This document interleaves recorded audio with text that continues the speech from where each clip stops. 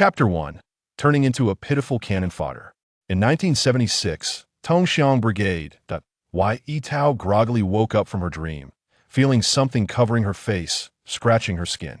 She pulled it off and found it was a red veil, looking around in confusion. The walls were made of yellow mud, and the furnishings in the room seemed relatively new.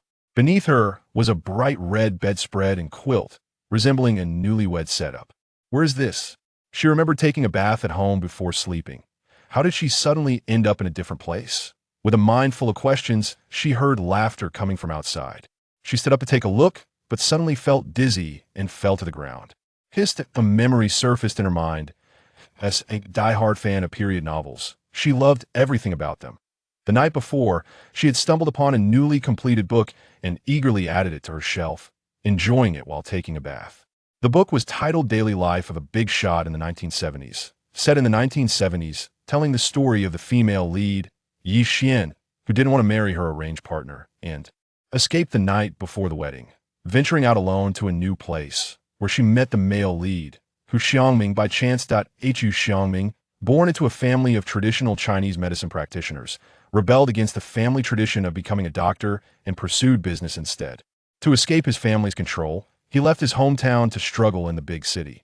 The two kindred spirits met in a foreign land, gradually leaning on each other, supporting and encouraging one another, ultimately creating a successful life through their knowledge and abilities. The original character was mentioned in the book as the substitute bride, Ye Tao. After Ye Xian's escape, to avoid the wrath of the Huo family, her parents drugged Ye Tao to replace Ye Xian in marrying into the Huo family. Ye Tao was Ye Xian's twin sister, though their faces were different. Their height and build were the same. With a veil over their heads, no one could tell them apart, which was why Ye's parents dared to execute the plan. Once in the bridal chamber, regardless of whether it was Ye Xian or Ye Tao who married in, they would both be the daughter-in-law of the Huo family. Even if the Huo family regretted it, it would be too late. Ye Tao wanted to exclaim, "Imempi." Thinking of the tragic ending of the original character in the book, she felt indignant. After marrying her betrothed, who was a soldier, he unexpectedly died during a mission, leaving her a widow. The Huo family was already dissatisfied with her, and now they could no longer tolerate her. Helpless, she could only carry her belongings to the county town to do odd jobs. One dark night, she was robbed while trying to keep her food money for the week, desperately struggling with the robber, but he had a knife and fatally stabbed her in the darkness. By the time she was discovered, her body had already stiffened. The poor girl, who should have had a bright future, died in a dark alley. What was outrageous was that her husband did not die. He faked his death to carry out an undercover mission, and no one except his superior knew about it. When he returned home and learned of his wife's murder, he used all his connections to find the robber, taking a life for a life, since the robber was already a menace to society. Unfortunately, his wife would never return, and he remained unmarried for life. Even after rising to a high position, he never considered remarriage, instead adopting two orphans, who had lost their parents, instructing them to bury him with his wife after their deaths. Perhaps he once liked his wife. After reading, Ye Tao rushed to the author's comment section, begging for a different ending for the female protagonist's sister, only to be told that this was the fate of canon fodder. Furious, she had never encountered such shamelessness and directly gave a 1-star review. When she got out of the bathtub, she accidentally slipped, hitting her head on the edge of the tub, and fell to the side where her phone screen clearly showed the author's latest reply. Since you like Ye Tao so much, why not become her? You can rewrite her fate. The small stones on the ground hurt her hand, pulling her back from her memories. What kind of place is this with so many stones on the ground? A pair of shoes appeared in front of her, and looking up she saw long legs, astonished that this person must be very tall. Are you all right? Huo Tingwu returned after toasting and found his little wife sitting on the ground, staring blankly at her hand with red eyes. When he got closer, he noticed her palm was red, likely from being scratched by the stones. His brows furrowed slightly. How delicate could she be? Could she really live with him in the family quarters? This should be the original character's marriage partner, Huo Tingwu. Ye Tao couldn't gauge his temperament and tentatively asked, "Can you help me up?" The man in front of her looked somewhat fierce, making her heart race. He stood there, staring at her for a while, noticing the redness at the corners of her eyes, but pretending not to see it, gritting his teeth. "Get up yourself." Was it really necessary to be this delicate over just a bump? Tears welled up in Ye Tao's eyes, gradually becoming moist, and glistening tears rolled down her cheeks, leaving streaks that made her look very pitiful. Why are you so fierce? Alone in a strange world and being scolded by him, she let out all her grievances in that moment. Huo Tingwu. No way, he hadn't done anything, and she cried just because of that. If he had known, he wouldn't have said anything. As the ancients said, only women and petty people are difficult to raise, which made a lot of sense that why Ye Tao sat on the ground, sobbing, her long eyelashes covered in tears, feeling more and more wronged, her cries growing louder. Huo Tingwu was worried about attracting attention, hurriedly covering her mouth. Little ancestor, I'm begging you, stop crying. Can I help you up now? Now you want to help me up? Too late. Ye Tao bit down on the man's thumb, letting you bully me. Hiss, are you a dog? Let go. There were guests outside. Huo Tingwu was cautious and didn't dare to be rough, only lowering his voice to urge her to let go. Not unless you admit you're wrong, Ye Tao said, her words muffled. She was stubborn, and not even 10 bulls could drag her back. Huo Tingwu held his forehead. Sometimes he really wanted to hit someone. Okay, I admit defeat. Can you let go now? Only then did Ye Tao release her grip, spitting to the side, not knowing if his hand was clean. Huo Tingwu saw her action and twitched his mouth. Was he that dirty? He helped her up and brought her to the bed. Ye Tao felt uncomfortable and directed him to fetch her some water and medicine since her hand was scratched red. The previous spitting didn't help. She needed to rinse her mouth to feel better. What kind of broken place is this? There aren't even floor tiles. She worried about tripping inside the room. She gently blew on her hand, her fair cheeks puffing up and her pink lips carefully avoiding the wound. The man in front of her didn't move, and she frowned, displeased. Why aren't you going? Huo Tingwu snapped back to reality, cursing himself for being crazy. He had been staring at her thinking she was cute. Wait. He threw down a sentence and hurriedly left, only to be reminded of his earlier odd behavior by the heat in his ears. Ye Tao was puzzled. Chapter 2, going to settle accounts. Lu Wenxiu was chatting with relatives when she caught a glimpse of her second son coming out and walked over to ask, how is it? Is Xian feeling better? This morning during the wedding ceremony, the mother of the bride said her daughter was feeling a bit unwell, and even the ceremony was completed with the help of the matchmaker. Just now, her son had returned from toasting and suggested he check on her, but she didn't expect him to come out so quickly to I am fine, mother, full of energy. He still had the strength to bite him, and seeing the bite mark on his thumb made him smile. His teeth were quite sharp. Lu Wenxiu noticed his smile and felt that this marriage was indeed right. Look at how happy he was just after getting married. There was hope for grandchildren. She encouraged him to go back and continue chatting with the relatives happily. Huo Tingwu. Everyone is so strange. He shook his head and hurried to get some water for the delicate one, hoping to avoid her crying again if he delayed. Carrying a bowl back to the room, he unsurprisingly received a complaint. You are so slow. Ye Tao dared not swallow, waiting to rinse her mouth, but this guy still hadn't come back. She felt he was doing it on purpose. The blame in her eyes was obvious, and Huo Tingwu instinctively explained, the water was too hot, so I let it cool down a bit. Ye Tao pouted, but it convinced. Fine. The moment it entered her mouth, the water was indeed warm, so it seemed he wasn't lying. She decided to be a bit nicer to him. She pointed at the water in her mouth, indicating where to spit out. Huo Tingwu replied, to spit on the ground in the countryside, the ground is just dirt, and it's common to pour out tea or water on the ground. It won't take long to soak in. Isn't that how the Ye family does it? Why does she look like she doesn't know? Spitting on the ground is fine, as long as she doesn't have to clean it up herself. But Ye Tao still spat in a corner where it wouldn't be obvious. Extend your hand. Huo Tingwu was ready to apply medicine to her. When he saw her palm, he raised an eyebrow. Are you sure you want to apply medicine? Ye Tao nodded firmly. Yes. Seeing he wasn't moving, she added, you wouldn't be stingy with this little bit of medicine, would you? The corner of Huo Tingwu's mouth twitched that he wasn't that stingy, but afraid she'd say something shocking again, he quickly applied the medicine for her. The stones were small, almost negligible. Her skin wasn't broken, just slightly red. Noticing the calluses on her palm, that strange feeling surged up again. It's not that Ye Xian was pampered at home and hadn't done much farm work, but the calluses on this person's hands looked like they had been there for 2 or 3 years. He kept his guard up. After going out, he pulled his mother to the corner. Xian said, she has a bit of a headache and can't change her clothes. Could you help her? Lu Wenxiu thought he was too shy to help in broad daylight and didn't think much of it. Huo Tingwu quietly followed her, stopping at the door, standing by the window to listen quietly. When Lu Wenxiu entered and saw the person sitting on the bed, she was stunned. What? What's going on? Mom, what's wrong? Huo Tingwu called from outside. Lu Wenxiu's brain couldn't process it. She called for him to come in quickly, pointing at the person on the bed. Aren't you marrying Ye Xian? Why is Ye Tao here? As soon as Lu Wenxiu entered, Ye Tao knew she would be exposed, just didn't expect it to happen so quickly. Perfect. That way she wouldn't have to waste energy making up excuses. Tao Tao, tell your aunt what happened. She had watched Ye Tao grow up. The little girl had it tough, but their family was marrying Ye Xian. What was Ye Tao doing here?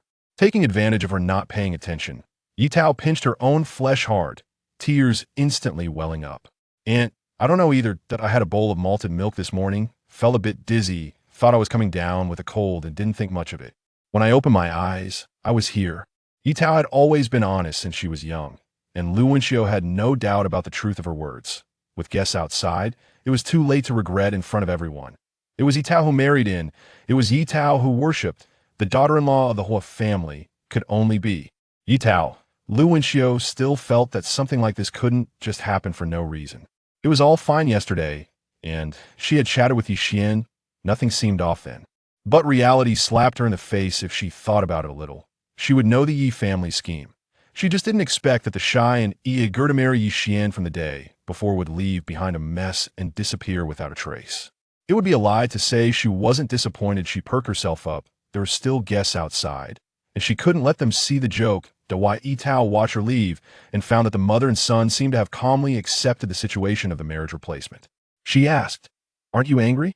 Huo Tingwu sat down. "Of course I'm angry, but now that this has happened, what can we do? Your family intended to have me take the blame."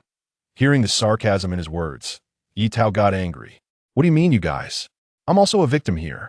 Clearly, this has nothing to do with me, yet you all keep pushing me around. I feel sorry for myself." As she spoke, her voice carried a hint of sobbing. Huo Tingwu felt like he was facing a formidable enemy. Seeing her head down, he thought she was crying and quickly explained, "I'm not talking about you. I know this has nothing to do with you." Ye Tao, with red eyes, retorted, "It has nothing to do with me. I was sleeping well, and they knocked me out and brought me here, marrying me off to a stranger. I'm the one suffering in silence. Besides, aren't you marrying Ye Xian? Don't you know her? Even if they weren't familiar, they couldn't have never met." It must be said, her sixth sense was quite accurate. Yesterday, Huo Tingwu had just returned from the army. He hadn't even settled down when his mother told him about the arranged marriage. When he first learned about the engagement, his immediate reaction was to cancel it. He had never thought about marriage. He was out fighting, facing dangers, and if something happened, it wouldn't be good for the girl. It was better not to find someone at all. When his mother heard this, she cried and said she would die, taking a rope to hang herself from the beam, and he couldn't stop his family. With no choice, he had to agree engagement yesterday. Marriage today, no one in the entire Tongxiang brigade could match that. Huo Tingwu had only exchanged a few words with Ye Xian through a window, and neither of them wanted to bother with each other, having said less than 3 sentences in total. Ye Tao listened, wide-eyed. This flash marriage was faster than lightning and more open-minded than people in the new era. After this incident, when Lu Wenxiu returned to the dining table, she had lost her earlier good mood, but fortunately, the guests left quickly. She immediately pulled her husband back to the room to tell him about this matter. Huo Xiaolin immediately objected, calling for the family to go to the Ye family to seek justice. "Dad, Mom, I'm going with you." Ye Tao heard the commotion and came out with Huo Tingwu. Huo Xiaolin waved his hand. "Let's go together." Chapter 3. Seeking an Explanation. Today, even if he no longer served as the captain, he had to seek an explanation. Except for his sister-in-law, Chao Shuai, who stayed at home with her daughter Miao Miao. The rest of the family followed Huo Xiaolin angrily towards the Ye family. It was a leisurely time, and people in the village were chatting in groups at the entrance. A group of people clearly attracted everyone's attention. Didn't the Huo family just hold a wedding? Why does everyone look so gloomy? I don't know, it seems something's up. Look how hurried they are. I think this looks like a fight. Someone with sharp eyes noticed. Look, isn't that Ye Tao next to Huo's second son? Ye Tao, is that for real? That person squinted and carefully observed, then slapped their thigh. It really is Ye Tao. They were heading in the direction of the Ye family. Let's go, let's follow and see. Another good show was about to unfold. Meanwhile, Ding Yuxiang was pacing back and forth at home, anxious like an ant on a hot pan. Where do you think Xian went? I quietly asked her friends. and they all said they haven't seen her. Ye Hongjun was smoking his old pipe, his eyelids drooping, not saying a word. Angry, Ding Yuxiang pushed him. Say something. What good is it to just smoke? Our daughter is missing, and you don't seem worried at all. After a long while, Ye Hongjun lifted his eyelids, cleaned the burnt tobacco off his shoe sole, and carefully put it away. If we could find her, we would have found her long ago. This girl is determined not to come back. You say the arranged marriage we set up was great, but she was not satisfied and ran off. We don't even know if she's dead or alive. The mention of death stung Ding Yuxiang's nerves, and she hit Ye Hongjun. It's all your fault. You insisted on agreeing to that ridiculous arranged marriage, forcing our daughter away. Are you satisfied now? Ye Hongjun impatiently pushed her away, showing maternal kindness. The Huo family is so well off. How many in the 10-mile village eat white flour like they do every day? Huo Xiaolin and his brother. He was the eldest. Their parents died young, and he had supported his brother Huo Xiaofeng step by step to high school. Now Huo Xiaofeng is the second in command of the Grain Bureau, having married the daughter of a retired factory director, completely leaving the backbreaking rural life behind.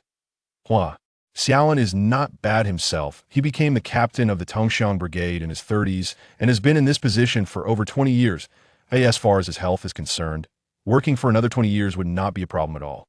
His eldest son, Huo Tingwu, graduated from university and works at the County Education Bureau. He married the daughter of the county high school's principal, whose family is also well off, and many of the students are taught by his father-in-law, giving them connections across various industries. For Huo Tingwu, he joined the army at 17 and served for 8 years. It is said that he was transferred to an island last year and is now at the deputy regiment level. At just 25, as a deputy regiment officer, as long as he works hard, his future will not be bleak. When it comes to family matters, he will not sit idly by. When his son is looking for a job, there will be plenty of opportunities. To be honest, if it weren't for this childhood engagement, given their family situation, they wouldn't have found such a well-off in-law. Yet, Xian's daughter, who is blessed, chooses to venture out on her own. How can a young girl navigate this world on her own? This morning, when he saw the letter his daughter left behind, it felt like the sky had fallen. Both families were satisfied with the engagement and planned to finalize it when Huo Tingwu returned home. Although time was tight, everything was prepared. The Huo family had long since bought the wedding gifts and the betrothal gift of 100 yuan, the highest in the area, which made him feel particularly proud and confident. Ye Xian is truly the lucky star of their family with her around. The days of eating meat and drinking wine will not be far off. He never expected that before the dream even began, it would be shattered. Ye Xian not only ran away, but also took the betrothal gift and the 50 yuan dowry his family had prepared with her. He and his wife panicked, not daring to alert anyone. And while it was still dark, they searched every street and alley in the village, but found not a trace. Maybe their family just wasn't meant to have this luck.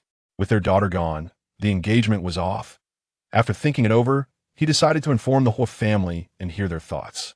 Just as he was about to step out the door, his wife grabbed him tightly.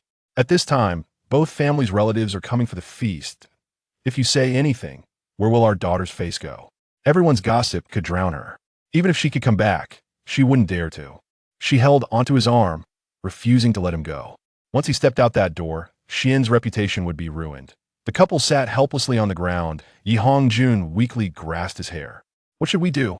The people coming to pick her up will be here soon. Ding Yuxiang shook her head in confusion, staring blankly into the distance. Suddenly, Ye Hongjun saw Ye Tao, who had just woken up, and a bold idea flashed through his mind. The more he thought about it, the more feasible it seemed. He shared the plan with Ding Yuxiang. Ye Tao resembled Xian quite a bit. As long as she changed into new clothes and had her face covered, she could be married off without anyone noticing. By the time the Huo family found out, it would be too late. The two would pay their respects to heaven and earth, and their parents, witnessed by everyone, she would be the daughter-in-law of the Huo family, which no one could dispute. Ding Yuxiang, though she had little affection for this daughter, felt uneasy in her heart since she was still flesh and blood. Think about our son. Ye Hongjun sensed her hesitation and stoked the fire. Right, there was also their son. For his sake, for the sake of the family, Ye Tao had to get married. Ye Hongjun found some sleeping pills at home, mixed them in a milk powder drink, and had Ding Yuxiang bring it to their daughter. Poor Ye Tao thought her parents were caring for her after all. She never got any milk powder, and now her mother personally brought it to her. She was so happy that she drank it all without leaving a drop. Not long after drinking, the medicine took effect, and she groggily returned to her room and lay down. Ding Yuxiang went in to change her into the prepared new clothes, wiping away tears as she did so. "Daughter, don't blame your mother, you're going to enjoy a good life." Once changed, the matchmaker arrived just in time, and, seeing the bride lying on the bed, thought something had happened. Ding Yuxiang explained that her daughter felt a bit dizzy and needed help from them when it was time to bow to the hall. As she spoke, she slipped a coin into the matchmaker's hand. Seeing the generous tip, the matchmaker's expression brightened instantly. "Don't worry, I will take good care of her." The couple, with anxious hearts, sent Ye Tao out, but they were still not at ease and searched the nearby area again, yet still found no sign of Yixian. They had run out of options and could only pray that she was safe outside. Ye Hongjun, Ding Yuxiang, open the door. Lu Wenxiu knocked heavily on the door. "Don't think I know you're home, hurry up and open the door." The couple exchanged worried glances, thinking that it was not good. Chapter 4. No one gets to have it easy. Yi Song rubbed his eyes as he came out of the house. "Mom, Dad, why aren't you opening the door? Who's out there?" He yawned and walked toward the front door. The crowd outside was growing larger, and although the couple wanted to hide like turtles, they had no choice but to open the door. What needed to come would come. Ding Yuxiang opened the door, pretending to be surprised as she looked at them. "In-laws, why are you here? With so many people outside?" Lu Wenxiu gestured for them to go inside and talk. As they entered the courtyard, Huo Tingwu, who was at the back, closed the door, cutting off the prying eyes of the crowd. "What is going on that's so mysterious?" Some hopeful onlookers leaned against the door to eavesdrop, while others climbed onto the wall to peek into the courtyard. Ye Hongjun invited everyone to sit down in the house. Ye Tao stood expressionlessly beside Huo Tingwu as she walked past. Huo Tingwu noticed her forced demeanor, feeling a heaviness in his heart. She must be feeling upset too. Yi Song scratched his head, confused about why his second sister was coming in with Huo Urge instead of resting at home. Lu Wenxiu took the initiative to sit down and said, "Ding Yuxiang, aren't you going to explain what is going on? How did Yi Xian turn into Ye Tao?" Yi Song exclaimed, "What? What I just hear? Mom, what's going on?" Yi Song asked. Ding Yuxiang hurried him back into the room, telling him to go to sleep quickly since he hadn't woken up properly. Yi Song wanted to stay and insisted, "I'm awake." Ding Yuxiang forcefully pushed him back inside and closed the door. She returned, smiling awkwardly. Yi Xian is too lively and not suitable for Tingwu. Ye Tao is obedient and can help manage the household after marrying Tingwu. This happened suddenly, and we didn't have time to discuss it with you. She nudged Ye Hongjun, signaling him to say a few words. "Yes, sister-in-law, Ye Tao has been capable since she was young, much better than Xian. You want to be losing out by having her as a daughter-in-law." Huo Tingwu frowned tightly, looking coldly at them. Ye Tao is not an object. Why should her life decisions be made without considering her thoughts? Even parents shouldn't do this. Exactly, and why didn't you tell us beforehand? Instead, you pulled off this substitution marriage, leaving everyone embarrassed. Are you satisfied now? Lu Wenxiu could hardly contain her anger, wishing she could roll up her sleeves and give him a beating. Heaven knows that when she saw Ye Tao, her heart was in her throat. With relatives from all around sitting outside, and not one of them hadn't seen the two sisters. Huo Xiaolin's face was dark and terrifying. "Old Yi, you are the head of the family. What is going on? Speak clearly about the situation, and maybe we can still be in-laws, otherwise." The threat in his words made Ye Hongjun shrink back. He thought to himself, under broad daylight, even if he was the team leader, there was nothing he could do. Showing an attitude of a dead pig, not afraid of boiling water. Ding Yuxiang listened to him. He didn't speak, so she didn't dare say anything. Having roamed the world for so many years, Huo Xiaolin could see through what he was thinking, implicitly threatening them that if they didn't reveal the truth, they could forget about getting any benefits in the future. It must be said that this tactic was effective. Disregarding Ye Hongjun's objections, Ding Yuxiang recounted the whole story. The crowd was furious. How heartless were the parents to drug their daughter and send her off. The Huo family members looked worriedly at Ye Tao, fearing she couldn't handle such a blow. "Don't cry." Huo Tingwu sighed lightly, gently brushing away the tears from her cheeks. The warm touch on her face made Ye Tao realize that she had left a trail of tears without knowing when. Perhaps the original owner's emotions lingered.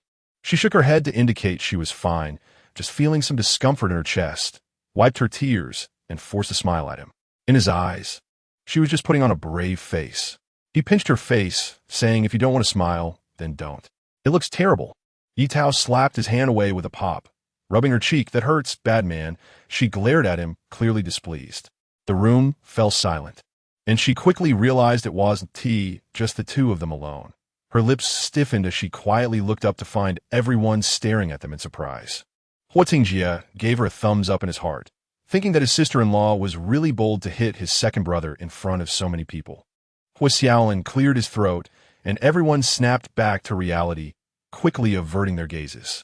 Since Ye Xian was dissatisfied with this marriage, she should have directly refused it at the beginning instead of running away alone, leaving a mess behind. Lu Wenxiu said, "I treated her like my own daughter during this time, and she just walked away like that. Is this how you teach your children?" Yi Hongjun and Ding Yuxiang were left speechless by the retort.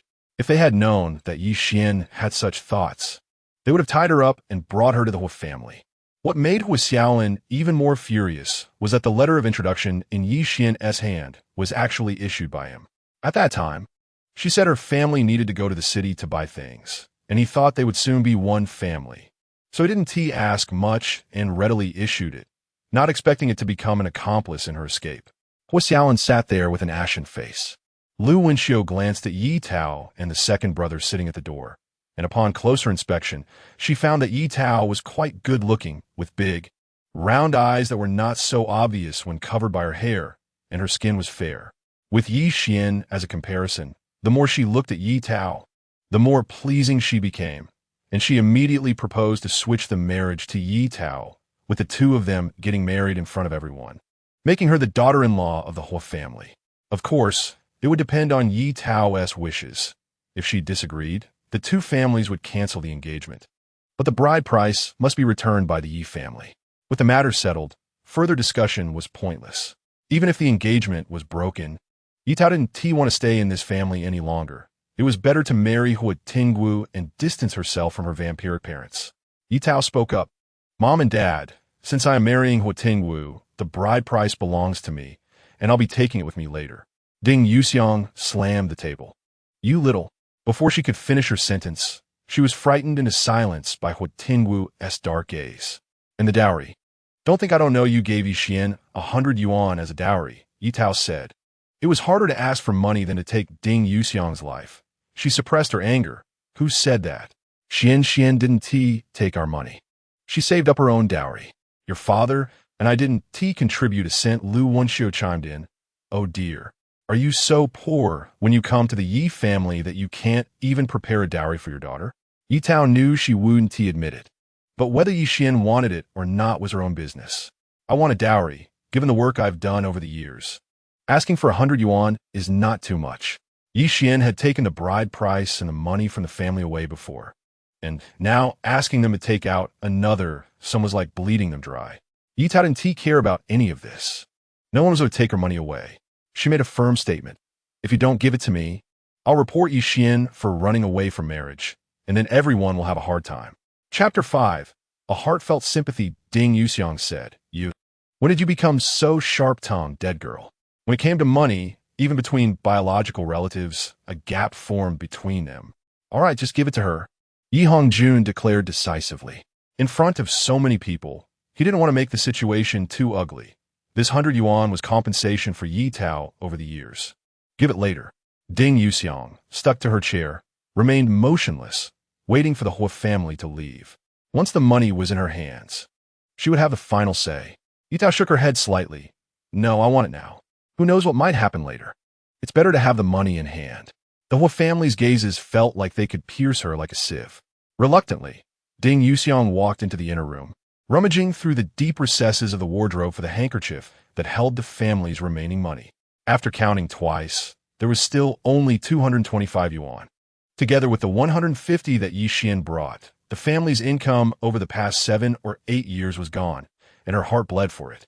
She felt a tinge of resentment towards Ye Xian for leaving without a word. Ding Yuxiang dawdled in the inner room, unwilling to come out, prompting Ye Tao to kick the door to hurry her. Just a door apart, Ding Yuxiang gritted her teeth and reluctantly moved her feet, angrily yanking the door open, as if it were a death sentence. She tossed a stack of money onto the table, saying, "Here, it's all here." She even added, "Ungrateful wretch." Huo Tingwu's eyes were dark and inscrutable as he lifted his eyelids to look at her. Ding Yuxiang felt a chill run down her spine, rubbing her arms, wondering if he would really act in front of so many people. Hua Xiaolin took out a piece of paper. The two families needed to draft a written agreement, asking Huo Tingwu to bring in the village accountant as a witness. Their daughter-in-law was Ye Tao, not Ye Xian, even if the Ye family reneged later. This matter wouldn't change, and Ye Tao would be part of their family from now on, unrelated to the Ye family. This was something Ye Tao had brought up on the way here. Parents like Ye Hongjun and Ding Yuxiang would be better off not having children at all. Upon hearing Huo Xiaolin say this, the couple immediately rejected the idea. Isn't this equivalent to severing ties? Our son's future job would be in jeopardy, they insisted. They were adamant against it. You must agree, Ye Tao is a military wife, and her household registration must be with the Huo family, Huo Tingwu said. Mentioning the military brought a tinge of fear to the couple's hearts. Ye Hongjun thought for a moment and said, "That's fine, but you must send 10 yuan back every month." Huo Tingwu replied, "I'm informing you, not seeking your opinion." In the end, under pressure from the Huo family, Ye Hongjun relented, but they insisted that they must resolve Yi Song's future job situation. Yi Song was one of the few who treated Ye Tao well in the Yi family, and as long as he maintained his character, Huo Tingwu didn't mind helping him out. A knock echoed in Yi Xian's room. Ye Tao returned to her room to tidy up her things, which was actually a makeshift storage room.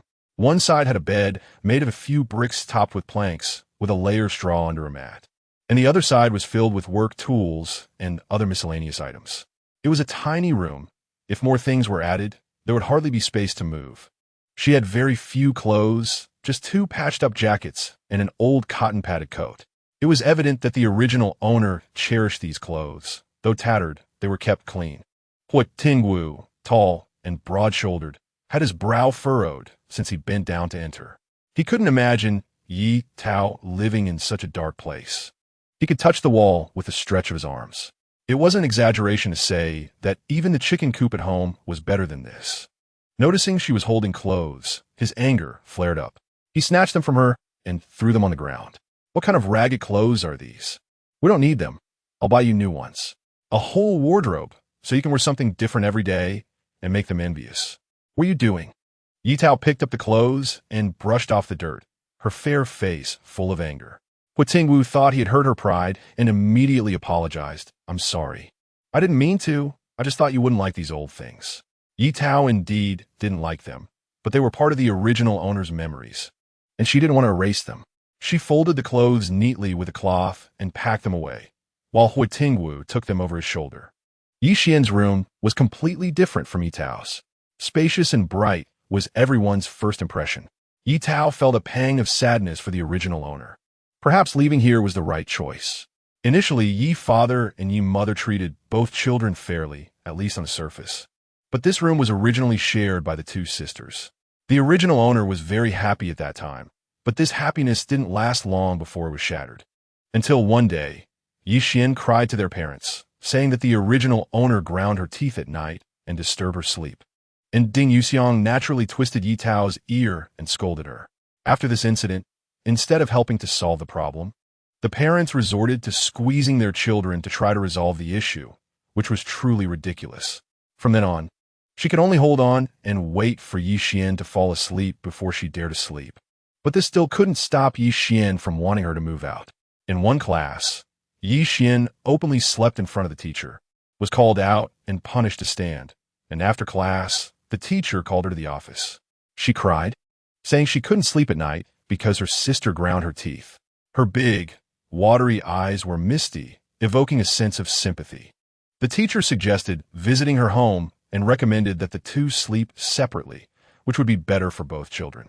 Thus, the original owner moved into the tiny storage room, spending one spring, summer, autumn, and winter after another there. The nickname Teeth Grinder accompanied the original owner throughout her school years, although she was slow to react. She was very sensitive to the malice from the outside world. Classmates surrounded her, laughing heartily, constantly calling her Teeth Grinder. Little Ye Tao squatted down, helplessly covering her ears. hoping the painful times would end soon. Gradually, she began to grow thick bangs, trying to block her eyes and isolate herself from the outside world. Meanwhile, Ye Xian, who had driven the original owner away, rolled happily on the bed, finally able to have the room to herself. The original owner didn't actually grind her teeth at night. It was all fabricated by Ye Xian just to drive her sister out. But now, none of that mattered. This family had nothing to do with her anymore, and she was about to start a new life. Huo Xiaolin and Huo Xiaofeng carried a sewing machine in front, while Huo Tingwu pushed a bicycle, and Lu Wenxiu held a radio. Yi Song heard the commotion, disregarding his mother's earlier objections, and ran out of the house, staring in astonishment at the scene, pulling at his mother to ask what was going on.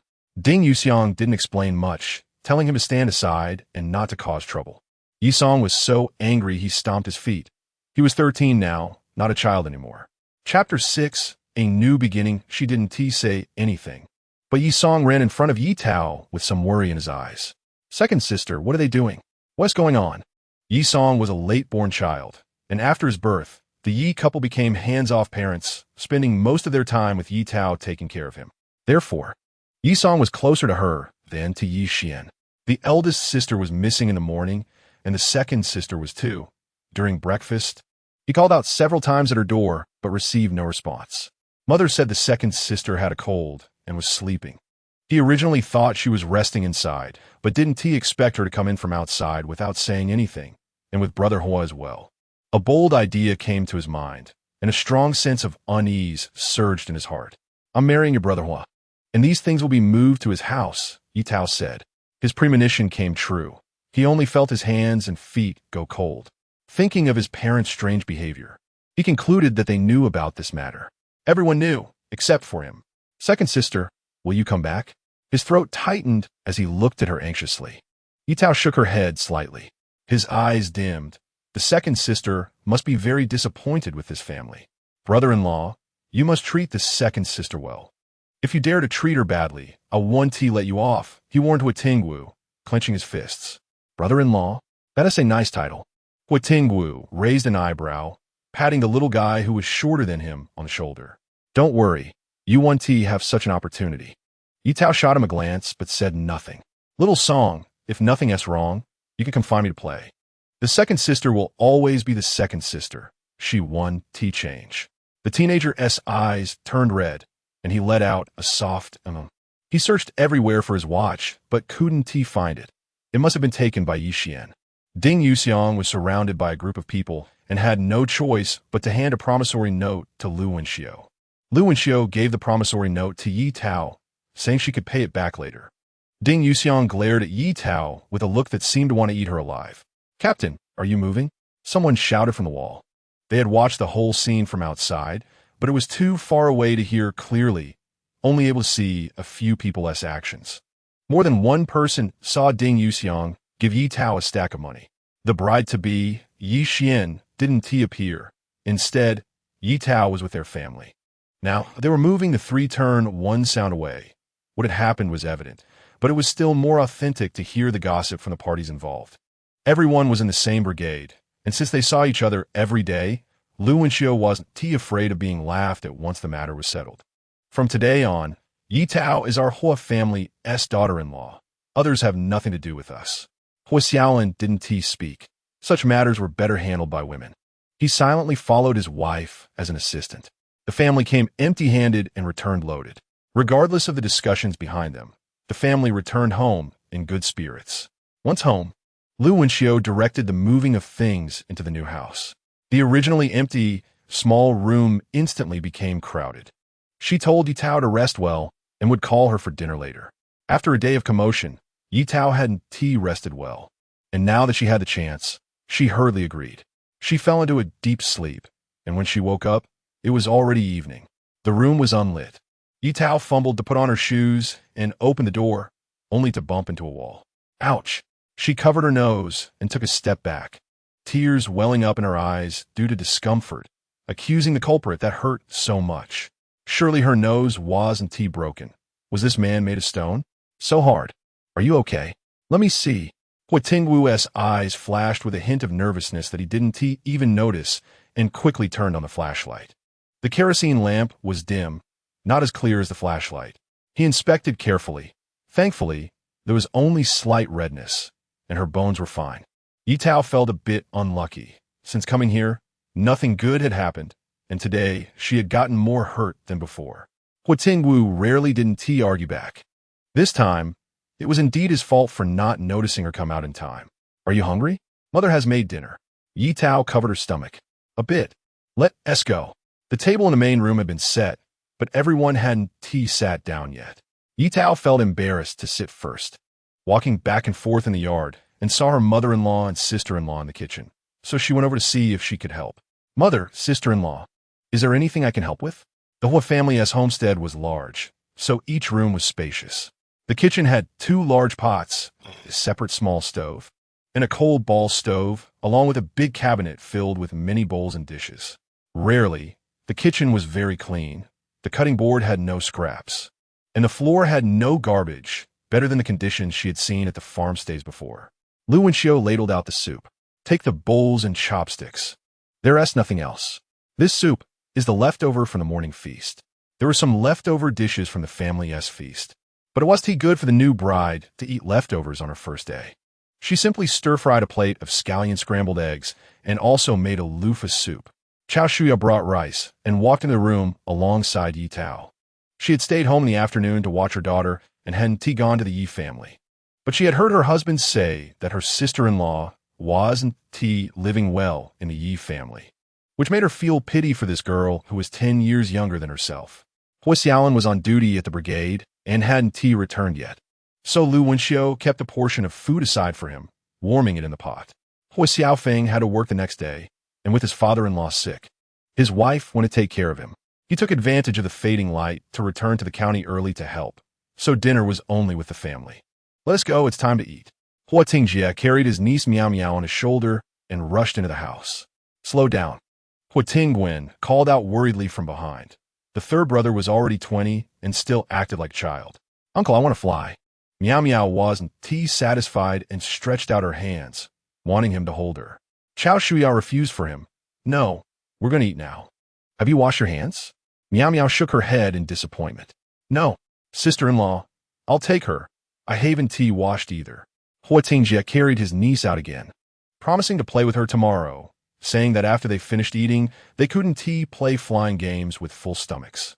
Playing tomorrow is fine. Miao Miao obediently agreed. Tao, eat more. Take whatever dishes you like. I'm not sure what your taste is, so I just made some home-cooked dishes. If you have something you want to eat tomorrow, let me know and Mother will make it for you. Ye Tao's eyes turned a bit red. Whether in the past or now, she had never felt the care of family. It turned out that being cared for felt like this. Thank you, Mother. I'm not picky. These dishes look delicious. This was true. Just now, she had been awakened by the aroma. Simple home-cooked dishes were the most comforting for ordinary people. Chapter 7, they were intimately close at that moment. She had eaten more than half a bowl of rice and felt her stomach was full. Looking at the remaining rice in the bowl, she felt a bit distressed. It was such a precious white rice, and it would be a pity to throw it away. In this era, white rice and white flour were a luxury. Most families ate coarse grains, and even in a relatively well-off family like the Huo family, they only had white rice during holidays or when the children were home. If outsiders knew she had thrown away white rice, they would probably write big character posters to criticize her. Are you full? Huo Tingwu looked at the almost untouched rice in her bowl, his gaze drifting to her waist. Eating so little, no wonder her waist was so slim. Yes, when hungry, she felt very hungry, but when it came to eating, she couldn't eat much. Perhaps because of the years of alternating between hunger and fullness. Huo Tingwu took her bowl and poured the remaining rice into his own. Hey, I've already eaten. Huo Tingwu raised his eyes to look at her. So what? Ye Tao's face flushed slightly. You've drooled on it. He smiled. It's fine, I don't mind. Ye Tao was exasperated. You shouldn't mind. We are husband and wife now. If you dare to mind, I'll kick you out of bed. Lu Wenxiu watched the couple's interaction and smiled knowingly. She had been worried about Ye Tao marrying in and not getting along with Huo Tingwu. But seeing how well they got along now, she realized that worry was unnecessary. Look at how good they were together. Even the leftover rice didn't bother him. Are you my aunt? Miao Miao asked innocently. Speaking of which, This was the first time she met Meow Meow. During the wedding, she couldn't see her face under the veil, and they hadn't crossed paths that afternoon either. Yes, you must be Meow Meow, just as your parents said. You're adorable. Meow Meow loved to hear compliments and shyly covered her little face. Really? I think I'm cute too. Little vain girl. How can you praise yourself? Aren't you embarrassed? Huo Tingwu laughed heartily. The child was too entertaining. Meow Meow pouted. I hate third uncle. Huo Tingwu gently pinched her nose. Didn't you just say you liked third uncle the most? How did you change your mind so quickly? Her little face was puffed up with anger. Who told third uncle to laugh at me? Don't underestimate her just because she was small. She understood quite a bit. All right. Third uncle apologizes. Meow Meow is the cutest little friend in the world. Meow Meow nodded contentedly. Thank you, third uncle. Saying that, she picked up a piece of meat and placed it in his bowl. Huo Tingwu was both amused and helpless. The little girl was so clever. Auntie, you eat too. She generously gave everyone at the table some meat. Even though she was full, Ye Tao pretended not to be, slowly chewing her food. Thank you, Meow Meow. You're welcome. After finishing the meal, Hui Xiaolin returned from the brigade office. Lu Wenxiu served him the food and urged him to eat quickly and rest, reminding him that the eldest would wash the dishes later. Your family atmosphere is really nice, Ye Tao said while sitting in the yard to cool off. Sighing with Huo Tingwu, everyone worked together, with no one always giving while others just enjoyed. Some cooked, some washed the dishes, some swept the floor. Everyone worked hard for a better life. Ye Tao and Huo Tingwu stood at the foot of the bed, staring into each other's eyes. There was only one blanket left on the bed. How are they going to sleep? This situation dated back to earlier.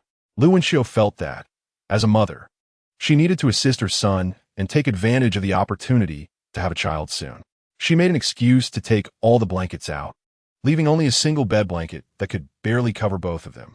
She was in and out in a hurry, leaving the couple with no chance to refuse. What should we do now? Ye Tao felt a bit panicked. Could it be that she was going to lose her virginity tonight? Oh, she was just joking. If it came to that, she would be very shy. Sensing her panic, Huo Tingwu jumped onto the bed first, covering himself with a blanket and looking at her with interest, confidently saying, whoever grabs it first gets it. All right, since that's the case, don't blame me for being rude. Ye Tao was provoked by his words and immediately took off her shoes and climbed onto the bed, determined to snatch the blanket and slap his face hard. The two of them began to tug back and forth. They were completely unaware of how close they were at that moment. Huo Tingwu was in the prime of his youth, and as they tussled, their bodies reacted. Yet Ye Tao remained oblivious. Taking advantage of his distraction, she tightly wrapped the blanket around herself. Looking down at Huo Tingwu, she laughed, "Ha, I won." Her eyes brimmed with victorious joy as she walked back and forth on the bed, savoring her victory. Suddenly, she accidentally stepped on the edge of the blanket and stumbled. Huo Tingwu, who became her human cushion once again, felt a sharp pain in his chest. He had already sustained quite a few injuries today. Why are you holding me? Let go, you scoundrel. Ye Tao realized that her waist was being held by him. You don't appreciate my good intentions. I'm afraid you would fall and get hurt. It turned out it was like this. Ye Tao realized she had misunderstood him. Then, can you let go now? No. You think you could just say let go, and I will? Do I have no pride? Fine, then don't let go. If you have the ability, just hold me like this to sleep. Let us see who lasts longer. She rolled her eyes and wiggled back and forth like a little worm, deliberately making it hard for him to rest. Huo Tingwu was already feeling uncomfortable, and her actions were like adding fuel to the fire. His breath became heavy, his dark eyes brewing a storm, his voice hoarse. Tao Tao, if you don't get up now, don't regret it later. Ye Tao, completely unaware, thought he was provoking her. I won tea. His gaze locked onto her, revealing his inner desires without any concealment. This is what you said. He rolled over and changed their positions instantly. Ye Tao stared at him in shock, wondering how she suddenly ended up underneath. You. A hot kiss descended like a storm, and Huo Tingwu greedily absorbed every breath she took, his agile tongue exploring every corner. The blanket that wrapped around them somehow loosened, and his hot hands traveled down her waist. Her consciousness became increasingly hazy. She felt like she was on a boat, with waves crashing over her. Afraid of being heard, she tightly bit her lip, trying to suppress her moans. Good, relax your lips. She heard the man's low voice and gently parted her lips. Just before the sound escaped, he blocked it with his mouth. She didn't know how long it had been, but the storm finally subsided. She lay limp on the bed, feeling sticky and uncomfortable all over. Her eyes felt hot, and tears fell from the corners of her eyes into the blanket. She kicked the man beside her. Quick, go boil some water for me to wash. I'm all sweaty. Through the moonlight, Huo Tingwu saw her fair shoulder exposed and unconsciously swallowed. Chapter 8, condemning the culprit. Ye Tao sensed danger and dragged her weary body to the corner of the wall. The dogman had no idea how to cherish a woman. Even in her current state, he still wanted to pursue that matter. When he approached, Ye Tao thought he was going to continue. She tightened the quilt around her. If he dared to come any closer, she would kick him. Three-legged toads are hard to find, but two-legged men are everywhere. Huo Tingwu quickly kissed her on the corner of her mouth, then got out of bed to boil water for his wife. Ye Tao smiled slightly. At least he was sensible. She was so tired. Huo Tingwu lit the oil lamp and quietly went to the kitchen to boil water. By the time he brought back the hot water, Ye Tao had already fallen asleep waiting. He carefully picked her up and gently wiped her clean. Ye Tao didn't know what she was dreaming about. Her arm shot up and slapped him on the face. Dogman. If she hadn't looked so exhausted, Huo Tingwu would have really thought she did it on purpose. But even if it was on purpose, he liked it. After all, she was his wife, and he had to spoil and love her, not allowing the little spoiled girl to suffer any grievances. As hot water poured over her body, Ye Tao woke up once, but seeing Huo Tingwu by her side, she fell back asleep, perhaps unaware of how much she now trusted him. Knowing she liked to be clean, Huo Tingwu specifically found the soap deep in the wardrobe for her to wash with. A faint fragrance wafted through the room, like a gentle spring breeze, softly touching the most tender parts of her heart. He fell asleep contentedly holding his wife. In the morning, a ray of sunlight shone on the bed, and she slowly woke up, her eyes filled with a hint of confusion. Sleepy and dazed, she stared at the unfamiliar wall, taking a while to regain her senses. Just as she wanted to get up, she realized she was being held by Huo Tingwu. Every part of her ached indescribably, but she felt very dry, and the sheets underneath her were fresh, which made her feel somewhat satisfied. Taking advantage of his still sleeping state, Ye Tao observed carefully and found that the Huo family had high standards of looks. Huo Tingwu had a buzz cut, with smooth facial features, thick eyebrows, and a high nose bridge. He looked a bit childish while sleeping, missing some of his usual sharpness. Peeking at me so early, are you feeling better? He suddenly opened his eyes, and Ye Tao didn't have time to shift her gaze, unexpectedly colliding with the smile in his eyes. Memories flooded back to last night, and she quickly averted her eyes, her ears reddening uncontrollably. Pervert! Huo Tingwu wrapped his long arms around her and pulled her into his embrace. Ye Tao clutched the quilt and quickly looked at him. What are you doing? The panic in her eyes was evident. He raised his finger to assure her, wife. Don't be afraid. I just want to hug you. Absolutely no funny business. His expression was sincere, and only then did Ye Tao relax. But she made it clear that if he tried anything, she would cut him. Deliberately making a scissor gesture towards his thigh, Huo Tingwu gasped, Don't worry. I'll be good. Let us sleep a little longer. Ye Tao shook her head. Once she was awake, she didn't want to go back to sleep. What time is it now? Huo Tingwu felt for his watch and glanced at the time. It's only 8 o'clock. Ye Tao sat up with a start. What? The day after the new wife comes home, she sleeps in. If this gets out, I'll be scolded. But she was really so tired and didn't want to move. After a moment, she laid back down, thinking, fine, let them scold. It won't cost me any flesh. Huo Tingwu held her in his arms. Don't worry. My mother said last night that you should rest well and don't need to get up early to cook. Our family doesn't do that. My sister-in-law was the same when she first got married. Hearing this, Ye Tao felt justified lying flat. Wait, when did Mom say that? How come I didn't know? Huo Tingwu awkwardly rubbed his nose when I went out to boil water last night. What? He had sneaked out last night, and just as he was about to light the fire after fetching the water, his mother, in her slippers, had come into the kitchen, holding a laundry stick. Lu Wenxiu had gotten up in the night, heard noises in the kitchen, and thought there was a thief, so she grabbed the laundry stick to scare them off. Just then, he lit the fire, and through the flames, she realized it was her second son in the kitchen. Second son? Why aren't you sleeping in the middle of the night? What are you doing here? She had nearly struck him with the stick, thinking there was an intruder. Huo Tingwu hadn't expected such a coincidence. He stammered, "It's too hot. Tao Tao couldn't sleep, so I boiled some water to wipe her down." As someone who had been through it, Lu Wenxiu understood immediately and advised her son to hurry up and finish so he could rest early. Ye Tao felt embarrassed. Would everyone know? The more she thought about it, the more mortified she felt, so she buried her head in the quilt. "Tao Tao, you'll suffocate yourself like this." She muffled, "None of your business. That one do. What if you suffocate and I have to find someone to compensate for my wife?" "Good Tao Tao. Come out quickly." Ye Tao slowly pulled down the quilt, her little face flushed, glaring reproachfully at the culprit. Huo Tingwu propped his face up, half lying down, looking at his wife with increasing fondness. Just look at her delicate little face.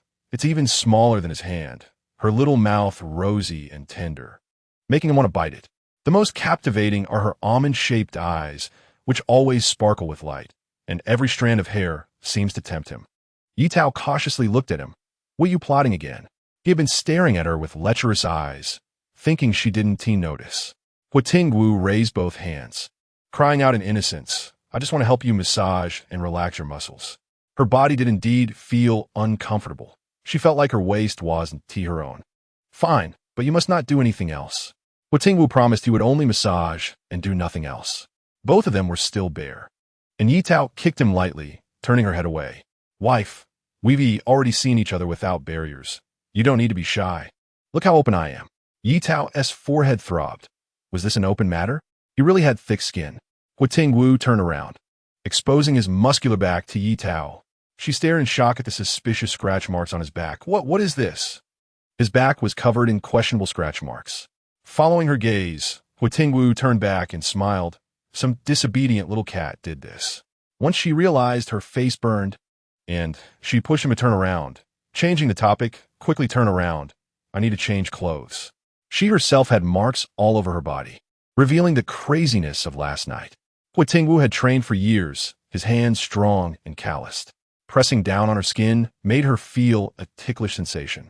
However, after the massage, she indeed felt much better, like a satisfied little cat, comfortably lying on the bed. The man's large hands carefully pressed on every inch of her delicate skin, smooth and tender, like a peeled egg. His gaze was deep, and he unconsciously swallowed hard. Chapter 9. Warm-hearted and warm-bellied, Huo Tingwu knew that staying any longer would only torment himself. "Wife, are you hungry? I'll go cook something for you later." Ye Tao looked at him suspiciously. "You can cook?" "Of course. Don't underestimate your man. All the men in the Huo family can cook. It's a family rule set by my father. The first rule is to learn how to cook. Knowing how to cook is the best dowry for a man." "That's great.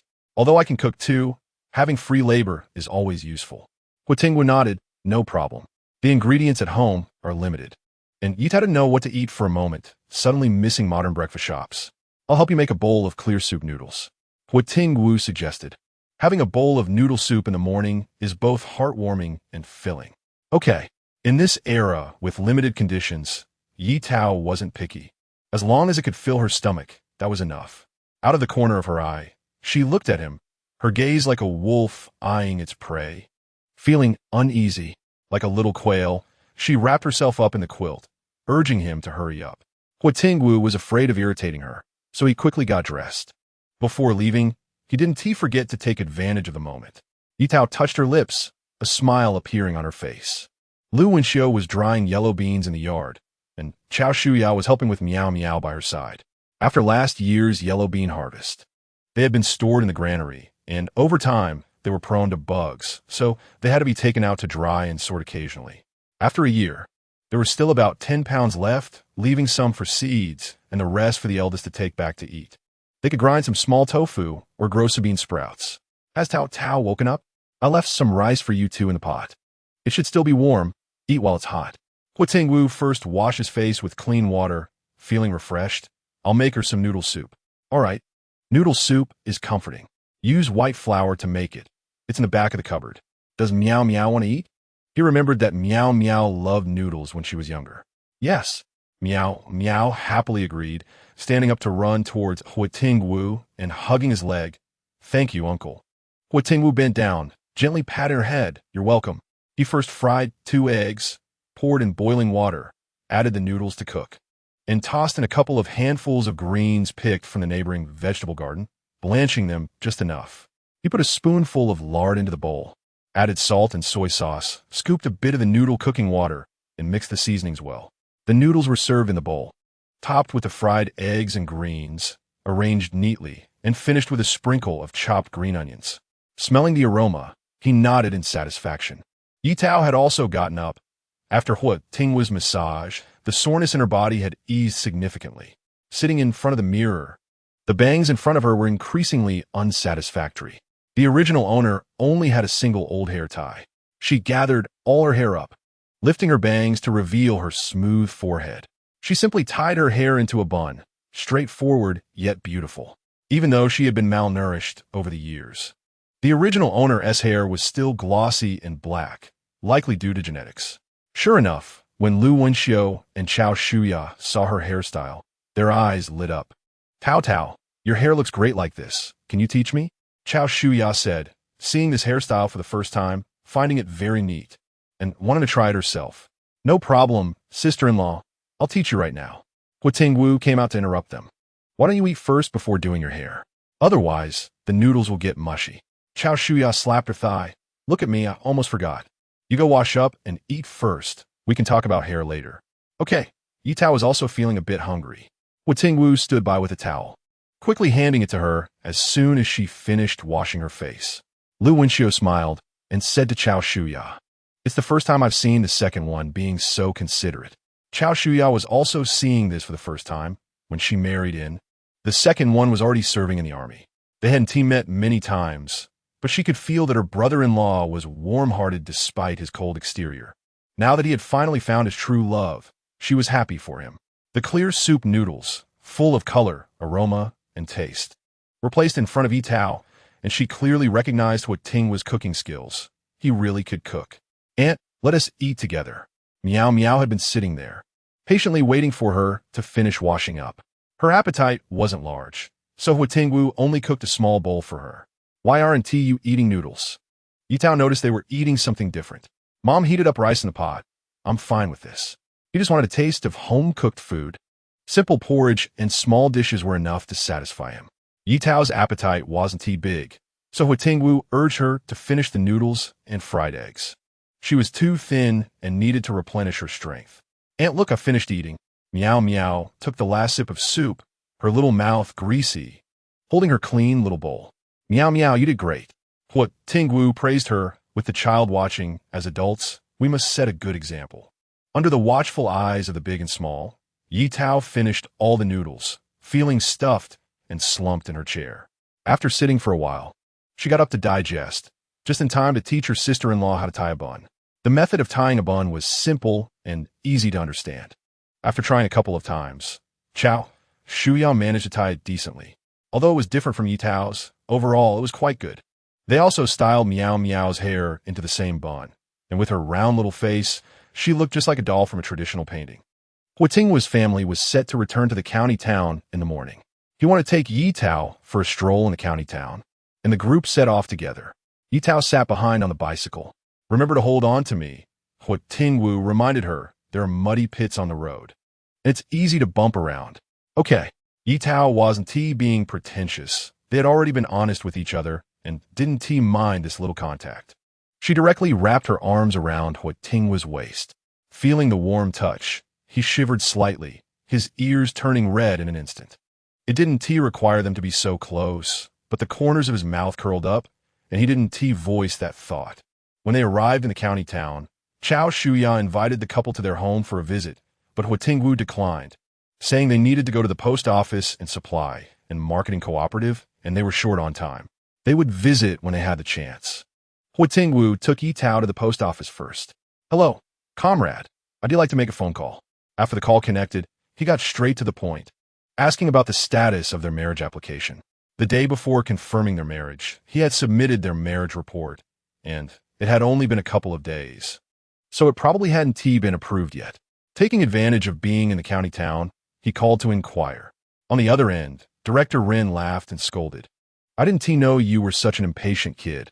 I haven't received it yet. Just as he finished speaking, there was a knock at the door, and someone handed over a telegram, which was indeed his marriage application. Speak of the devil, and he shall appear, Huo Tingwu thought. It just got delivered in my hands. It hadn't been approved yet, so Huo Tingwu quickly summarized the situation. The two sisters only had different names that needed correcting. This is a minor issue. As long as the other party's background is fine, everything can be discussed. Chapter 10. Do you want to accompany the troops? He quickly glanced through the report, reassuring him that it would be expedited, while also inquiring whether the woman would accompany the troops. Huo Tingwu had not yet told Ye Tao about this matter, so it was inconvenient for him to make a decision for her. However, he secretly hoped she would go. Please help me reserve a room, he said. Absolutely, Commander Rin replied. Not to mention one room, even 10 rooms can be reserved. Our troops are stationed on the border, where conditions are tough, temperatures are high year-round, and there are various snakes, rats, insects, and ants. Plus, the island experiences a lot of rain and wind, so many families prefer to stay in their hometowns rather than accompany the troops. It's rare to find someone willing to come, no matter what the final outcome is. I'll make arrangements in advance to be prepared. After hanging up the phone, Huo Tingwu paid for the call and asked Ye Tao if she wanted to accompany the troops. Accompany the troops?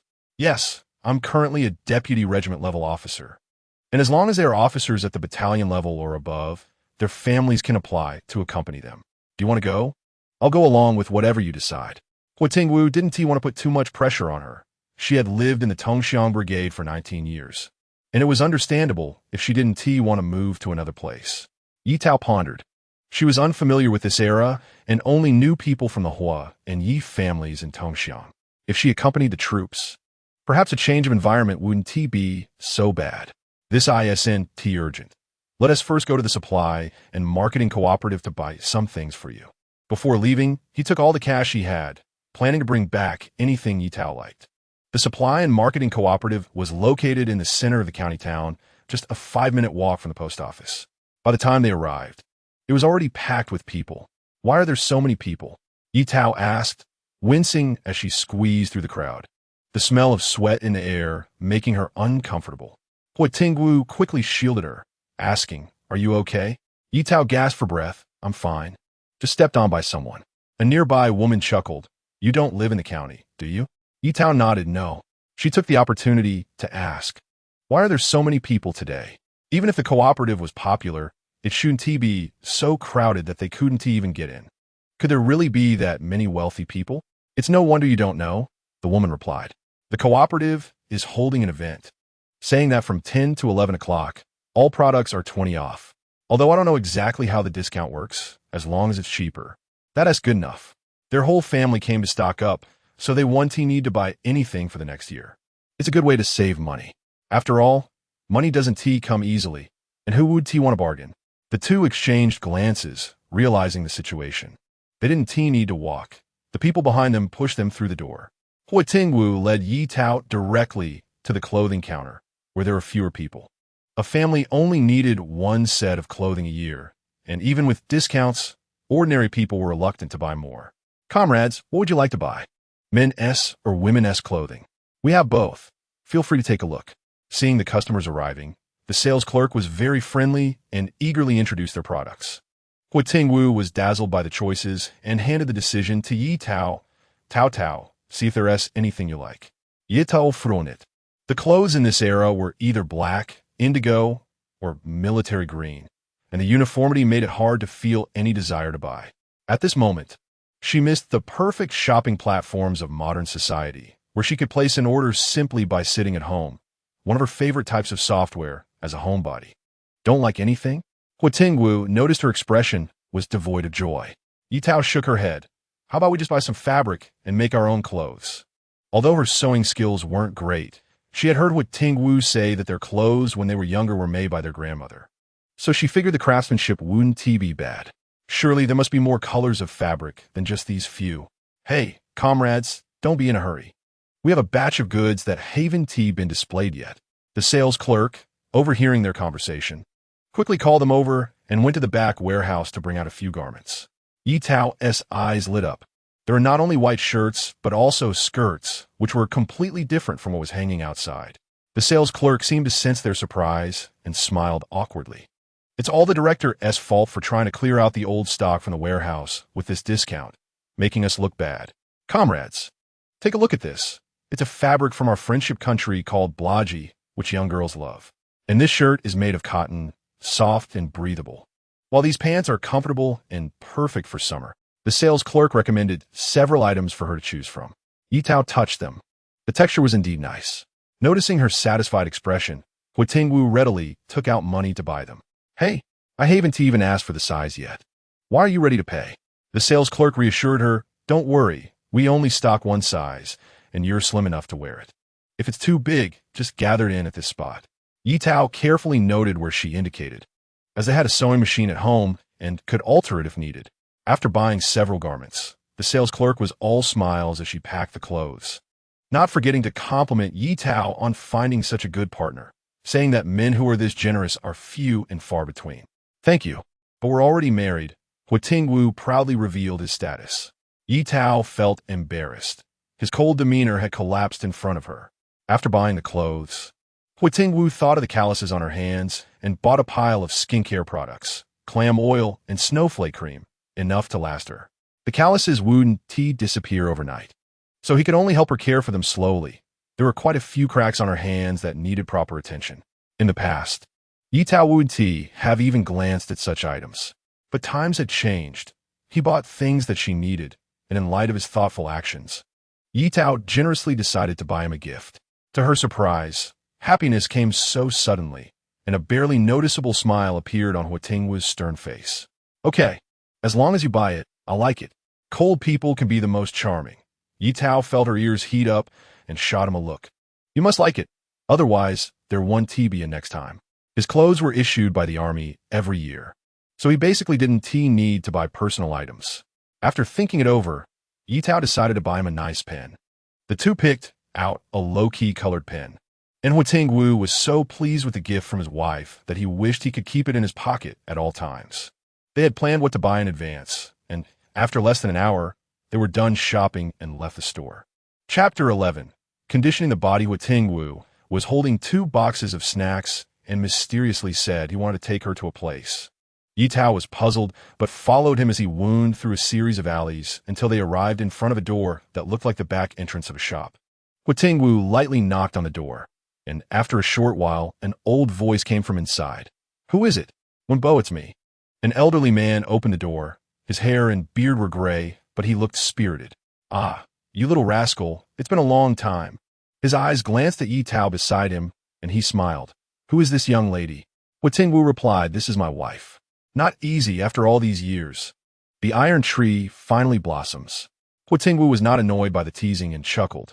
Let us go in and talk. In the courtyard, many Chinese medicinal herbs were drying, and the air was filled with a medicinal fragrance. Taking a light whiff felt refreshing. Wenbo, we came this time hoping you could help take a look at my wife. Her health is quite weak. Huo Tingwu got straight to the point without beating around the bush. This is no small matter. Wenbo smiled and looked at Ye Tao. May I ask how to address you, young comrade? Ye Tao replied, my name is Ye Tao. Little Ye, can I call you that? Ye Tao felt a familiarity with him since she had lived with her grandfather since childhood, of course. Wenbo. Huo Tingwu was already waiting for the two at the door.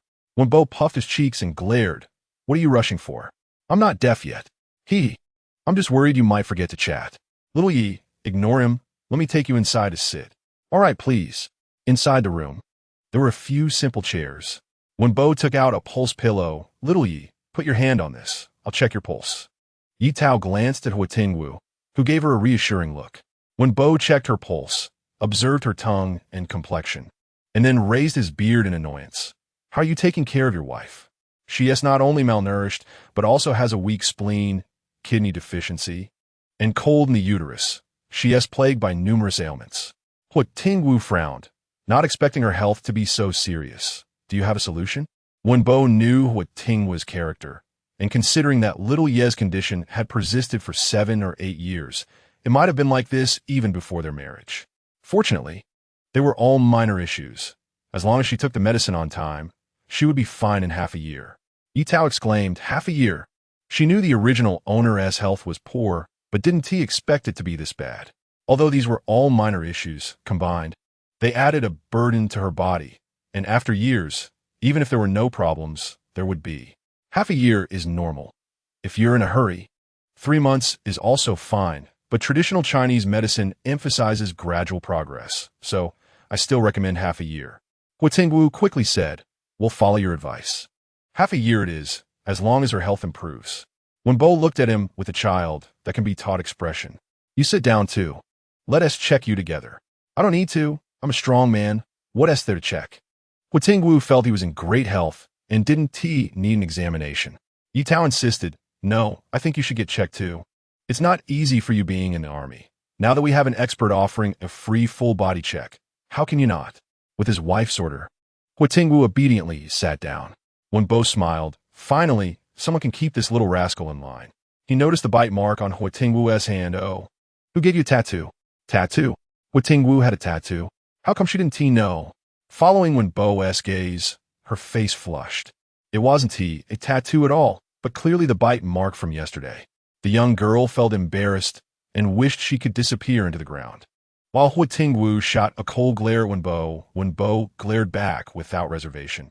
He was an old man who had seen all kinds of storms, so he wasn't afraid of Huo Tingwu's glare. After checking the pulse, Wenbo carefully examined his joints and cervical spine. Not bad. Just a bit too fiery for a young man. Just pay attention to it. Huo Tingwu clenched his fist and coughed. "Got it. You two sit here for a while. I'll go get some medicine for little Ye." Just as he reached the door, he suddenly remembered, "By the way, you're not in a hurry to have children, right?" Ye Tao's little face turned red, and Huo Tingwu waved his hand. "Not in a hurry. We just got married." "That's good." Wenbo felt relieved and went out to get the medicine. Ye Tao sat dejectedly in the chair. Huo Tingwu thought she was worried about her health and sat beside her, wrapping his arm around her for comfort. "Don't worry. Wenbo has been practicing medicine for decades, and he is already in his 5th generation. He will definitely help you get your body back in shape." Seeing no one around, Ye Tao leaned into his embrace, frowning. "I don't want to take medicine. Good medicine tastes bitter, but is good for the illness. Don't worry. As long as you take the medicine on time, I'll take you to the beach." To the beach. Although her hometown was near the coast, the town she lived in was quite far from the sea. Even by car, it would take 2 to 3 hours to get there. The first time she saw the ocean was after she went to university. Huo Tingwu explained, "The troops are stationed on the border. The climate there is different from ours. It's spring all year round, and the narrow coastline surrounds the islands. There is a beach right in front of the family quarters. The wives love to go there to gather seafood. I believe you'll like it too, little Ye." Ye Tao's eyes sparkled with excitement, as if she had experienced it herself, and she hugged him. "It must be so much fun." Huo Tingwu placed his large hand on her head. "So, are you going to take the medicine?" Ye Tao sighed, "Yes. What is meant to come will come." She knew that taking medicine was beneficial for her health. Who wouldn't want to be healthy? She had once taken traditional Chinese medicine, which was dark and pungent, and she almost threw up when it was placed in front of her. Huo Tingwu was thinking of buying some candy and snacks to keep at home later. Wenbo prescribed half a month's worth of medicine for her. "Wenbo, I might have to go with Tingwu to the military. When we leave, we'll come to get the medicine. Can we take it all then?" Huo Tingwu was pleasantly surprised. Tao, I didn't expect such a surprise." He excitedly held her tightly. Wenbo asked, "He is serving in the military on an island. That place isn't close to here. Are you willing to go?" Ye Tao affirmed, "I want to go." Huo Tingwu was quite good to her. He was wealthy, handsome, fit, and could cook. Following him would be quite enjoyable. Chapter 12: The Appearance of a Wife's Control. Look at this kid grinning.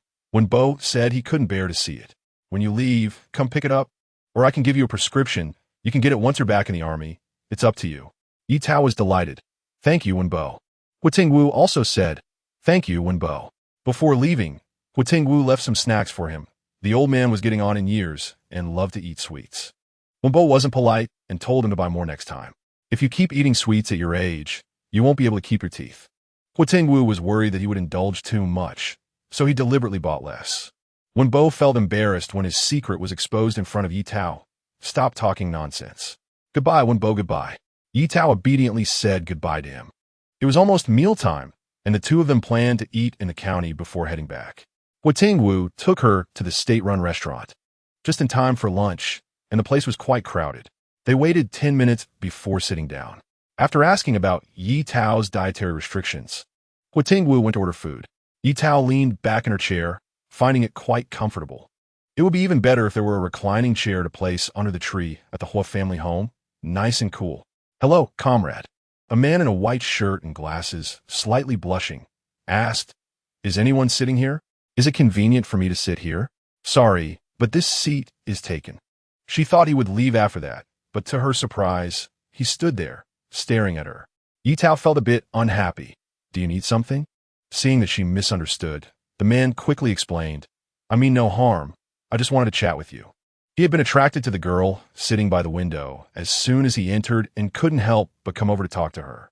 "What do you want to talk to my wife about?" Huo Tingwu's tall figure stood behind the man, and the strong sense of pressure made the man quickly step aside.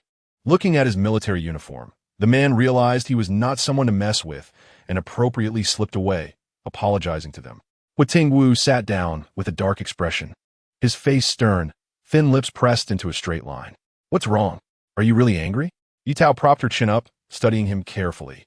Huo Tingwu denied that he was angry over such a trivial matter, stubbornly saying, "No way." Ye Tao laughed out loud. Even if he was lying, he didn't prepare for it.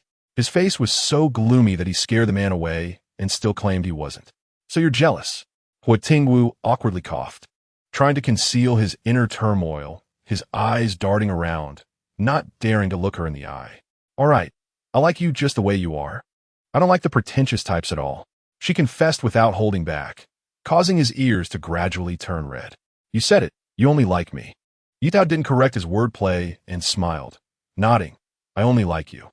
Huo Tingwu finally felt relieved. No matter how handsome a pretty boy was, his wife still liked him. Number 78. Their food was ready, and Huo Tingwu stood up to bring it over. 3 dishes and a soup? Why so much? Ye Tao was stunned. In this era, the prices at state-run restaurants weren't cheap, but each dish was quite generous, with large plates nearly taking up the entire table. "Try it all. I ordered their specialty sweet and sour ribs. See if you like it." Huo Tingwu picked up a small rib and placed it in her bowl. It tastes good." Having left modern cuisine, Ye Tao adapted well here. The sweet and sour flavor of the ribs was just right, and she ate several pieces in a row. "And there's the chili you like." Ye Tao's eyes widened. How did he know I like spicy food? Noticing her confusion, Huo Tingwu said, "You kept picking at that plate of chili last night during dinner." So he thought Ye Tao liked that dish more. He had to admit, his observation was quite accurate. Ye Tao hadn't eaten much spicy food when she was young, but later in college in the capital. She had a roommate from Sichuan who was particularly fond of spicy food. Over time, her tolerance for spice gradually increased. The chef's skills were impressive. Ye Tao ate a small bowl of rice and had a bowl of soup. Rubbing her stomach to digest, she felt too full and decided to hold back next time. After all, eating too much isn't good for the stomach. Huo Tingwu finished off all the leftover rice. Passing the butcher's shop, he bought some meat and a few pork bones, and the two returned home loaded. For dinner, the family had pork bone soup, sprinkled with a handful of their homegrown bok-choy, fresh and light. Ye Tao loved it and stopped after 2 bowls. Huo Tingwu scooped out the marrow from the bones and put in her bowl, saying it was very nutritious and that she should eat more. It looked greasy, and Ye Tao wasn't very keen on it, but thinking of Wenbo's advice, she cautiously tried a piece and found it acceptable, no longer rejecting it. After dinner, Huo Tingwu set up a ceramic pot in the yard to boil medicine. The strong scent of the medicine wafted out, causing Huo Tingwu to avoid it. Looking sympathetically at his sister-in-law, wondering if she'd throw up her dinner after drinking it. At that moment, Ye Tao wanted to sneak away, but Huo Tingwu's gaze was always on her, and she didn't dare. Her expression made Huo Tingwu chuckle, and he turned to bring out a small plate of something and placed it in front of her. "You'll eat this after you finish the medicine." A small plate of snacks couldn't save her from the bitterness of the medicine. She pinched her nose and quickly drank it all down, holding the snack in her mouth, swallowing it without tasting the sweetness to lessen the bitterness on her tongue. After finishing, her expression was one of embarrassment, and she felt downcast. Thinking about having to drink it for half a year, the bitter taste rising up her throat again. "Wenxiu, what are you doing at home?" Zhao Dongmei brought her daughter, Huo Tingting, over for a visit. "Sister-in-law and Tingting are here." Wenxiu asked Huo Tingwu to bring out 2 stools. Several younger members greeted her, and Huo Tingwu brought out snacks for everyone to share. As soon as Zhao Dongmei sat down, she said, "What is that smell from your house? I could smell it from far away." She looked at Ye Tao's health. The doctor prescribed some traditional medicine and advised her to take it 3 times a week, and this was just the first day. "How is she?"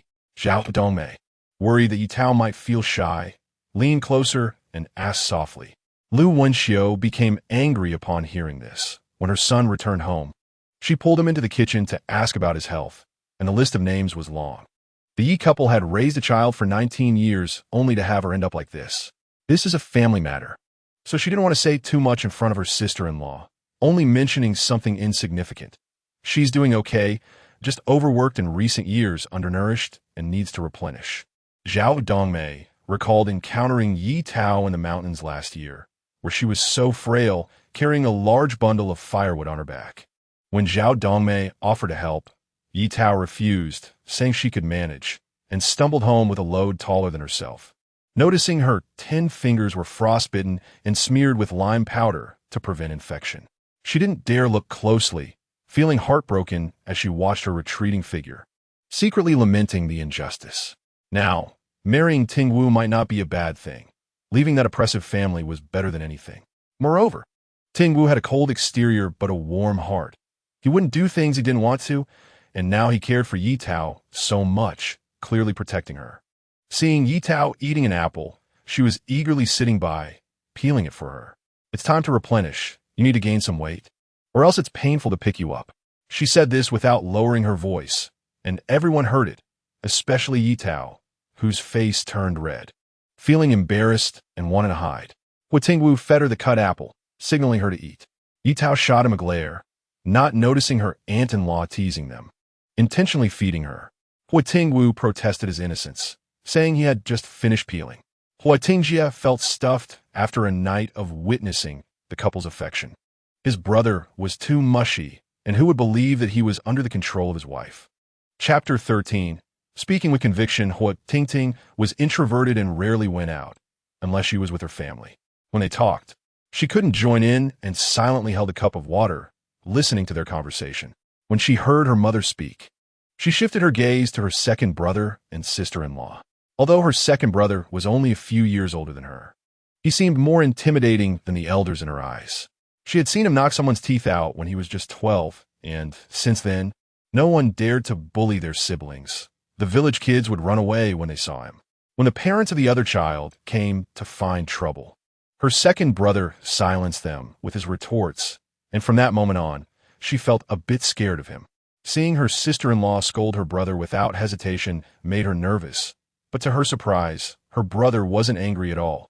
Instead, he smiled and offered her some snacks to cheer her up. She stared at them in astonishment. Ye Tao noticed her gaze and could sense her lack of malice. Smiling gently at her, Huo Tingting felt embarrassed and lowered her head, secretly watching them, feeling a bit awkward. However, she thought her sister-in-law looked much prettier than before. "Tingting, try this hawthorn cake. It's sweet and sour and very delicious," Ye Tao said, taking the initiative to be friendly. Huo Tingting was flattered and quickly accepted, saying softly, "Thank you, sister-in-law." Ye Tao smiled. "You're welcome. Take a look and see if you like any others your brother is treating today." Huo Tingwu looked at her with fondness. "What your sister-in-law said is right. Eat as much as you want. If it's not enough, you can get more. There is plenty at home." To help her take her medicine without worry, they picked up some snacks from the supply store on their way out. Zhao Dongmei said, "Tao Tao, can Tingting come to play with you when she asks free? You both are of similar age and will have things to talk about." Ye Tao had been thinking about this. Though she wanted to relax, a world without a phone was too boring. Everyone in the whole family was busy with their own things, and having Tingting to accompany her was just perfect. "Of course, Andy, I'm actually quite bored at home. Tingting, come find me when you have time. I don't have much to do at home." Her mother-in-law said her main task was to take care of her health, and she didn't have to worry about other chores since there were enough people at home. Lu Wenxiu had her own selfish motives. She needed to get her body in shape to have children, while many of her peers already had 3 kids. She was anxious seeing this. And now that they had brought a daughter-in-law home, as parents, they couldn't let a little housework hold them back. Huo Tingting showed a sweet smile with her dimples. "Okay, thank you, sister-in-law." The girl was too introverted, but with Ye Tao around, she felt much more at ease. Zhao Dongmei didn't expect her daughter to change her personality. Everyone had their unique sides, and as long as she was happy, that was enough. Zhao Dongmei looked at her daughter's smiling face with satisfaction. After brushing her teeth, Ye Tao clicked her tongue. The bitter taste in her mouth finally disappeared. When she washed her face and returned to the room, Huo Tingwu was already lying on the bed waiting for her. "Why aren't you dressed?"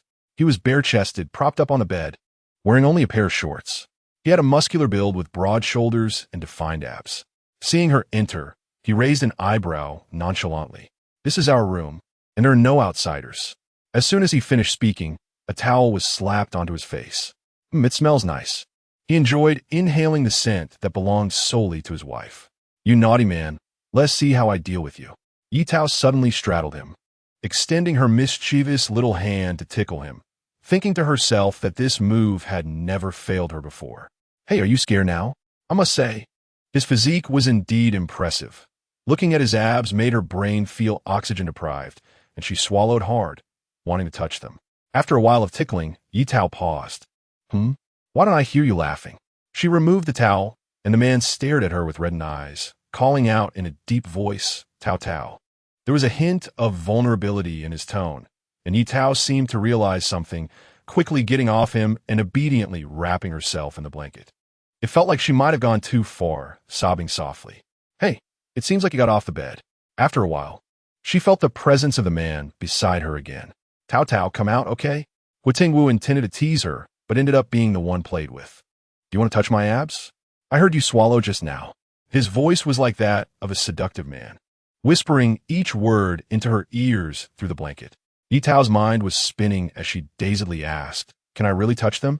Huo Tingwu's lips curled into a sly smile, like a fisherman slowly releasing bait, quietly waiting for the fish to bite. A small, fair hand reached out from under the blanket. "Come on, let me touch," she said, speaking with conviction. With a ready-made male model physique, how could she not touch? The earlier she touched, the earlier she enjoyed. Her fingers pressed against his abdomen, gliding over every inch of skin, playfully touching this and that. Little did she know, the heat in the man's eyes was almost uncontrollable. "Tao Tao, there's a place that feels even better. Do you want to touch it?" "Of course." Not touching would be foolish. The man grabbed her hand, unceremoniously shifting it to a different place. By the time Ye Tao realized what was happening, it was already too late. Huo Tingwu lifted the blanket and kissed the lips he had longed for, her moans acting as a catalyst, igniting his sanity. After it was all over, Ye Tao cried with a red nose. "It's all your fault." Her face flushed, her soft voice carrying a hint of anger. Huo Tingwu knew he was in the wrong and fetched hot water to carefully clean her up, applying snowflake cream and massaging her gently. The salesperson said to soak in hot water every day and then apply some snowflake cream to reduce the calluses on her hands. His strong hands made Ye Tao relax quickly, and she didn't continue to blame him. After a long day, she soon fell asleep. Huo Tingwu cautiously held her, and seeing that she didn't wake up, he gently placed a kiss on her forehead and fell asleep holding her. When Ye Tao woke up, there was no one beside her. She thought Huo Tingwu had gone out to exercise and didn't think much of it. But to her surprise, there was no one in the house, and the front door was locked from the inside. How strange! Where did everyone go? After searching around and finding no one, she sat down to comb her hair when she noticed a note under the mirror. It was left by Huo Tingwu. It turned out that today was the start of the autumn harvest, and everyone in the family had gone to the fields. The food was prepared and left in the pot, and she could heat it up to eat. Huo Tingwu was worried she would be bored and even wrote that she could go find Tingting to play. She carefully saved the note. After all, it was their first written communication, and she wanted to keep it for herself. After simply tying her hair into a fishtail braid, she looked in the mirror and found nothing amiss. The firewood stove used for cooking at home felt quite handy to Ye Tao, thanks to the memories of the original owner. Chapter 14. Can't you be a bit more tactful with your concerns? After dinner, taking advantage of the absence of anyone at home, I washed my underwear thoroughly. Although I called it underwear, it was actually just a vest I sewed myself. Far less convenient than a bra. There was some fabric left at home, and I planned to make some proper underwear when I had the time. The sun was shining brightly today, and Sitting under the tree, I could feel the heat. Lu Wenxiu had already shown me where everything was stored in the cabinets. I thought it would be nice to take a stroll since there was nothing else to do. I boiled a pot of mung bean soup and set it in the well to cool. The clothes were almost dry, so I gathered them up and put them away before heading out with a basket. I didn't forget to wear a straw hat before leaving. Although the original owner had a complexion that didn't tan easily, I couldn't be careless in such intense sunlight. Remembering the note left by Huo Tingwu, I turned my feet and headed to my uncle's house to knock on the door. Ting ting. Huo Tingting was at home embroidering clothes. Hearing the knock, she opened the door and saw it was her second sister-in-law, inviting her in happily. Second sister-in-law, have some water. Ye Tao had already drunk enough at home and wasn't very thirsty, but out of politeness, she still picked up the cup and took a sip. It's sweet water. Thank you, Tingting. This was the first time Huo Tingting was alone with her, and she felt a bit nervous, with beads of sweat forming on her nose. Did you sew this yourself? It's so beautiful. Ye Tao noticed a vividly crafted rabbit in the basket and couldn't help but pick it up to admire it closely. I made it myself. When there's nothing to do at home, I embroider things to pass the time. Her family treated her like a treasure, and she didn't have to do any farm work. At most, she just delivered meals. When she was bored and reading the newspaper, she found some comic strips and copied them on a fabric to embroider. As she got more familiar with it, she could do it directly. Tingting, you're amazing. Ye Tao sincerely complimented her. Having such a skill would add a layer of security to her life in the future. Huo Tingting felt shy from the praise, but she was overjoyed inside, her dimples constantly showing on her face. By the way, I'm going to deliver mung bean soup to the fields, but I don't know where they are. Do you know? I do, they're at the big river field. Her parents had told her before they left. Ye Tao invited her to go along, and Huo Tingting, having nothing to do at home, happily agreed. The two of them walked along the country road lined with willow trees, which seemed to have been there for many years, requiring both of them to wrap their arms around one. That's why this path was so popular. It provided shade from the heat and shelter from the rain. Occasionally, a gust of wind would blow by, filled with the scent of grass. After living in the concrete jungle for so long, I longed for the peaceful and quiet rural life. Second sister-in-law, second brother is over there. Following her finger's direction, Ye Tao indeed saw a tall figure. Second brother. Sister-in-law is here. Huo Tingwu straightened up and wiped the sweat from his brow, hurriedly notifying his brother upon seeing sister-in-law arrive. Huo Tingwu's eyes flickered with surprise. When he looked up, it was indeed Tao Tao. He took 3 steps and 2 strides to reach his wife's side, his eyes filled with joy. Tao Tao, why are you here? He had woken up before 5 in the morning, and after breakfast, he went to the fields to harvest wheat. Recently, it was the autumn harvest, and crops were maturing one after another. After working hard for half a year, everyone was hoping for a good harvest. Taking advantage of the sunny weather, they needed to dry the grains and store them, so the coming days would be very busy. Ye Tao noticed he was drenched in sweat and took out a handkerchief to wipe his face clean. Huo Tingwu bent down, allowing his wife to exert less effort. I made some mung bean soup because it's so hot and brought it to you. Huo Tingwu felt a warmth in his heart. Thank you, Tao Tao, it's so hot. You should rest at home. We brought water. Before he could finish, Lu Wenxiu pushed him aside. You little rascal, can't you see Tao Tao's face is dark? Can't you be a bit more tactful with your concerns? Our Tao Tao is so thoughtful. Your father and I were just thirsty. Thanks to you, you came at the right time. Ye Tao's expression instantly turned cloudy. I also added some rock candy. Mom and Dad, let me serve you a bowl.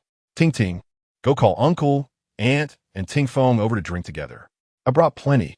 Huo Tingwu, who felt ignored, was left speechless. Everyone sat under the shade of the tree, sipping the sweet mung bean soup while gazing at the distant fields ready for harvest, feeling extremely content. Tao Tao, you should drink some too. Huo Tingwu eagerly offered the mung bean soup to her first. Ye Tao didn't plan to stay mad at him. She just felt that after doing something, she wanted compliments, not lectures. Seeing that he acknowledged his mistake, she said nothing more and took a sip from his bowl. Huo Tingwu watched her and noticed no change in her expression. Feeling relieved, the people in the brigade were observing. Look how well the Huo family treats their new daughter-in-law. Even after getting married, she doesn't have to work in the fields anymore. It's much better than when she was at her parents' house. Isn't that right? I can see that Ye Tao's face is filled out and she looks much prettier now. Look at how she dresses, with her hair tied up. She looks just like a city girl, completely unrecognizable from that weak girl who used to keep her head down and work hard. Nearby, someone caught a glimpse of Ye Tao's parents' expressions and quickly nudged the person next to her, signaling her to stop talking since her biological parents were still sitting behind them. At that moment, Ye Hongjuan's face turned red, not from the heat, but from anger. No wonder people say that married girls are like spilled water. It couldn't be truer. His own parents were sweating profusely, and in just a short distance, they didn't even think to bring them a bowl of mung bean soup to drink. Ding Yuxiang's expression wasn't good either, so she simply turned her head away and refused to look at that family. After all, her daughter now had nothing to do with them. Sensing the frequent glances from those around, he couldn't get angry and had to swallow his frustration. Ye Tao noticed Yi Song standing behind a tree not far away, waved her hand for him to come over. Yi Song's eyes lit up, and he ran over joyfully. "Second sister, I missed you so much." Even though they had seen each other just the day before, it felt like a long time had passed. Ye Tao handed him the last bowl of mung bean soup. "Drink up, I added sugar. It's really sweet." Yi Song licked his dry lips, but ultimately shook his head. "Second sister, I'm not thirsty, you drink it." The scene of his second sister leaving home was etched in his mind. He asked his parents what was going on, but received vague answers. However, he knew his second sister must be very sad. He felt too shy to appear in front of her, so he could only hide behind the tree and watch her secretly. "You little rascal. If your second sister tells you to drink, then drink. Don't think about unnecessary things." Ye Tao had taken care of him since he was young. To put it bluntly, she knew what he was thinking even if he just farted. The matters of adults had nothing to do with him, and now he dared to say he wasn't thirsty. His lips were already cracked.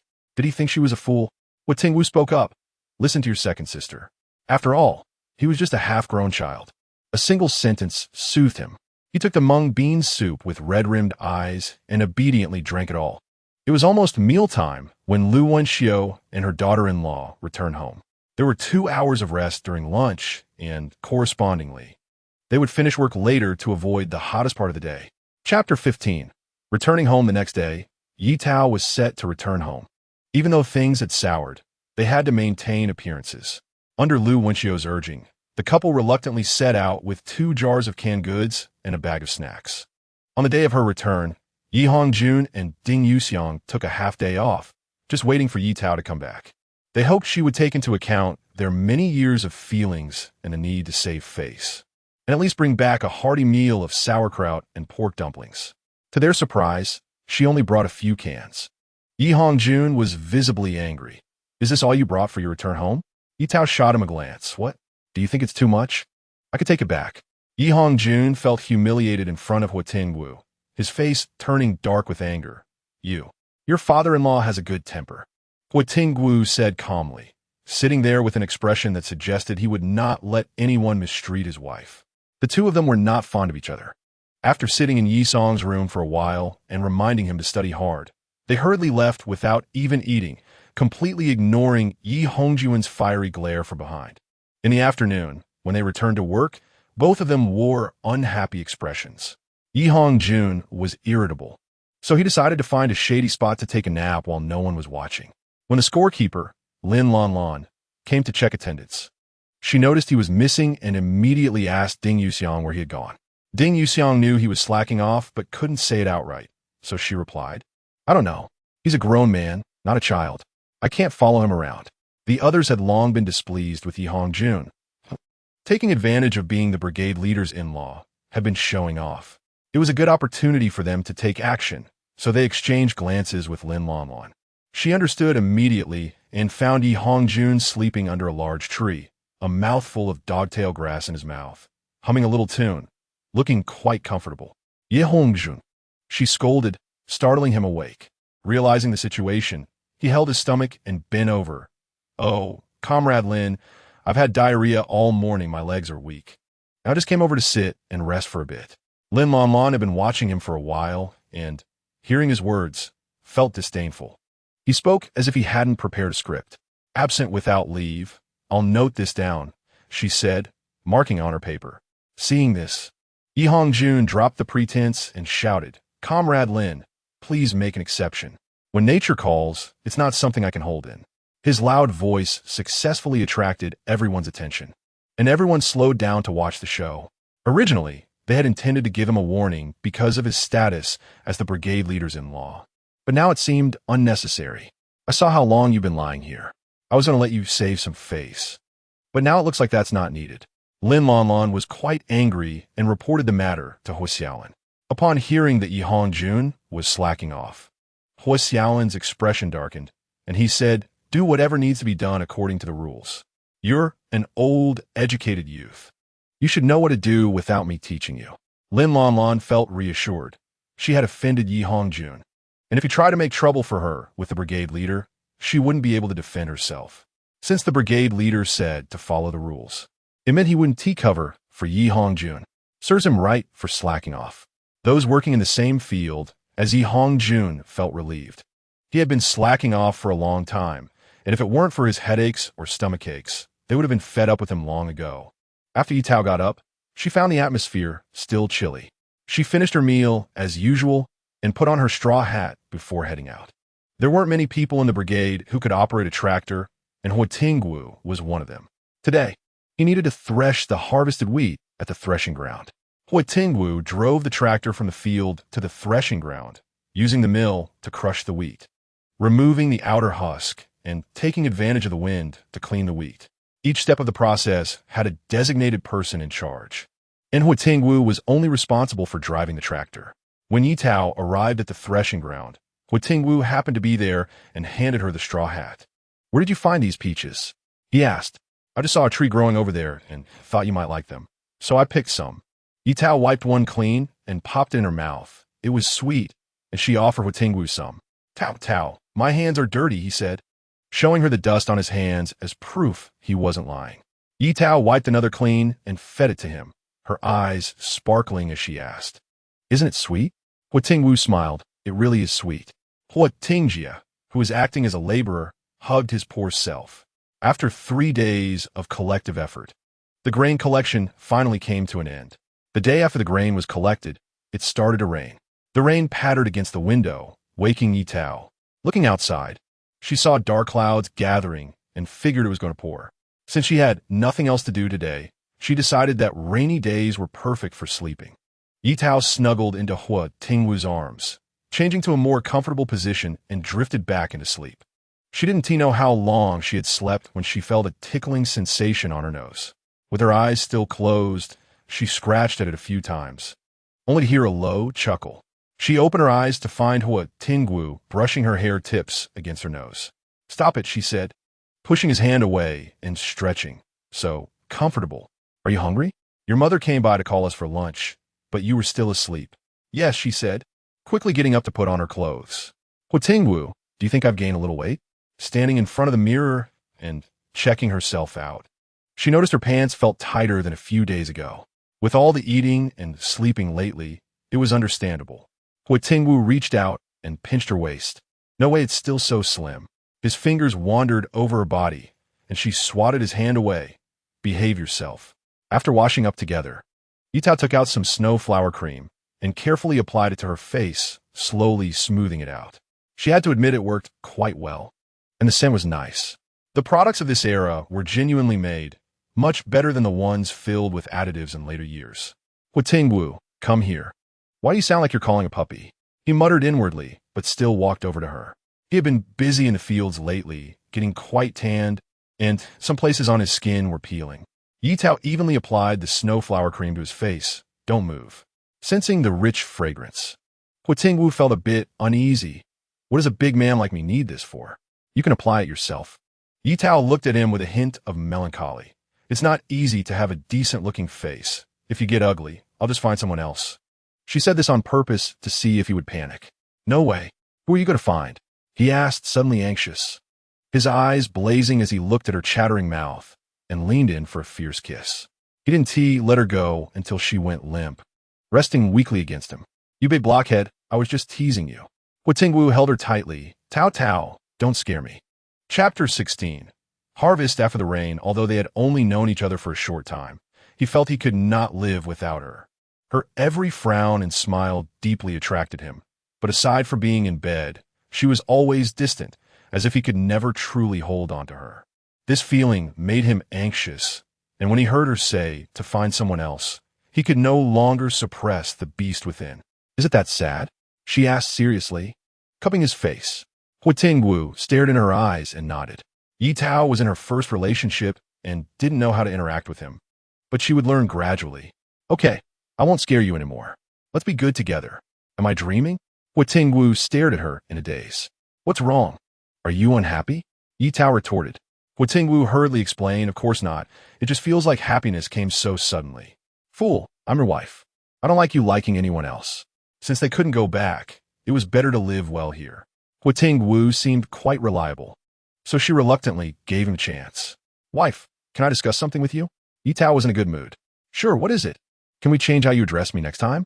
It feels like calling me by my name makes us seem unfamiliar. In the army, the way the sisters addressed each other was very intimate, and he wanted that too. How about calling you Old Hua? No way. That struck a nerve. He was already 7 years older than her, and calling him that would make him feel even older. He firmly rejected that title. Then how about just calling you Tingwu? That should be okay. Yes, as long as you don't call me Old Hua. Lu Wenxiu was sitting under the eaves, making shoe insoles. When she saw the couple get up, she went to the kitchen to bring out the chicken soup. Tao, try this chicken soup and see if you like it.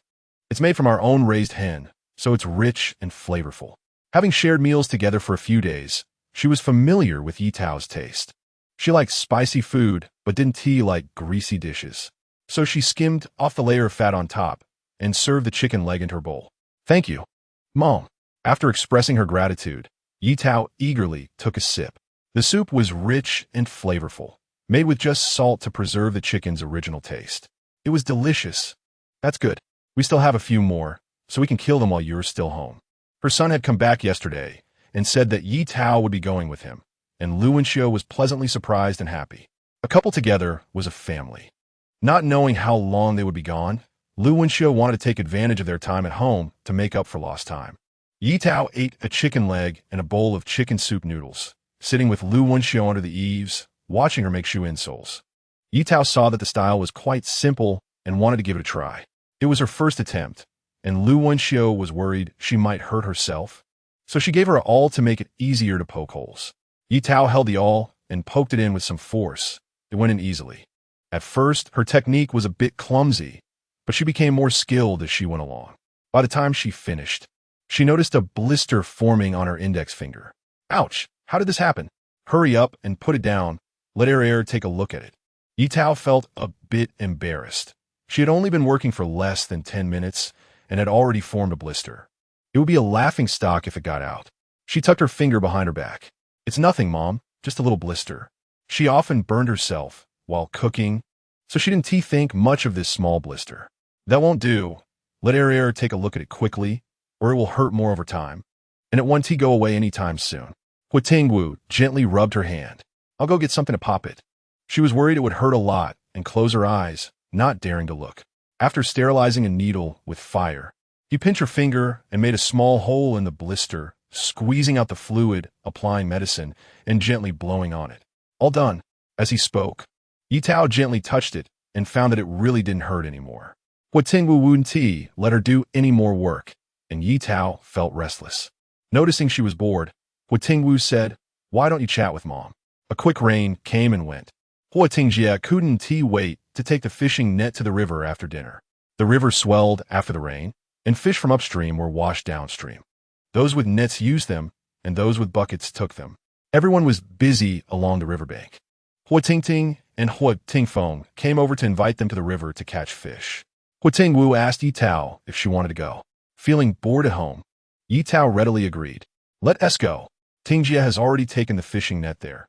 We can just bring buckets. There were quite a few people gathered by the river. Since it had rained yesterday, they couldn't work in the fields, so they might as well take a chance at the river and catch a fish to improve their meals. Go take a look. I heard that Air Zhuang caught a 40-pound fish. Ye Tao was surprised. A 40-pound fish? Can even be carried? How many meals would that provide? Let us go. We'll check out the excitement. Huo Tingwu walked ahead quickly. There were many people by the river, all gathered around Air Zhuang and that fish.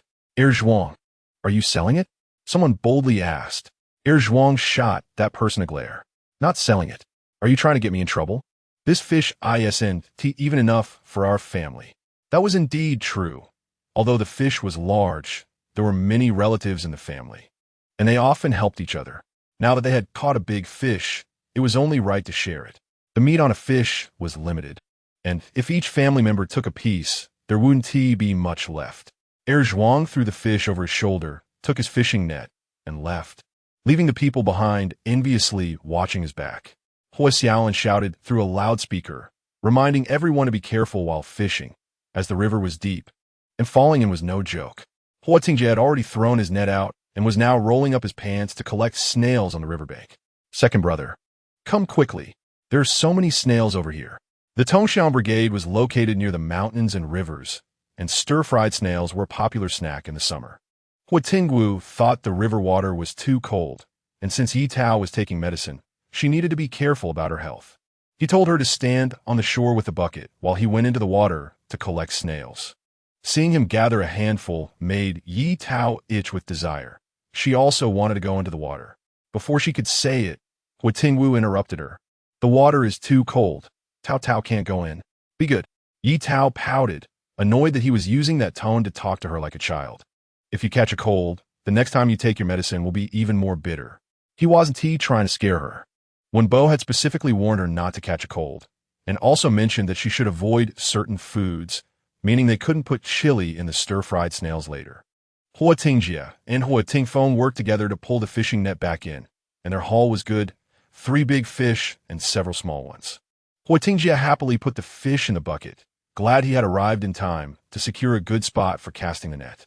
Ye Tao and Huo Tingwu also had a full bucket of snails, while Huo Tingting had a small half bucket. It looked small, but it was enough to eat for several meals. When they returned home, the group quickly got to work. After washing off the surface slime from the snails, they placed them in a basin to let them spit out the sand, which required washing at least 5 or 6 times to get clean. Huo Tingwu was responsible for cleaning, while Ye Tao poured water for him. Chapter 17, really lucky Lu Wenxiu was cleaning the fish. The biggest one was taken back by the Tingfeng siblings, and the 2 smaller ones remained. She weighed them with a scale and found they weighed about 7 or 8 pounds.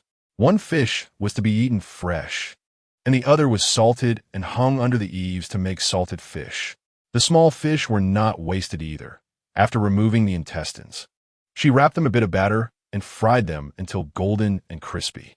They would eat the snails in the afternoon and have a whole fish feast for lunch. Lu Wenxiu cooked a pot of milky white crucian carp soup, still making noodle soup. The Tongshan Brigade was located in the north, where everyone ate more wheat products. Fortunately, Ye Tao was a northerner in her previous life, so she easily adapted to the diet. After the afternoon nap, Huo Tingting came to invite her to go mushroom picking in the mountains. Ye Tao happily agreed, as she loved foraging. Huo Tingwu had something to do in the afternoon and couldn't accompany them, so he asked Huo Tingwu to join them. It was always a concern for 2 young girls to go out, but Huo Tingwu confidently promised to complete the task. The long hot weather had cooled down after a rain. The road up the mountain, after being sunbathed in the morning, gradually returned to its former smoothness. It felt less muddy to walk on, but just in case, Lu Wenxiu still had them wear rain boots. Tingting, give me your hand. The stream ahead blocked their way, and Huo Tingting hesitated. Ye Tao grabbed her arm and pulled her over. Thank you, second sister-in-law. She usually didn't go into the mountains and only visited flat areas, so she felt a bit panicked when suddenly encountering a stream of unknown depth. You're welcome. Ye Tao let her walk in the middle, with Huo Tingwu leading the way and herself bringing up the rear. Ye Tao spotted a patch of ground vegetables and planned to pick them up when they came down. The forest had tree shade, making it much cooler than at the foot of the mountain, but correspondingly, there were also more wild animals. Huo Tingwu found a patch of mushrooms, and the 3 of them spread out to pick them, keeping a safe distance from each other. Ye Tao looked deep into the forest and murmured, if only there were some wild chickens. She had heard that wild chicken meat was tender and could be made into a baked chicken to try. After a long time, there was still no sign of wild chickens. She might as well focus on picking mushrooms. For her, mushroom picking was not difficult. She had specially learned about mushroom foraging during the mushroom season in Yun province for video shooting. She couldn't say she recognized them all, But at least she wouldn't mistake the common ones, adhering to the principle that if she didn't recognize it, it must be poisonous. Suddenly, thud. Ye Tao looked up, mouth agape, surprised to see a wild chicken in front of her. When did she start talking about such things with such accuracy? Tingjie, Ting, come quick. I caught a wild chicken. The wild chicken was no longer moving, and she held it high to show the two. Huo Tingwu rushed over first, her eyes shining. It really is a wild chicken, second sister-in-law. You're amazing. She sincerely praised her. Ye Tao responded, oh, it's just luck. But one wild chicken isn't enough for us. If only a few more could come. No sooner had she finished speaking than 3 wild chickens fell from the tree, their heads hitting the ground and dying on the spot. Huo Tingwu was stunned, then turned joyful. Second sister-in-law, you're too amazing. When will you teach me? I want to have the crow mouth too. Ye Tao, what the hell is a crow mouth? Perhaps it was just a coincidence. Huo Tingwu twisted the necks of the wild chickens and placed them in the backpack, covering them with mushrooms. After picking a good amount of mushrooms, and with the unexpected delight of the wild chickens, the 3 did not linger, decisively heading back down the mountain. On the way back, Ye Tao did not forget to pick up the ground vegetables into her backpack. She had just taken a few steps when something on the ground tripped her. Ouch! Ye Tao closed her eyes tightly and instinctively covered her face. The anticipated pain did not come. She opened her eyes to find herself face to face with a frog. The frog, ribbit, and it jumped a few steps away. Ye Tao clutched her chest, relieved that she hadn't been disfigured. Second sister-in-law, I can't hold on anymore. Ye Tao turned to see that the third brother and Ting were tugging at her backpack. With their help, Ye Tao finally stood up safely. Thanks for your help, or I would have fallen like a dog in a mess. Ye Tao felt relieved and looked at the culprit. Second sister-in-law, this stone looks pretty good. Huo Tingwu stared at it. Ye Tao was shocked. Could it be that she really had such luck, tripping over a piece of jade? She broke off a twig and started to dig around the stone. Huo Tingwu and Huo Tingwu were puzzled, but, seeing her struggle, they also found sticks to help dig. Soon, the 3 of them had unearthed the entire stone. Ye Tao was able to see the true face of Lushan, cleaned off the dirt, and carefully examined it in the sunlight, confirming without a doubt that it was jade. Second sister-in-law, this stone is really beautiful, Huo Tingwu said sincerely, captivated by its beauty in the sunlight. Huo Tingwu agreed. It's just that there is too much black stuff on the outside. Ye Tao thought the same. The pure jade part was palm-sized, while the black stone covering it was twice as big. Let us take this back, Ye Tao said. She didn't tell the 2 that it might be jade. After all, she had only seen similar identification videos online. Whether it was real or not would be determined when they got back, as Huo Tingwu knew many people and might know experts. Huo Tingwu and Huo Tingwu thought she simply liked to collect pretty stones and didn't think much of it as they helped carry it back. When they got home, the first thing Huo Tingwu did was mysteriously close the door. Lu Wenxiu was puzzled. Why are you closing the door? Third brother. Mom, come quick and see. We found something good. Lu Wenxiu was confused and walked over to see a pile of ground vegetables. Are you kidding me? There are plenty of ground vegetables. This could be considered something good? Mom, keep looking. Huo Tingwu did not explain, and Ye Tao and Huo Tingwu smiled but didn't spoil the surprise. Lu Wenxiu was baffled and rummaged for a long time, but it was still mushrooms, so she simply dumped the whole backpack on the ground. And the wild chickens lay sprawled out. So many wild chickens. Lu Wenxiu's mouth dropped open, rubbing her eyes to realize it wasn't an illusion. How did you catch these? She happily took out a scale and weighed them, finding each weighed about 5 to 6 pounds. Huo Tingwu held his head high and smugly said, How is that? Aren't we impressive? Impressive, impressive. You're the best in our brigade. Lu Wenxiu was preoccupied thinking about how to cook the chickens and answered perfunctorily. After Huo Tingwu finished showing off, he added, Actually, it was second sister-in-law who caught them. Mom, you don't know. Second sister-in-law's mouth is like it's been blessed. One second she says she wants a few wild chickens, and the next second several fall from the tree. Tao is really amazing, but let us keep this between us at home. Don't let it be known outside. We shouldn't talk about the wild chickens. She thought it was simply a coincidence and didn't find it strange as the third brother said, but now they were sensitive to supernatural matters and decided to act low-key. Huo Tingwu, Mom, we know, don't worry. There were 4 in total, just enough for 2 per family. Lu Wenxiu instructed the third brother to boil water first, so they could clean them up, saving Tingting the trouble of dealing with them when she got home. Chapter 18, revealing the true face. Ye Tao cleaned the ground vegetable carefully. It had just rained, and there was a lot of mud on it, with moss sticking to the surface. If not washed clean, it would be gritty with sand when bitten. Ground vegetables are delicious when stewed into soup or used for buns. She remembered picking them in the fields with her grandmother when she was young. However, after her grandmother passed away, she went back to the countryside less and less, and she could no longer taste that flavor in her memory. Ye Tao was worried that the mushrooms she picked might be mixed with poisonous ones, so she asked her mother-in-law to check them again. Lu Wenxiu picked out 3 or 4, and Ye Tao breathed a sigh of relief. Luckily, they checked again, otherwise, she would have seen little dancing people. Huo Tingwu poured the boiling water evenly over the chicken to make it easier to pluck the feathers later. The wild chicken had brightly colored feathers, and Ye Tao wanted to make a shuttlecock. When Lu Wenxiu heard this, she thought it was simple and set aside the beautiful feathers to find a few coins to nail them down later. Huo Tingting only wanted a basket of mushrooms and didn't want the wild chicken, feeling embarrassed to take the precious meat without any reason. It was caught by her sister-in-law to nourish her body. Ye Tao snatched the basket without a word, stuffing the wild chicken underneath. Thanks to you for inviting me to the mountain today, or we wouldn't have caught the wild chicken. If you don't take it, I won't feel comfortable asking you to come with me next time. Don't, Huo Tingting said, her nose sweating slightly. Then I'll take it.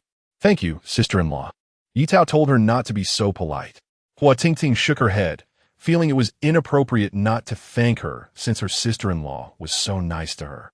Lu Wenxiu decided to dismantle the 2 chickens today, saving the tender parts to make dumplings and chopping the rest into pieces to stew with mushrooms, adding some vermicelli that would make people want to swallow their tongues. Ye Tao moved her backpack into the house, filled a basin with water, and, after wetting a towel, she cleaned the jade. Tao, what are you doing? Huo Tingwu came back and, not seeing his wife in the yard, asked his mother and learned she was inside. It was a bit strange to have the door closed during the day, so he pushed the door open and saw his wife with her back to the door, not knowing what she was doing. Hearing his voice, Ye Tao turned and smiled. You're back. Huo Tingwu's expression softened instantly, the corners of his lips curving. You came just in time, Ye Tao said, pulling his hand and using her hands and feet to act out how she almost fell on a mountain. Huo Tingwu anxiously examined her hands, confirming there were no bruises before he felt relieved. Next time, I'll accompany you. The third one is unreliable. It's okay. I have a surprise for you, Ye Tao said. A surprise? Huo Tingwu thought of the kiss they shared before parting that morning. Feeling dry and hoarse, he asked, what surprise? Ye Tao didn't notice the depth in his gaze, moved aside, and revealed the jade. Look. Huo Tingwu's pupils contracted as he quickly stepped forward to pick it up and examine it closely. After a moment, he came to his senses and said, this is jade. Where did Tao find such a big piece? I tripped over it, Ye Tao shrugged. It sounded a bit lucky, but also a bit tragic. Tingwu, do you know anyone who can help us appraise it? Huo Tingwu replied, that's not difficult. Uncle Wen has a friend who loves antiques. We can ask him to take a look. Ye Tao exclaimed excitedly, that's great. If it's jade, we'll be rich. Huo Tingwu smiled, you like money that much? Of course. Only a fool wouldn't like money, Ye Tao replied. I'll hand my savings book over to you when we get back. He hadn't thought much when he came, just bringing a few $100s home. Curious about his salary, Ye Tao asked, how much do you earn every month? Is it confidential? She added, can you tell me? I can say. My current salary, plus task bonuses and border subsidies, is about 150 yuan a month. Besides sending my parents their pension and occasional expenses for socializing, I save the rest. Ye Tao exclaimed, looking at him in awe, that's impressive. His salary was among the top in this era, but it was understandable since soldiers contributed so much to the country. What Huo Tingwu didn't mention was that his parents didn't want a single penny of the pension. They agreed only after much persuasion, and even then, they were reluctant to spend it, saying they hardly spent a few yuan a year in the countryside.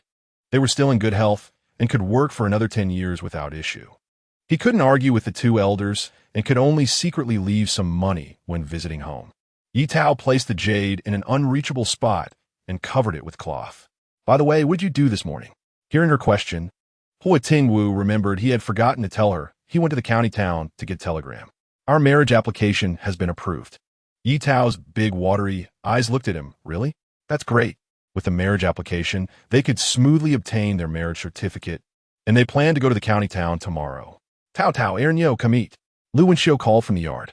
The couple suppressed their excitement and held hands to go eat. Lu Wenxiu had steamed white rice, paired with a large pot of chicken stewed with mushrooms, the aroma wafting into their noses.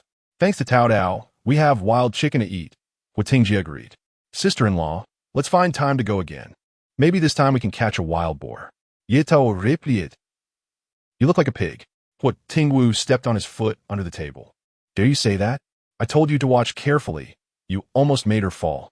It's fine, I was careless, Ye Tao said. Besides, they also gained something from this misfortune, picking up such a big piece of jade. Even if it was a bruise, it would be worth it. Huo Tingwu looked at her with teary eyes. Thank you, sister-in-law. The annoying second brother only knew how to bully him, taking the opportunity to serve dishes to his sister-in-law while secretly making faces behind his back. Huo Tingwu shot him a glance, scaring him into submission. Ye Tao laughed. Don't always scare him. Huo Tingwu picked a piece of tender meat and placed it in her bowl. All right, I'll listen to you. Lu Wenxiu watched the couple's interaction, smiling so broadly that her eyes disappeared, thinking they were a perfect match. She nudged her husband, urging him to take a look. Huo Xiaolin was busy eating and glanced over perfunctorily before burying himself back in his meal. This wild chicken is really good, unlike the considerate second brother. Lu Wenxiu rolled her eyes, thinking, forget it, he's old. I won't expect him to wake up. As the morning light brightened, Ye Tao woke up on time to the sound of roosters crowing. Thinking about the big event they had to do today, all her sleepiness vanished. After breakfast, Ye Tao packed her things and put them in her bag. Huo Tingwu rode his bike to take her to the county town. They first went to the supply and marketing cooperative to buy some things before visiting Uncle Wen. Uncle Wen was a bit surprised to see them so early. Huo Tingwu said, Uncle Wen, we need your help with something. Oh, what is it? Seeing his mysterious demeanor, Uncle Wen became interested. Ye Tao took the jade out of her backpack, uncovered the cloth, revealing its true appearance. Chapter 19. What's wrong with your brain? Wenbo fixed his gaze and immediately couldn't sit still. He hurriedly walked over and carefully lifted the object for observation. After a long while, he murmured, Is this jadeite? He laughed and said, You kid are lucky. Such pure jadeite is rare. If the workers have good skills, they can cut this piece out completely. Under the influence of his friend, Wenbo had gained some understanding of antiques. Ye Tao said, We're not sure. Tingwu mentioned that you have a wide network. So we shamelessly ask you to help us find someone to take a look. Can you help us find someone who knows? Huo Tingwu said. Wenbo carefully put the object away. No problem, I'll go to old Xie and let him help you take a look. By the way, if you have nothing on, let's go together. He should just be coming back from his walk at this time. The two replied in unison. Okay. Old Xie, whom Wenbo mentioned, lived 3 streets away from the Wen family. When the 3 arrived, Old Xie was sitting in the yard drinking tea. After learning their purpose, Old Xie put on his reading glasses, used his unique method to examine it, and confirmed it was undoubtedly jadeite. Knowing it was picked up by Ye Tao, he sighed that her luck was good. Such a large piece of jadeite is hard to come by. Seeing that it was brought by Wenbo, he kindly reminded them, The situation is special right now. It's best not to show this kind of thing. He thought about how the Xie family had once been glorious, contributing to the country for several years, but now they had to be humble. Ye Tao replied, We understand, thank you. The two didn't stay long and, after bidding farewell to Wenbo, took the jadeite home. How about we keep it for now and take it out later? Ye Tao suggested. Huo Tingwu had no objections. Since she found it, it was up to her how to handle it. At that moment, Huo Tingjie and Huo Tingting were also present. Ye Tao felt they had the right to know and gathered everyone to tell them about it. Second sister-in-law, am I dreaming? Huo Tingjie felt he couldn't understand her words. That beautiful stone was worth a fortune. His silly look embarrassed Huo Tingwu. What a foolish brother. Compared to him, Huo Tingting appeared more composed, if one overlooked her astonished expression. This piece of jadeite is something we all found. Everyone who saw it has a share. If we sell it, it could be worth a lot. But given the current situation, we can't handle it. I thought you should know, which is why I called you here. Let's sit down together and clarify this, so we don't have conflicts later because of it. After Ye Tao finished speaking, Huo Tingwu immediately said, "Second sister-in-law, that was your find. Tingwu, and I didn't do anything, so we can't take any." Huo Tingwu came back to his senses and nodded. Ting is right. If it weren't for you, second sister-in-law, we wouldn't even know it was jadeite. We would probably think it was just an ordinary stone. The two insisted they didn't want any, and just as Ye Tao was about to say something else, Huo Tingwu pulled Ting away, saying as they closed the door, "Second sister-in-law, it's all yours. We're family, so don't mention it." Looking at the closed door, Ye Tao was at a loss for words. Huo Tingwu wrapped his arm around her. "It's fine." Changing the subject, "How do you want to handle this jadeite?" Ye Tao thought on the way. Since they couldn't sell it or let others find out, it would be better to hide it and wait a couple of years for things to settle down before handling it. By then, it could be made into jewelry and serve as a family heirloom. Huo Tingwu was skilled at hiding things. Using his scouting experience, he found tools and dug a hole in an inconspicuous corner, carefully wrapping the object and burying it. He covered it with soil and placed some worthless items on top. So even if someone discovered it, it would be a decoy. With a professional's help, they restored the ground's appearance without much effort. Ye Tao nodded in satisfaction. Now she could rest assured while accompanying the army. After taking a nap and waking up, Ye Tao found an unexpected person sitting in the yard. She ignored them, washed her face with a basin of water. Ding Yuxiang gritted her teeth. That dead girl has become so arrogant. She doesn't even greet her own mother. Lu Wenxiu deliberately didn't mention Ding Yuxiang's name, saying, Tao, there are apples that Tingwu just bought on the table. Wash them and eat. The apples were meant for the daughter-in-law, not for her. Ye Tao pretended not to see the person and took one apple for herself, conveniently bringing one for her mother-in-law. Lu Wenxiu was delighted, smiling broadly and praising her for marrying a good daughter-in-law. The sweet aroma of the apple lingered around Ding Yuxiang's nose. She swallowed hard, trying to clear her head. Ye Tao, it's not that I'm saying this, but what time is it now? You just got up. Even if your in-laws pamper you, you still need to know your limits. Ding Yuxiang repeated herself while observing Lu Wenxiu's expression. When she saw her frowning, she thought her words were resonating with her, and she became more enthusiastic. Ye Tao shot her a glance, wondering if this person was bored. She had left home, yet still came to scold her daughter. "Give me back the money for the watch." A light remark cut Ding Yuxiang's words short. "We don't need to be so distant between us. By the way, isn't Tingwu at home?" Ding Yuxiang changed the subject. "He went out." "Why? Do you need to find him?" Ye Tao asked. "Of course. I have something to discuss. Otherwise, I wouldn't have the nerve to come to the Huo family.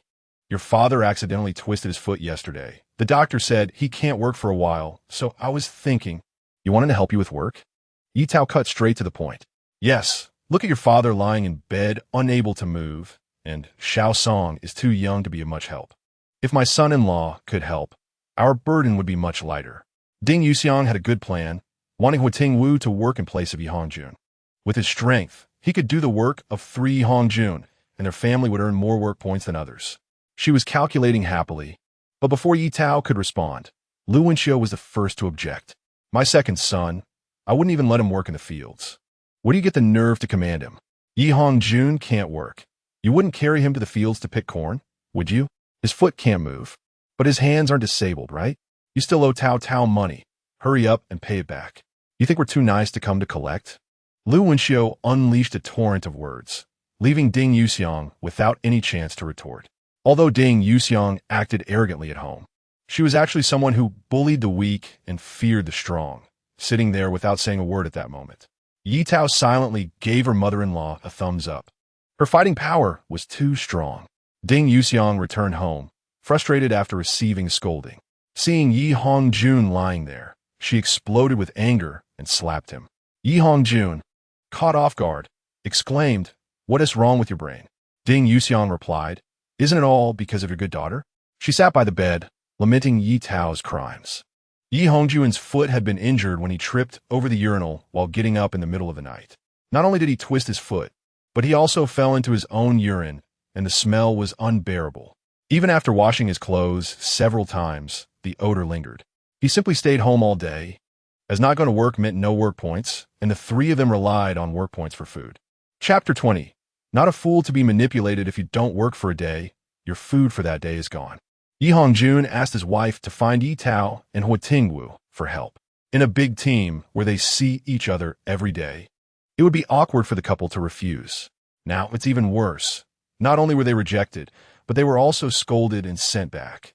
Ye Hongjun had no choice but to collapse onto the bed. Ding Yuxiang saw him like this and became even angrier. Say something. Ye Hongjun replied, what can I do? Ye Tao married into the Huo family. Now they have money and power. I see that the second son of the Huo family cares about her. It's not like we're manipulating a fool. I think we shouldn't stir things up anymore. Let's wash up and go to sleep. After saying this, he continued to lie down and sleep, leaving Ding Yuxiang to sulk alone. Huo Tingwu knew about this matter and asked Ye Tao what she thought. After all, they were her parents. If she felt soft-hearted, they could send back 2 pensions every month. Ye Tao said, no, they never cared for me when I was growing up. It's better to keep that money for ourselves. All right, I'll listen to you, Huo Tingwu said. My vacation is almost over. We have 3 days until we leave. Tao, have you really thought about coming with me to the military? Of course.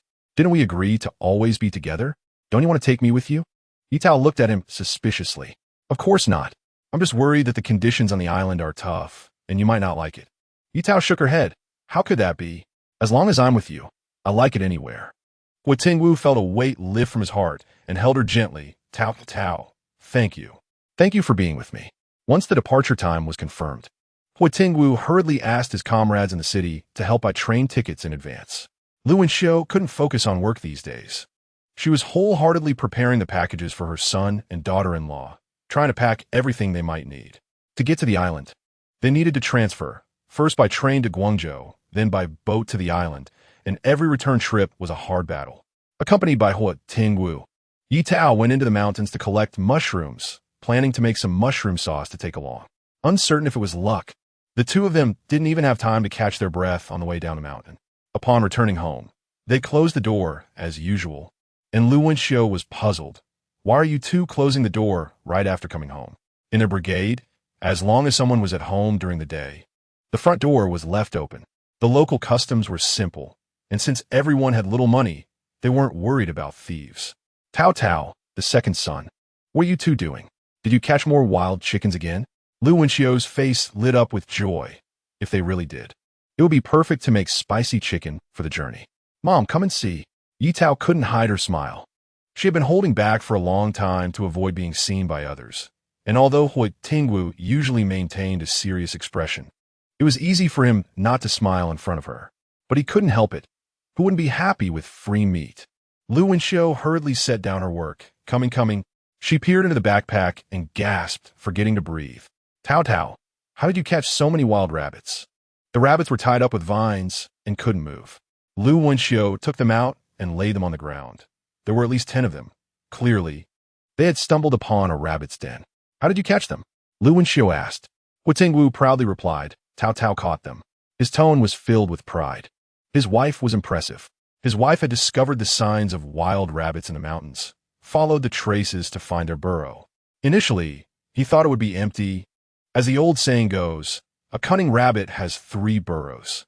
But Ye Tao had a strong intuition that there were definitely rabbits in that burrow. Huo Tingwu had run in the mountains since he was young and was good at catching rabbits. Since his wife said there were rabbits, he had no choice but to catch them. It turned out she was right. They found 7 or 8 in one go, capturing the entire rabbit family. They even found another burrow later and caught quite a few more. Before descending the mountain, they checked to ensure nothing was exposed and maintained their usual expressions while greeting the brigade members. Great. I was just worried about what to bring for you on the road.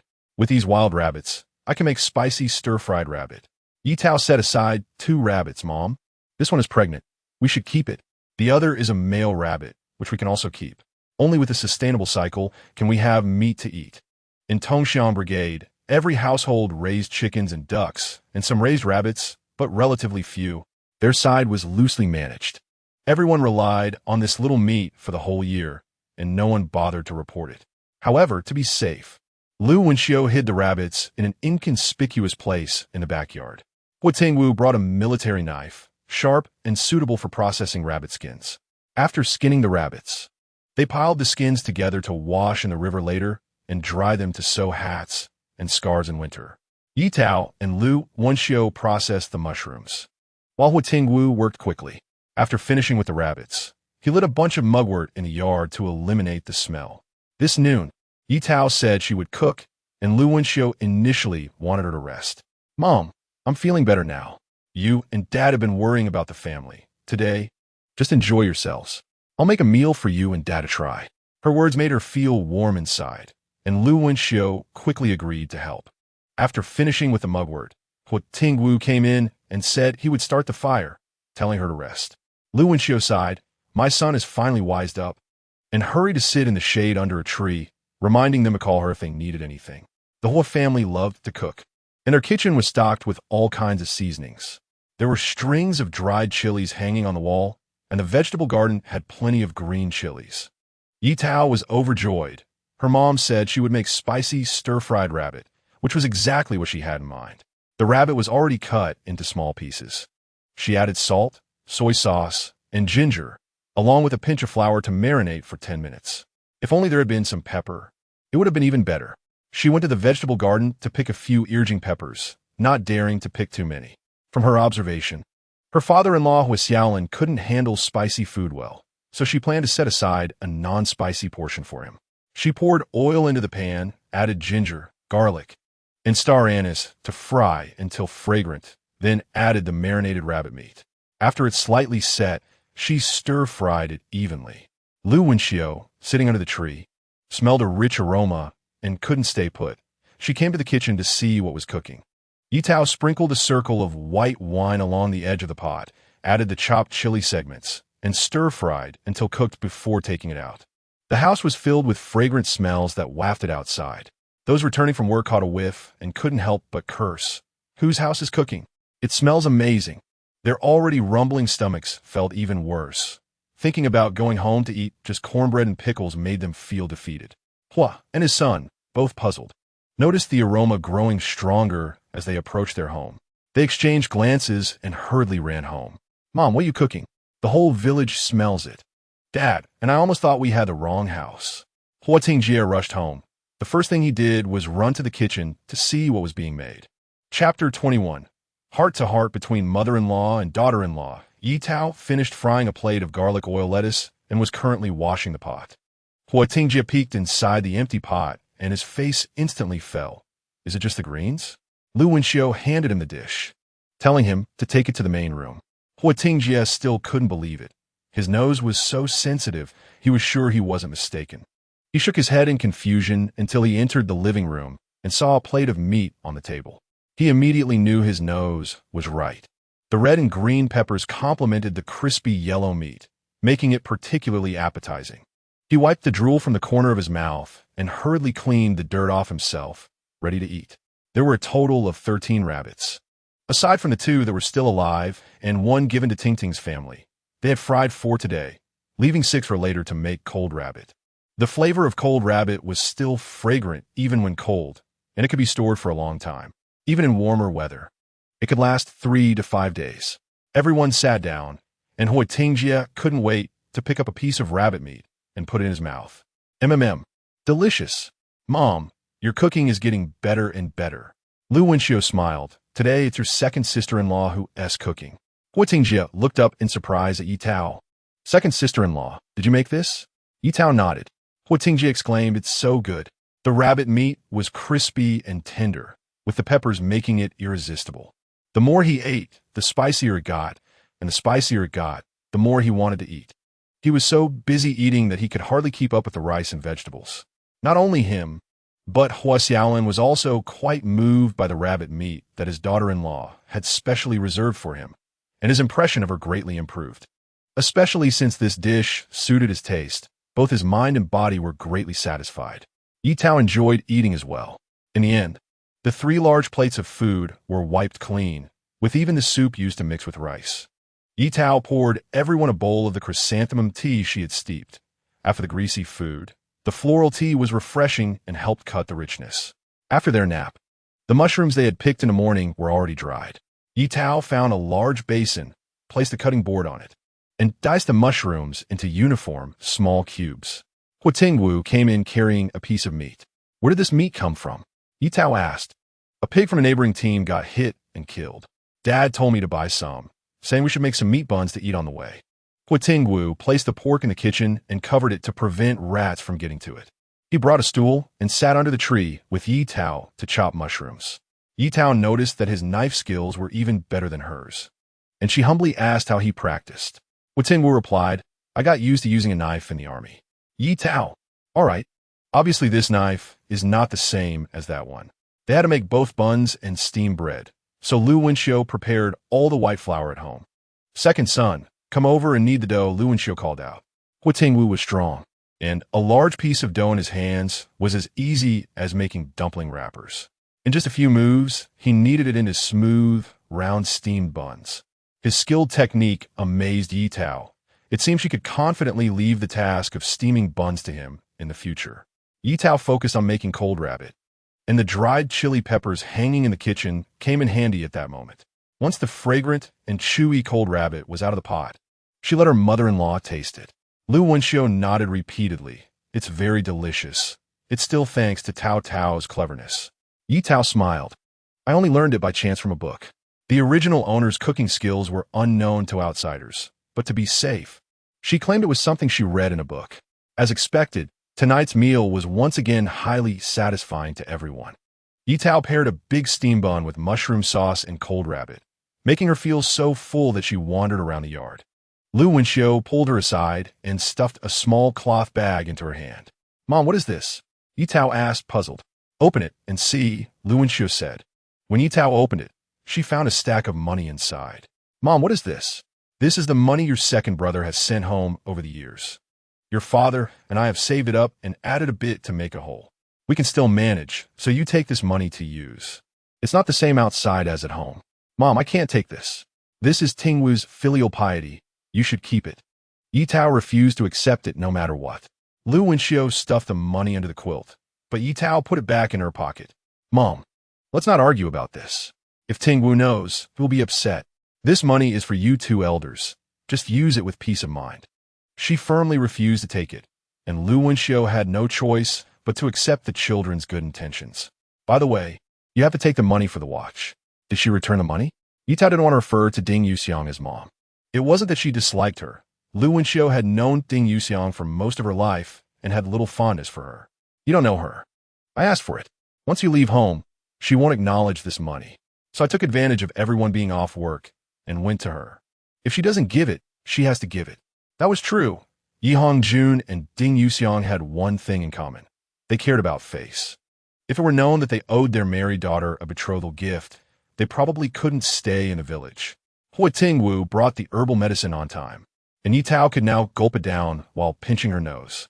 Just as it went down, a piece of hawthorn cake was stuffed into her mouth, and the sweet and sour taste masked the bitterness. Mama's going to give you the pension money you sent us. I didn't take it.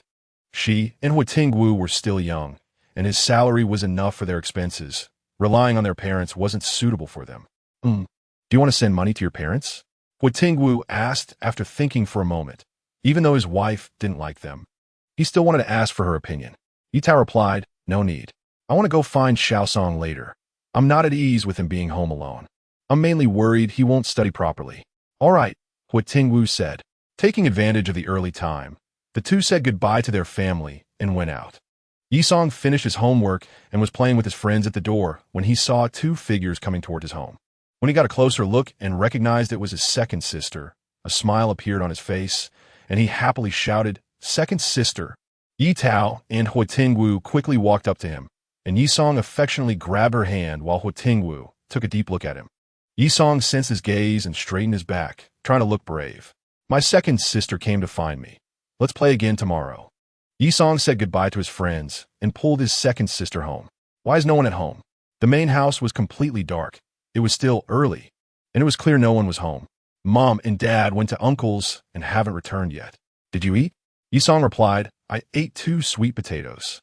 2 sweet potatoes weren't enough to fill him up, and not long after finishing, he felt a bit hungry. Ye Tao asked Huo Tingwu to take out the buns. Here, hurry up and eat. Yisong took it, sincerely calling out brother-in-law. Huo Tingwu smiled. It seemed that good food was the way to win people's hearts. Chapter 22. He doesn't discriminate between flavors. Xiaosong. I'm going to join the army with your brother-in-law soon. You stay at home, study well, and eat well, okay? As soon as Ye Tao said this, Yi Song felt that the meat bun in his hand had lost its flavor. Sister, where are you going? He asked anxiously. Very far away. It will take several days by train. Yi Song's eyes turned red. I don't want you to go. As soon as he finished speaking, he burst into tears. Ye Tao was both amused and helpless, and it took a lot of coaxing to calm him down. Huo Tingwu frowned and looked at him displeased.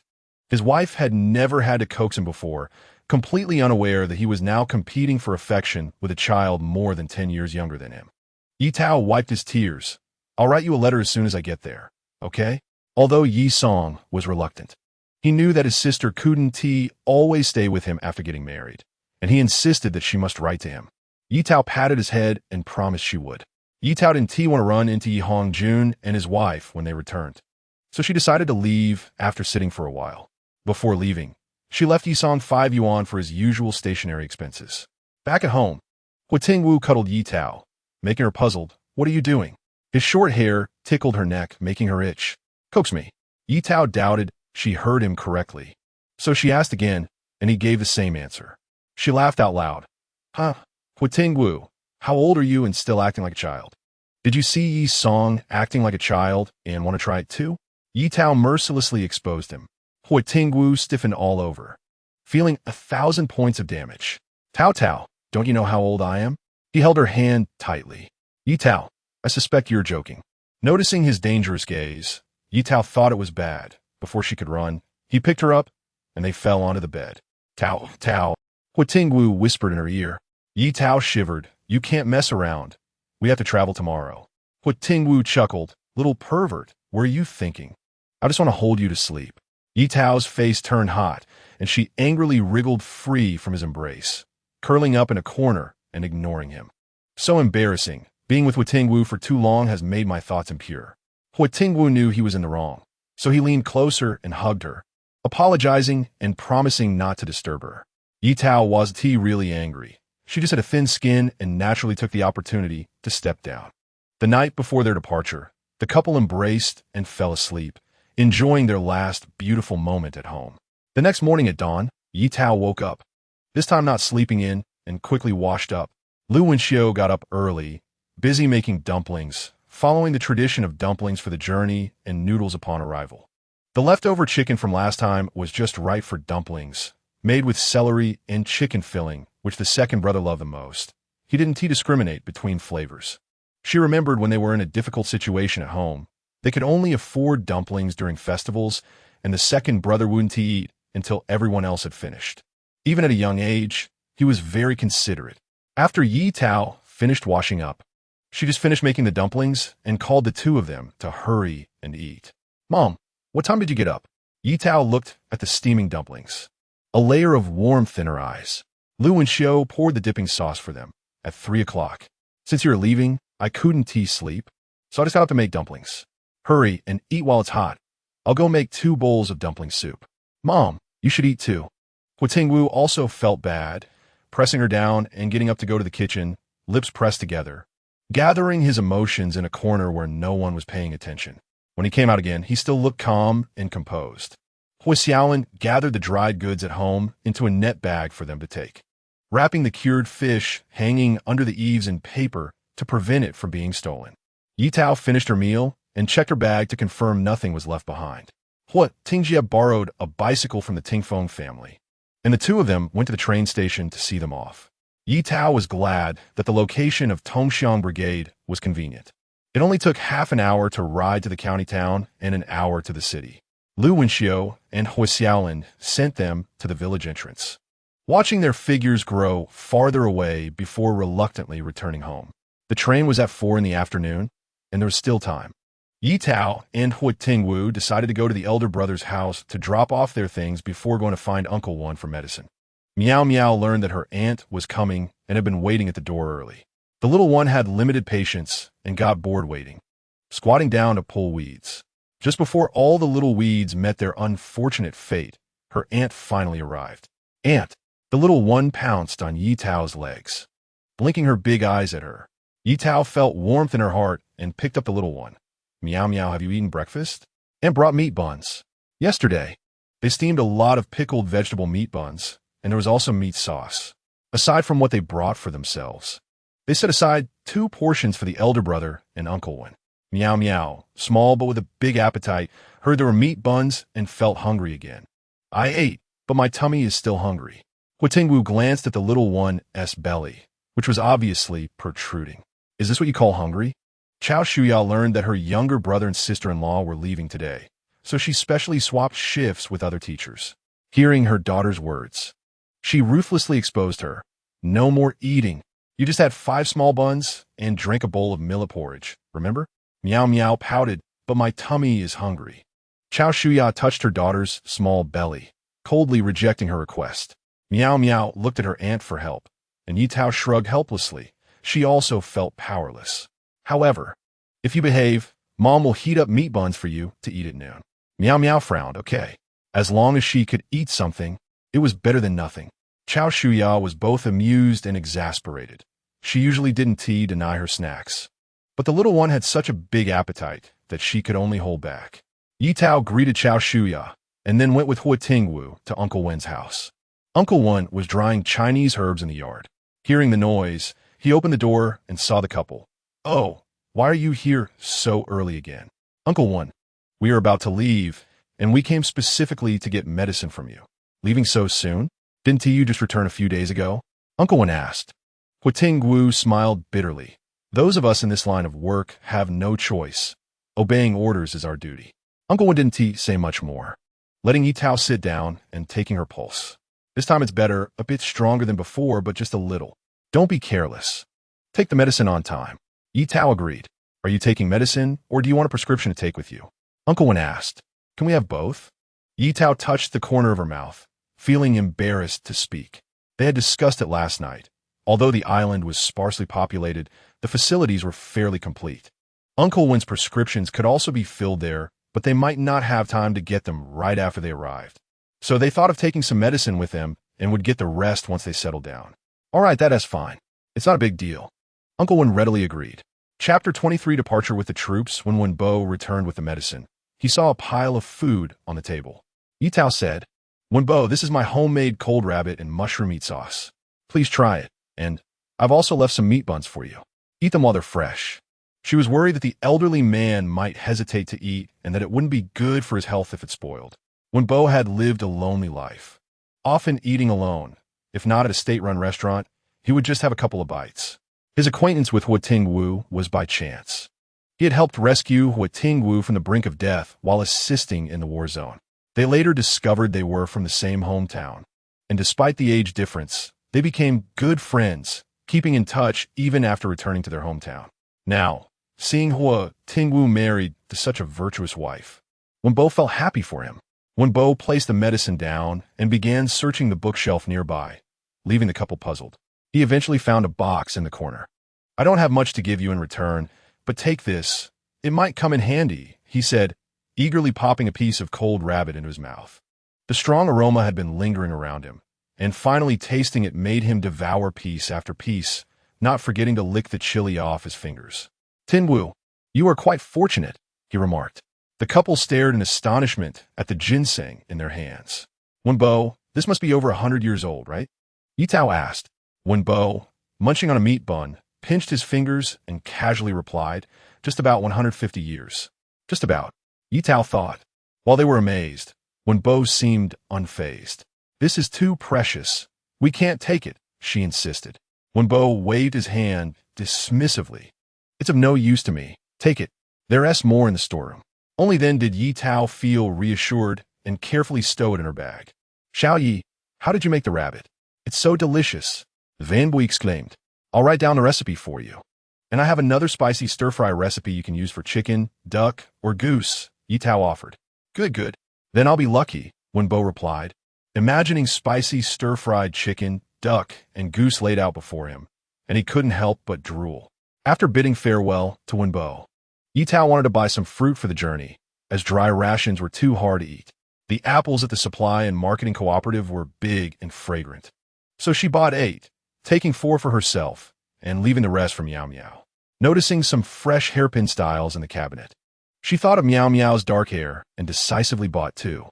As expected, Meow Meow was delighted with the gifts from her aunt. Her little face flushed with joy as she thanked her. "Thank you, Auntie," she said happily, rushing to the mirror. "Tao Tao, you shouldn't have spent so much. She wanted to buy them yesterday, but I didn't agree. Today, she finally got her wish." Chao Shuang expressed her gratitude sincerely, noting that she had enough hairpins for her daughter. Honestly, hairpins weren't cheap, and with how spoiled they could only afford one pair a month. She felt content with her sister-in-law's thoughtfulness, looking at Ye Tao with even more warmth. "It's fine as long as Meow Meow likes it," Ye Tao said, spending some time playing with Meow Meow before heading to the kitchen to help her sister-in-law cook. "Sister-in-law, sorry to disturb you today." She had just learned from Meow Meow that her sister-in-law had specially adjusted her schedule for them. "No need to be polite. It's great that you both have time to sit down. I'm happy to have you here," Chao Shuang smiled. "Then I won't be polite," Ye Tao said generously. The two were busy in the kitchen when Huo Tingwu came over to see if he could help. Ye Tao directed him to peel and shred the potatoes and clean the celery. Huo Tingwu took the items outside to tidy up, and when he was far enough away, Chao Shuang leaned in and asked, "Tao Tao, how did you train him?" "The second one is too obedient." She appeared eager to learn, while Ye Tao's face turned red. "No, he wants to do it himself," she replied. "Not bad, much better than his older brother," Chao Shuang commented. Ye Tao was curious. "Doesn't the older brother help you with chores?" "Not really," Chao Shuang said, a hint of embarrassment crossing her face.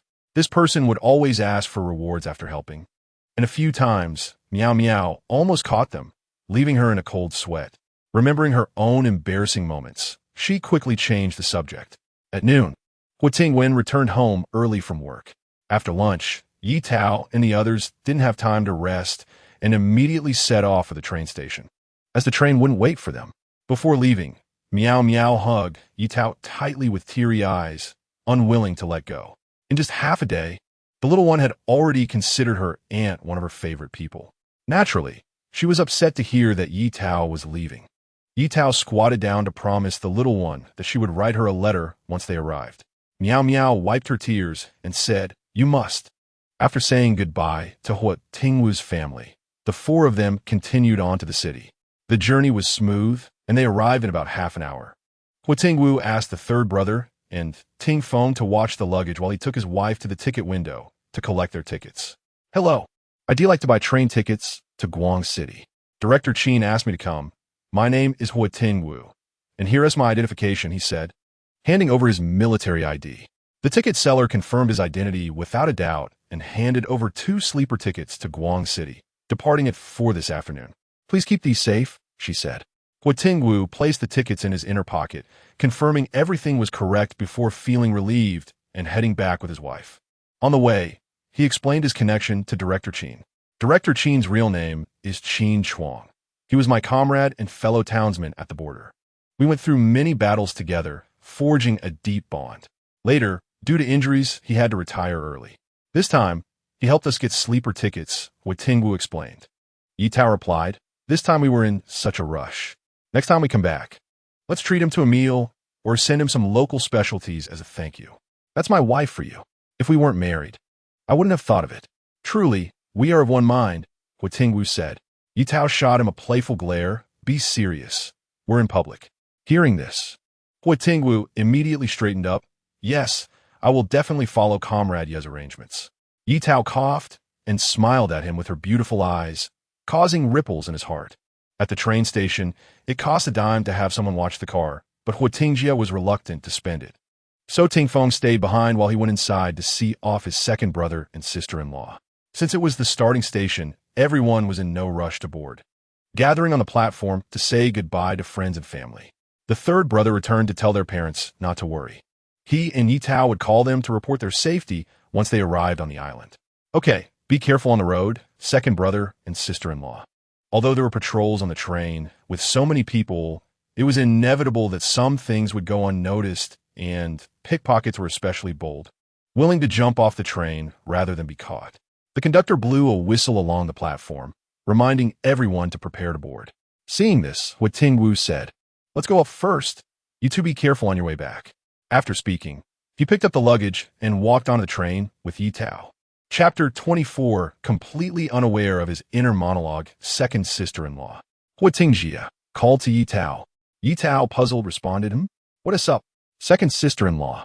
I have something to ask you, he said, pulling Ye Tao aside. Can you wish for me to find a wild chicken every day? Ye Tao. They say it's just a coincidence. Huo Tingwu continued. No, eating wild chicken every day is too extravagant. It might get reported. Let's say once a week instead. Third brother, it really is just a coincidence, Ye Tao said. Please, second sister-in-law, what if it's true? Huo Tingwu was not giving up. He had already thought of 108 ways to cook wild chicken. Huo Tingwu was still waiting, and Ye Tao didn't want to waste words with him. So she reluctantly said, All right, third brother, you can find a wild chicken every week. Huo Tingwu happily clasped his hands together. Thank you, second sister-in-law. What are you doing? The two were head-to-head talking for a while, and Huo Tingwu hurriedly walked over, having heard them mention wild chicken. Huo Tingwu replied, It's nothing. I just wanted to ask second sister-in-law how to cook the rabbit meat from yesterday. Second brother, I want to delay you from getting on the train. Huo Tingwu looked at him suspiciously, then turned to his wife, and Ye Tao shrugged. The entrance to the train was crowded, and Huo Tingwu handed his luggage to Huo Tingwu.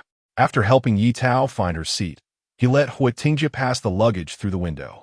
Not long after putting away the luggage, the train roared to life, and with the conductor's reminder, it began to move. Huo Tingwu and Ye Tao waved goodbye to Huo Tingwu on the platform. Both Qin Chuang had bought lower berths for them. After a while on the train, no one else came into their compartment, so it was quite comfortable for the couple. When they boarded, Ye Tao noticed the hard seat compartment was packed with people, like dumplings being stuffed. Luckily, Huo Tingwu had arranged for sleeper tickets in advance. Otherwise, sitting for over 2 days in a hard seat to Guang City would have left her feeling completely exhausted. This was Ye Tao's first time leaving the Tongxiang Brigade, and she felt a bit curious looking at the unfamiliar scenery outside. Unlike the high-rise buildings of later generations, there were vast plains as far as the eye could see, with occasional riverbanks and birds flying freely in the distance. At dinner, Ye Tao took out the food they had brought. On this trip, they had brought 3 large bags, 1 small bag, and a crossbody bag that Ye Tao was carrying. The food was specifically packed in the small bag, placed on the small table for easy access. Huo Tingwu took the meat buns and thermos to heat up the food, and Ye Tao, feeling bored waiting in the compartment, decided to stretch her legs in the aisle, though she didn't dare wander far. Before boarding, Huo Tingwu had specifically educated her on train travel precautions. Never let your belongings leave your sight. They heated up 4 large buns. Ye Tao's homemade buns were hearty, and she was full after eating just half. Huo Tingwu naturally took the remaining bun from her hand and stuffed it into his mouth. Slow down, Ye Tao handed him the thermos. Eating so fast is bad for your stomach. Huo Tingwu swallowed his mouthful and said, I'm used to it from the army. Despite saying that, he slowed down his eating pace. Ye Tao smiled knowingly. After eating, Ye Tao wanted to go to the restroom, and Huo Tingwu placed their bags under the lower berth and accompanied her. Is this okay? Ye Tao was somewhat worried. Didn't you say not to leave your sight? Huo Tingwu clearly thought of this too. It's all right. The restroom is right at the compartment junction, and there aren't too many people in our sleeper compartment. I can keep an eye on things from the restroom door. Hearing this, Ye Tao felt reassured and went to take care of her urgent matter without any burden. There was nothing to pass the time on the train, and the rumbling sound made her even more restless. In the darkness, she asked, Can't sleep? Ye Tao, did I wake you up? Huo Tingwu shook his head. No, I'm used to it after years of missions. I wake up at the slightest noise. Neither of them felt sleepy, and Huo Tingwu began to talk about life on the island. Every day, at low tide, everyone would bring fire tongs and nets to catch seafood. The island was surrounded by the sea, and there was plenty of seafood. Tao Tao, do you like seafood? I love it. As an inland child, the beach was her biggest dream. Hearing her affirmative answer, Huo Tingwu smiled in the dark. Once we get there, I'll take you to catch seafood. From Huo Tingwu's description, Ye Tao realized that life on the island wasn't that bad. Not to mention, there was electricity and running water. After all, the Tongxiang Brigade had only gotten electricity last year. She voiced her confusion. Why does no one want to go to the island with the military? The conditions seem fine, because the island's climate is unpredictable, and it's too far away. We take the train to Guang City and then a 2-hour boat ride to the island. followed by a half-hour drive to the family compound. Wow, you got all modes of transport covered. Huo Tingwu lay back with his hands behind his head, saying, Tao, I was really happy when I heard you wanted to follow me with the military. Old Joe used to joke that I didn't understand the benefits of marriage. This time when we go back, he will definitely be surprised. Thank you, Tao. As soon as he finished speaking, what responded to him was Ye Tao's soft snoring. After a long day of travel, she was already exhausted, completely unaware of Huo Tingwu's inner monologue. Huo Tingwu smiled slightly, quietly kissed her forehead, and silently wished her sweet dreams. The next morning, when Ye Tao woke up, she felt sore all over and looked quite lethargic. Huo Tingwu had already gotten used to the firmness of the bed. Seeing her frowning while rubbing her waist, he thought of spreading his own blanket under her at night. Although it couldn't compare to the comfort of home, it was better than nothing. When Ye Tao returned after washing up, Huo Tingwu had already brought back the heated food to the compartment. Where did the millet porridge come from? The dining car sells it. I asked the conductor to add some sugar. You can try it and see if it tastes good. Ye Tao liked to add a bit of sugar to her porridge sometimes. She didn't expect him to notice that thoughtfully. The train arrived at Hu City with a rumble. As one of the top cities in the country, the train stopped at Hu Station for half an hour. And during this time, Ye Tao could finally get some fresh air outside. Huo Tingwu placed all their luggage on the luggage rack, keeping the money and tickets with him, allowing them to stroll outside with peace of mind. There were small vendors selling items on the platform, and Ye Tao found it novel. Indeed, it was a big city, with personal businesses operating so openly. Huo Tingwu explained that these were station staff trying to increase station revenue by selling items, and the higher-ups turned a blind eye to it. Ye Tao's eyes lit up when she saw fresh oranges, revealing her desire to eat. Huo Tingwu couldn't bear to see his wife looking deprived, so he readily pulled out money. Ye Tao worried about them going bad if they couldn't finish, so she only bought 6, but each was the size of a palm. The staff complimented him for being such a good husband, knowing how to cherish his wife. Ye Tao felt they were right and wholeheartedly agreed. Chapter 25. Train farce. The two returned to the carriage, chatting and laughing. But Ye Tao's face immediately darkened upon seeing the scene inside. Huo Tingwu looked at her expression, followed her gaze inside, and anger flashed in his eyes. I'll let you sit here. His tone was icy, startling the chubby boy. The old lady, eating sunflower seeds, quickly shielded her grandson behind her, like a hen protecting its chick. Why are you being so fierce? You scare my grandson. Can you afford to compensate for that? Ye Tao stood in front of Huo Tingwu, glaring at the old lady with fury. I don't know if you can afford to compensate, but I do know that if you don't hurry up and get off my bunk, I'll make him cry. The chubby boy, feeling supported, made a face at her from the back. Ye Tao gritted her teeth, thinking she would laugh so hard that he would lose his teeth. Grandma, my tooth fell out.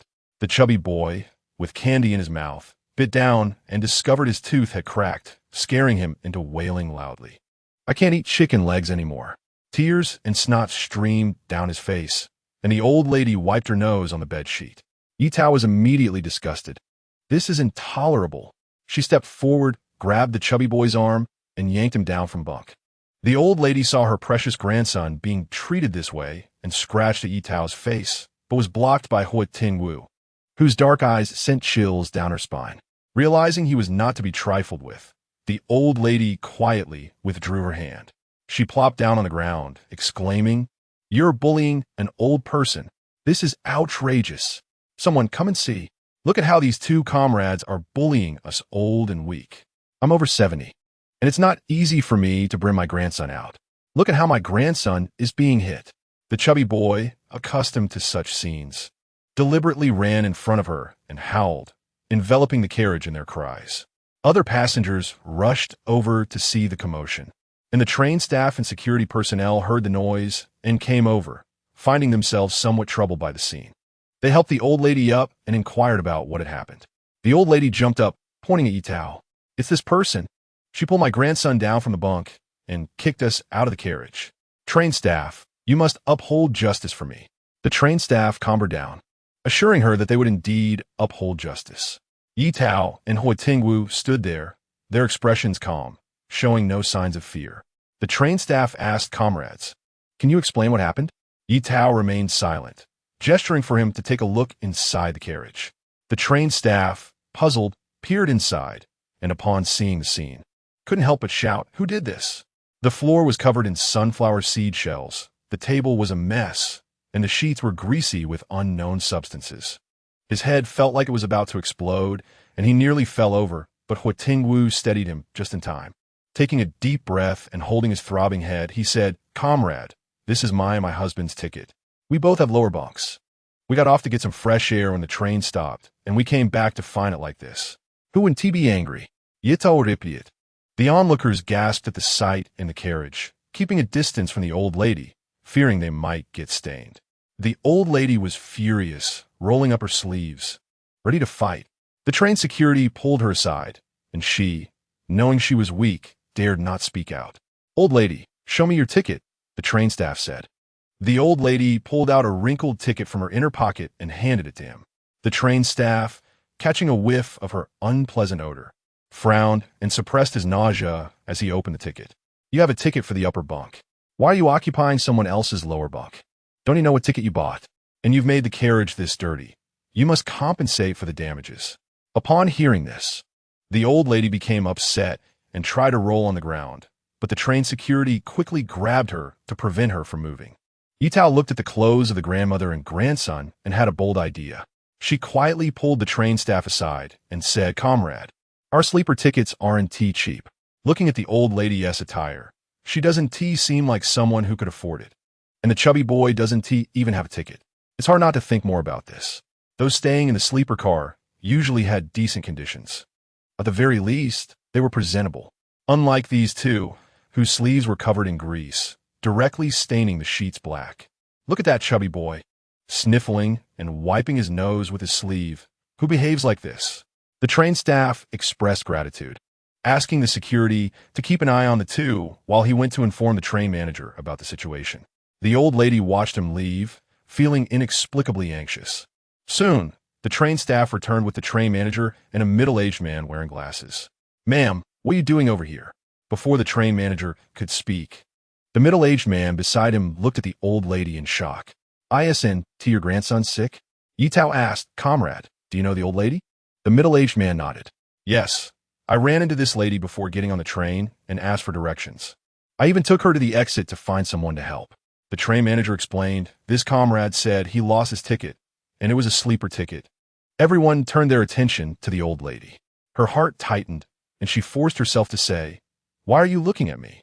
I have my ticket right here. Clear as day. Don't believe me? Look."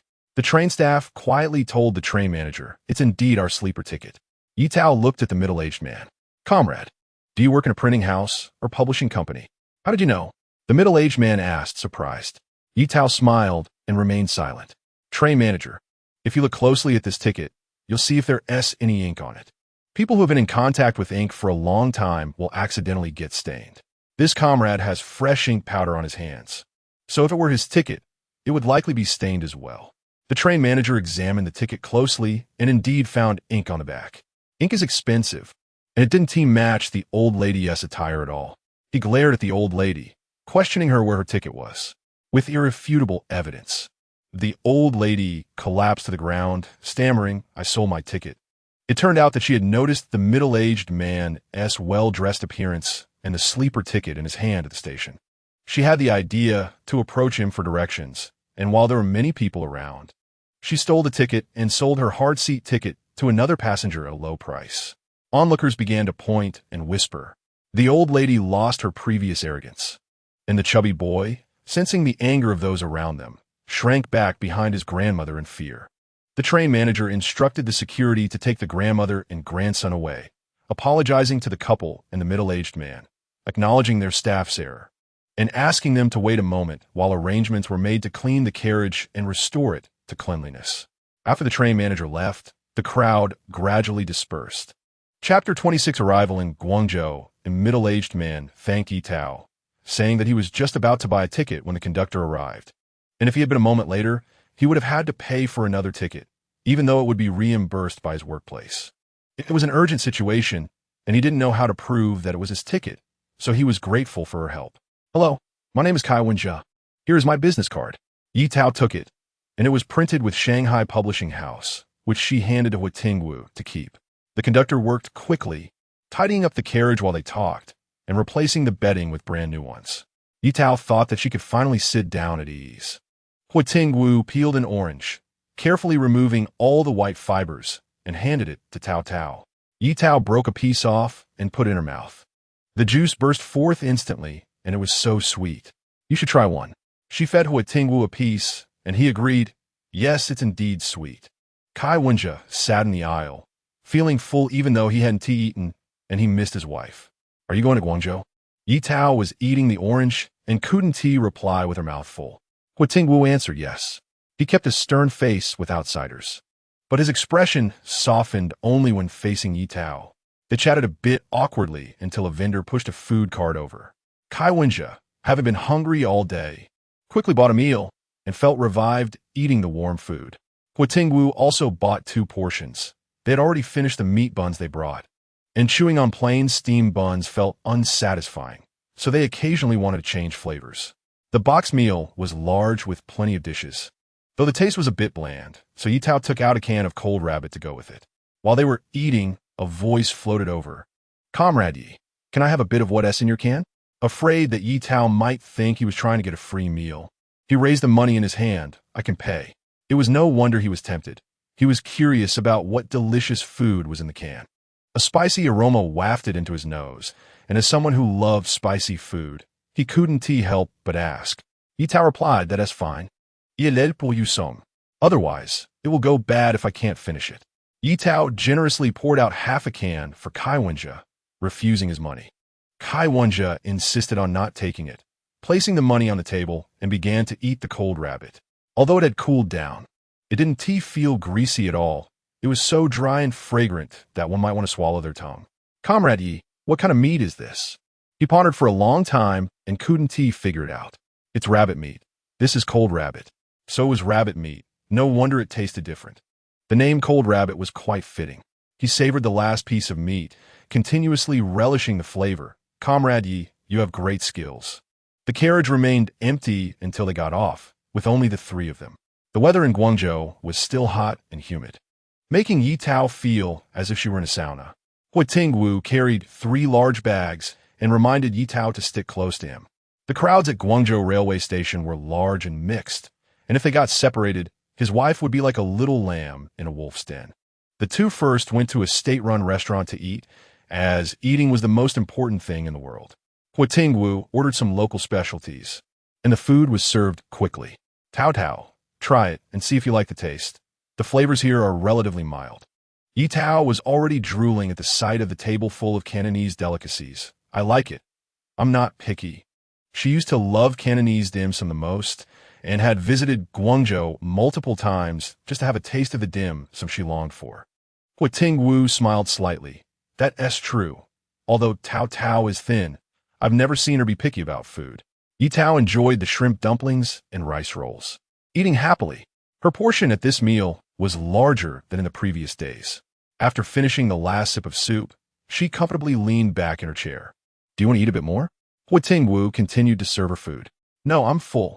I've already eaten a basket of shrimp dumplings, a portion of rice rolls, and a bowl of soup, which is far more than usual. However, he still felt that he hadn't eaten enough. It truly was a sweet burden. Huo Tingwu furrowed his brow slightly, thinking, can this little bit really fill you up? Ye Tao smiled. I'm really full. I would waste food. I'm not a fool. Seeing that she was indeed full, Huo Tingwu didn't press further. He was mainly worried about her not adjusting well to the local food and climate, recalling how it took him half a month to recover back then. After the meal, the 2 found a guest house to check in, as they had nothing at home. They would stay one night and buy some things tomorrow before returning to the island. Hello, comrade. Here are our introduction letter and marriage certificate.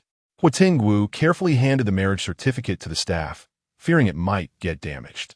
The staff noticed his care and began to take it seriously, turning a simple check-in into a tense atmosphere like signing a major contract. Registration is complete. The first room on the left after the stairs. Please keep your documents handy and enjoy your stay, the staff said. Huo Tingwu took the luggage while Ye Tao smiled and greeted the staff. They found their room, locked the door, and finally could lie down at ease. Huo Tingwu thoughtfully placed their marriage certificate in his bag, feeling uneasy carrying such a valuable item around. On the day their marriage report was approved, they took the introduction letter to get their marriage certificate. Unlike the small book of later generations, the marriage certificate from this era was just a piece of paper, simply stating their information without any photos. The staff handed the certificate to them, wishing them happiness in their marriage. "Thank you." Huo Tingwu shared some sugar cubes he had brought with the staff, and their blessings became even more heartfelt. After leaving the registration office, Huo Tingwu carefully tucked the marriage certificate away. After getting their certificate, they went to the only photo studio in the county to take pictures. As it was an important moment in their lives, and only photos could capture the beauty of the moment. Ye Tao, as a food blogger, had no problem with the camera, while Huo Tingwu appeared stiff in expression and posture, unsure of how to pose. The owner, having taken photos for many years, was used to this kind of situation. "Comrade, don't be nervous. Just think of the camera as your wife. Look this way and smile a bit. Marriage is a happy occasion. Be a bit happier." Being educated in front of Ye Tao made Huo Tingwu even more awkward. If this continued, none of the photos would be usable. Ye Tao took the initiative to hold his hand, encouraging him to relax. Huo Tingwu took a deep breath, thinking, "It's just taking pictures. How hard can it be?" With that thought, a slight smile appeared on his face, which the owner quickly captured. "Great." After paying for the photos and requesting expedited processing, they received the pictures in the afternoon and were very satisfied after showing them to his mother. Ye Tao also thought the photos turned out well. Although they were black and white, both of them had smiles on their faces, looking very warm. Huo Tingwu carefully kept the photos with him, saying that whenever he missed home, he would take them out to look at, as if Ye Tao were always by his side. Chapter 27. Arrival at the island, feeling sticky all over from the long journey. Ye Tao still hadn't fully recovered and wanted to take a shower before lying down. The only place to shower was the bathroom in the backyard on the first floor. Ye Tao and Huo Tingwu bought some toiletries at the front desk and took the bathroom key to shower. After spending several days on the train, she could tolerate it at first, but later it became unbearable. She could only wipe herself a bit in the restroom, but there was no way to wash her hair, and her originally black and beautiful hair had become tangled. Ye Tao felt comfortable after washing for a full 4 times. Fortunately, they were staying at a guest house for a night. Otherwise, with her current appearance, she would have been laughed at when they arrived at the island.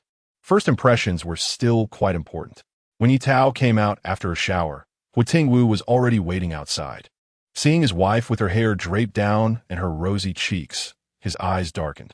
Ye Tao was completely unaware. She was anxious to go back and dry her hair. The weather was too humid here, and if she didn't dry her hair in time, it might get tangled again. After returning the key to the front desk, they went back to their room. Huo Tingwu's short hair had already dried while he waited for Ye Tao at the bathroom door. At that moment, seeing his wife drying her hair, he walked over and took the towel from her. "I'll help you dry it." Ye Tao's hair reached her waist, and she had a lot of it, making it a chore to dry. It was just right to hand this task over to him while she sat on a chair to rest.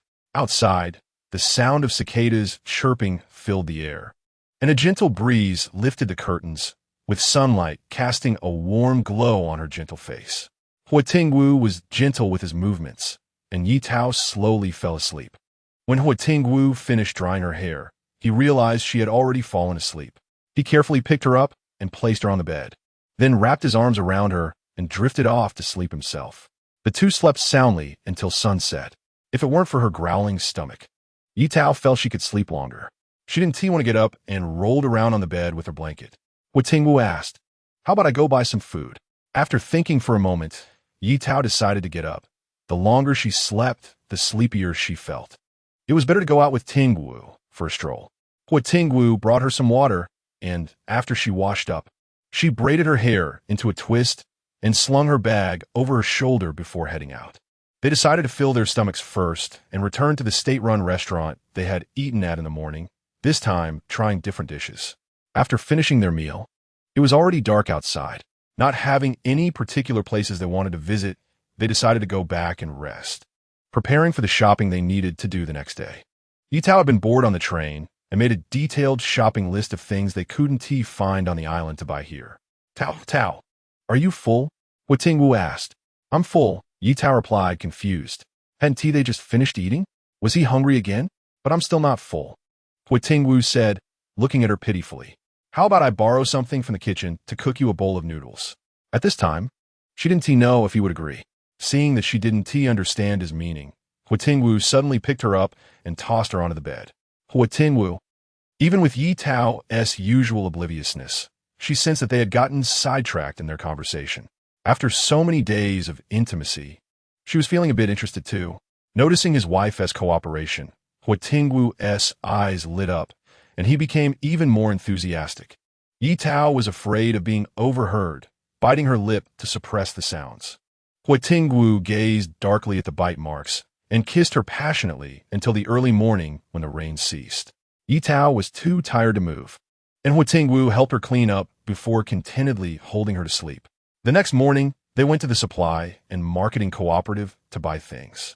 The most important items were clay pots. Ye Tao planned to buy two, one for making medicine and one for soup. However, Huo Tingwu said that pots and pans were available in the cooperative on the island. Most of the items on their list were available, and they mainly needed to buy some spices and skincare products in Guang City. The variety of skincare products in Guang City was much greater than back home, and Ye Tao was even surprised to see the domestic brand Pekoin, which was a delightful find. Huo Tingwu encouraged her to buy decisively, and he also bought some snowflake cream. Under the care during this time, the calluses on Ye Tao's hands gradually faded. Passing by the fabric counter, Ye Tao chose a few soft fabrics to make underwear since she only had 2 pieces left from before and the rest had been ruined by Huo Tingwu. Annoyed, Ye Tao didn't want to talk to him. The most expensive items they bought turned out to be the seasonings, with prices comparable to skincare products. They then went to a traditional Chinese medicine shop, handed the prescription to the owner, and got a month's worth of medicine. If she could get more medicine on the island later, she wouldn't have to rush back to Guang City. After all, as a homebody, she just wanted to stay in her little nest. After returning to the guest house to pick up their luggage, they went to the dock and found they had 10 minutes before the boat departed. They hurriedly boarded the boat and found a seat in a corner. It was Ye Tao's first time on a boat, and everything at sea was new to her. Huo Tingwu had worried she would get seasick, so he specifically bought some oranges and hawthorn, but it seemed unnecessary now. The sea was calm, shimmering under the sunlight, with occasional seabirds flying by and an endless coastline in the distance. Ye Tao watched with great interest until suddenly her view was blocked by a pair of big hands. "What's wrong?" Huo Tingwu said. Tao, take a break. Staring at the sea for too long will tire your eyes." Listening to him, Ye Tao obediently closed her eyes and carefully massaged around them. No wonder her eyes felt sore. There was no wind at sea, and they arrived at the island 20 minutes ahead of schedule. The dock was packed with people waiting. After disembarking, Huo Tingwu took Ye Tao's hand and led her out of the crowd. "Old Huo, you're finally back," Zhou Chongli exclaimed as he rushed over. Huo Tingwu disdainfully pulled him away, saying, "Be mindful of your behavior in public." Zhou Chongli punched his chest. "What is wrong with us? Why so distant?" Huo Tingwu rolled his eyes and helplessly replied, "My wife is here." Ye Tao hid her surprise and appropriately revealed a polite smile. "Is this your sister-in-law?" "Hello." "Yi em Zhou Huangli." "Hello, comrade Zhou," Ye Tao replied. "Wow, has this young lady come of age?" "Old Huo, you beast." Ye Tao couldn't help but laugh.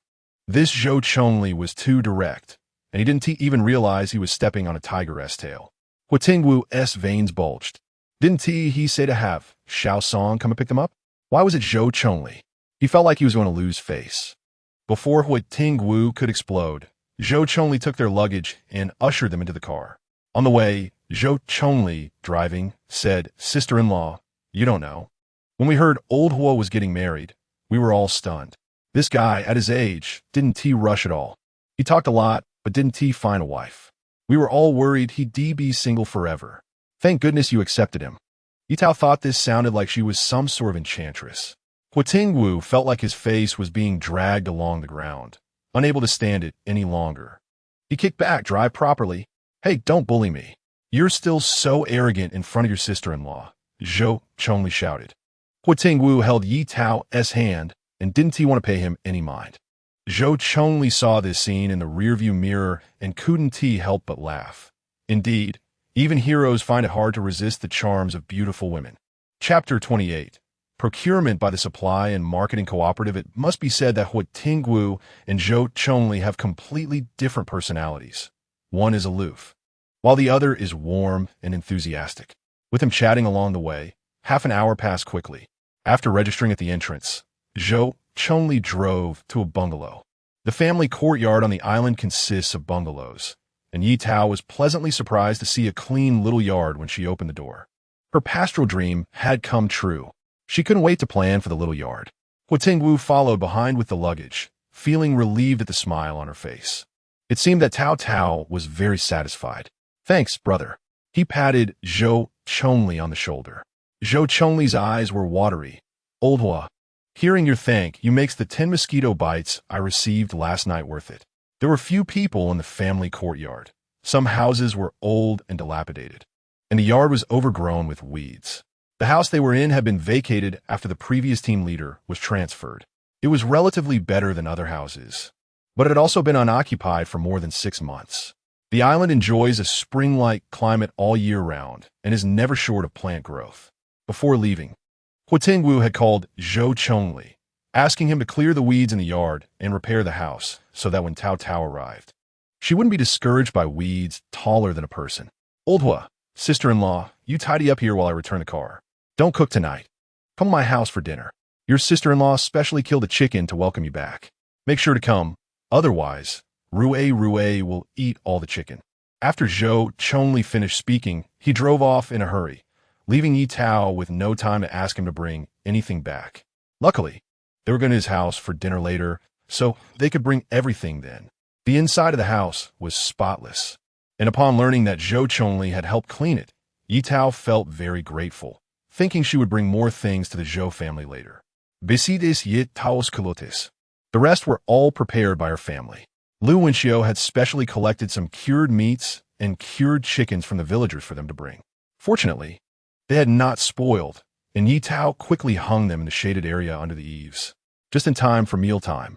Huo Tingwu went to the canteen to get food with some money, while Ye Tao wandered around the house, feeling bored. The house was about over 100 square meters, with a large front yard suitable for growing some fruits and vegetables. On the north side, there were 5 rooms, 3 bedrooms, a living room, and a kitchen, which was sufficient for guests.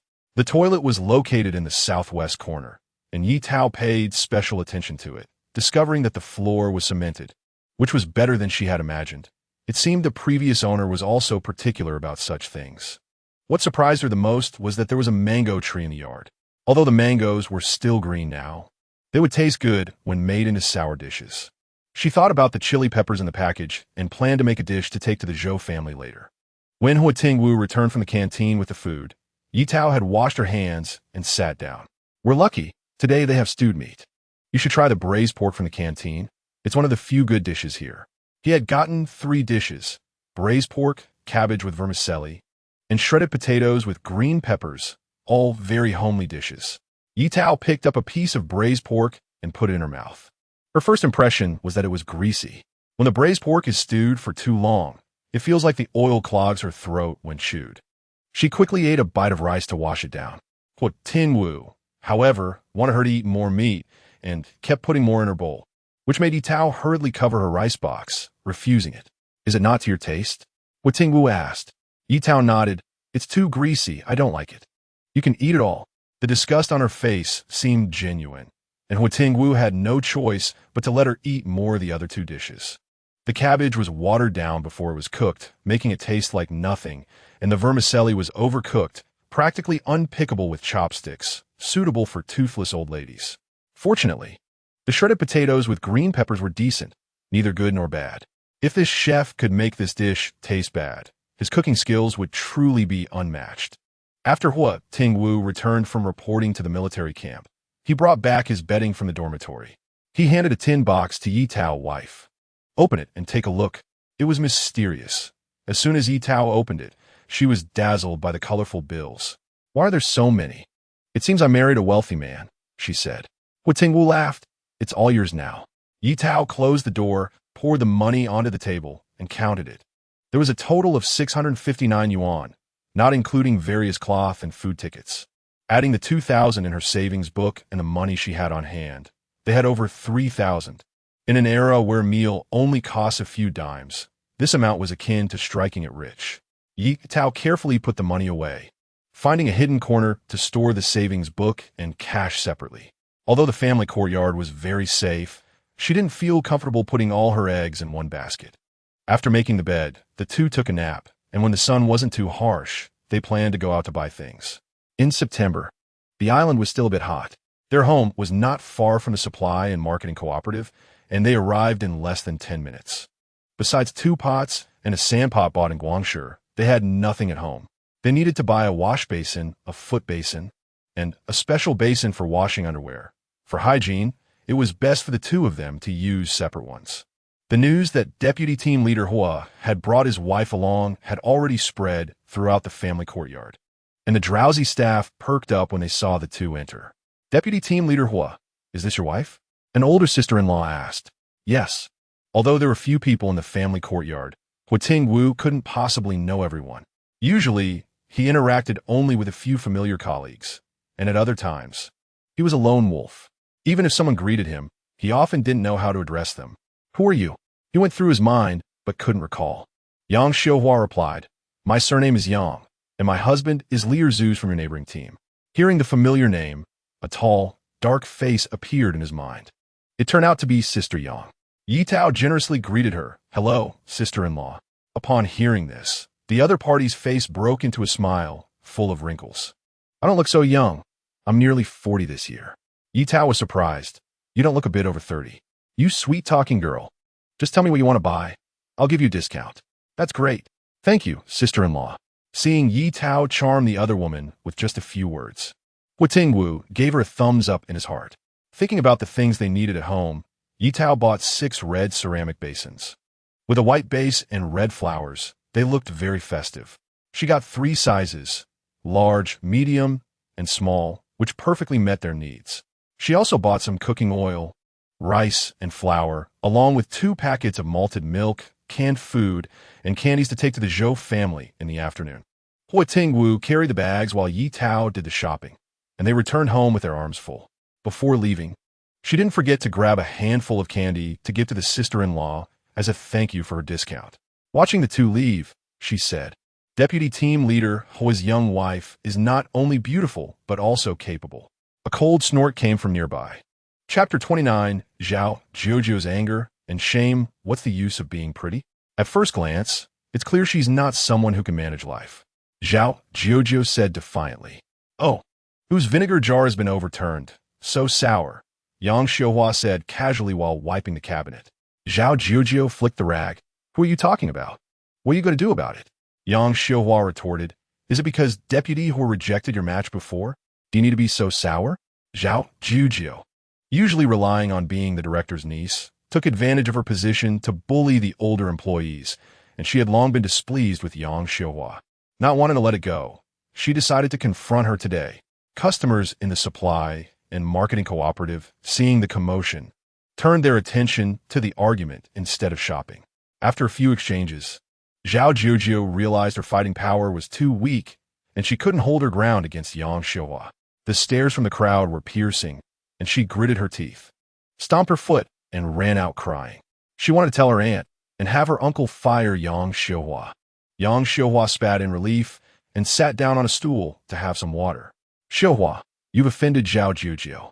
What if she complains to the director and makes things difficult for you? A fellow military wife said worriedly. Let her complain. I, Yang Xiuhua, have done nothing wrong, so I'm not afraid of her. Zhao Jiuzhou cried all the way home, throwing herself onto the bed and sobbing uncontrollably. Zhao Shui, hearing her niece's cries from the main room, asked, Jiuzhou, what's wrong? Who bullied you? Finding a confidant, Jiuzhou buried her face in her aunt's arms, wiping her tears as she said, It's Yang Xiuhua. Yang Xiuhua was an employee under her husband's command. Zhao Shui had some impression of her, but didn't know what conflict could arise between her and her niece. What happened? Tell me. If she dares to bully you, I won't let her off easily. It's just that Huo Tingwu and his wife came to buy something, and she was all smiles and flattering them, saying I deserved to be rejected by Huo Tingwu. We had a few words, and Aunt, You have to seek justice for me. She omitted the part where she cursed Ye Tao and downplayed the matchmaking incident, which had been arranged by her aunt.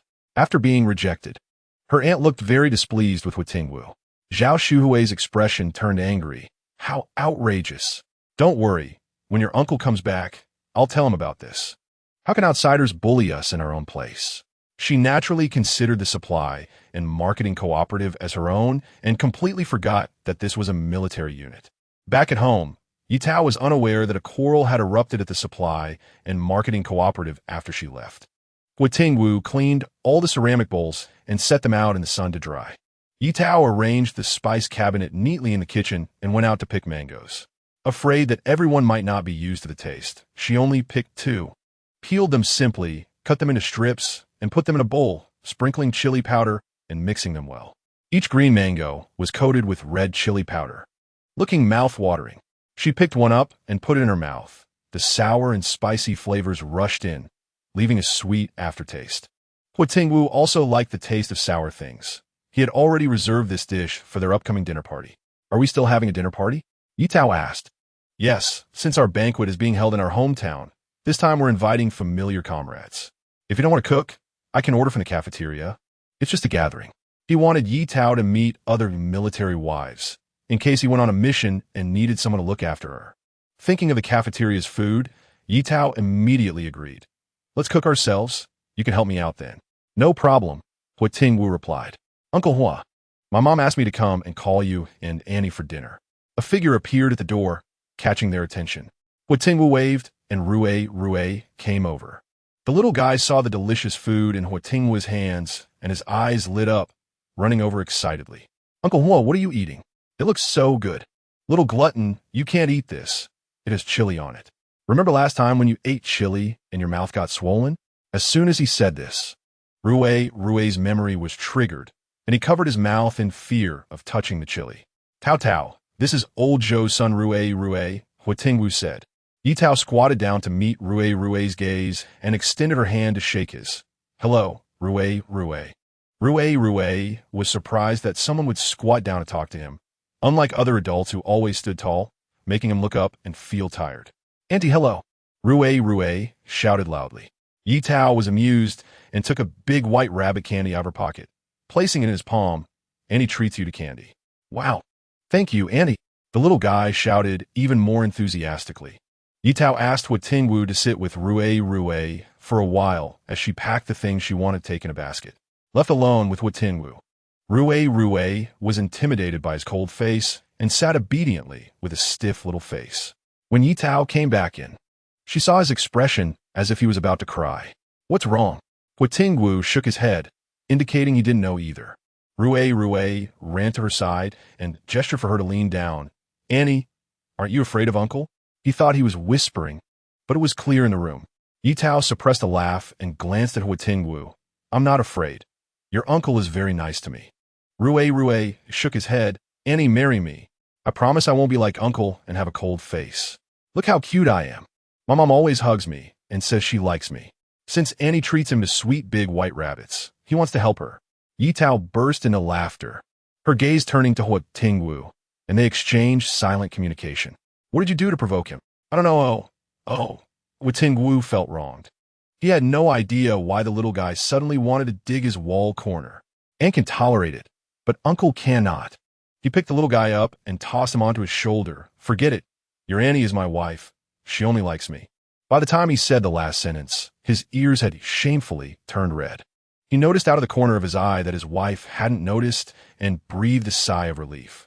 Just before he turned around, Ye Tao caught sight of his red ears and felt very pleased. Your uncle is right. Auntie only likes him. Rue, repeatedly rejected, sighed like a little adult. All right. Annie, let's wait until next time to be my wife. Huo Tingwu gave him a light smack on the bottom. At such a young age, you're already learning to court a wife. It seems you don't have enough homework. Rue immediately clenched his bottom. Although he was in kindergarten, he had to complete the homework assigned by his mom every day after school. I'm just a kid under 5. Uncle, I'm sorry. Please don't tell my mom. Rue quickly begged for mercy. Huo Tingwu smiled coldly. Too late. Rue received his first dose of malice from society because of this incident. He had to do 5 more math problems every day. Chapter 30, The Potential of a Paparazzo. Ye Tao held Rue's small hand, and the two were chatting and laughing. Rue was a little chatterbox, and his enunciation was clear. In just a few sentences, he recounted all sorts of happenings in kindergarten, who was late because of bedwetting, who got caught by the teacher sneaking snacks in class, and who ran back to the classroom without wiping their bottom. He shared all the embarrassing stories of his classmates, making Ye Tao laugh heartily. Rue had the potential to be a paparazzo. It was mealtime, and the smell of food wafted through the family compound. The children, not hearing the call to eat, continued to play outside. Someone spotted Rue and invited him to play marbles. Rue replied, "I'm not playing anymore. I want to take my aunt to my house to play." The little ones were curious about the unfamiliar face, but Huo Tingwu stood nearby, and none of them dared to approach. Rue, is this your aunt? Why haven't we seen her before?" One of them asked. Rue replied, "My aunt just arrived today, so of course you haven't seen her." "Hello, little friends," Ye Tao greeted them. Her voice was gentle, and her smile radiated warmth, drawing people closer. "Hello, Auntie," the little ones chimed in. Ye Tao exchanged a glance with Huo Tingwu, and he understood, pulling out some candy to share with the children. The 5 or 6 kids looked around, but none dared to come forward. Huo Tingwu helplessly touched his face, thinking to himself that he must look quite scary. However, the temptation of candy outweighed their fear, and the first child quickly reached out for some candy and ran off, not forgetting to say thank you. Once one child took candy, the rest followed suit and bravely approached to grab their share, happily munching away. After saying goodbye to the little ones, the 3 quickly arrived at the Zhou family's doorstep. The small courtyard of the Zhou family was tidily arranged and filled with flowers and plants, which delighted Ye Tao. It felt like living in a garden full of blossoms. "Mom, I'm back." Rue ran into the house. "Uncle, is Annie here yet?" Sulan was busy wiping cups when she asked. She's here. I came holding Annie's hand," Rue said with a joyful laugh. Upon hearing that someone had arrived, Sulan quickly set down her work and said, "With Deputy Regiment, sister-in-law, come in and have a seat." Seeing Ye Tao admiring the flowers in the yard, she called out, "Sister-in-law." "Hello, sister-in-law. I'm Ye Tao. You can just call me Tao Tao. Sorry for disturbing you." Ye Tao introduced herself. Sulan smiled and said, "It's no disturbance. Huo Deputy Regiment and Chongli are good buddies. We're basically family. So no need to be polite. Once we go inside, Chongli will be back soon." Just as she said that, Zhou Chongli returned. "Oh, what are you all doing standing in the yard?" he asked. "Dad." Rue ran over. Zhou Chongli picked up his son, saying, "You little rascal. You've gained weight again. Haven't you?" Rue was at the age where he didn't like being called fat, even by his admired father, and pouted, "No, Dad. You're just talking nonsense." "All right, stop teasing him. Wash your hands and come eat," Sulan said. Ye Tao took out the sour dish she had prepared. "Does sister-in-law like this kind of food too?" Sulan asked. "Like it?" Ye Tao replied. Sulan explained. "I saw local families eating this when I was out buying things. I was surprised at first, wondering how they could eat green mangoes. They usually saw yellow mangoes, and green mangoes were intimidating." "Is that so?" "Sister-in-law, try it and see if you like the taste," Ye Tao encouraged. Sulan hesitated, but, looking into Ye Tao's earnest eyes, bit down, thinking that since it was her first visit, she couldn't say it was bad, even if it was. To her surprise, the taste was not as strange as she had imagined.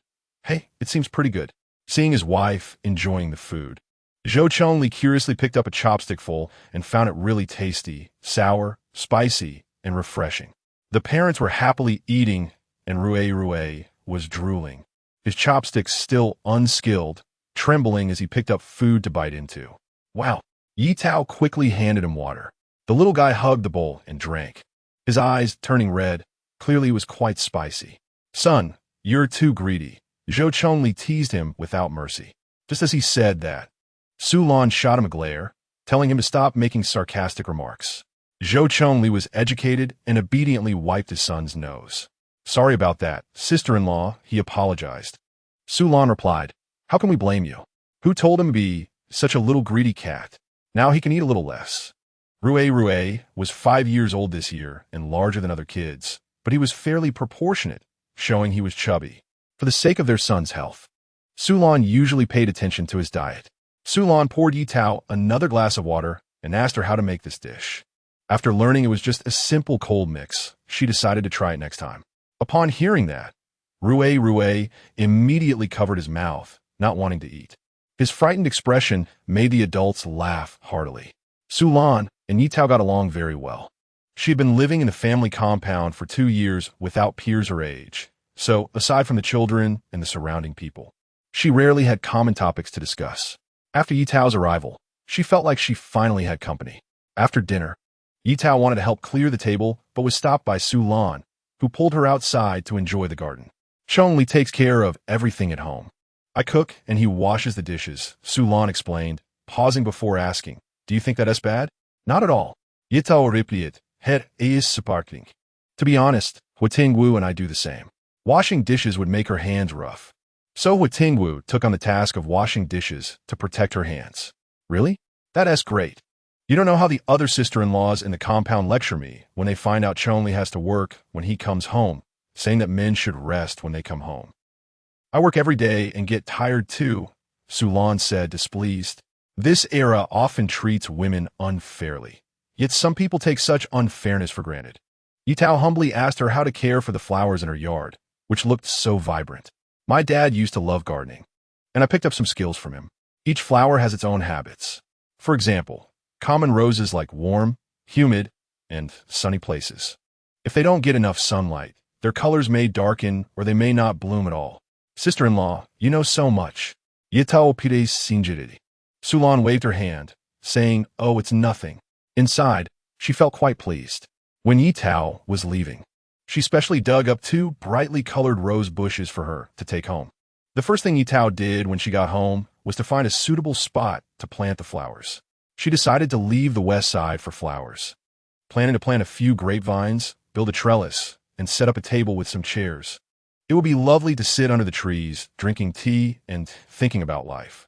She planned to plant vegetables on the east side, intending to turn the soil tomorrow, making good furrows, and planting the seeds she bought today. Given the island's climate, it wouldn't be long before they could enjoy homegrown vegetables. Huo Tingwu finished boiling hot water. Since there was no place to take a shower at home, they needed to set up a separate shower room.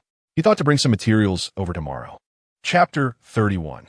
Getting along as a couple the next day, Ye Tao woke up to the sound of a horn, her sweet dream shattered. She frowned and buried her head in Huo Tingwu's embrace, letting out a dissatisfied murmur. Huo Tingwu left a kiss on her forehead and reluctantly got out of bed. As he stepped outside, he bumped into Zhou Chongli, and they headed to the military camp together. Seeing the lunchbox in Zhou's hand, Huo Tingwu felt a bit curious. Huo Tingwu, I'm now a married man, unlike you. After saying that, he walked away, leaving Zhou Chongli confused. What did that mean? Did he not have a wife? Hey, Lao Hua, clarify yourself. Ye Tao woke up and found the bedding beside her had already cooled, indicating that Huo Tingwu had left long ago. She held her waist as she got up, angrily pounding the bed. She planned to tidy up the guest room later and make Huo Tingwu sleep there. Her back couldn't take the nightly activities.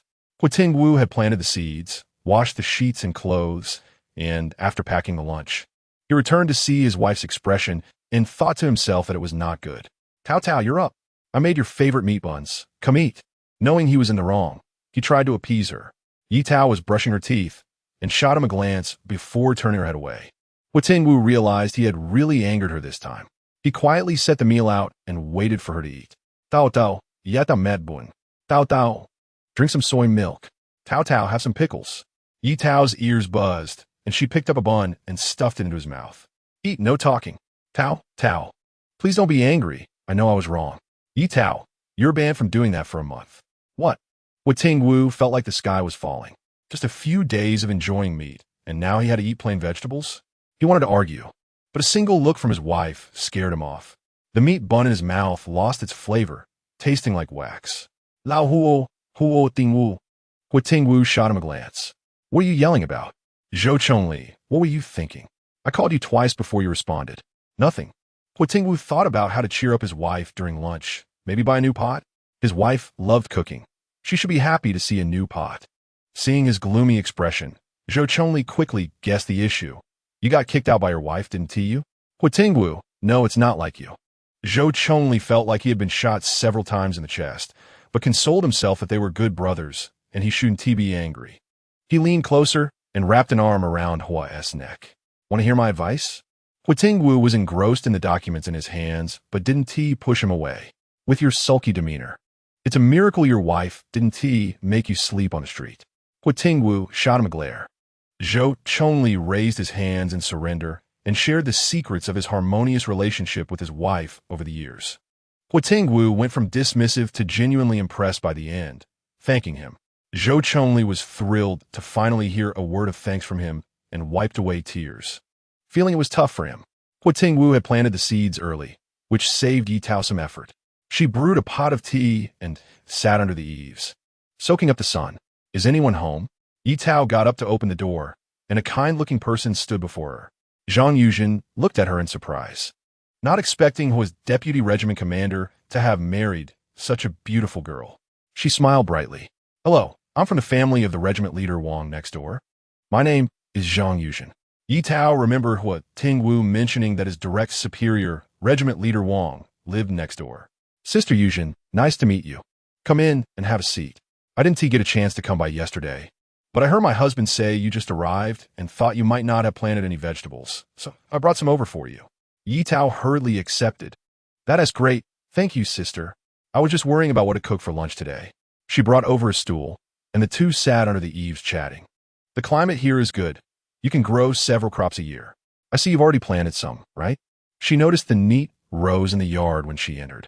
Yes, Tingwu tidied it up early this morning. Huo's deputy regiment commander knows how to treat his wife well. He is much better than my husband. Ye Tao smiled faintly, but didn't say anything. Every couple has their own way of getting along, and it wasn't her place to comment. Zhang Yuzhen sat for a little while before saying she needed to go back to cook.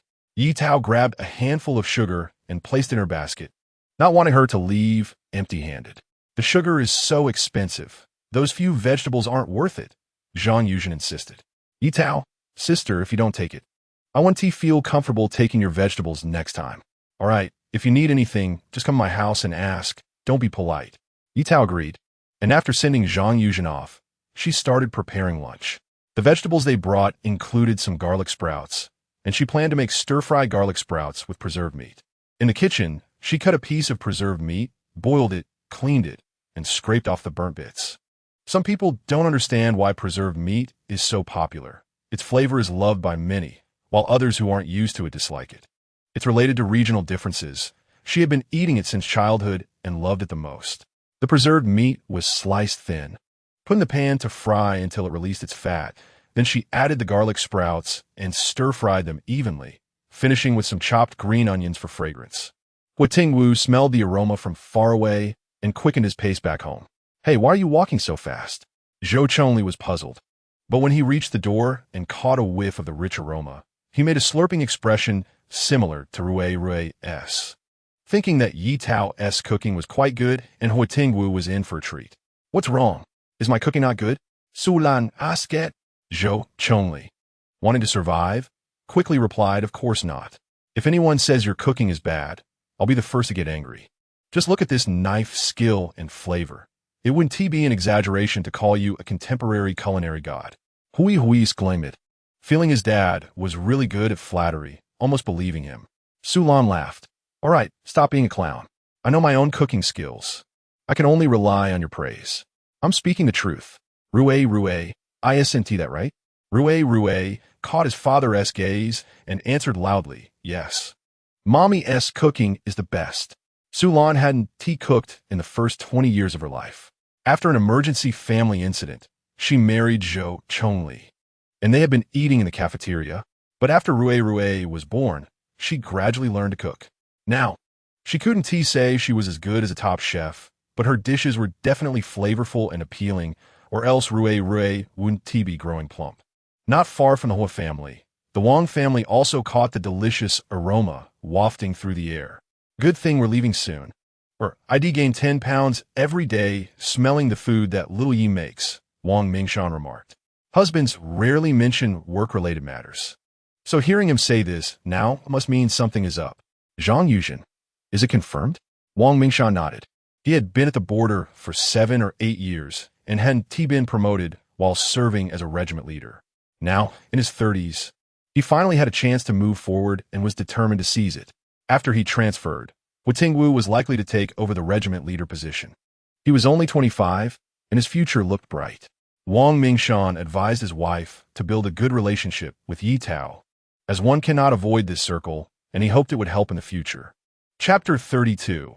Koi Ye Tao was at home preparing the menu for the gathering and realized there was quite a bit to prepare. Tao. Ye Tao looked up and saw Su Lan leading Rue over for a visit. Ye Tao took out the snack from home for Rue to eat, and the little guy happily said, "Thank you, Annie." Su Lan said, "You can only have one piece, otherwise bugs will eat your teeth away." Rue had a slight cavity, and Su Lan strictly monitored his sugar intake usually. Even having one piece made Rue happy. Tao, do you want to go beach combing later? Su Lan et lai he intentino. Beach combing? Yes, it's almost low tide, and the military wives will go to the beach to collect seafood. Even the smallest flies have some meat, so we can treat our families to a feast. She had never seen the sea before and had begged Zhou Chongli to go beach combing with her when she first arrived. During that time, they ate so much seafood that they felt like throwing up. But since it was Tao's first time here, she should want to go. Great. I was just worried about how to prepare the meals for the gathering. If we go beach combing, I can have more options on my menu. The military wives here have been living for a long time. She had been here for 5 years, and everyone was already tired of seafood. Beach combing was more about taking the kids out to play. Huh? Don't people like garlic scallops and pepper salt shrimp? Is my seafood feast going to end before it even begins? Rue licked the crumbs off his mouth and asked, "Annie, why have I never eaten what you mentioned?" Su Lan replied, "Right, Tao." Ye Tao asked, "How does everyone usually prepare seafood?" Su Lan was puzzled. Wasn't seafood just thrown in a pot to boil? Oh, I see. Boiled seafood retains its original flavor, but it has a strong, fishy smell. If paired with some dipping sauce, the taste will be greatly enhanced. Sister-in-law, don't worry. Today, I'll prepare different seafood for you. Su Lan was curious about Ye Tao's culinary skills after hearing Zhou Chongli describe them yesterday, and now she couldn't wait to try it. Let's go right now. The two of them packed their tools and set off for the beach with Rue. Ye Tao was worried that Rue was too small and it wouldn't be safe to take him. Su Lan reassured her, "It's fine. I usually keep a close eye on him and don't let him play by the sea. This time, I'll take him along to have some fun." The description sounded like letting a sheep loose. As she said, the military wives in the compound were already tired of seafood. When they heard that they were going beach combing, they immediately lost interest. On the beach, besides the three of them, there were only fishermen living nearby. "Sister-in-law, I'm hosting a gathering in a few days. Do you know where I can buy some vegetables and meat?" Ye Tao asked. The supply and marketing cooperative has them, but they're only available in the morning. No wonder she didn't see them last time. Su Lan continued, "There's a small market nearby. People set up stalls there every day. If you walk out the compound along the small path for about 10 minutes, you'll see it. They have a variety of goods, all grown by the villagers. And the prices are reasonable. If you're not in a hurry, I can go with you tomorrow since I'm off." Ye Tao thought about it. The gathering was the day after tomorrow, so the timing was just right. Okay, there were many little crabs scuttling around on the beach. Hui. With the bamboo tongs his dad prepared for him, aimed for one, but was too slow and it slipped away. Not discouraged, he perked up and continued to catch them, imagining how he would show off to his friends after filling his bucket. Just thinking about being praised made him laugh out loud. Hearing the laughter, Su Lan asked, "What are you laughing about, silly boy?" Rue, don't run too far. Come here, Mommy." "Okay, Mommy." As the tide receded, many seafood creatures revealed themselves, visible in the sand, on the rocks, and in the crevices. Ye Tao bent down with the tongs, continuously picking up seafood into her bucket, exclaiming, "If only I could find a big lobster." Thinking of the tender, bouncy texture of lobster made her swallow. Shaking her head, she dismissed the memory. Other seafood was also good, and she wasn't too picky. Ahead, a scallop revealed its backside, but she couldn't pry it open. Huh, it's still not moving even with more effort. Could it be the king scallop? What's wrong, Tao? Su Lan noticed she had fallen behind and returned to ask, "I can't get this scallop out, sister-in-law. Let's use our strength together." Ye Tao asked her to hold her waist, and the two of them teamed up, determined to pull it out. Seeing them like this, Rue thought they were playing a game and hugged his mom's leg to help out.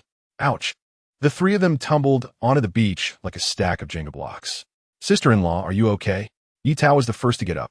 I'm fine. It was actually quite fun. Ha ha ha. Sulan laughed. Mommy, get up. Only then did they notice Rue's foot was trapped under Sulan.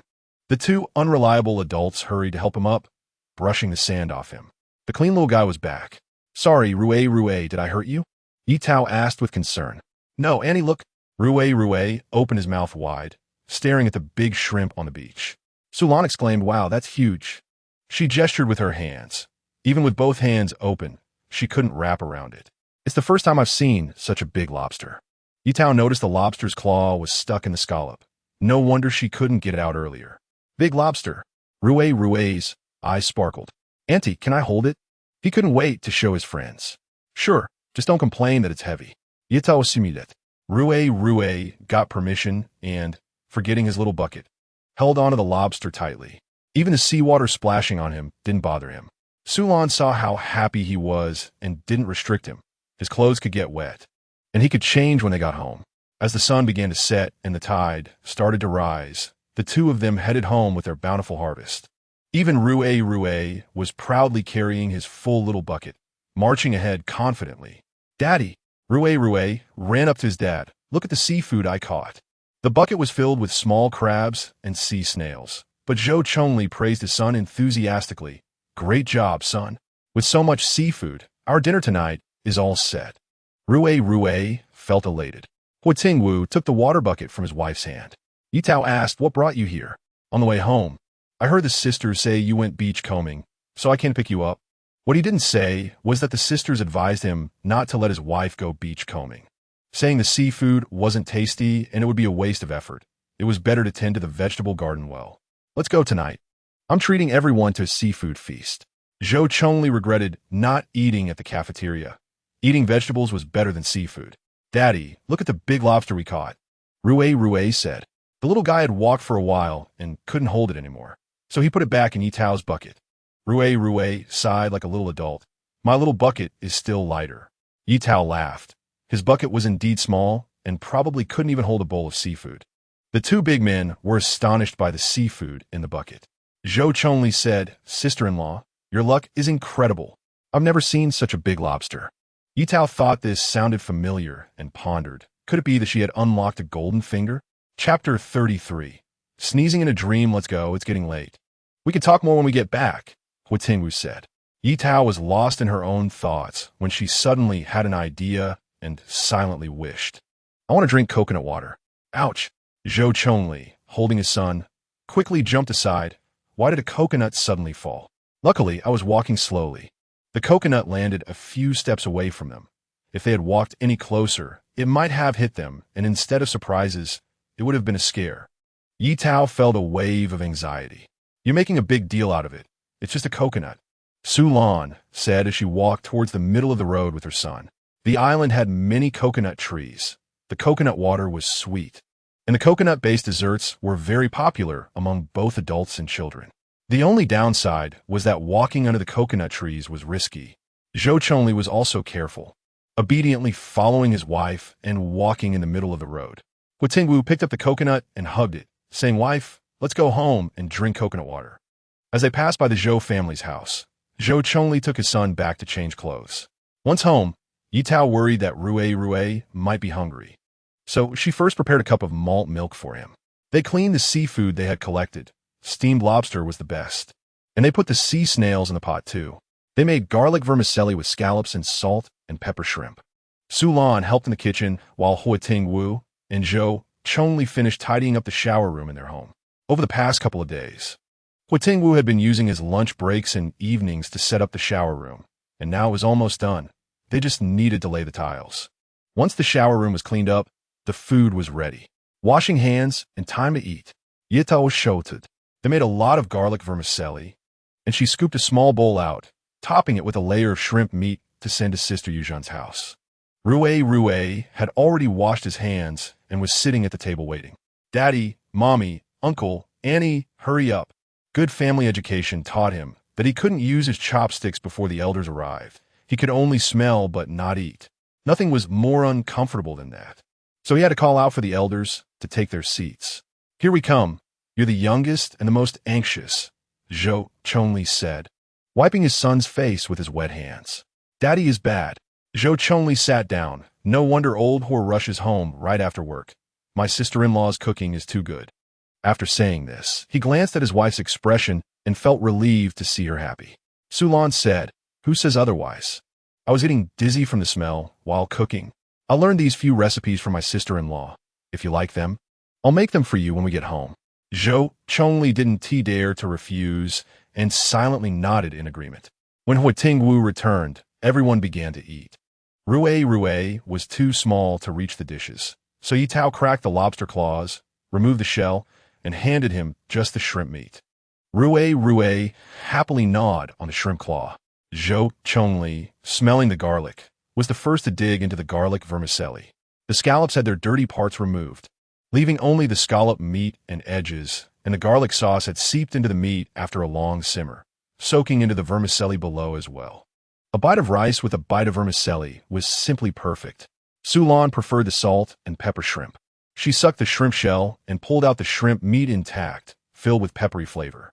Seafood is cold in nature, so Ye Tao didn't dare to eat too much. Huo Tingwu also didn't let her eat too much, only putting 2 shrimp in her bowl. Zhou Chongli said, Old Huo, you're too stingy. Why don't you give your sister-in-law more? It's because I can't eat much. Ye Tao defended her man. My health isn't great. I'm taking traditional Chinese medicine for conditioning during this time. Seafood is cold, and I can't eat too much. Zhou Chongli didn't expect this and felt a bit awkward. Sulan stepped on him harshly under the table. Just eat yours. Tao. You don't have to mind him, Ye Tao said. It's no big deal. I still need to brew medicine, and I didn't plan to hide it. In time, everyone will know. The dishes on the table were quickly finished, and Huo Tingwu and Zhou Chongli took the initiative to clean up the bowls and chopsticks. Ye Tao simmered a pot of ginger water with brown sugar, serving each person a bowl. Sulan Ye Tao. I usually drink brown sugar ginger water when I have menstrual cramps. I didn't expect it to be good after eating seafood too. Ye Tao repeated. Brown sugar ginger water can dispel cold. Drinking a bit after seafood is just right for balance. Sulan, who came from the capital and grew up in a big courtyard, had met various people. She initially thought that Huo Tingwu's wife, whom he married from the countryside, would be like the other sisters-in-law in the courtyard, dealing with trivial matters. Now it seemed she was narrow-minded, looking at people with colored glasses. Ye Tao not only understood a lot, but was also generous in dealing with people. With such a virtuous helper, Huo Tingwu's future would not be bleak. After dinner, Zhou Chongli sat for a while, and only left when Rue started dozing off. Before leaving, Sulan reminded them not to forget they were going to the market tomorrow. After washing up, Huo Tingwu lay in bed and asked, Are you going to the market with my sister-in-law tomorrow morning? Ye Tao replied, Yes, you said you're hosting guests the day after tomorrow. I heard my sister-in-law say that the market has a lot of goods and fair prices, so I want to go buy more things tomorrow. Can you carry it? If not, I'll go with you, Huo Tingwu said, feeling uneasy thinking about her small arms and legs. Ye Tao shot him a glance in the dark. What do you want to go with me for? I've already made plans with my sister-in-law, and you have things to do at the military camp. Huo Tingwu hugged her. Wife, are you starting to dislike me? His voice was full of grievance. He recalled what Zhou Chongli had said in the office today. Feeling a bit restless, Ye Tao responded, How come I never noticed you're so clingy before? You were clearly a cool guy, but now you're a master at being spoiled. Wife, his hand reached for hers. What are you doing? Did you forget what we said when we left this morning? Huo Tingwu immediately sat up. I remember, but Zhou Chongli said it must be that I was too rough, and that's why you were angry. Ye Tao sprang up. You told Zhou Chongli about this. She felt embarrassed to face people. How could I? This is our couple's matter. He guessed it, and I didn't pay him any mind. I didn't stop him either. That's fine then. I'll tell you, you mustn't go around talking about it. Understand? Huo Tingwu immediately pledged his loyalty. Understood. I'll obey comrade Ye Tao's orders. Then can I kiss you? Ye Tao said. Fine, but no other funny business. Huo Tingwu replied, Okay. He recalled Zhou Chongli's words, lightened his touch, and considered his wife's feelings. When Ye Tao couldn't take it anymore, he withdrew and lay down. Ye Tao felt stuck and kicked him angrily. Are you even capable? Wife, you agreed. Ye Tao blushed. What do you think? With her consent, Huo Tingwu didn't get carried away and continued to dutifully serve his wife. Ye Tao experienced a bit of fun for the first time in this matter, and she didn't feel as resistant anymore. Feeling his wife's response, Huo Tingwu was overjoyed. It seemed Zhou was indeed somewhat useful. Zhou chonly sneezed in his sleep. Chapter 34 Experimenting with Superpowers. The next day, Huo Tingwu went out feeling refreshed, while Ye Tao lingered in bed for a while before getting up to tidy up. The only thing at home was a water bucket, which was less convenient than a backpack. She planned to check the market this time to see if there were any for sale. Having gotten used to the backpack, she still found it more convenient. Rue was still not awake, so Sulan asked Zhou Chongli to check on him after finishing morning exercises. Sister-in-law, is there a backpack for sale at the market? Ye Tao asked. Sulan Ziplit Zetz? An old man from a neighboring village has good craftsmanship and often sells them at the market. There are all kinds made of willow, rattan, and bamboo. Though they're a bit expensive, but the quality is good. The one I'm carrying today is one of his. Ye Tao touched it and found it tightly woven without any rough edges. All right, let's go buy one first.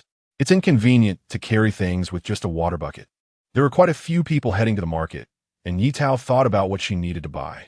When they arrived at the market, Sulan first took her to the old man's stall to buy a backpack. Ye Tao chose two made of rattan and also bought some small baskets, paying for them and leaving them there for now, planning to pick them up after finishing shopping. This time, the main goal was to buy chickens and eggs. She wanted to raise some chicks at home. Sulan took her to a regular customer's stall, where a little girl greeted them happily upon seeing Sulan. Tao, I often buy from Mao Mao here. Her chickens are free-range on the beach, and their eggs are very nutritious. She makes a steamed egg custard for Rue every morning, and he loves it. Sister, our eggs are very good. Mao Mao, looking around 10 years old, urged as she noticed Ye Tao hesitating. Mao, do you have any hens or chicks? Ye Tao asked. We have chicks, but I didn't bring any today. They just hatched, Mao replied. Great. Could you please bring some tomorrow? I'll come and pick them up. Sure. Ye Tao and Sulan paid for the eggs, and Mao also gave them the bamboo basket for the eggs. The two of them wandered around the market and finally bought 2 hens and a rooster. As they were about to leave, Ye Tao noticed a new stall selling meat, and people around were saying that a pig had gone wild and crashed into a tree, dying. The brigade wanted to make some money at the market. They couldn't let the pig go to waste. Ye Tao squeezed through the crowd to grab some pig liver and a piece of pork belly. Rue loved pig trotters, so Sulan bought all of them. The two of them returned home with their backpacks full. At the door, they ran into Huo Tingwu and Zhou Chongli, who were bringing food home. The two big men took their backpacks and were surprised at how much they had bought. Ye Tao said, we were lucky to find someone selling pork. After getting home, Ye Tao first cut off a piece of the pig liver to save for soup, washing the rest clean before boiling it for marinated pig liver. Pig liver is good for replenishing energy and blood, clearing the liver, and improving eyesight, which Ye Tao should eat more of, and Huo Tingwu, who trained intensely in the military, should also supplement. While boiling the pig liver, she prepared soup, slicing the cleaned pig liver into thin pieces, marinating them with seasonings for 5 minutes. In a pan with a little oil, she sauteed some chopped green onions until fragrant, added a suitable amount of water, then poured in the blanched pig liver, tossing in a handful of greens just before serving. Each of them had a bowl of soup, paired with buns from the cafeteria, for breakfast. After breakfast, Huo Tingwu built a chicken coop in the southwest corner to put the chickens they bought inside, and it was clear they were still trying to adjust. Ye Tao sprinkled a bit of corn inside. Seeing food, the chickens quickly perked up.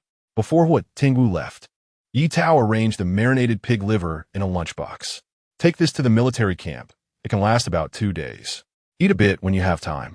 He consumed a lot at the camp, and every time he came home for a meal, he was particularly anxious. Ye Tao thought about preparing some snacks for him to keep at the office for when he was hungry. Okay, Tangju, Tao. After Huo Tingwu left, Ye Tao closed the door and went back to catch up on sleep. After waking up, she tidied up the vegetables she bought and prepared to make lunch. Huo Tingwu was not picky, and he highly valued emotional support, praising every dish Ye Tao made. Ye Tao also liked him very much. Every day when she got up, The floor at home was already clean, the little vegetables in the yard had been watered, and even the firewood was piled high in the kitchen early on. She couldn't help but sigh that there was indeed a difference in physical strength among people.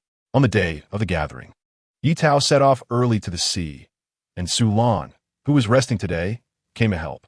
Remembering the big lobster from last time, Ye Tao closed her eyes and made a wish. I want a jellyfish. When she opened her eyes, she only saw the calm sea. Feeling a bit disappointed, she realized it was just a coincidence. She sighed and froze in place as she lifted her foot. It was real.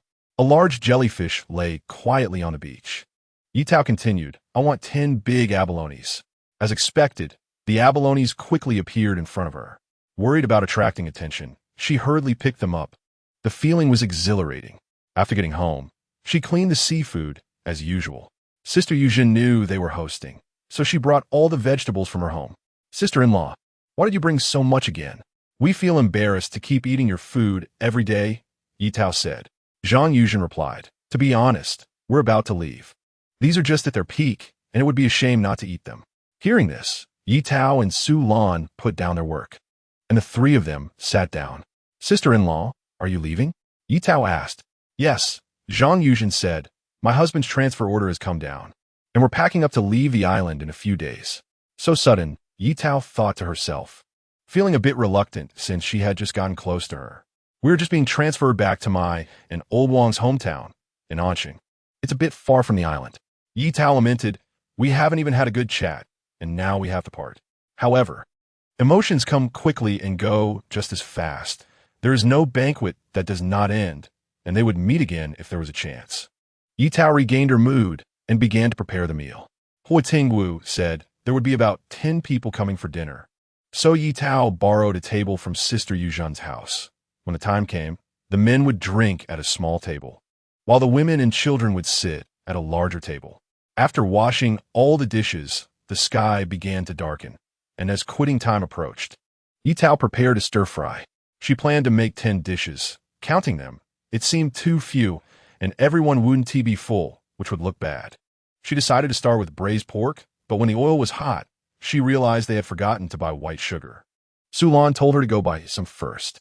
Ye Tao took the money and hurried to the supply and marketing cooperative. Hello, comrade. I need 2 pounds of white sugar. Zhao Huan was munching on sunflower seeds and didn't want to respond to her. Ye Tao called out to her a couple more times. After closely observing her face, Ye Tao realized she had never seen this person before. But her hostility was very obvious. Frowning, Ye Tao searched the cooperative, but only 2 or 3 people were there. And she didn't see the sister-in-law who had helped her last time. Just at that moment, she was the only one idling around. Ye Tao patiently said again, hello. Comrade, I need 2 pounds of white sugar. What are you shouting for? Are you calling my soul? I'm not deaf, Zhao Huan said. Ye Tao repeated, hey, I have a bad temper. If your ears are fine, whose ears are deaf? I called you 4 times, and you didn't respond. Just sitting there munching seeds like a groundhog. Chapter 35. The farce of the supply and marketing cooperative. Zhao Huan didn't expect that although she looked delicate and weak, her temper was so explosive. Ye Tao's shouting just now attracted the attention of those around, and everyone was already dissatisfied with Zhao Huan, pointing fingers at her. Comrade Zhao, although you're the niece of the director of the supply and marketing cooperative, you shouldn't lose your temper at the common people. They come to buy things without expecting you to bow and scrape. At the very least, basic courtesy should be there. The speaker was Wu Huaying, a straightforward woman from Heilongjiang province who couldn't tolerate Zhao Huan's arrogance. She always looked at people with a scrutinizing gaze, her nose in the air, as if she were the only one who mattered in the world.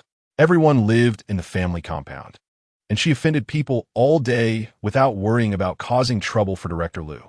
Sister Wu is right. Comrade Zhao, you are in the wrong today. Look at the slogan on the wall, serve the people. If you continue like this, we might have to protest to Director Liu. Zhao Huan clearly did not realize her situation. With red eyes, she pointed at Ye Tao and the others, saying, You are too much. Hey, it's become our fault now. The military wives looked at each other in disbelief, shaking their heads. Director Liu's reputation was being ruined by her. What was happening? Lu Jingyi had just returned from a business trip and was passing by the cooperative to see how the employees were doing when he heard the argument before even entering the door. Wu Huaying said, "Director Lu, you came at the right time. Zhao Huan is being negligent at work. This comrade came to buy something, and she kept cracking sunflower seeds without serving her and throwing a tantrum. I'm the first to object to someone like her working at the supply and marketing cooperative." Upon hearing this, Lu Jingyi looked at the pile of sunflower seed shells on the counter. He had been known for his strictness during his years in the military, and his sharp gaze pierced through to the heart. Zhao Huan avoided his gaze, lowering her head and not daring to speak. Seeing this, Lu Jingyi also realized who was right and who was wrong. He felt disappointed in her. Huan apologized to this comrade. Zhao Huan did not dare to retort, stifling her anger as she said, "I'm sorry." Ye Tao cupped her ear. "Sorry, I didn't hear clearly." Zhao Huan shouted, "You?" Lu Jingyi asked him. Zhao Huan raised her voice, saying, "I'm sorry." Ye Tao then asked, "Can you help me weigh the sugar now?" Zhao Huan dared not refuse anymore. Her uncle was right in front of her. She quickly weighed out the sugar, wishing Ye Tao would leave soon. Before leaving, Ye Tao nodded at Wu Huaying, thanking her for her righteous words. When they returned home, Su Lan and Zhang Yuzhen had already cooked 2 dishes. "Sorry to trouble you." Su Lan ziplit, "Hey, what are you saying? We agreed to come and help, and we can't just eat and drink for free. But why did you take so long to come back?" Ye Tao recounted what happened at the supply and marketing cooperative. Zhang Yuzhen said, "She did on purpose." Ye Tao asked, "What do you mean by that?" Zhang Yuzhen explained, "She encountered Deputy Regiment Leader Huo before, and after returning, she had her aunt, who is also Director Lu's wife, set her up for a date with Deputy Regiment Leader Huo. After Huo rejected her, she and her aunt were unhappy for quite a while. Many people in the family compound know about it. She felt it was not good to bring this up now and added, Tao, don't overthink it. Deputy Regiment Leader Huo doesn't have that intention. He avoids her every time he sees her." Ye Tao had confidence in herself and in Huo Tingwu.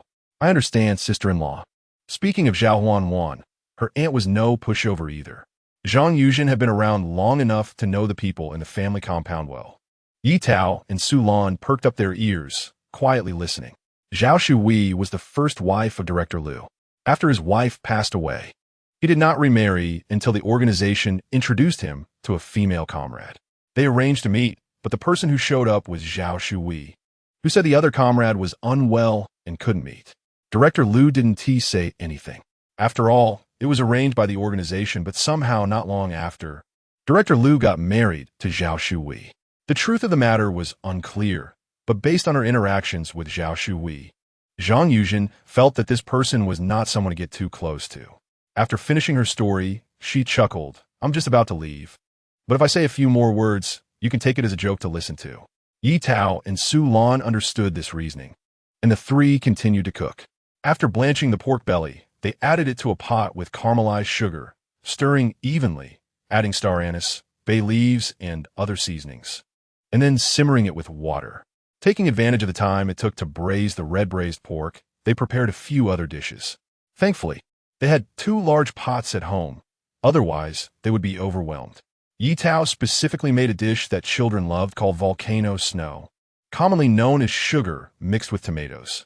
When Huo Tingwu returned home from work, seeing Ye Tao reminded her of Zhao Huan, although it had nothing to do with him. She couldn't help but feel a little uncomfortable. Su Lan told him about Zhao Huan making things difficult for Ye Tao at the cooperative, and Huo Tingwu frowned tightly. "Make sure to explain it to Ye Tao properly," Su Lan said. Huo Tingwu replied, "Thank you, sister-in-law." Ye Tao was picking mangoes in the yard. A mango the size of a palm hung from a high branch, and she was tiptoeing to reach it. Tao, let me do it." A voice came from behind her, and a pair of large hands easily plucked the mango. Ye Tao muttered, "Being tall is impressive, huh?" She grabbed the mango and walked into the house without looking back. Huo Tingwu quickly reached out and stopped her.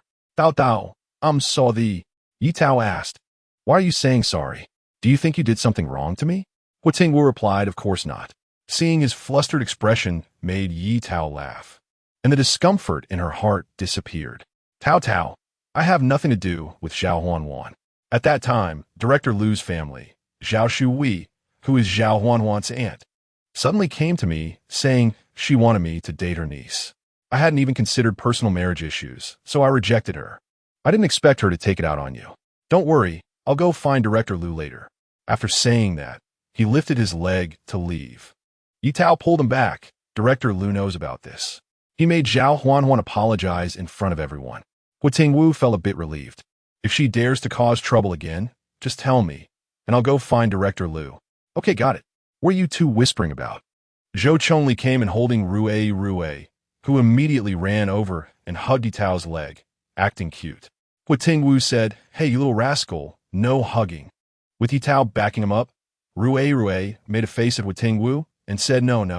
Huo Tingwu pretended to want to hit him, and Rue got scared and ran around the yard, with Huo Tingwu chasing after him. Ye Tao said, "All right, stop teasing him. Running around like this will give him a tummy ache before dinner." Huo Tingwu caught Rue and lifted him onto his shoulder, saying, "Got you. Old Zhou, you came so quickly." Ding Daming walked in with his wife and child. Chapter 36. Hosting a dinner, Comrade Yi, we meet again. Wu Huaying greeted Ye Tao with a smile. Huo Tingwu introduced, "This is Ding Daming's wife, Wu Huaying." Ye Tao, "So it's Sister Wu. Thank you for your help earlier."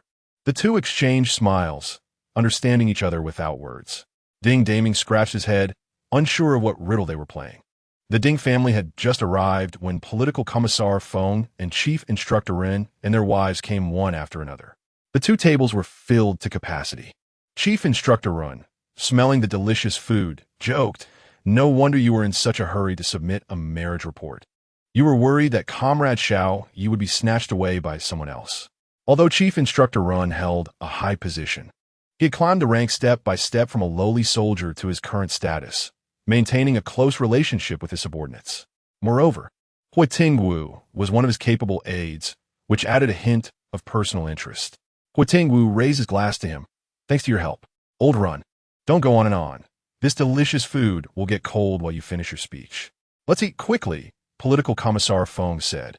Having worked with Chief Instructor Ren for over 30 years and speaking without reservations, Chief Instructor Ren replied, "You're the oldest and the most gluttonous.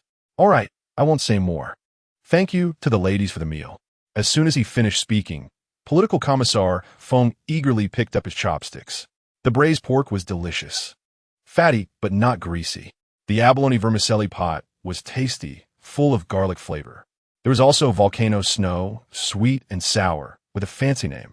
The children buried their heads in their bowls. Usually small eating, Ding Xiaoxing unexpectedly finished a whole bowl of rice. Wu Huaying remarked, "My Xiaoxing has always eaten like a cat since she was born, unlike her brother, Xiaoshu, who has a good appetite. This is the first time she's eaten a whole bowl of rice." Her eyes reddened with tears as she spoke. Her daughter was born prematurely, and the doctor had issued a critical condition notice at birth. Fortunately, the child was resilient and survived, but she had always eaten little. At the same age, Rue was robust, while her Xiaoxing's appetite was not even enough for half of Rue's. Usually, she racked her brains to make meals, and Xiaoxing would eat at most half a bowl, but this was the first time she finished a full bowl. Worried that her child might not be able to handle such a sudden increase in food, she asked, "Darling, why don't you stop eating?" Ding Xiaoxing patted her belly and said, "Mom, can I have one more bite of tomato?" Wu Huaying replied, "Okay, Mom will help you." Seeing her daughter's satisfied little face, she had a thought. "Tao, I'd like to ask you for a favor," Wu Huaying said. Ye Tao replied, "Sister, just say it. Our gathering here is fate. There's no need to worry about bothering me." Wu Huaying continued, "My Xiaoxing really likes the meals you make, and I'd like to learn a few dishes from you. What do you think? Of course, if it's inconvenient for you, then forget it." The other military wives were also a bit tempted upon hearing this. Ye Tao thought that she usually had nothing much to do, and she quite liked Xiaoxing, who was well-behaved and sensible, so she agreed. "Of course it's convenient. Sister, just come find me when you have time, or I can come to you. But my cooking is just a few simple dishes. Please don't think poorly of me then." Wu Huaying said, "Of course not. I'm very happy that you can agree." Sulan added, Tao, we also want to learn." Zhang Yuzhen chimed in, "Yes. Her two boys are not picky eaters, but she loves the meals you make." Ye Tao replied, "All right, we can all learn together." The men at the table expressed envy upon hearing their conversation, thinking that after such a delicious meal tonight, eating cafeteria food again tomorrow would be a torment. Suddenly, Political Commissar Fong clapped his hands. Deputy Regiment, Comrade Ye isn't working yet. How about letting her help in the military camp cafeteria? Huo Tingwu shot him a cold glance. Don't look at me like that. I'm doing this for everyone's good. If it weren't for the lack of other cooks, I wouldn't want Fong Ming to be the head chef. The soldiers have been complaining about the food for quite a while. Chief Instructor Rin wiped the grease from the corners of his mouth and said, Old Fong, you've hit the nail on the head. Don't worry. Comrade Ye won't work for nothing. She will also receive subsidies and ration coupons, just like the cafeteria staff. Huo Tingwu frowned. My wife isn't in good health, implying that he didn't want her to work hard.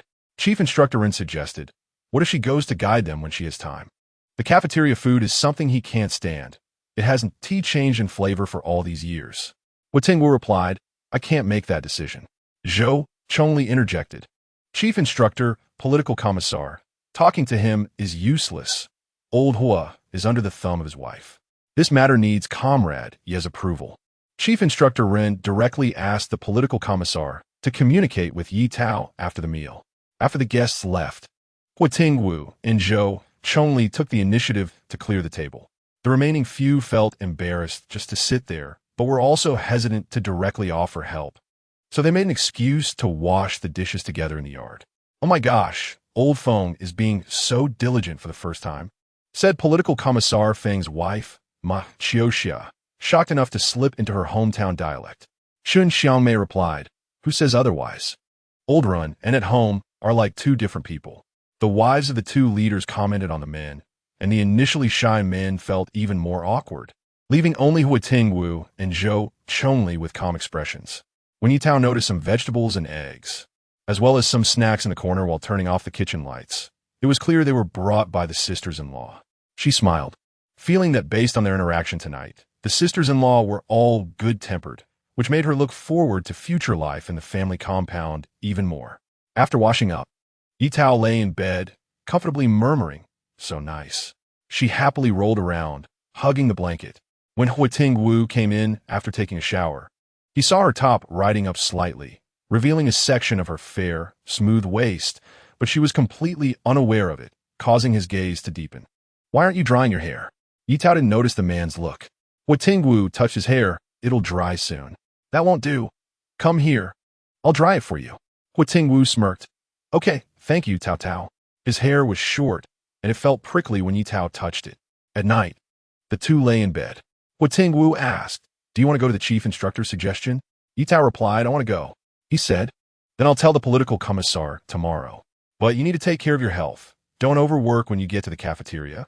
If there's work, let them handle it. Ye Tao laughed. I'll just go for a bit. If I act all high and mighty, the spit from others will drown me. Huo Tingwu replied, who dares to say anything? I won't let him off the hook first. In his eyes, his wife was like a little bunny, and the cafeteria was filled with rough men, each louder than the last. He felt like an old father worrying about a child. As soon as this thought arose, he quickly suppressed it. He was a husband, not an old father. Ye Tao said, all right, hurry up and sleep. Staying up late will give you wrinkles. Huo Tingwu became sensitive. Wife, are you complaining that I'm getting older? Ye Tao replied, is this person going nuts? Without receiving a response, Huo Tingwu felt he had guessed the truth and sadly hugged himself. Don't think too much. Look at how strong these muscles are, how tight the skin is. It doesn't look like what a nearly 30-year-old should have. In the first half, Huo Tingwu was smiling, while in the second half, he felt like crying. I'm only 25. How can I be 30? He used his actions to show Ye Tao that he was still young. Chapter 37, Teaching Sisters-in-Law to Cook the Next Day. Ye Tao got out of bed, holding her sore waist, regretting having provoked Huo Tingwu yesterday, promising herself there would be no next time.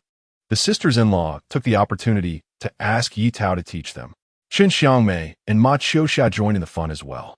Wu Huaying and a few others brought ingredients over. Since they were there to learn, they couldn't use Ye Tao's things for free.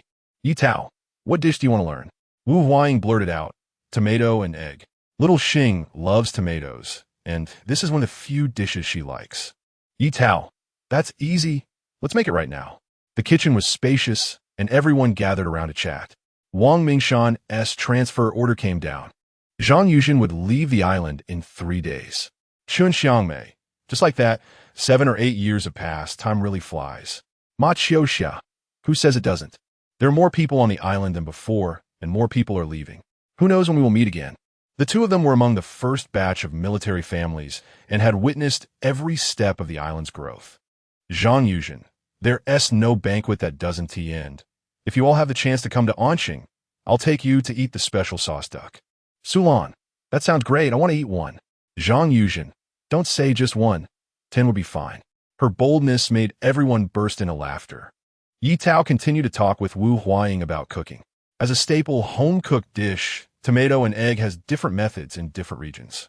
In her hometown, they prefer salty flavors. When she traveled to Haching, she was surprised to find a sweet version in a restaurant. For someone who grew up eating salty food, her maximum tolerance was for a sweet-sour flavor, but pure sweetness was unacceptable. Score a cross on the tomato and blanch it in hot water to peel it. This step can be skipped if you prefer not to do it. Wu Huaying nodded beside her, carefully noting everything she said. After peeling the tomatoes, they were cut into pieces and set aside. The eggs were beaten and cooked in the pan until set, then taken out. A little oil was added to the pan, and the tomatoes were cooked until juicy. At this point, a little sugar could be added for freshness. Wu Huaying learned for the first time that sugar should be added. She had been worried the taste would be strange, but when she tasted the tomato, she felt completely reassured. It's delicious, Wu Huaying exclaimed, with a hint of sweetness. But it doesn't overshadow the taste of the tomatoes at all. Wu Huaying brought over a basket of tomatoes. They had made enough, and Ye Tao asked her to take the leftovers home. Wu Huaying, my family has 2 rows of tomatoes planted. We eat them every day, and I'm tired of them. Since everyone is here, let us share the leftovers. Now that they had brought them, there was no reason to take any back. After learning the dish today, the aroma of tomatoes filled the air in the family compound. When Huo Tingwu returned home, Ye Tao was just serving the rice. We're having tomato and egg rice today, Ye Tao said. No wonder I smelled the scent of tomatoes at the entrance of the family compound. Huo Tingwu guessed that this was the dish the sisters-in-law had learned today. To prevent them from forgetting the steps while cooking, Ye Tao had specially written a recipe. Huo Tingwu loved meat, and so did Ye Tao. She also stir-fried a plate of spicy peppers with meat, which was perfect for topping the rice. They finished a pot of rice between the two of them. Ye Tao touched the flesh on her arms, feeling she had gained a bit of weight recently. Really? I didn't notice, Huo Tingwu said, thinking his wife was still too thin. If she ate more, it would be more comfortable to hold her. After Huo Tingwu went to the military camp, Ye Tao took a nap and, as usual, checked the small vegetable garden. The vegetable seed she had sown had grown to her ankles, perfect for hot pot, but unfortunately, she couldn't eat too spicy now. The only 2 mangoes on the mango tree were ripe. Standing under the tree, she smelled the fragrance and wanted to eat them immediately. But sadly, Huo Tingwu was not home. She brought a chair over, carefully climbed up, and picked the mangoes. After cleaning them, she cut them in half, scored them into cubes, and placed the mango pieces into a bowl. The mango pits were cleaned and put into a container in a cool place, hoping they would sprout. Sitting under the eaves, Ye Tao looked at the vitality in the courtyard, feeling very happy. Comrade Ye, are you there? Came a knock on the door. Feng Delu had been busy with meetings all morning and had just found time to visit Ye Tao. Opening the door to see him, Ye Tao quickly invited him in. The two sat under the eaves to chat, leaving the door open without worrying about others gossiping. Commissioner Feng, would you like some tea? Ye Tao asked. Comrade Ye, no need to be busy. I have another meeting to attend later, so let us keep it short. What do you think about yesterday's matter? His expression was tense as he looked at Ye Tao, afraid she would refuse. He thought of the soldiers' complaints. This time, it had to succeed without any failure. I'm willing to go. What? You don't want to phone, Commissioner said. No, you agreed. Ye Tao. Yes, I just happened to have time recently. Phone Commissioner clapped his hands. Great. Comrade Ye, don't worry. I know your situation pretty well. You just need to go to the cafeteria for guidance every morning. How much you guide depends on your own arrangement. This job had a lot of flexibility, suitable for Ye Tao's current situation. Phone Commissioner continued. Since you are considered a special recruitment, the situation and treatment can only be regarded as temporary work, but the pay will be more than theirs, less than regular employees. Ye Tao understood, being in between the two. I understand. I believe the leadership will not treat me unfairly. Phone Commissioner. You can rest assured about that. Let's not say anything else. This I can still decide. It will be 30 yuan a month and 20 jin of grain tickets. This amount was small change compared to Huo Tingwu, but for Ye Tao, it was her first bucket of gold since coming here. They agreed that she would officially start work the next morning. After seeing off-commissioner Feng, Ye Tao took out paper and pen, writing down the recipes she could make, planning what to cook based on the situation tomorrow. She focused intently until it got dark and then realized it was getting late. She stood up to stretch and went to wash the leafy greens in the courtyard. There was still a piece of pork belly left from yesterday's purchase, which she minced. After boiling it in warm water, she added the greens to blanch them, seasoning simply with salt, making a clear soup with meatballs. When Huo Tingwu came back, Ye Tao told him about starting work at the cafeteria tomorrow. Huo Tingwu, you should rest well. I'll come back to get the food tomorrow, and after we eat, I'll take you to the cafeteria. Ye Tao, okay. This way, she could continue to sleep in and Wu and Ti have to get up early. Feeling a bit excited about her first day of work, Ye Tao and Ti slept well last night. Shortly after Huo Tingwu went out for morning exercises, she also got up. After washing up and doing some light exercises, she returned to the room to change into the clothes she had prepared last night. To make cooking easier, she wore a simple white cotton shirt and black pants today. She also wore the cloth shoes made by her mother-in-law. The thick soles meant they wouldn't tire her feet, even if she stood all day. Chapter 38, Canteen Guidance. After breakfast, the two went to the military camp together. On the way, they ran into Wu Huang, who was informed by Ye Tao last night that she would be working in the canteen today, and that teaching her to cook might have to be postponed until the afternoon. Wu Huang said, "Then I'll take Xiao Xing to the canteen to get food today. There's no rush for us to cook." After all, it was her asking Ye Tao for help, so naturally it should be based on Ye Tao's schedule. Huo Tingwu brought Ye Tao to the office of the logistics department director. The director, Lu Jiangwo, was flipping through the canteen suggestion book, becoming more and more troubled as he read. Almost every page had a comment. The food is hard to eat. He felt that his already thinning hair was about to fall out completely. The island was short on manpower, and the current chef, Feng Ming, was someone he had hired at a high price from a restaurant in Guang City. He hadn't expected his cooking skills to be so poor. One person said there was no problem, while a bunch of others said it was indeed his problem. To be honest, he felt Feng Ming's attitude had worsened compared to before. He was struggling with the lack of available personnel. Otherwise, he would have replaced him long ago. He sighed, sipping strong tea, and suddenly remembered that Political Commissar Feng had mentioned sending someone to guide the canteen staff in cooking. Knock, knock, knock. Lu Jiangwo put down his cup, rubbed his face, pushed this matter aside, and invited the person in.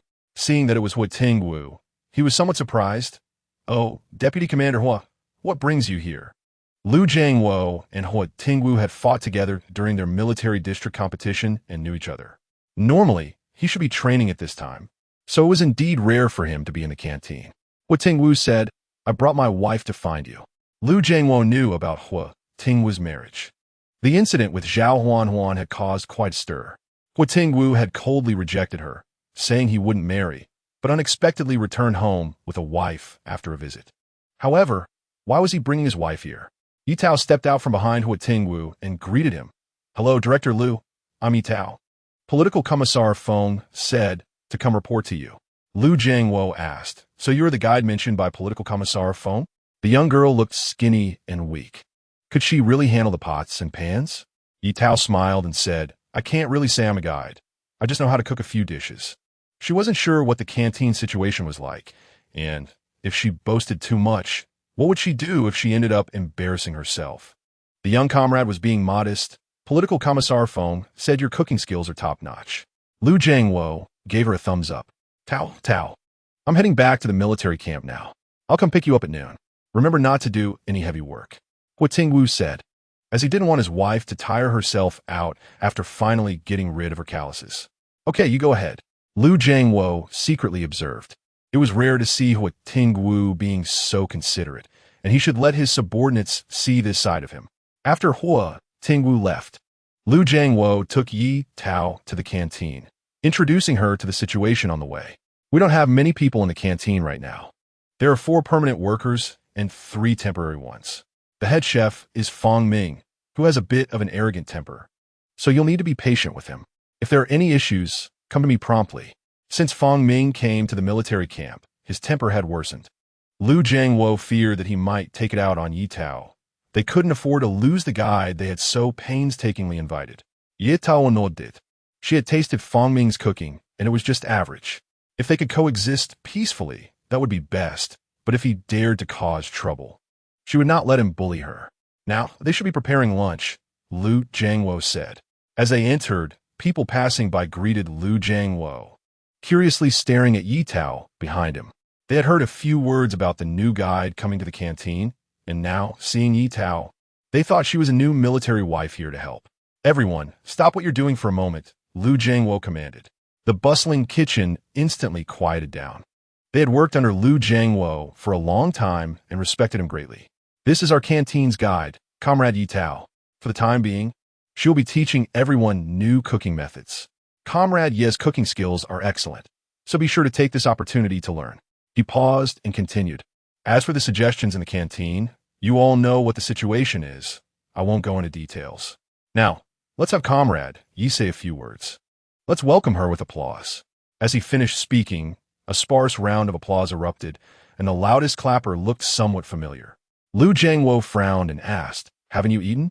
Everyone's gaze turned to Fang Ming in the middle, whose face was dark, reluctantly clapping, while others joined in, and the applause grew louder.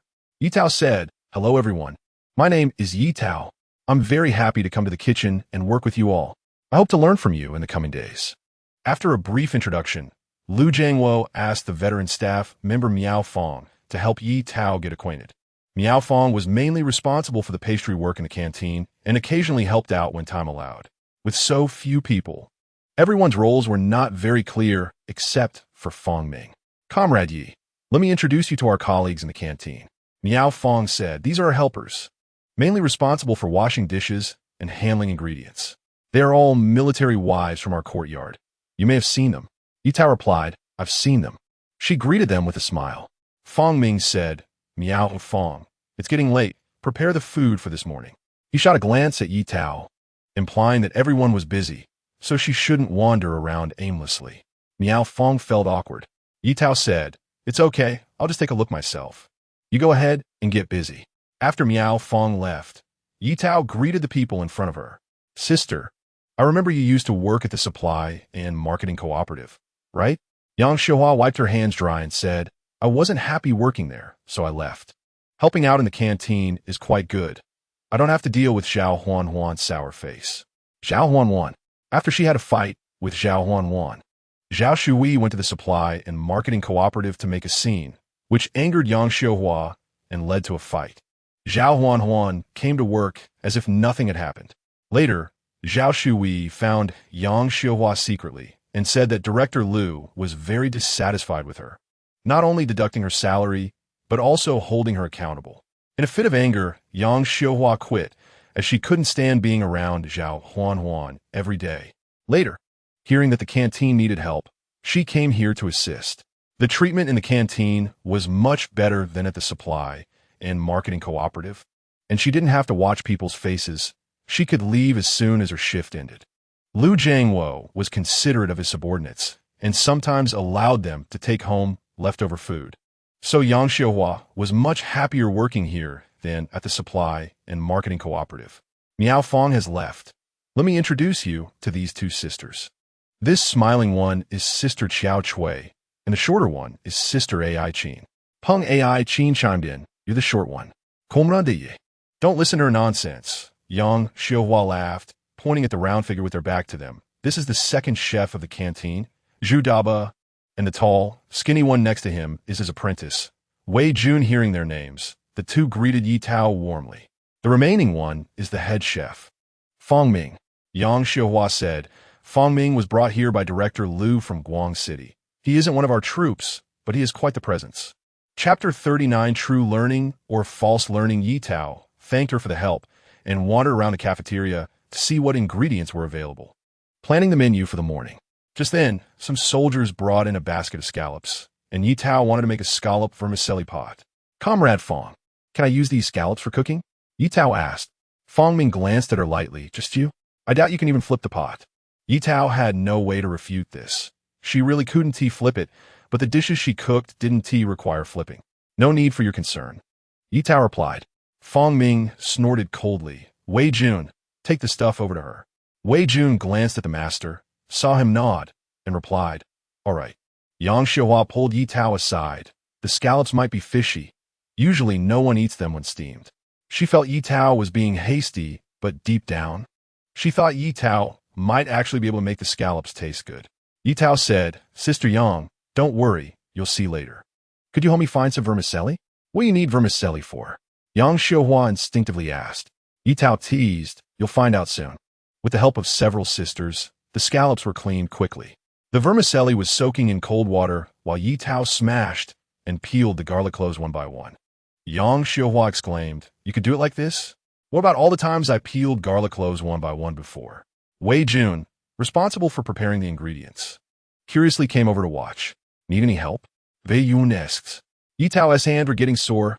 Yes, thank you, Comrade Wei. Wei Yun replied, Sister. There is no need to be polite. I know Deputy Captain Hua. Just call me Wei Jun. Ye Tao smiled. Okay, thank you. Wei Jun worked quickly, chopping up a plate of minced garlic in just a few strokes, and helped Ye Tao light the fire. Ye Tao added the garlic to the heated oil, and a strong aroma of garlic filled the air. She then added the seasonings, splashed a bottle cap of white wine around the edge of the pot, covered it, and simmered until thickened, then poured it over the scallop meat. The kitchen was filled with the fragrance of seafood and garlic. This smells really good, Yang Xiuhua said, feeling energized by the work. Zhu Beos thought Ye Tao had real skills and specifically asked her to check if there were any issues with his cooking method. He didn't think it was embarrassing to consult Ye Tao. She had real techniques, and if he could learn even a little, he would wake up smiling. In the cooking profession, it didn't matter if one was male or female, old or young. As long as they had skills, they were the boss. Ye Tao glanced at his dish and pointed out the problem. He added the ingredients before the pot was hot, resulting in watery food that had no taste. Comrade Zhu, you cook, and I'll help you with the seasoning. Okay, Zhu Beos replied, as Ye Tao explained what he needed to pay attention to while pouring in the ingredients. Wei Jun followed closely behind, carefully taking notes. As her explanation concluded, Zhu Beos served the dish, eagerly tasted it with chopsticks, and found it fresh, aromatic, and crisp, leaving a lingering flavor that was undeniable. Fong Ming, smelling the aroma in the air, looked disdainful, thinking, so what if she can cook? What is there to boast about? Zhu Beos dished out a bowl separately for everyone to try. Wei Jun, following Ye Tao, had stars in his eyes, thinking, sister is amazing. I wonder if it's too late for me to change mentors. Comrade Yi, I have an unusual request, Zhu Beos said, blushing and fidgeting. Ye Tao asked in confusion. What is it? Zhu Beos declared loudly. I want to take you as my teacher. The crowd looked surprised, and Zhu Beos continued. Although I'm over 10 years older than you, my skills haven't improved. Wei Jun says I'm his master, but I can't teach him anything. Wei Jun quickly said, Master, let me finish. Zhu Beos interrupted him. It's not every day we meet someone with skills like Comrade Yes. We need to seize the opportunity to learn. A voice in the crowd murmured, who knows if you really want to learn or just pretending to learn? The speaker was Fong Ming, who stood coldly to the side, looking disdainfully at Zhu Beos, thinking he only saw Ye Tao as someone sent from above with benefits to gain. Ye Tao ignored him and said to Zhu Beos, Comrade Zhu, my skills are limited. I'm not as amazing as you think. I can only cook a few dishes, and I'm really not qualified to be a teacher. But if you want to learn, I'll definitely share everything I know. Zhu Beos realized he had been too impulsive and troubled Ye Tao. Now that she had offered him a way out, he gratefully said, Thank you, Comrade Ye. Ye Tao replied, No need to be so polite. Just call me by my name. You're older than me, so how about I call you brother? Zhu Beos, with a straightforward personality, liked this directness. All right, that works. Ye Tao declared, Let us not waste any more time. We're about to head to the dining area. Everyone get moving. With her command, everyone began to get busy, and Ye Tao handed the prepared menu to Zhu Beos. When Zhu Beos saw the contents, he held it like a treasure. Ye Tao said, Brother Zhu, I'm not strong enough to do much. I can only help you with some minor tasks. Zhu Beos waved his hand. That's no problem. Just guide me from there. If I do anything wrong, please point it out. Ye Tao acted as a good luck charm for the morning. It must be said that although there were few people in the cafeteria, they were all skilled workers, and everyone cooperated well, preparing all the meals on time for serving. Meanwhile, in the military camp office, upon hearing the morning horn, Huo Tingwu put down the documents he was holding, carefully placed them in the drawer and locked it, then stood up with his lunchbox to go to the cafeteria for a meal. Old Hua, why didn't you go home for lunch today? Did you have a fight with your sister-in-law? Zhou Chongli imagined a scene where Huo Tingwu was kicked out and couldn't he help but gloat. Old Hua, I'm telling you, as a man, sometimes you have to soften up. Don't always be so rigid.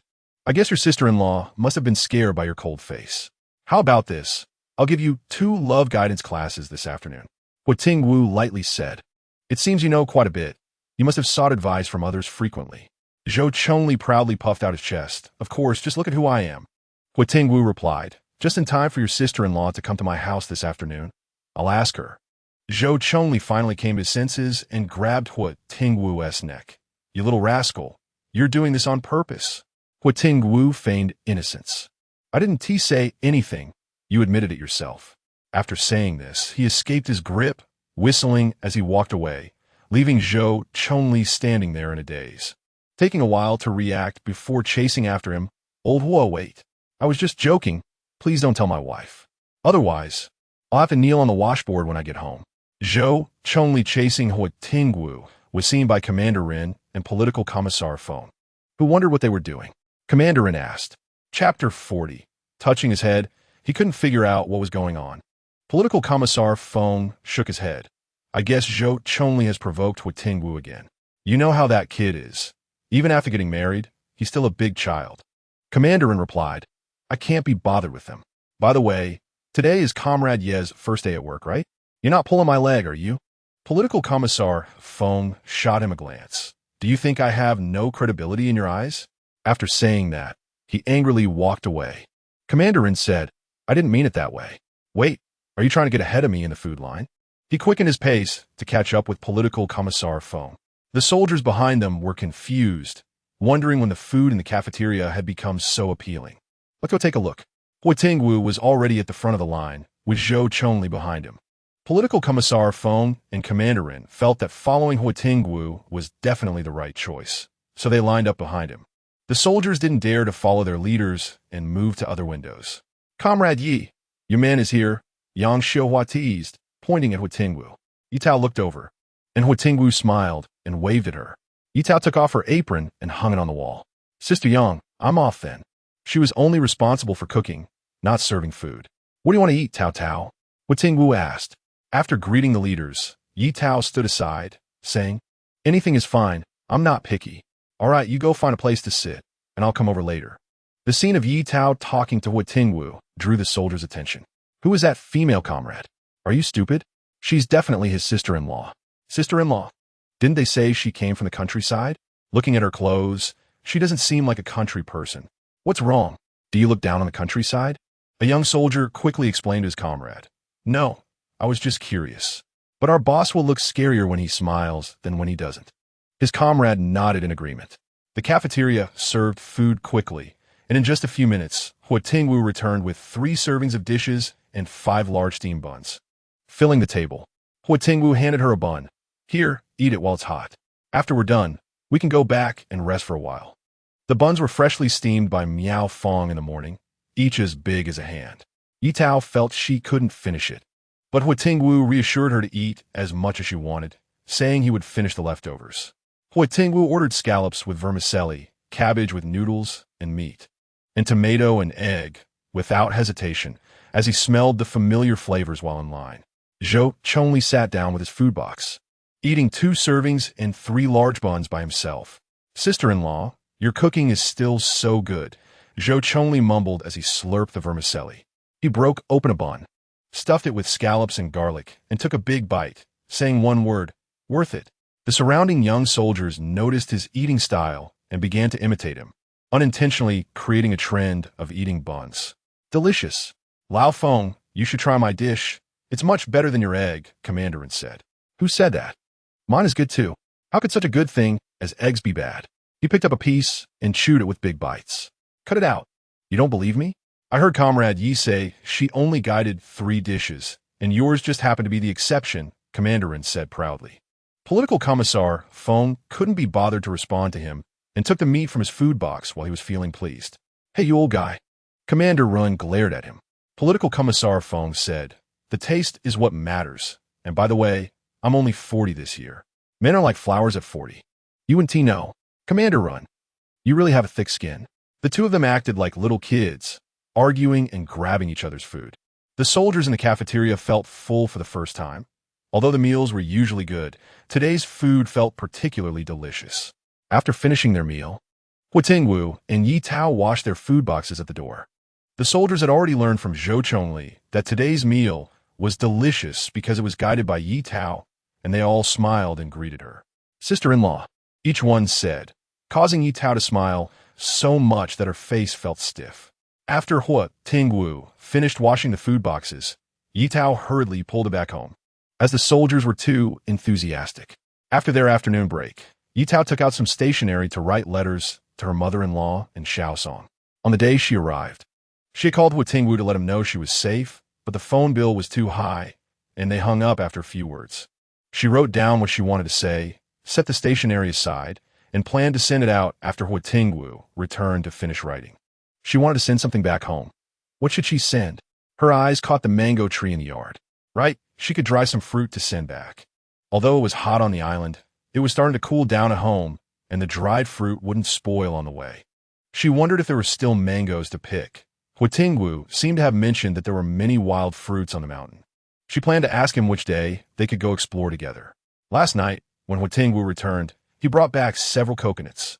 As he and Zhou Chongli had cleaned out the coconuts that almost fell on him to avoid hitting others.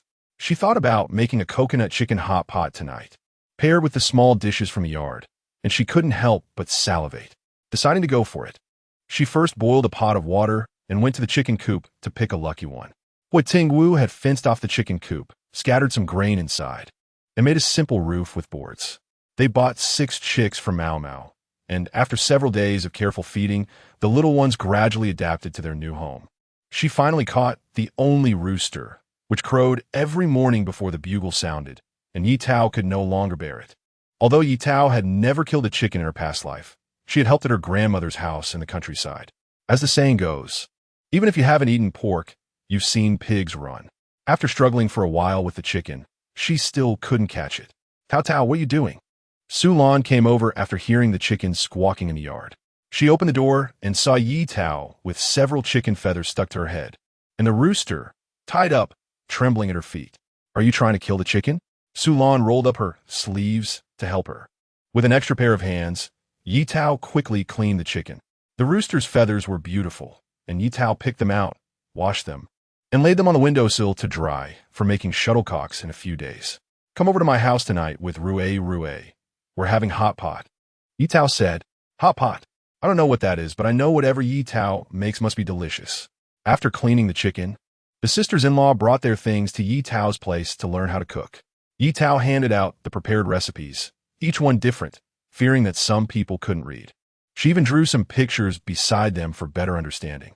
Tao Tao is truly skillful. Her handwriting is beautiful, and her drawings are great, Zhang Yuzhen said. The others nodded in agreement, and when compared, it seemed that Deputy Huo didn't quite match up to Tao Tao. He was older and always had a cold face, which could cool things down in summer, but not in winter. After Huo Tingwu returned, the sisters-in-law said their goodbyes, each casting dissatisfied looks at him. Huo Tingwu, scratching his head, couldn't figure out what was going on. Chapter 41. How long can she smile? Without a suitable pot at home, Ye Tao had to temporarily use a clay pot as a container. After opening the coconut, she poured the coconut water into the clay pot, added water according to the ratio, scooped out the coconut meat, cut it into strips, and added chicken after bringing it to a boil. Sister-in-law, Rue should be getting out of school soon, Ye Tao said. Su Lan glanced at the time. Indeed, I'll go pick him up. Great, once we're back, we can eat, Ye Tao replied. The fresh chicken was tender and juicy, and it would be ready to eat in about 5 to 6 minutes after boiling. The fragrant coconut chicken needed the right dipping sauce to shine. While waiting, Ye Tao prepared the dipping sauces. placing them in small bowls so everyone could choose which one to pair with their meal. The only unfortunate thing was that they didn't have the finishing touch. The small green lime. Is it that green little fruit? Huo Tingwu asked upon returning. Ye Tao's eyes lit up. Have you seen it? Huo Tingwu replied. Zhou Chongli's family has it. That fruit is very sour. Exactly, that's it. Sulan knew she wanted that fruit and left Rue there while she went home to pick some. Annie, the meat smells so good. Rue circled around the pot like a little greedy cat. Ye Tao was worried he might get burned. So she took the little guy to see the chicken feathers they had plucked that afternoon. Huo Tingwu moved the clay pot to the small stove and placed some charcoal underneath. Sulan quickly returned with the limes. And Ye Tao's eyes widened at the sight of a full basin. So many. I dug these from the mountain. I thought it was a sweet fruit tree. But who knew they were so sour? I just left them there as decoration, but the smell is really nice. Over time, I couldn't bear to dig them up. Hey Tao, why don't you dig some up tomorrow and plant them? Ye Tao replied, no need, I can't eat that many. But since you dug them from the mountain, you must have quite a few. I was just planning to go to the mountain with Tingwu to take a look. Since coming to the island, I haven't explored much beyond the beach. That works, Sulan said. Ye Tao cut the lime in half and taught everyone to squeeze the juice into a bowl. Then added a spoonful of the coconut chicken broth to eat together with the delicious chicken. It was simply irresistible. Ye Tao lao saking onbones, and chicken wings and feet were her favorites. Before long, a small mountain of bones had piled up in front of her. Tingwu, do we have any dogs here? I want to raise one. If Tingwu had a little dog to accompany him during missions, she would feel less scared. Not many people in the family courtyard kept pets. Tomorrow, I'll have someone go to the village down below to ask. Huo Tingwu placed a piece of chicken leg meat into her bowl. Mom, I want a puppy too. Rue looked at his mother eagerly. Sulan firmly refused. No. Rue's eyes immediately filled with tears, blinking pitifully. But acting cute didn't work. Sulan was not swayed. Zhou Chonli chimed in. Wife, shouldn't we get one too? Sulan shot him a cold look. But Zhou Chonli persisted under pressure. We only have Rue at home. Having a dog to play with him would be great. That would be great, Rue echoed. Sulan felt her arms being shaken by both of them and thought she might get dizzy. All right, I'm really scared of you too. I guess we can raise one. But Rue, I need to tell you in advance, a puppy is a life. It's the most loyal friend of mankind. You have to get along well with it. Rue nodded happily. I know, Mom. He eats meat, and the puppy can chew on bones. They will be good brothers. After dinner, Ye Tao and Sulan discussed the farewell for Sister Yuzhan the next day. Sister said this afternoon everyone would go to her house for dinner. Should we bring something? Ye Tao couldn't think of anything at the moment. I still have a piece of new fabric at home. We can make some food to take over. They've almost finished packing, and if we bring some over, we won't have to cook. Sulan agreed. Okay, I'll see if I can buy some canned goods to bring. Sister Yuzhan is leaving. I feel uneasy about it. Ye Tao felt the same way. After sending off the Zhou family, Ye Tao found the new fabric in the wardrobe. It was a delicate floral pattern, suitable for Sister Yuzhan. When Huo Tingwu returned after showering, she had already picked out her outfit for the next day. Although the temperature was not as hot as in July, she had inevitably sweated after a busy day. When she went to shower, Huo Tingwu sat at the desk, finishing the letter he hadn't completed that afternoon. In the letter, he informed his parents that he and Tao were doing well, so they didn't need to worry, and reminded them to take care of their health and not to overwork themselves. Ye Tao told Huo Tingwu about the dinner at Captain Wang's house the next day. Captain Wang mentioned it to me this afternoon.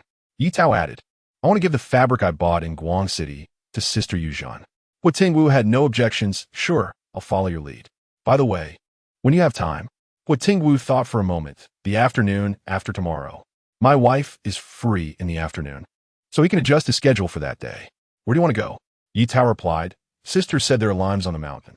I want to dig one to plant at home and find some mangoes to sun-dry and send back to my mother. I remember Zhou Chonli's tree is right by the stream. There are many wild fruits nearby. I'll take you there on my day off after tomorrow. Okay. Ye Tao nestled into his arms, and they fell asleep in an embrace. The next day, without the crowing of a rooster, Ye Tao woke up naturally. The clothes she had changed out of last night were neatly hung on the line, and she smiled, thinking that having a diligent husband was quite nice. When Huo Tingwu returned with breakfast, she hadn't gotten up yet, so he left a note on the table reminding her to heat the food in the pot. There was a bowl of leftover chicken, and Ye Tao prepared a new dipping sauce, happily finishing her breakfast. When she arrived at the cafeteria, everyone was just eating. Yang Xiuhua called her over to eat, and Ye Tao went to sit down. Wei Chaotsue handed her a bun. Sister-in-law, I've already eaten at home. Peng Ai Qin chimed in. It was sent back by Deputy Captain Huo, right? This morning, Huo Tingwu happened to be at the window where she was serving food. Ye Tao, now an experienced hand, remained unfazed by her teasing. The sisters had no malice and laughed, yes. Young couples are great. Deputy Captain Huo really dotes on his wife, Yang Xiuhua remarked. As they chatted, Zhu Debao and Wei Jun also brought over chairs and squeezed in a sit. Ye Tao, what are we cooking today? Zhu Debao, encouraged by the unanimous praise for yesterday's dishes, was excited to come to work early. I see we have fish. How about making lime fish, braised chicken, soy-braised eggplant, and cold jellyfish? Ye Tao suggested these common vegetables, and the cafeteria had plenty of supplies. Sounds good. Zhu Debao quickly finished his meal and began preparing with Wei Jun. Meanwhile, Fong Ming, who was eating alone, glared at Ye Tao from across the room. This woman had only been here for 2 days and had already captured everyone's hearts. He was curious to see how long she could keep smiling. Chapter 42. Picking on a mountain. Wei Jun has a talent for cooking. With just a little guidance from Ye Tao, he is able to integrate what he learns into other cuisines. If cooking delicious food doesn't require talent, then long-term practice can lead to proficiency. However, if one wants to make food that is both delicious and visually appealing, it takes several times more effort. Throughout the thousands of years of Chinese history, many great chefs have emerged, all of whom have trained diligently from dawn till dusk. Zhu Debao excels in diligence. As the old saying goes, hard work can make up for lack of talent. Today, the cafeteria is making baked flatbreads. Zhu Debao doesn't need to do it himself, so he helps Miao Fong and the other sisters instead. Kneading dough is a technical skill, and the cafeteria's mixing bowl is twice the size of those at home. Ye Tao felt like her arms were fluttering like butterfly wings after kneading less than 5 times. Seeing this, Miao Fong asked her to sit down and rest while she took over the bowl. The dough Ye Tao had kneaded with all her strength was incredibly obedient in Miao Fong's hands, kneading however she pleased. Miao Jie, you are really amazing, Ye Tao said, looking at her little arms, realizing she still needed more practice. Miao Fong laughed heartily. You'll get used to it over time. My home is in northern Shaanxi, where we have a lot of noodles. Kneading dough is a skill I learned from a young age. Huo Tingwu likes eating noodles, so Ye Tao decided to take this opportunity to learn more. The small yard at home is near the kitchen, and she reserved a spot to build an oven for baking flatbreads and making snacks, hoping to enjoy a happy life comparable to a certain rural blogger. At lunchtime, Ye Tao took her lunchbox filled with dishes and went out to wait for Huo Tingwu. Huo Tingwu had been busy with meetings in the morning, and by the time he entered the cafeteria, many people were already seated. As soon as he walked in, Ye Tao spotted his tall figure and wanted to stand up and wave at him, but thinking it wouldn't look good in front of everyone, she gave a small wave instead. Her clothes stood out among the military uniforms, and Huo Tingwu quickly noticed her as he scanned the room, striding over. Sorry, Tao Tao. I'm late. It's okay. I heard from Xiao Chui that you were still in a meeting. Drink some soup first to settle down. Although his breathing was steady, the sweat on his forehead revealed that he had rushed over. Xiao Chui is Huo Tingwu's aide, and the meeting was about new appointment notifications. After lunch, the two returned home, where Huo Tingwu told his wife about his promotion to regiment commander. Really?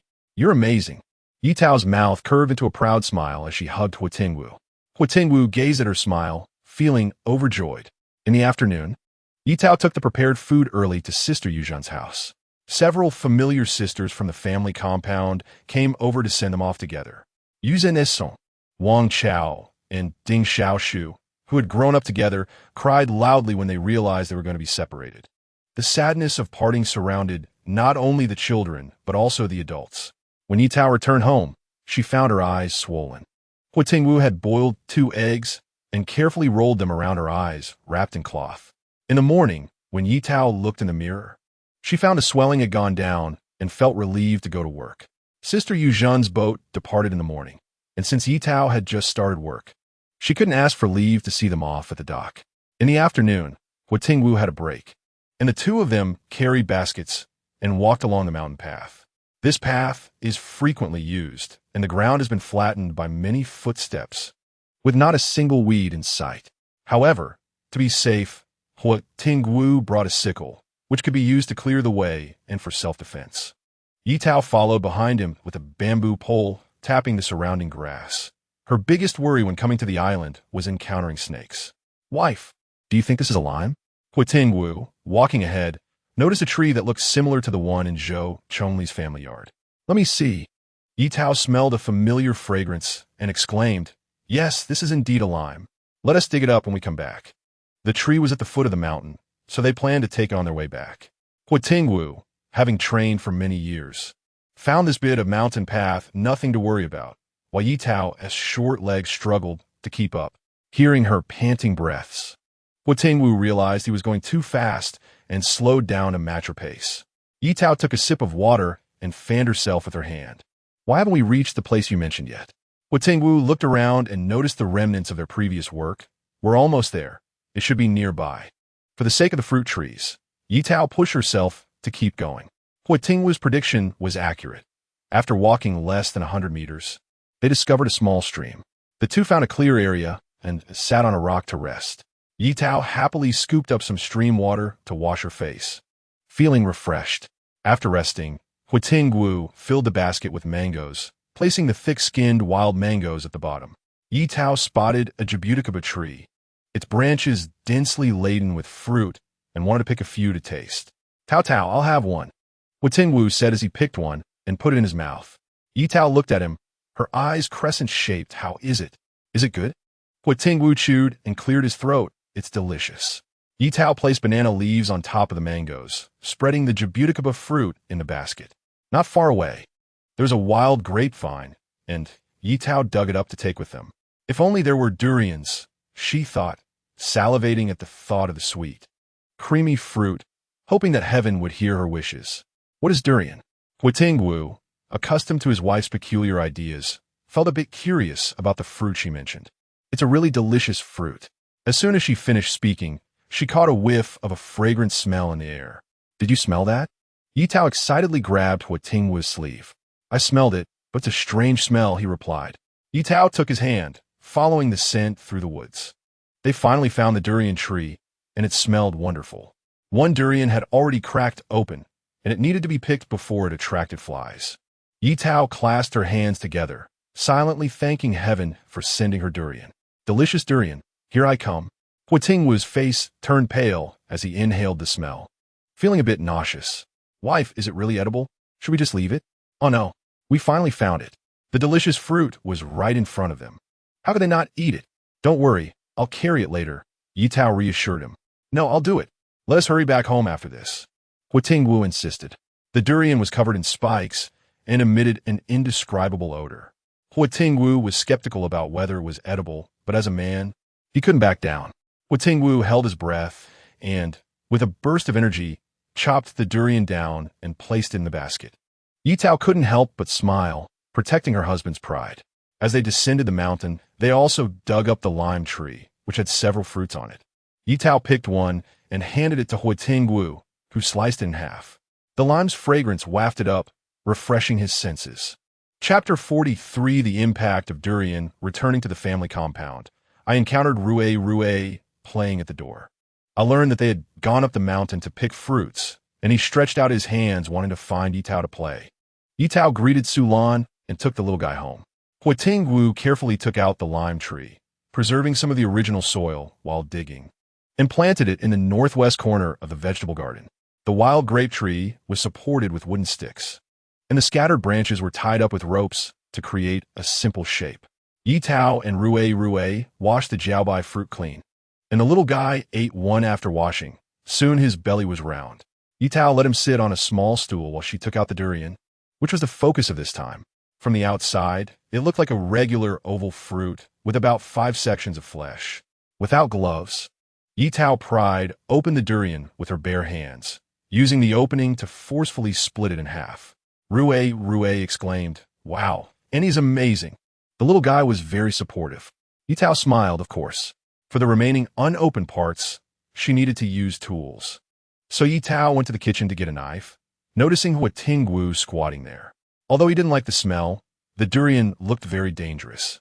And for his wife's safety, he held back his discomfort, frowning as he forcefully pried the durian open entirely.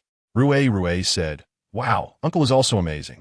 Ye Tao first took a small piece for Rue, who had already smelled the aroma and would have rushed over if he hadn't had fruit in his hands. "Auntie, it's so delicious." Ye Tao felt she had found a kindred spirit. "Right, I think it's delicious too." She raised her hand and offered it near Huo Tingwu's mouth, playfully saying, "Tingwu, don't you want to try?" Her eyes blinked, and Huo Tingwu was lost in the moment, and by the time he realized, he had already agreed. He closed his eyes and took a bite. The soft and sticky texture was like eating a ripe banana, and it didn't seem so smelly anymore. "How is it? Isn't it delicious?" Ye Tao asked. Huo Tingwu replied, "It's okay." Ye Tao knew he wasn't picky, and okay was a high evaluation. She felt proud. No one could escape the truth, is fragrant law. After Rue ate 2 pieces, Ye Tao didn't dare let him eat more, as too much fruit could cause a heat rash in children. She decided to save the rest for Su Lan to take back to try later. That night, Huo Tingwu cooked, while Ye Tao focused on preparing dried fruits. When Su Lan came to pick up Rue, she brought back a plate of durian, as Tao Tao had said to keep the durian seeds for planting and not to throw them away. Zhou Chongli sniffed around like a dog, noticing a stinky smell in the house. He had just finished showering, so it might be him, but it wasn't his wife, since they had just hugged. The only suspect left was their son. Rue, come here for Daddy to hold. Rue, he thought he was going to play games and happily rushed over. "Daddy, are you going to play flying airplane with me?" As soon as he spoke, Zhou Chongli pinched his nose and took 3 steps back, standing still. "Did you eat poop? Why you smell so bad? Where did his sweet and soft son go?" Rue pouted and cried out, "Bad daddy, didn't he eat?" Su Lan ran over from the kitchen, picked up her son, and gently patted his back. "What's wrong, Rue? Zhou Chongli, why are you bullying him?" Zhou Chongli felt like he wanted to cry too.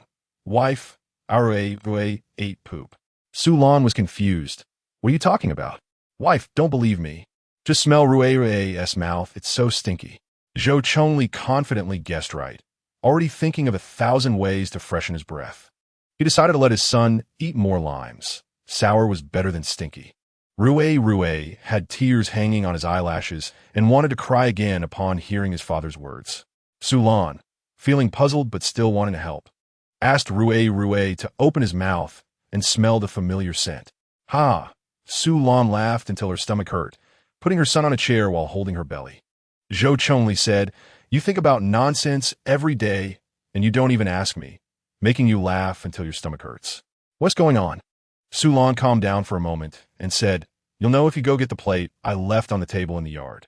Look at our poor Rue. Mommy will spank Daddy later." Rue loved playing games with his dad. "Mommy, spank lightly. I want to play flying airplane." Zhou Chongli, smelling the familiar scent, had a bad premonition in his heart and returned to the room with a dejected expression while holding the item. "Mommy, Rue wants to eat." After finishing the food at Annie's house, his stomach was hungry again. "No." Su Lan refused her son's cute antics, as Tao Tao had said that children shouldn't eat too much, and they would still have to eat dinner. "Wife, let us eat outside today," Zhou Chongli cautiously suggested, feeling that his appetite had greatly decreased in the stinky house. "Are you really not eating? Captain Wu thinks it's delicious." She happened to see Huo Tingwu eating a piece without changing his expression at Tao Tao's house. Zhou Chongli didn't believe it. Old Hua hated strange things. "Wife, don't lie to me." Su Lan shot him a glance. "Why would I lie to you? If you don't believe me, ask Rue. Rue nodded his little head. "Uncle likes it a lot." Zhou Chongli covered his mouth, refusing to try it, and the mother and son had no choice but to accommodate him and eat outside. After dinner, Su Lan happily enjoyed 2 large pieces of durian, while Rue watched enviously, thinking being an adult was great. He wanted to grow up quickly. Su Lan took a bath and rubbed extra soap while brushing her teeth. Zhou Chongli, holding the quilt, wanted to sleep in the next room. Su Lan softly said, "If you go out, don't come back." Zhou Chongli immediately ran back and lay down. Wife, how could I go out? I like you the most. Su Lan blushed from his words and quickly went to sleep. The next day, Zhou Chongli left the house with dark circles under his eyes. He dreamt of Durian coming to life, chasing him all night, and he didn't sleep well. Huo Tingwu asked, did you go stealing last night? Zhou Chongli sighed. I dreamt of monsters. Huo Tingwu frowned, looking around to see no one there. Don't talk nonsense. Zhou Chongli regained his senses, realizing he had said something he shouldn't have, and slapped his face to wake up. Huo Tingwu took a lime out of his pocket and handed it to him. Zhou Chongli took it and tossed it in his mouth. The sour taste filled his nostrils, instantly waking up his brain. Old Huo, why did you bring this out? Zhou Chongli started talking to himself before Huo Tingwu could answer, but it's actually quite tasty. The sourness faded and turned slightly sweet. Huo Tingwu. He would admit he was worried about having a durian smell on him. Zhou Chongli said, Old Huo, I want to discuss something with you. Huo Tingwu shot him a glance. What is it? Just say it. Can you not let your sister-in-law pick durians next time? He felt like he also had a hint of durian smell on him. Huo Tingwu replied, No, try it. You might also like it. He recommended it as a friend. Forget it. I'd rather die than try it. Zhou Chongli moaned all morning, only feeling alive again during lunch, as fragrant food was still delicious. Chapter 44 New member joins last night. The dried mangoes had shrunk significantly after a day of drying. Ye Tao took a bite and thought they could dry for another day, planning to send them back home the day after tomorrow. The weather had been nice recently, and after drying, there were about 5 or 6 pounds of mangoes left. Ye Tao wrapped them in oil paper and prepared a small portion to give to her mother-in-law for Yi Song to try. That day, Huo Tingwu came home from work carrying a box. What did you bring? Ye Tao asked. Huo Tingwu opened the box and pulled out a small black puppy. So cute. Ye Tao carefully held the puppy, which was fluffy with curious round eyes looking around. Huo Tingwu found a small basin and poured in some water to feed the puppy. It was sent by an uncle from a nearby village, as his family had several puppies. The puppy was extremely thirsty, burying its entire head in the basin and clawing at the edge with its 4 paws. Ye Tao placed a stone under the basin to make it easier for the puppy to drink. Did Rue get one? Ever since they mentioned getting a puppy, Rue had been thinking about it every day. Yes, Zhou Chongli picked a spotted one. Ye Tao replied, Now Rue will be happy. Just as she finished speaking, they heard Rue's voice outside. Andy, Rue, holding the puppy, came running with 2 little bundles. Su Lan followed behind, saying, Rue, slow down. Wow, Annie has a puppy too. The puppy, startled while drinking water, hid behind Ye Tao. Rue, holding the little puppy, started howling, and he quickly set it down, asking, What's wrong, little puppy? The puppy jumped down and dashed toward the little black dog, and the 2 little guys rolled together on the ground. Su Lan remarked, Oh, these 2 brothers missed each other after just a little while. Both puppies were male, and Ye Tao decided to take advantage of the good weather to give them a bath, or else they would have fleas. Rue rolled up his sleeves to help, but was pulled aside by Su Lan, who wouldn't let him interfere. You can only watch, not touch, Rue sighed. Huo Tingwu laid an old piece of clothing in a basket at home, which he had worn during training and was too worn out to throw away. It was just right for the puppy to sit on. After washing the puppy, Ye Tao dried it off with the old clothes. The 2 puppies regained their clean and cute appearance, making them even more lovable. Tao, you should name the puppy, Huo Tingwu suggested. Ye Tao struggled with naming, finally spitting out 2 simple characters, Little Black. Huo Tingwu responded, Such a simple and easy-to-understand name. Sounds good. Let's call it Little Black, he sincerely praised. Ye Tao replied, If you didn't laugh, it would be more convincing. Rue, what is your puppy's name? The naming failure left Ye Tao looking for comfort from the little guy. Flower, Rue pointed to the patterns on his puppy's fur. Su Lan Lauget? Looks like you 2 are in sync. Ye Tao, feeling defeated, stopped worrying about the puppy's name and took out the dried mangoes to share. She thought that the package sent home should have also arrived. Tongxiang Brigade. Huo Xiaolin came in cheerfully carrying a package. Did Tao's stuff arrive? Lu Wenxiu asked. Yes. My daughter-in-law called to say she sent some things and a letter. I calculated the time, and since I was going to the county for a meeting, I picked up the package. Lu Wenxiu opened the package, which contained a letter. Huo Xiaolin wanted to open it, but Lu Wenxiu turned and said, Let me open it. Let us open it together. It's a letter from our daughter-in-law, Huo Xiaolin urged. Oh, so now you admit she is your daughter-in-law. Huo Xiaolin's face flushed with an unnatural red. When did I ever deny it? Lu Wenxiu didn't expose him. Recalling that when Tao Tao and the second son got together, he wasn't happy about it. The couple leaned together, warmly reading the letter in their hands. Tao Tao said she sent us some dried fruit, and also something for Xiao Song. You should deliver it, Lu Wenxiu said while putting the letter away. Huo Xiaolin flipped through the package and found a separate small parcel, taking it and leaving the house. Dad, where are you going? Huo Tingwu came in from outside. Just perfect timing, you're back. Go deliver this. It's something your second sister-in-law sent for Xiao Song. Okay, Huo Tingwu replied, taking the package and heading out again. The Ye family was not far from the Huo family, and a few minutes later, Huo Tingwu stood at the Ye family's door. He subconsciously didn't like her parents and wondered if they were home. Jiego, what are you doing here? Ye Song, carrying a satchel, looked at Huo Tingwu in confusion. Oh, Xiao Song is back from school, just as he hoped to avoid the annoying people. Huo Tingwu pulled Ye Song to a secluded spot and handed him the package, saying, This is something my second sister-in-law sent back for you. Take care of it. I'm off now. Sent by my second sister? Ye Song held it tightly like a treasure. Xiao Song, why aren't you going home? Ding Yuxiang came out and saw her son standing there. Hearing her voice, Ye Song didn't dare look back, stuffing the package into his satchel.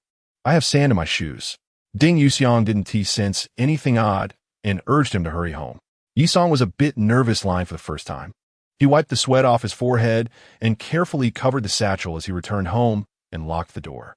Ye Tao had also written a letter to Ye Song, urging him to study hard and bringing him the dried fruit she had prepared, reminding him to write if anything happened.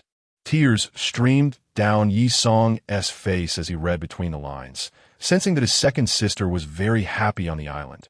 He felt indescribable joy, secretly hiding the dried fruit to eat one whenever he missed his second sister. While Ye Tao was at work, Yang Xiuhua and several sisters-in-law gathered together to chat. Tao Tao, come here.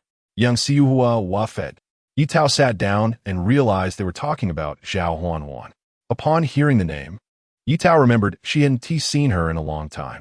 Zhao Huanhuan got fired, Yang Xiuhua said. Ye Tao was astonished. Isn't her uncle the director of the supply and marketing cooperative?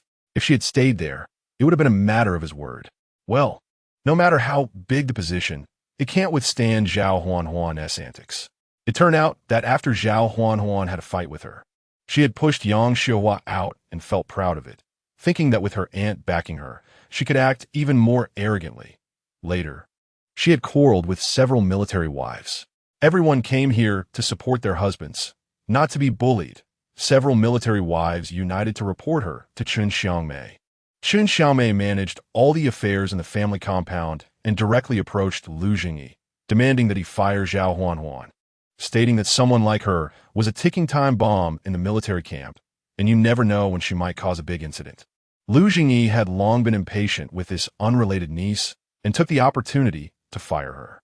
Was Zhao Huanhuan willing to accept this? And her aunt? Ye Tao had encountered Zhao Shui once, and the scrutinizing look she gave made one very uncomfortable. It seemed she wanted to stop her to talk. But Ye Tao didn't stop and went straight home, closing the door behind her, thinking it was pointless to talk to such a person. Chapter 45. Zhao Huanhuan causes trouble, of course. She was unwilling to accept it. On the second day after being fired, Director Lu came to work with bruises on his face. Yang Xiuhua, who worked at the supply and marketing cooperative and was a military wife, shared the juicy gossip with her. Upon hearing that Zhao Huanhuan had been fired, she felt a sense of relief and shared it with everyone first thing in the morning. Ye Tao didn't take Zhao Huanhuan seriously, but who knew she would be stopped on her way home? Zhao Huanhuan stared at the person in front of her, her eyes sharp as knives. It was all her fault. If it hadn't been for the argument with Ye Tao, she wouldn't have been scolded by her uncle and wouldn't have ended up in this series of events. Ye Tao found Zhao Huanhuan's accusations ridiculous. Some people were just so unreasonable. Clearly, it was their own problem, yet they shifted the blame onto others, never willing to reflect on themselves. Zhao Huanhuan, you're in this situation entirely because of your own doing. It has nothing to do with me, Ye Tao said, walking around her towards home. They were both obstinate by nature, just like their uncle and niece. You can't leave. Zhao Huan gritted her teeth and grabbed her wrist. What are you doing? Ye Tao felt a sharp pain in her wrist. Zhao Huan was sturdy, and compared to her, Ye Tao's strength was negligible. You ruined my job. You have to compensate me. Upon hearing that it was about money, Ye Tao asked, how much do you want? Zhao Huan lowered her eyelids. 500, no. At least 1,000. Huo Tingwu was now the team leader. His monthly salary was over 100, so 1,000 wasn't much for him. Ye Tao laughed in anger. You really have thick skin. No money, but you want a life. In the family compound, she truly didn't believe Zhao Huan would dare to make a move. Do you believe I'll hit you? Zhao Huan raised her hand. Ye Tao instinctively closed her eyes.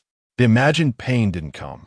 She cautiously opened her eyes and found Huo Tingwu's face dark, gripping Zhao Huan's hand.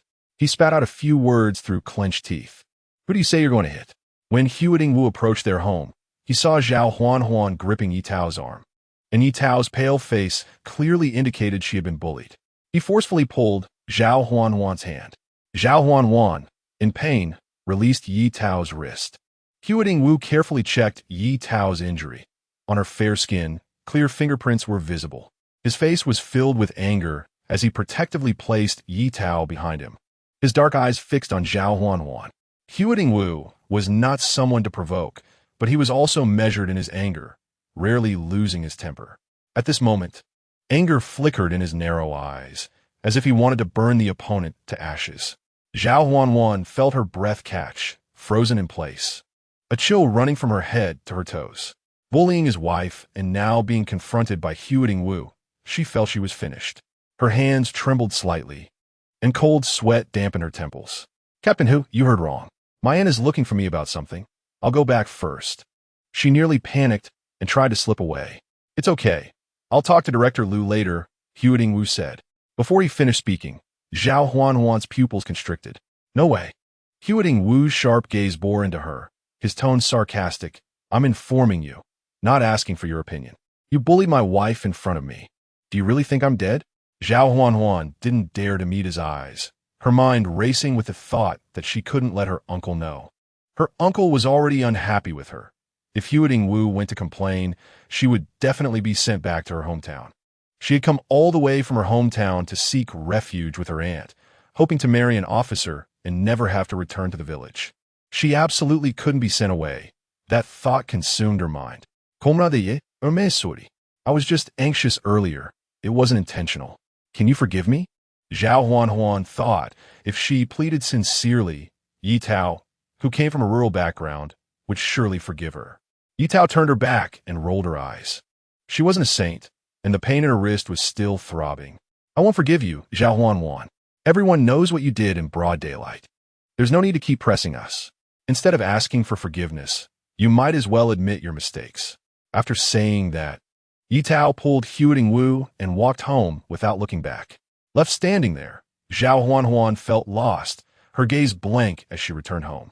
Zhao Shui grabbed her hand and realized it was ice cold, quickly pulling her to sit down and pouring a cup of water for her. Huan, what's wrong? Don't scare your aunt.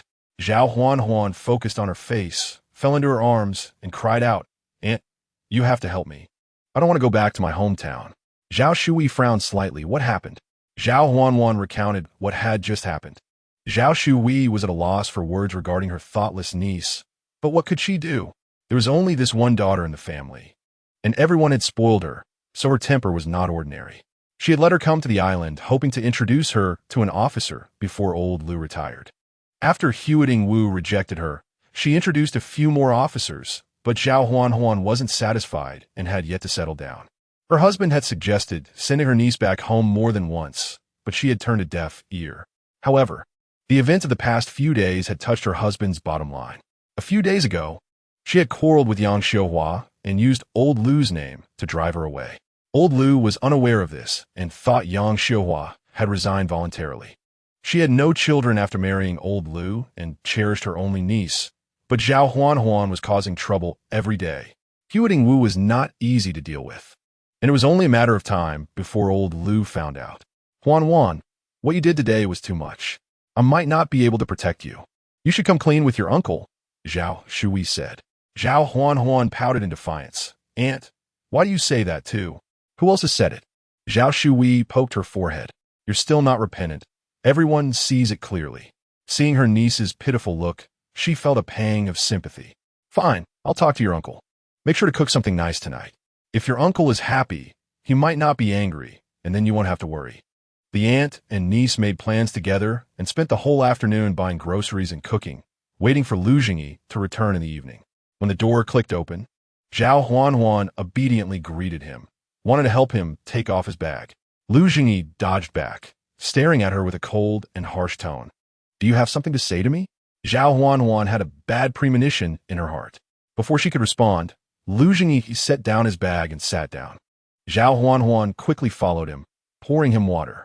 Uncle, you must be tired from work all day. Have some water and rest. The food will be ready soon. Lu Jingyi placed the teacup down and slowly said, Tell your aunt not to bother. I have something to say. His tone was icy and devoid of emotion. And Zhao Huan felt a bad premonition in her heart as she hurried to find her aunt. Zhao Shui thought it was nothing serious and gestured for her to relax. Chapter 46. Sudden incident. Huo Tingwu came knocking, and Lu Jingyi knew that Zhao Huan had to leave this place. He wanted Huo Tingwu to guarantee that he would never disturb their marriage again. Lu Jingyi told Zhao Shui that he had already bought tickets for Zhao Huan to go home by boat and train, and he would send her back the day after tomorrow. After speaking, Lu Jingyi didn't eat and went straight to rest in his room. Zhao Huan cried as she held her aunt's hand. With a loud bang, the door closed, startling her into silence. As if the pause button had been pressed on her crying. The two women exchanged glances, and Zhao Shui slowly shook her head. Her husband was soft-hearted, but once he made a decision, it wouldn't change, and there was nothing she could do about it. Reluctantly, Zhao Huan boarded the boat home the day after tomorrow, looking at the distant island with a heavy heart. Director Lu. Wei Jun hurriedly ran into the office. What's wrong? Take your time, Lu Jiangwo said. Wei Jun leaned against the door. There's an incident at the canteen. Lu Jiangwo's pupils slightly shook. On the way, Wei Jun reported the situation at the canteen. A soldier had collapsed after eating at the canteen, and several others felt unwell. They had already been sent to the hospital. What did they eat? Who cooked it? Lu Jiangwo asked. Wei Jun stammered. Speak up, Lu Jiangwo scolded. With his eyes closed, Wei Jun said it was Ye Tao. Lu Jiangwo paused, then resumed his composure. The current situation was unclear, and the soldier's health was the most important thing. Huo Tingwu organized people to take the injured to the hospital, leaving Zhou Chongli behind, and rushed back to the canteen. If there was a problem with the food, the first to be held accountable would be the canteen staff. As he expected, Political Commissar Feng arrived with people to separate and interrogate the canteen staff one by one. When Huo Tingwu arrived at the canteen, the interrogations had already begun, and he needed to avoid suspicion due to his position. He trusted his wife, but was worried that the interrogation process might leave her with psychological scars. Ye Tao faced Political Commissar Feng. Ye Tao, you cooked today's meals, didn't you? Feng asked. Yes, I've taught them nearly everything I can. And I was planning to tell you about this at the end of the month. Wanted to make one last meal for the soldiers before I leave. I never expected such an incident to occur. I thought about it, but couldn't figure out who did it. Everyone usually got along well. And even Feng Ming didn't have the same confrontational attitude towards me as before. Political Commissar Feng inquired about the others, as usual. When he came out, Huo Tingwu immediately approached him. Commissar, how is it? Waiting for the hospital's test results, Feng replied tersely, reminding Huo Tingwu not to violate discipline, as everything would become clear after the investigation. Huo Tingwu was burning with anxiety, but couldn't show it. He clenched his fists against the wall, determined to catch the culprit and give them a good beating. The test results came out quickly. The soldiers had mistakenly eaten poisonous mushrooms, but fortunately the toxicity was low, and the amount consumed was not much. They were out of life-threatening danger and had been moved to the ward. After the news reached Commander Ren and Political Commissar Feng, they both breathed a sigh of relief. The soldiers had suffered for no reason, and if they couldn't catch the culprit, they would feel guilty towards them. Everyone in the canteen was a suspect, and Commander Ren sent people to search the dormitory and the family homes. Since Ye Tao was the cook, Commander Ren sent people to search her home thoroughly. Although Huo Tingwu believed his wife, he felt helpless. "Commander, there's nothing suspicious at Huo's home," a soldier reported. This had nothing to do with Huo Tingwu, and Commander Rin was aware that someone was setting her up. "Commander, Commissar, I found this in the canteen staff dormitory." Ding Daming lifted a cloth, revealing a mushroom that was brownish in color. Political Commissar Feng examined it closely. "It looks so ugly. It must be a poisonous mushroom." "Daming, take it to the hospital and have the doctors check it." "Yes," Ding Daming replied. "By the way, whose place did you find it at?" Commander Rin asked. Ding Daming scratched his head at Zhu Debao's. It turned out to be him. When Ding Daming returned, he brought news confirming it was the same type of mushroom. Huo Tingwu felt something was off. Zhu Debao's didn't seem like the type to stab someone in the back. He requested to join the investigation. "Old Feng, let him tag along. This kid is very stubborn," Commander Rin said. He agreed, and Political Commissar Feng didn't say much more. On the other side, Ye Tao was contemplating the situation. She had cooked all the dishes in the morning, overseeing every step. The only time she left site was when she went to the restroom. She was on her period these days, moving a bit slower, but even at her slowest, it wouldn't take more than 10 minutes. The culprit must have acted during that time. At that moment, Sister Miao was steaming buns. Several sisters were chatting while cutting vegetables. Zhu Debao's and Wei Jun were checking the menu for any omissions. And Fang Ming was unusually gathered with the two cooks to study. For a moment, she really couldn't think of who it could be. Commander Rin and Political Commissar Feng decided to let the military wives go home first, leaving only Zhu Debao's and the two others, as they were the only ones living in the dormitory, and there were only 3 keys. After the soldiers in the hospital finished their 4 drips, they returned to the dormitory to rest. All of them were soldiers under Huo Tingwu. After sending Ye Tao home, he stayed at the military camp until midnight. He rarely showed signs of fatigue, and Ye Tao brought him some milk powder to fill his stomach. The food she had warmed in the pot had already cooled, so she reheated it again. Huo Tingwu drank it all in one go. "I'll start the fire. You should go to bed." After a long day, his wife was timid and must have been scared. Ye Tao sat on a small stool, her brow furrowed. "I was planning to stand guard for the last day, but this incident happened." Huo Tingwu comforted her. Tao, it's not your fault. It's those little people scheming behind the scenes." "What about the soldiers? After you brought me home this afternoon, you didn't have time to ask about their condition." "They're fine. They're all lively in the dormitory," Huo Tingwu replied. "That's good. Next time, let them come to our house for dinner. I'll make a big meal for them." Huo Tingwu smiled. "All right. I'll thank you on their behalf. Thank you for caring so much about them." There were many sisters in the family compound, but not many would openly invite the soldiers to dinner. Ye Tao did this for herself, and he understood that in his heart.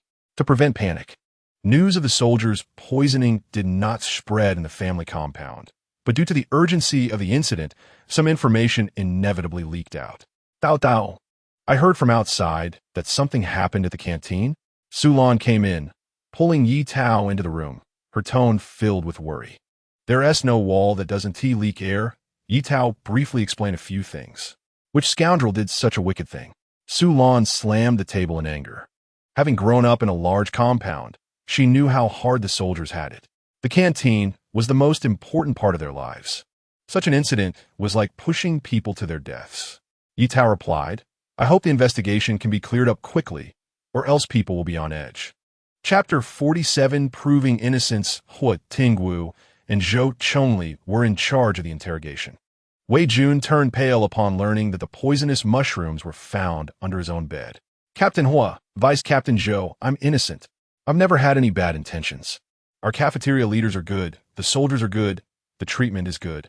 To be blunt, why would I poison anyone?" Seeing the 2 leaders remain silent and stare sharply at him, he raised 3 fingers and swore, "If I tell a single lie, may I be struck by lightning. Choke on my food or step in dog poop when I go out." Zhou Chongli interrupted him. "All right, this is a new society. Don't say nonsensical things. Tell us what you did that day in detail, without any mistakes." Wei Jun understood this was his only chance to prove his innocence, and racked his brain to recount everything he did that day from start to finish. Zhou Chongli took notes while Huo Tingwu conducted the interrogation. After leaving the interrogation room, the 2 exchanged a glance. Wei Jun's timeline was clear, and although the interrogation process had some hiccups, they were all normal reactions. With their task in hand, they continued to interrogate the other two individuals. Zhu Daba was an old employee in the cafeteria, known for his honesty. When he learned that the soldiers had been poisoned, he nearly fainted. After spending just a couple of days in confinement, he had lost weight in his face. As soon as Huo Tingwu entered, he anxiously asked about the poisoned soldiers. Huo Tingwu informed him that one of the younger soldiers, who had suffered from malnutrition since childhood and had poorer health than others, had already passed away. This was meant to throw the poisoner off balance, and Huo Tingwu silently apologized to the young soldier in his heart. What? Zhu Daba was horrified, tears streaming down his face. It's my fault for not doing my job properly, causing this comrade to sacrifice his life in vain. Huo Tingwu signaled Zhou Chongli to comfort him, as they needed to continue the interrogation and couldn't let his crying delay the matter. Zhou Chongli, feeling helpless, thought, "What can I do?" He asked my brother. "I'll hold it in." "Comrade Zhu, we found physical evidence under Wei Jun's bed. Do you have anything to say about him?" Zhu Daba's mouth fell open in surprise, tears still on his face. "Wei Yun? It can't be him." He instinctively rejected the idea. "We are nominally master and disciple, but in reality, we are more like brothers. Wei Jun is quick-witted, learns fast, and is polite to everyone. Even Comrade Ye thinks highly of him. He is an upright person. There is absolutely no way he would do this." He paused. "I actually think it was Fang Ming. He often looks down on cafeteria staff because he prides himself on his skills. Now that Comrade Ye has stolen his thunder, he would be the first to be upset." Fang Ming's interrogation was focused on proving his innocence, adamantly insisting he had nothing to do with it and emphasizing his awareness of the bigger picture. With no lead for the time being, the three had to return to their normal lives, but they could not work until the matter was resolved. Ye Tao was invited by Director Liu to help out in the cafeteria for a few days. To prevent similar incidents from happening again, someone would be specifically assigned to inspect each dish before serving. This incident made Director Liu realize the importance of food hygiene and safety in the cafeteria. He thus requested the division leader to send a hygiene officer or a military wife with medical experience to work in the cafeteria, with the same pay as regular employees. Division leader Ren assigned this task to his wife, asking her to look for suitable candidates among the family members, and in the meantime, he would have hospital staff come to assist. Chun Xiangmei, upon hearing the news, thought of a candidate. When Ye Tao learned she was to be responsible for this work, she felt immense pressure. "Sister-in-law, I haven't studied medicine. This job requires medical knowledge. I can cook, but I know nothing about medicine." Her family had no history in the medical field, and if she agreed to take the job just to find work, it would be irresponsible towards the soldiers. Ye Tao said, "By the way, I heard Sister Wu mention her childhood experience of gathering herbs. Why don't we ask her?"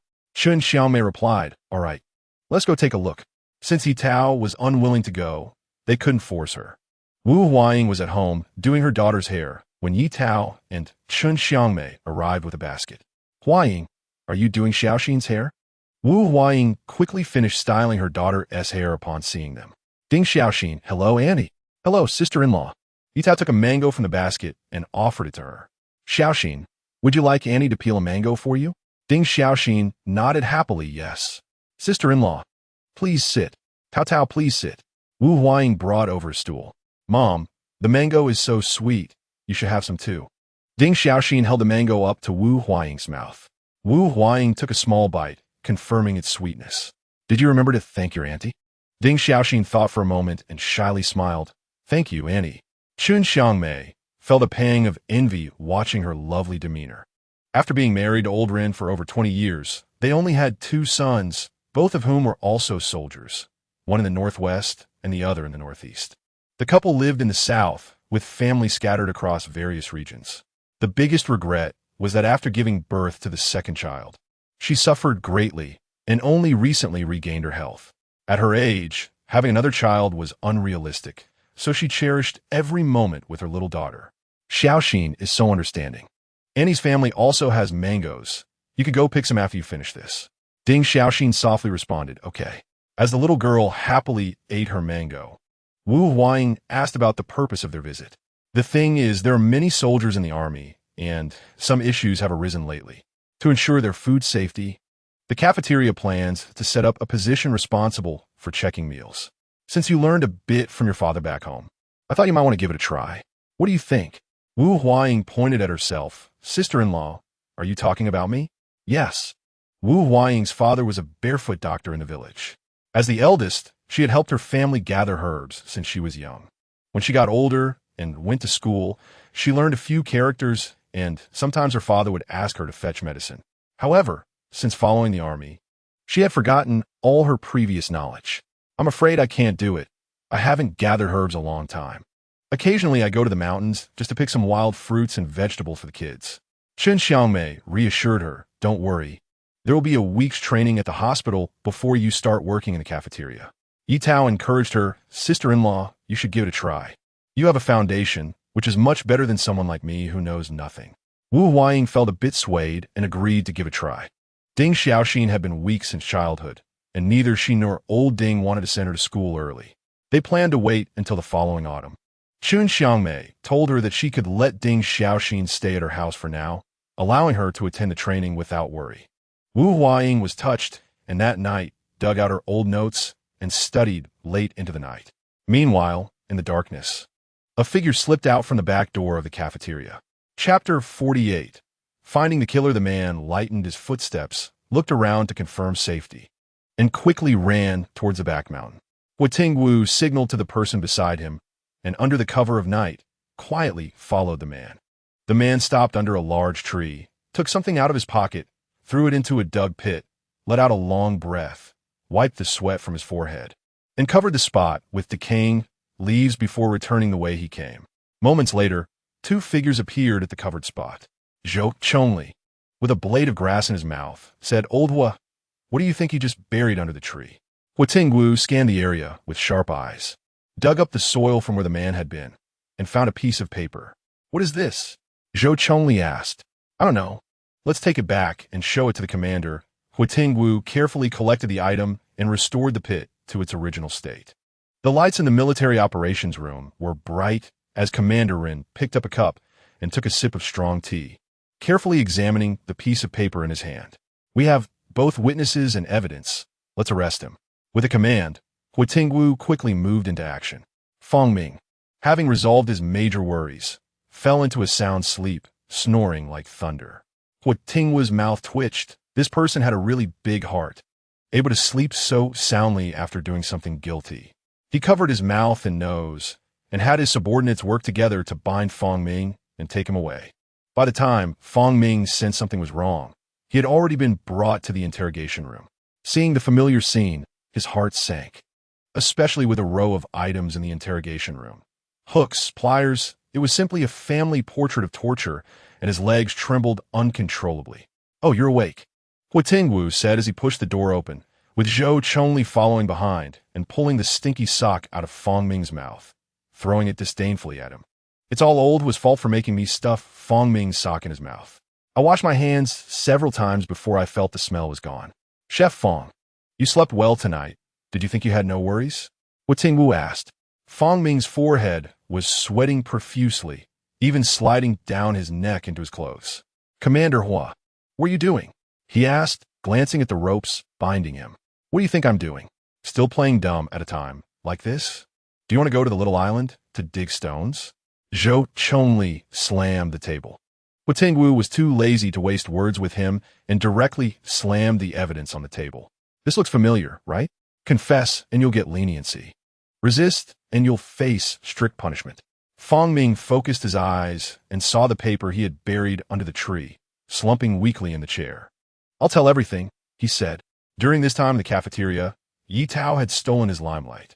Not only did the soldiers and cafeteria staff praise her, but even Director Liu seemed to have the intention of keeping her. Alarm bells rang in his head. He had never gotten along with Ye Tao, and if she really replaced him, there would be no place for him in the cafeteria. After thinking it over, he decided to take the initiative. If Ye Tao's food had any problems, the military district's leaders would definitely not tolerate someone like her staying in the cafeteria. At that time, Director Liu would have to accept it, even if he didn't want to. While out in Guang City for supplies, he bought a packet of laxatives and mixed it into the food when no one was paying attention. To create a distraction, he picked some mushrooms from the mountain and mixed a few into the dishes, leaving the rest under Wei Jun's bed. Since learning cooking from Ye Tao, Wei Jun's culinary skills had improved significantly and was highly regarded by director Liu. This plan was truly killing two birds with one stone. The only flaw was that the packet of laxatives had a pharmacy label on it, and he had been locked in the interrogation room for days without a chance to dispose of it. He had planned to burn the prescription on the back mountain tonight, but worried that the firelight would attract the soldiers' attention, so he buried it in the ground, not expecting it to be discovered anyway. Huo Tingwu, how can a person be both foolish and a bit clever at the same time? It's a pity it wasn't used properly. Fang Ming confessed to his actions, and Commander Ren immediately sent someone to demote him to work digging stones. After a swift and decisive operation, Huo Tingwu returned home drenched in dew before dawn, changed out of his wet clothes, and warmed his arms before going to bed. Feeling the warmth, Ye Tao instinctively snuggled into his embrace. Huo Tingwu gently kissed her forehead and held his wife as he fell into a peaceful sleep. When he woke up again, it was already bright outside, and the bed beside him was cold. He didn't see his wife's figure, and outside there seemed to be sounds of laughter. Huo Tingwu got up, folded the bedding, changed into casual clothes.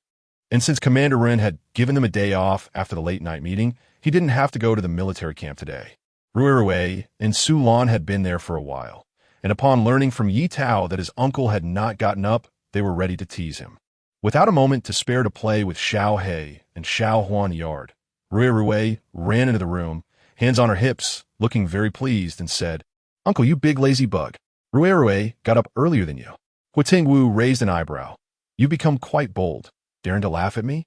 Take this." He picked up Ruirui and tickled her, causing her to roll around in his arms, laughing. "Uncle's a big bad guy, huh?" "Huo Tingwu, do you dare to do it again?" Ruirui shook her head in surrender. "I won't." Huo Tingwu hoisted her onto his shoulder. "Come on, let's go eat." "Ye Tao, what are you two up to?" I could hear Ruirui's laughter outside. Just as Huo Tingwu put Ruirui down, she rushed over with her short legs and clung to Ye Tao's leg. "Annie, Uncle bullied me." "Hey, you little rascal, you can still tell on him?" Huo Tingwu pretended to grab her. Ruirui, smart as a whip, directly flopped into Ye Tao's arms. With Annie around, Uncle definitely couldn't catch her, she thought to herself. Feeling quite clever, Ye Tao laughed and held Ruirui in her arms, giving her a banana chip, then turned to Huo Tingwu and said, "The food is warming in the pot. Go wash up and eat." Huo Tingwu agreed. Su Lan poked Ruirui's nose and said, "You only know how to bully your uncle." Ruirui munched on the sweet banana chip, squinting her eyes in delight. "I didn't tea." After breakfast, Huo Tingwu sat in the yard on a stool with Ye Tao, processing bananas. There was a banana grove on the island that was unattended, and anyone who wanted to eat could just go pick some.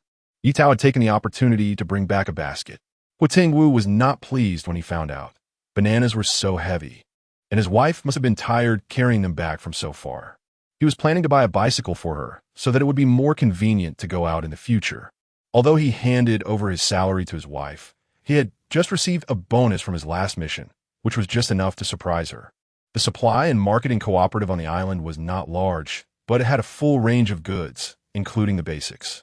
However, there were too few buyers, and the items had been gathering dust in the corner for years. Huo Tingwu had his comrade bring back a brand new 28-inch bicycle from Guang City, and he rode it all the way back from the dock to the family compound, attracting the attention of passers-by. Even though he had a thick skin, he felt a bit uncomfortable and straightened his back, determined not to lose face. Chapter 49, A Letter from Home passing by the guardroom. The young soldier mentioned that there was a package for them at home. After registering, Huo Tingwu took it and tied it to the back seat. "Oh, Commander Hua, a new bicycle." As he rode into the family compound, he encountered the sisters-in-law chatting under the shade of a tree. Huo Tingwu stopped to greet them. "Yes, sisters-in-law. It's inconvenient to go out without tools. You continue chatting. I'll head back first." Watching his retreating figure, the sisters-in-law unconsciously shifted their discussion to him.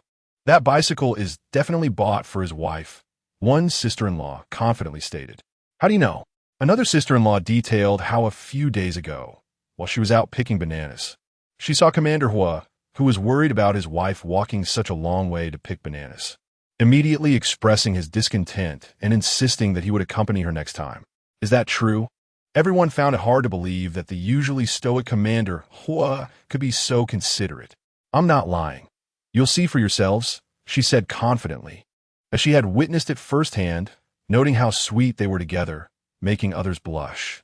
Commander Huo treats his wife really well. Comrade Ye isn't bad either. She is pretty and a good cook. My son now goes to the cafeteria to get his meals by himself when it's time to eat, without me having to remind him. Huang, didn't you learn to cook from Comrade Ye? How is it going? When it came to this, Wu Huang proudly puffed out her chest. It's going great. My little Xing can eat a whole bowl of rice now.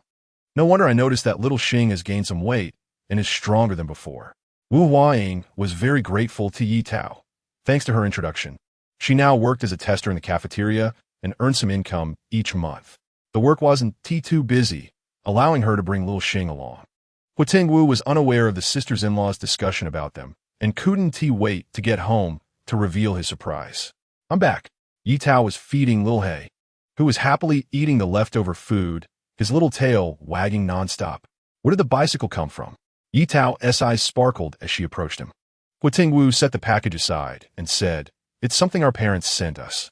Seeing the excitement in his wife's eyes, Huo Tingwu suggested, "How about taking it for a ride?" As a working woman, Ye Tao had dealt with bicycles a lot, but she hadn't tried riding this type, the 28-inch model. However, there is always a first time for everything, and she had an adventurous spirit, so she wanted to give it a try. They decided to learn on the road by the beach, where the paths were wide and there were fewer pedestrians. Little He, seeing his owner about to leave, could hardly wait to follow, barking and scurrying along. Ye Tao found a basket to put little He in, otherwise, he wouldn't keep up with the pace. Upon reaching their destination, they let little He down, and with Huo Tingwu's support, Ye Tao stepped onto the pedals. The only inconvenience with the 28-inch bicycle was the ungraceful way of getting on and off. To help Ye Tao, Huo Tingwu supported her from the side. As Ye Tao gradually got the hang of it, he eased up his support, letting her hold the handlebars on her own. They practiced until the afternoon before deciding to head home. Once home, little He's first order of business was to continue eating his leftovers, while Ye Tao filled his little bowl with water. Only then did she have time to sit down and open the package from home. Not only was there a letter from her mother-in-law, but Yi Song also wrote back. Yi Song's letter was brief, mentioning his situation during this time and assuring her that he would study hard and not to worry. The mother-in-law's letter mentioned that the brigade had caught a wild boar, and Lu Wenxiu had spent extra money to buy more pieces to make cured meat, but it wasn't ready yet.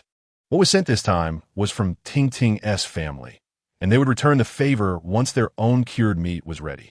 There were also some dried walnuts, with a note advising the couple to eat more for nourishment and inquiring about Ye Tao's health and whether she was taking her medicine on time. Finally, it warned that if Huo Tingwu dared to bully her, she should definitely let the family know. After listening to the letter, Huo Tingwu smirked. "Why would I bully you? Am I not your son?" Ye Tao carefully folded the letter and shot him a glance. "How do you know if you bully me or not?" Huo Tingwu teased. "Well, it depends on what kind of bullying it is." Ye Tao shot him an annoyed glance, not wanting to argue, and quickly prepared to cook. The package contained a cured pig's trotter, and Ye Tao decided to make a hot pot with it for dinner. She went to the yard to pick vegetables, while Huo Tingwu roasted the trotter, cleaning it thoroughly before chopping it into small pieces to simmer in a clay pot. After eating until her belly was round, Ye Tao made a cup of lime water and sat with Huo Tingwu under the eaves to digest. The cafeteria work had ended, and now Zhu Daba was in charge of cooking, with Wei Jun still assisting. Without Feng Ming, the atmosphere in the cafeteria was thriving. With some free time, she decided to continue her renovation plans.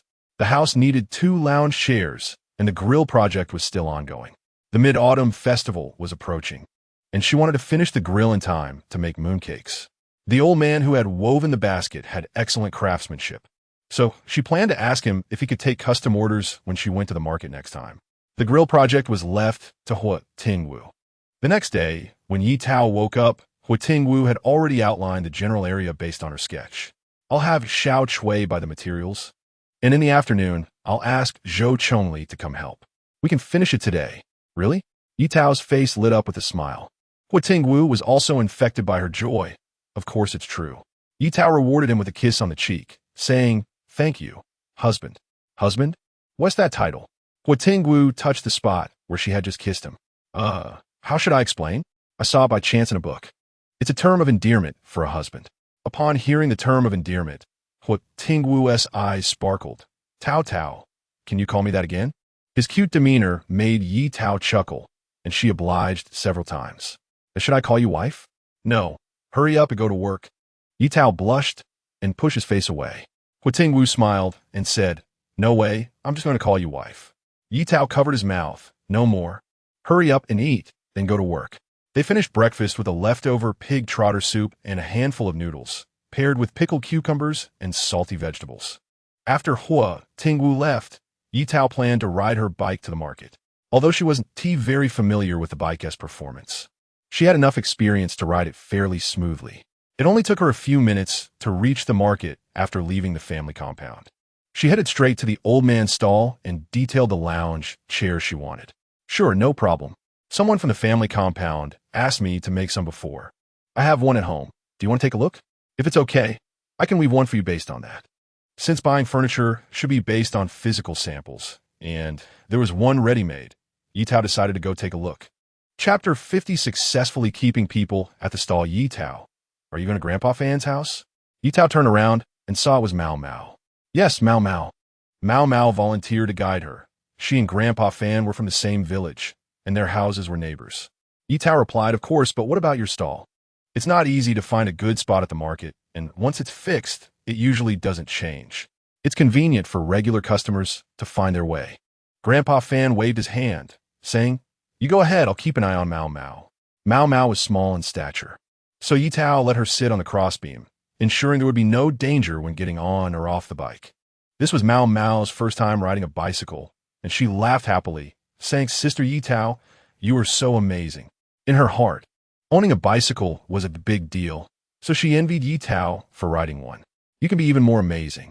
Just then, as they went down a gentle slope, Ye Tao's playful spirit emerged.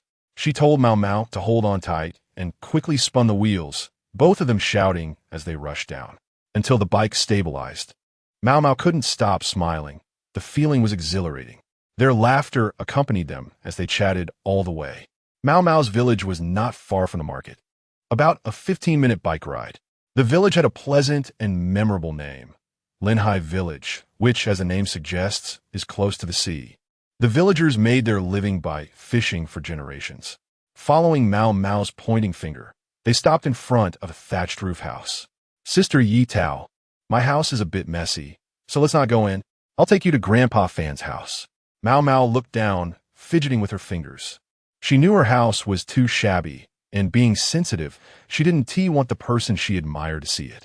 Ye Tao could tell what the little girl was thinking and kindly chose not to confront it. She gently stroked Mao Mao's hair and said, All right, thank you for taking me. Mao Mao gathered her courage and looked up, realizing that Ye Tao did not have a look of disdain in her eyes. She felt reassured again. Sister Ye Tao was different from the people she had met before, more beautiful than the city folks, yet she didn't make anyone uncomfortable. Mao Mao lifted her small face and smiled, responding with a good. Grandpa Fan's house was built better than Mao Mao's. It was surrounded by a circle of yellow earthen walls, about a person's height. Ye Tao had to tiptoe to barely see the situation in the yard. Grandma Fan is home. She has trouble hearing, so we'll need to shout loudly later. After saying this, Mao Mao cupped her hand around her mouth and shouted, Grandma Fan, it's me, Mao Mao. She called out 3 times. Not long after, footsteps shuffled from the yard. Is it you, Mao Mao? Yes, Grandma Fan, it's me. Grandma Fan opened the door and saw a recognizable woman standing in front of her. She was carrying a bag, and if Mao Mao hadn't said she was there to buy something, Grandma Fan might have thought she was some leader from somewhere. Grandma Fan hurriedly welcomed her in. She had trouble with her legs. Many years ago, she hadn't taken good care of herself during her confinement, which left her with health issues that worsened with age. Now, she could only shuffle along to walk, so she usually stayed home unless she was chatting with the neighbor's kids, which was only with Mao Mao. Seeing Grandma Fan walk unsteadily, Ye Tao worried she might fall and supported her arm as they walked slowly, while Mao Mao thoughtfully held on to her other side. Although Grandma Fan was old, she was sharp and coherent, and their conversation flowed easily. The only thing that matched what Mao Mao said was that Grandma had a bit of an ear condition, so Ye Tao had to shout at the top of her lungs for her to hear. After a round of conversation, she felt like her throat was on fire. Noticing Ye Tao rubbing her throat, Mao Mao's eyes darted, and she said she would run home to check on something, then dashed out. She didn't look panicked. So Ye Tao thought she had something else to do and planned to find her after checking out the chair. Is this what you meant? Grandma Fan pointed to a recliner under the eaves. Ye Tao focused her eyes and recognized the familiar style, noting that this recliner hadn't been varnished with tung oil. She turned to Grandma Fan and confirmed, yes, it's this one. Grandma Fan smiled kindly. That's good. I found this thing particularly comfortable to sit on, so I moved it under the eaves to sit for a while. Ye Tao carefully inspected and tried sitting on it. It was as comfortable as she had imagined. Sister Ye Tao, I'm back. Mao jogged back, holding something up in front of Ye Tao. It was a coconut already opened. It turned out that seeing Ye Tao's discomfort, Mao had rushed home to grab a coconut, worried that it would be inconvenient for Ye Tao to drink, and thoughtfully included a straw. Ye Tao took it and noticed Mao's cheeks were all sweaty and her eyes were a bit red. What an understanding child. They say that children from poor families grow up early. After seeing the condition of her house, Ye Tao guessed that Mao's family was not in good financial shape. Yet, the little girl didn't complain. Instead, she woke up early and worked hard at the market to help lighten her family's burden. Although this reflected the reality of many families in society today, with the country in urgent need of development and many citizens struggling to put food on the table, Ye Tao felt a pang of sympathy. She used her handkerchief to dry Mao's face and choked out, "Thank you, Mao." Smelling the fragrance from the handkerchief, Mao felt very happy because she had helped Sister Ye Tao. After confirming the style, Ye Tao said goodbye to Mao and Grandma Fan and returned to the market to immediately order 2 recliners. Grandpa Fan calculated the time and said, "It should be ready in about 10 days. We could deliver it to your door, but you need to pay half the deposit first." To ensure Ye Tao would agree, he added, "This is how things work around here. Paying the deposit puts my mind at ease, and you can relax too." Ye Tao agreed, paid the deposit, and pushed her bike to take a look around. In the evening, some strong young men would come to help at her house, and since they had big appetites, just vegetables wouldn't suffice. She planned to buy some other things. It was a busy time, and suddenly, many people surged into the market. Ye Tao weaved through the crowd, dazzled by the stalls on either side. "Comrade, take a look. Our sea shrimp are big and fresh." Ye Tao was attracted by the vendor's booming voice, stopped her bike, and carefully observed the shrimp in the tub. They looked as big as her palm, lively and jumping. One nearly splashed her with water. Mao was energetically promoting his sea shrimp, which he had caught early in the morning. Each one was a top-quality product, so he priced them a bit higher than usual. Unexpectedly, fellow villager Lin Eryong started a price war, selling shrimp of lower quality at a much cheaper price. As a result, by noon, Mao still hadn't sold out his shrimp. When he saw a well-dressed woman approach, he seized the opportunity to shout loudly, trying to stand out among the vendors, successfully keeping her at his stall. Chapter 51. Breathing much easier, Ye Tao was not afraid of the shrimp smell. After getting his consent, she touched a few to weigh them and found that his shrimp were indeed quite good, with thick meat. After a pause, she asked, "How much is it per pound?"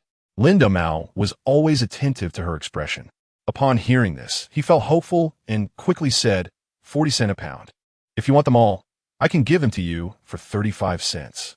Ye Tao thought for a moment and felt that this price was reasonable. After all, similar small shrimp in the market were sold for 40 cents a pound. Seeing her still pondering, Mao thought she found the price too high and added, "Comrade, look at my shrimp. They are big and meaty. If it weren't for my mother being sick and needing money urgently, I wouldn't sell them cheaply. Don't worry. I want them all. It's just that I can't carry them. I'll pay you half the money first and come back to get them later. Is that okay?" Mao was overjoyed and replied, "Of course. I'll be here waiting. My name is Mao. I live in Linhai Village. You can rest assured I won't run away." Fearing she wouldn't believe him, Mao revealed his background. "Linhai Village. Ye Tao murmured. Comrade, you know our village? It's a well-known fishing village, with generations living off fishing. I've been going out to sea with my father since I was 5 or 6. Mao spoke at length, proudly introducing his village. Ye Tao smiled slightly. "I have a good friend from your village as well." She automatically considered Mao as her good friend. "I see." Mao didn't ask further, respecting her privacy and knowing that asking too much could be bothersome. After buying the shrimp, Ye Tao turned to the meat stall. At this hour, the good meat had already been picked over, leaving only a pair of pig offal on the counter. The butcher had cleaned it up, and while the smell was strong, it was still considered meat, priced not much less than pork. Ye Tao thought it would be good for making a stew. In a nearby wooden bucket, there were still 2 pieces of pig blood. Ye Tao bought one and returned to find Lin Damao still waiting. The two exchanged money for goods, and Ye Tao told him that if he had more large shrimp next time, he could find her at the family courtyard. Ye Tao planned to make shrimp paste and dried shrimp to send home, as sometimes she was too lazy to cook in the mornings and could just eat with the shrimp paste. After returning home, she used salt to clean the pig offal, removing the internal fat and other inedible parts, while Xiaohai circled her, drawn by the smell. Ye Tao had fed it some food before, but the cleaned offal was not for it. To prevent it from stealing a bite, Ye Tao placed the basin on a stool and went inside to prepare the cooking seasonings. The moment she left, Xiaohai jumped up in a panic. But its height was limited, and after several attempts to reach the edge of the basin, it could only return to its nest dejectedly. Unaware of Xiaohai's sadness, Ye Tao was busy preparing for the evening's feast. Fresh shrimp needed to have their intestinal tract removed, and she was actually shocked the first time she saw someone eat shrimp without removing it, as she had always been taught that the intestinal tract was dirty and needed to be removed. However, as she met more people and expanded her social circle, she realized that different living environments led to different habits. China is vast, and every region has its own characteristics, such as the stinky mandarin fish that some love while others avoid. After finishing with the shrimp, Ye Tao stood up, rubbing her slightly sore back. The sun hung in the middle of the sky, and, calculating the time, Huo Tingwu should be back soon. She picked out a plate of shrimp to prepare for lunch, though her lower back ached faintly. Tao Tao. As soon as Huo Tingwu entered, he saw her holding her waist, her face pale, and he rushed over anxiously to pick her up. Ye Tao hadn't reacted yet. Hey, I'm still holding the plate. The concern in the man's eyes struck her, and Ye Tao couldn't bring herself to complain, but still let him put the plate in the kitchen first. Huo Tingwu quickly placed the plate down and returned to her side. Ye Tao lay on the bed, wondering why her back had suddenly started hurting when she hadn't even strained it. Tao Tao, let me check you. It might hurt a little. Huo Tingwu had trained in the army for years and had some knowledge about muscle strains and pains. He always kept medicine at home, but now he couldn't determine Tao Tao's condition and didn't dare to use anything recklessly.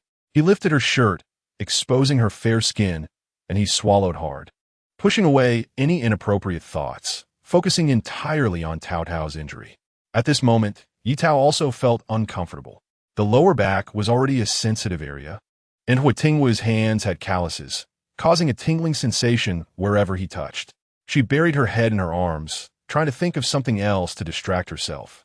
The sound that escaped her lips made Ye Tao's cheeks instantly flush red. She couldn't believe that shameful sound had come from her, and anyone unaware would think they were filming an adult video. When Huo Tingwu heard the sound, he was momentarily stunned. He hadn't expected his firm press to result in such a reaction. From his angle, Tao Tao's pale ears had turned completely red, resembling tempting cherries, inviting plucking. He continued his motions, knowing Tao Tao was shy, and pretended he hadn't heard anything. Ye Tao perked up her ears, not hearing him make any noise, comforting herself that perhaps she had been quiet enough that he hadn't heard. The couple finished the check in an atmosphere of mutual concealment. It might be a muscle strain. I'll go get some ointment to massage it for you. Ye Tao le weakly on her stomach. Okay. After saying this, she suddenly remembered something and reminded him to close the door in case someone came by unexpectedly, as that scene was too horrifying for her to imagine. Huo Tingwu first went to close the door, then returned to find the ointment from the cupboard. He warmed his hands before pouring the ointment into his palms and began massaging her lower back, asking about her feelings as he went. His hands were strong, and he paid attention to her reactions during the process.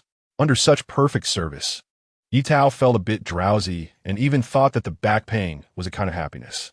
Receiving positive feedback from his wife, Huo Tingwu massaged even harder, applying all the techniques he had learned in the army. After the massage, Ye Tao felt relaxed both physically and mentally and her breathing became much easier. Chapter 52, Letting Go, has its persuasiveness. Lunch was made by Huo Tingwu, and he had taken over all the recent meals to let Ye Tao rest well. She didn't have to cook in the evening either. He would just buy something from a cafeteria or cook himself. Ye Tao wanted to say that she could handle it, but his disapproving glance deterred her. Fine, no work for her, and she was happy to have some free time before heading to the military camp. Huo Tingwu reminded her not to lift heavy objects or do any work. If she got bored, she could go to the study and read. He had some of his collections there. Ye Tao thought of the phrases in the books that were both revolutionary and dedicated, feeling a deep admiration. However, she couldn't help but recall the fear instilled in her by her liberal arts teacher during school. Every time it came to a memorization-heavy class, her head would feel heavy and drowsy. With this thought, she felt sleepy, yawned, closed the door, and went back to sleep. Was it the medicinal oil working? Or was Huo Tingwu's technique that good? She slept until evening, and the fiery sunset streamed through the window onto her. She turned over, sleepily picked up her watch, and realized she had slept for 3 hours. After lingering in bed for a bit longer, she got up, put on her shoes, and took a few steps. She felt that her waist didn't hurt as much anymore, and tentatively stretched, finding that she really had no discomfort. With her waist feeling better, her thoughts began to wander. The delicious aroma of stewed dishes flitted before her eyes, and Ye Tao couldn't help but salivate. She had been thinking about that bite for a long time. Time was a bit tight, but there was still time. The ingredients were all ready. Luckily, she had prepared them in the morning, so cooking would be easier now. Smells so good. Old Hua, is it your sister-in-law cooking for us at home? Zhou Chongli leaned closer to Huo Tingwu, smelling the aroma and believing they would have a feast tonight, thinking he could eat 2 bowls of rice. Huo Tingwu shot him a glance, crushing his fantasies mercilessly. Don't get your hopes up. My wife has a sore back, and I told her to rest at home. We only have 2 options. Either eat at the cafeteria or I cook. Zhou Chongli's face immediately turned sour. He'd rather eat at the cafeteria than have Huo Tingwu cook. In his opinion, Old Huo's cooking wasn't much better than his own. Huo Tingwu frowned in thought. Was his cooking that bad? He suddenly glanced at Xiao Chui. Xiao Chui shivered, understanding the implication. To be able to eat the meal cooked by our commander is a blessing for me. Xiao Chui. Huo Tingwu. What the hell is this blessing? He covered his face, unable to bear to look. I can't take it anymore. This is too funny. Zhou Chongli laughed, clutching his stomach. Xiao Chui noticed that after hearing his boastful words, the commander's expression worsened, but seeing Zhou vice captain fanning the flames, he quietly moved his feet, hoping he wouldn't get caught in the crossfire. Huo Tingwu's jokes were rare, and Zhou Chongli seized the opportunity to laugh heartily. He hadn't finished laughing when he felt a chill at the back of his neck. Realizing something was wrong, he glanced sideways and saw Xiao Chui 5 steps away. That little brat was too ungrateful. He didn't even call out to him while running away. Xiao Chui gave him a look of good luck to you. Zhou Chongli quickly made a run for it, but unexpectedly, Huo Tingwu anticipated his move. Sinister words echoed in his ear. It seems you have quite an opinion on my cooking. How about this? To ensure that Comrade Zhou clearly understands my culinary skills, I've decided to cook a big meal for you tonight. He emphasized the words specifically. Zhou Chongli felt Huo Tingwu's grip tightening around his neck. Old Hua, you're going to choke me. Xiao Chui, Zhou vice captain, what are you 2 doing? Ye Tao heard the voices of the 3 men from inside the house. After waiting for a while without anyone entering, she came out to check, only to be surprised by what she saw. Huo Tingwu and Zhou Chongli had their backs to her, embracing each other. From her perspective, it looked like they were doing something unspeakable. Ye Tao was startled by her own thoughts and quickly slapped her face to dispel the idea. Huo Tingwu heard his wife's voice, turned around, and saw her staring at him and Zhou Chongli with wide eyes. Noticing the current situation, he quickly pushed Zhou Chongli away and walked over to Ye Tao. Tao Tao, why are you out? Is your body feeling better? Ye Tao didn't dwell on what had just happened and instead talked about other things. Much better. Thanks to your medicinal oil. I feel fine now. Huo Tingwu was still worried, holding her hand as they walked home, reminding her not to let her guard down and to take more care. Ye Tao appreciated his concern, her fair face filled with smiles. Every time he said something, she would nod obediently, making Huo Tingwu's heart flutter. Zhou Chongli, with his arm crossed, clucked his tongue and said, with a woman around, there's no humanity. Xiao Kui, you better be careful. If your commander decides to throw a fit, remember to call Comrade Ye for help. Xiao Chui looked at him helplessly, thinking Zhou vice captain should worry about himself. The commander had just shot him a deadly glare. As soon as Zhou Chongli entered the courtyard, he laughed, "Sister-in-law, I told you the delicious smell was coming from your house, but old Huo didn't believe me." Huo Tingwu looked at his wife disapprovingly. "Didn't you say you would cook when I got back? How come you've already done it?" Seeing the worry in his eyes, Ye Tao hurried to explain. "I didn't do much, just put the ingredients in the pot to stew, and, at most, I just lit a fire." Afraid Huo Tingwu wouldn't believe her, she pulled him to the kitchen to take a look. In the kitchen, there was only one pot simmering, and Huo Tingwu finally felt relieved. He told her to rest while they got to work, aiming to finish before dark. The materials had been brought over in the morning, and Huo Tingwu had already laid half of it out. The remaining part wouldn't take long to wrap up. Now that she had napped, she wasn't sleepy in the evening. Ye Tao took Huo Tingwu's arm and reassured him that her back was fine. She had thought carefully in the afternoon. If she were tired, it would likely be from the evening. Huo Tingwu was taken aback by her words, feeling a bit awkward. He fiddled with his hands for a while. Fine. The thermos at home had hot water. Ye Tao took out Huo Tingwu's tea leaves and placed them on the table, steeping 3 cups first, so they could drink directly when they got thirsty. After finishing these tasks, she took a few pieces of the rice cake she had steamed to the Zhou family, not forgetting to bring Xiaohei along to visit. The kindergarten kids had no homework, and everyone sent their kids there to have a place to help watch them while they worked, allowing them to feel at ease. Rui was playing wildly in the yard with Xiaohua. Sulan had just planted some vegetable seeds, but the 2 little mischief makers had dug them all up, making her so angry that she grabbed a feather duster to chase them. Help! Help! Someone is bullying the kids. Rui was getting more and more mischievous, looking just like Zhou Chongli. Like father, like son, Sulan remembered how Zhou Chongli had been chased around by his grandmother when he was little. Sulan was exhausted. Whoever wants this little rascal can take him. I'm out of ideas.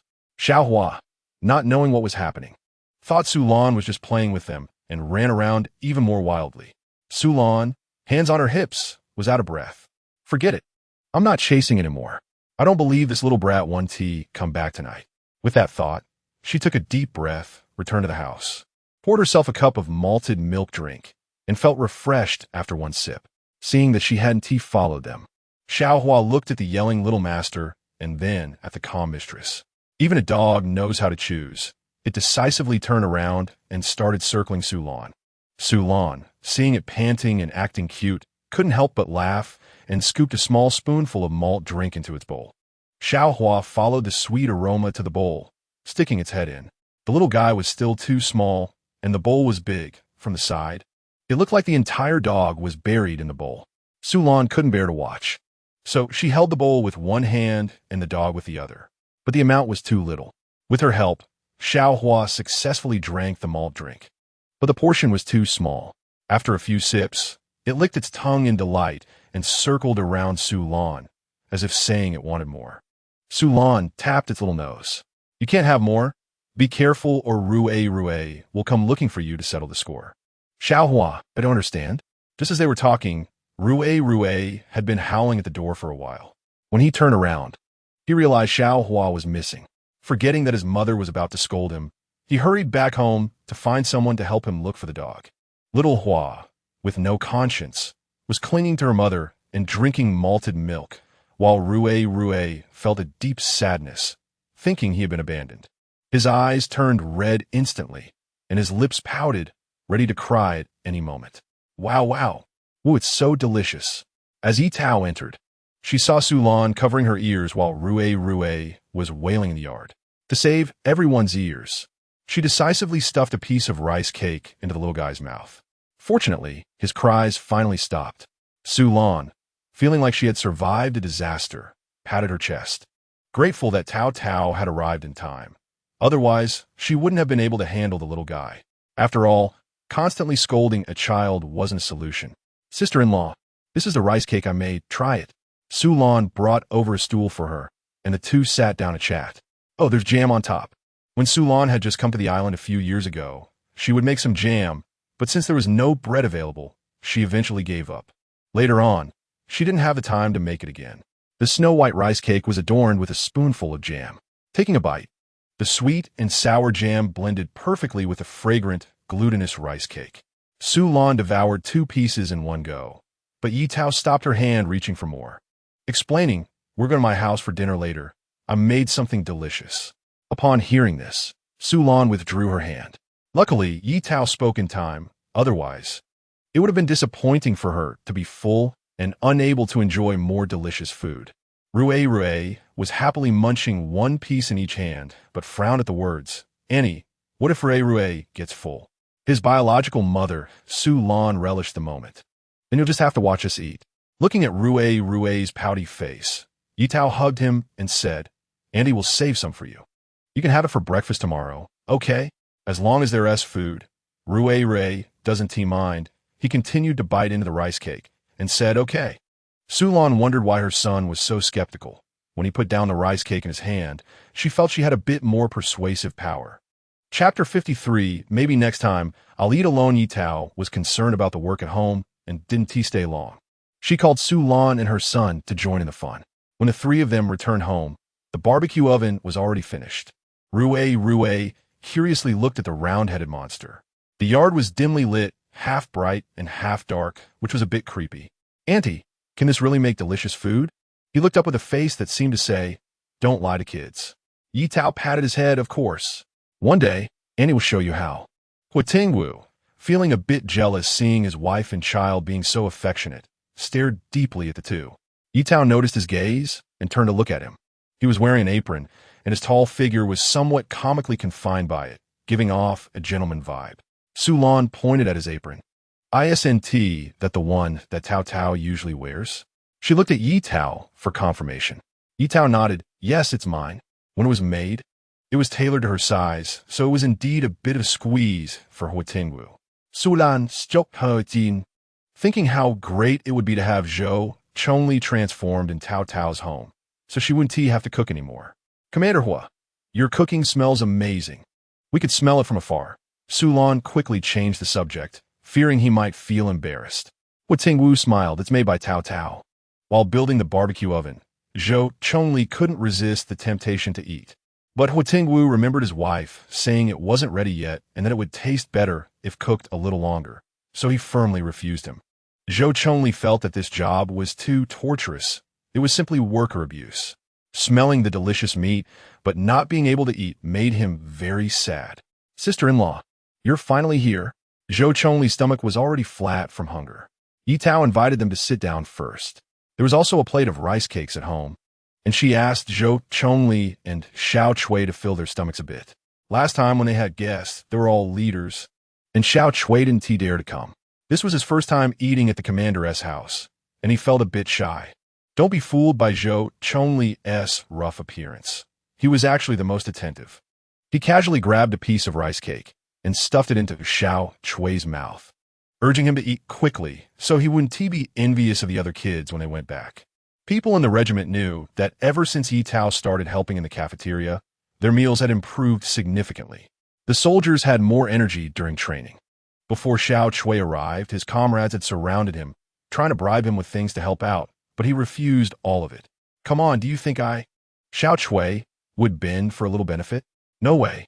This time, not only could he eat his sister-in-law's cooking, but he could also taste the commander's skills. He could handle 10 more barbecue ovens if needed. Huo Tingwu made a dish of garlic chives with cured meat, a tomato, and egg dish, and also prepared a plate of cold cucumbers. Ye Tao sniffed the aroma and couldn't help but admire his talent. Indeed, excellent people stand out in any field. Huo Tingwu brought the dishes over, and Ye Tao lifted the large pot lid, a wave of steam hitting her face. She sidestepped to avoid it and propped the lid upright on the stove's edge. Su Lan stood by with an enamel basin, eagerly watching the bubbling stew in the pot. She hadn't had it since leaving the capital and last ate it during a family visit early last year. Ye Tao held chopsticks in one hand and a ladle in the other, scooping the food into the basin. She still needed to chop it up later, so she didn't ladle the soup just yet. The stew was hot right out of the pot, and she quickly cut it into small pieces with scissors. Serving each person a spoonful, she shouted to the living room, Come over and serve the meat." Hearing this, the three big men stood up together to help in the kitchen, each carrying 2 bowls. Wei, acting like a little adult, followed behind, wanting to help carry things. Ye Tao handed him the bowl with chopped scallions, not forgetting to encourage the little guy. Rue is so great. Praised, Rue beamed like a flower and, smelling the fragrant meat soup, thought he could still eat another bowl of rice. Ye Tao's stew was different from the ones in the capital. She made it according to her hometown-esque flavor. The pig offal retained its color, and the broth was clear but not bland. The large porcelain basin was placed in the center of the table, making it feel small, but it was convenient for serving dishes. Zhou Chunli loved this flavor when he was in the capital. After smelling it for an afternoon, he couldn't wait to pick up a piece of pig intestines and put it in his mouth. This is the taste. So delicious. Ye Tao simulet. I didn't have time to make pancakes this time. Once the barbecue oven dries, we'll have them again. The dry pancakes soaked in the stew absorbed all the broth, and with one bite, the salty and fragrant taste filled the mouth. Zhou Chunli ate without lifting his head. Great, sister-in-law. Now we have good fortune again. Rue nodded. We have good fortune again. Ye Tao specially found a small bowl for him. Children have small stomachs. And since he said he wasn't hungry earlier, he probably just got tempted seeing everyone eat. She used the small bowl to serve him a little of everything. Even so, Rue was very satisfied with his meal. Xiao Chui finished a bowl and said he was full, ready to return to the dormitory to rest. Huo Tingwu called him to stop, his gaze sharp. He knew his brother's appetite well. Saying he was full was nonsense. He could eat 3 more bowls easily. Ye Tao served him a full bowl of meat, telling him to sit down and eat. If you help out, you should at least eat to your fill. How can we let you work without a full stomach? Xiao Chui's eyes turned red. He had lost both parents at a young age and grew up eating at different homes. However, everyone in the village struggled and each family had their share of food. He often went hungry and, as he grew older, followed adults to earn work points, managing to eat and drink enough until he turned 15. He still remembered when the recruitment office came to the county town. He asked the village secretary to help him lie about his age and with a letter of introduction. He successfully enlisted. Although the truth came out during later investigations, the army still accepted him to ensure he had enough to eat. His first leader was the commander. Having never been a service soldier before, he felt flustered and didn't know where to put his hands in front of a leader. The commander didn't disdain him, taking him along everywhere. Over time, he saw a lot and became more skilled at his work. Being able to work under the commander was the luckiest thing in his life. What he didn't know was that Huo Tingwu had read his file and knew the boy had it tough. He treated him like a younger brother. After years of life and death experiences, Xiao Chui's courage had grown, and he was no longer so timid in front of outsiders. But he remained diligent and practical in front of Huo Tingwu. Zhou Chunli hesitated to eat the food Huo Tingwu made. Old Huo, can your cooking be eaten? They had fought side by side for so many years, but he had never heard he could cook. However, the color of the dishes looked acceptable, not like anything unpalatable. Just as he was unsure whether to eat, Huo Tingwu took the plate of cured meat in front of him away. If you're not eating, we will. Hui, do you want some cured meat? Rue remembered the cured meat Annie sent home, which was fragrant and delicious. He said in a baby voice, "Yes, thank you, uncle." "You're welcome, what a good boy. Much better than your dad." Huo Tingwu subtly mocked someone. Zhou Chunli chuckled. "Stop talking bad about me in front of my son." Huo Tingwu shot him a glance. "I didn't name anyone. How did you know I was talking about you?" Zhou Chunli was speechless. Sometimes having a smart brother wasn't a good thing. He couldn't even win an argument. "Dad, you should try it. Uncle's cooking is really good," Rue said while chewing the meat. "It's better than what you make." Zhou Chunli felt hurt that staying son, he wanted to see how good it really was. He picked up his chopsticks, grabbed some meat, and put it in his mouth. His son was right. It was indeed delicious. Thinking of his own smoked meat, he reluctantly said, "It's just okay. I'll practice a bit when I get home. Next time, I'll surpass Uncle Huo."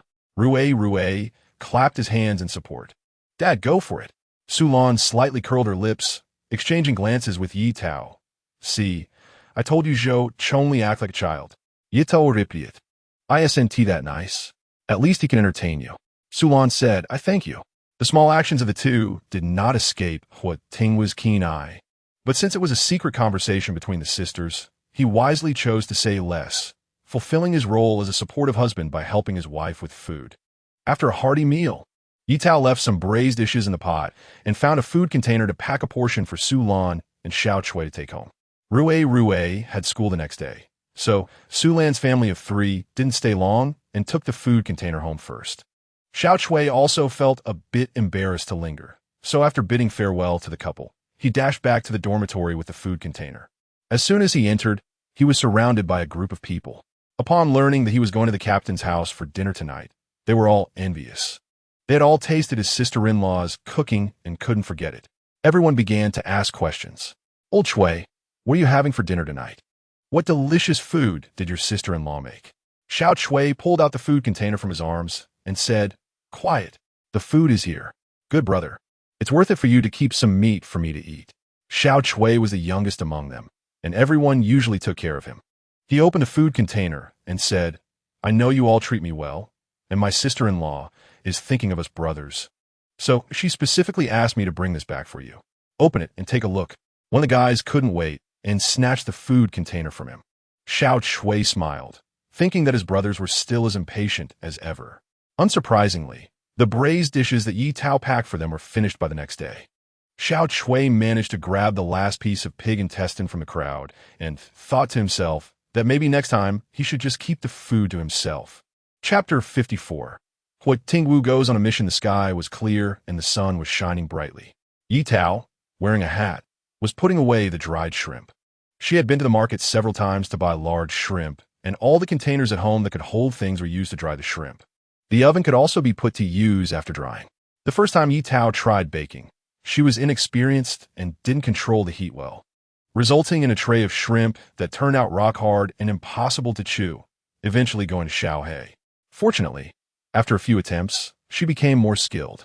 The oven now held her freshly made egg yolk pastries, made with sea duck eggs, which had a delicate yolk that oozed oil when prodded with chopsticks. She had bought a basket from Mao, and in the morning, porridge was paired with salted duck eggs, which could easily fill her up for 2 bowls. Huo Tingwu loved them too. Sea duck eggs were considered a local specialty, as ducks raised in the mangrove wetlands, feeding on sea fish and shrimp, produced better quality meat and eggs. During festivals, these ducks were particularly popular, and their accompanying products were also much loved by people.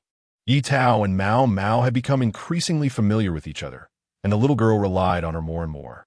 Whenever they went to the market, they would chat, and it was during this process that Ye Tao learned that Linda Mao was Mao's brother. It was strange that she hadn't thought of this before, given how similar their names were. The reclining chair at home was also delivered by Linda Mao, as Grandpa Fan had injured his foot and couldn't walk far due to his age. Da Mao volunteered to deliver things. To be honest, it was his first time near the military camp. Villagers usually instinctively kept their distance from this area, not out of fear, but a natural sense of respect. As ordinary citizens, they had less awareness of safety compared to soldiers, fearing that they might inadvertently leak information about the camp to someone with bad intentions. To avoid such situations, villagers generally didn't come here unless necessary. The air was filled with a sweet aroma as the egg yolk pastries were done. Ye Tao carefully used bamboo tongs to take them out, letting them cool before splitting them in half. The golden yolk looked particularly tempting in the sunlight. She ate half of one while continuing to bake, and by the time she finished, it was almost dark. She divided several portions to give to each family. Making egg yolk pastries was a precious endeavor, involving both oil and flour. When she returned home, she brought back some gift from everyone, a few bundles of vegetables or a bowl of meat. With both meat and vegetables, she wouldn't need to cook that evening. Upon entering the house, she saw the lights were on and put her things down, noticing that Huo Tingwu had already returned and was packing in the bedroom. She stood by the door, and Huo Tingwu keenly noticed her, biting his lip before speaking with difficulty. Tao, I'm going on a mission." When she married Huo Tingwu, Ye Tao knew that as a military wife, she would face many challenges. She steadied her emotions and replied, "I made egg yolk pastries today. I'll save some for you." After saying this, she hurriedly turned away, not wanting Huo Tingwu to see her reddened eyes. "Be strong, Ye Tao," she thought to herself. "It's just a mission. He'll be back soon." Although she tried to comfort herself, her thoughts were already spiraling, and she packed all the food she could for him. Huo Tingwu didn't have much to take. 2 pieces of clothing were enough. In the past, during urgent missions, he could wear one outfit for a week or even a month, washing in the wilderness when possible or just wearing it as is, rolling around all day. After finishing a mission, the smell on him was enough to make anyone avoid him. Watching his wife busily flit around like a diligent little bee, Huo Tingwu felt a wave of tenderness wash over him, enveloped by love. He stepped forward and hugged her, burying his head in her neck. "Wife, I'll be back soon." "Don't worry." He felt uneasy himself, but all he could do was complete the mission quickly and return to her. Ye Tao held him for a moment, feeling much better inside. Although she used to be very independent, she found herself wanting to rely on him unconsciously, perhaps due to being lonely for too long. She collected herself, packed the food into a net bag, and reminded him to eat on time and to take care of himself, as she would check up on him when he returned. As she watched him attentively, Huo Tingwu felt a warm current surge in his heart. His gaze swept over her forehead and eyes, and unable to resist temptation, he leaned down and kissed that soft spot he thought about day and night. Ye Tao's unfinished words were silenced by the kiss as she closed her eyes and embraced him, savoring the moment. After Huo Tingwu left, Ye Tao stayed home for a few days, waking up naturally each morning. After doing her morning exercises, she would eat breakfast and then start tidying up the vegetable garden. The first batch of vegetables had been pulled out, and she spread fertilizer, setting the soil aside to plant another crop later. The grapes in the yard were growing well, with vines covering half the wall. Xiao He followed her around, his belly round and bigger than when he first came. "Tao Tao, are you home?" Ma Qiuxia shouted at the door. "I'm here." Ye Tao stood up to help her in. "I'm not coming in." Ma Qiuxia said a few words before leaving. "Tomorrow we're planning to go up the mountain to dig for bamboo shoots. Do you want to come?" Ye Tao was feeling bored at home and wanted to go out for a change of scenery, so she readily agreed. "All right, let's meet at the entrance tomorrow morning." Ma Qiuxia gave a rough time and then hurried home. Knowing that her daughter was coming back today, Ye Tao asked her to wait a moment, went back inside, and brought out a piece of cake for her to take home. Ma Qiuxia initially wanted to refuse, thinking that it looked like it took a lot of time to make, and she felt embarrassed to take it for free. "Sister-in-law, I made this myself. Please take it home for Qiao Qiao to try. I'd love to hear your feedback." The aroma of the cake filled her nose, and Ma Qiuxia smiled as she accepted it. "Then I won't be polite. Today, Qiao Qiao was back home, and they had stewed red braised pork at home. She would have Qiao Qiao bring a bowl over later." Knowing that Ye Tao was so considerate, Ma Qiuxia felt she also had to be sensible. Having exchanges between neighbors was the best way to maintain good relationships. Since they were going to the mountain tomorrow, Ye Tao prepared her clothes in advance, making sure to wear long sleeves and long pants, as the mosquitoes on the mountain were numerous. She also packed a mosquito repellent, unsure if others would bring any. She took extra, just in case, and planned to share some if needed. That evening, she simply cooked some porridge. After Huo Tingwu went on his mission, she ate less, and one meal could last her 2. If she weren't worried about getting sick, she could probably eat 3. Just as she set the porridge on the table, she heard someone shouting from outside. The voice was unfamiliar, and logically, the guard wouldn't let unknown people in. So she held a clothing stick in her hand for safety. The person outside seemed to know what she was thinking and introduced herself. "Comrade Ye. E.M. Feng Qiao Qiao. My mom sent me to bring you something." It turned out to be Feng Zhengwei's daughter, Feng Qiao Qiao. They had never met, but Ye Tao had heard bits and pieces about her from Sister Ma.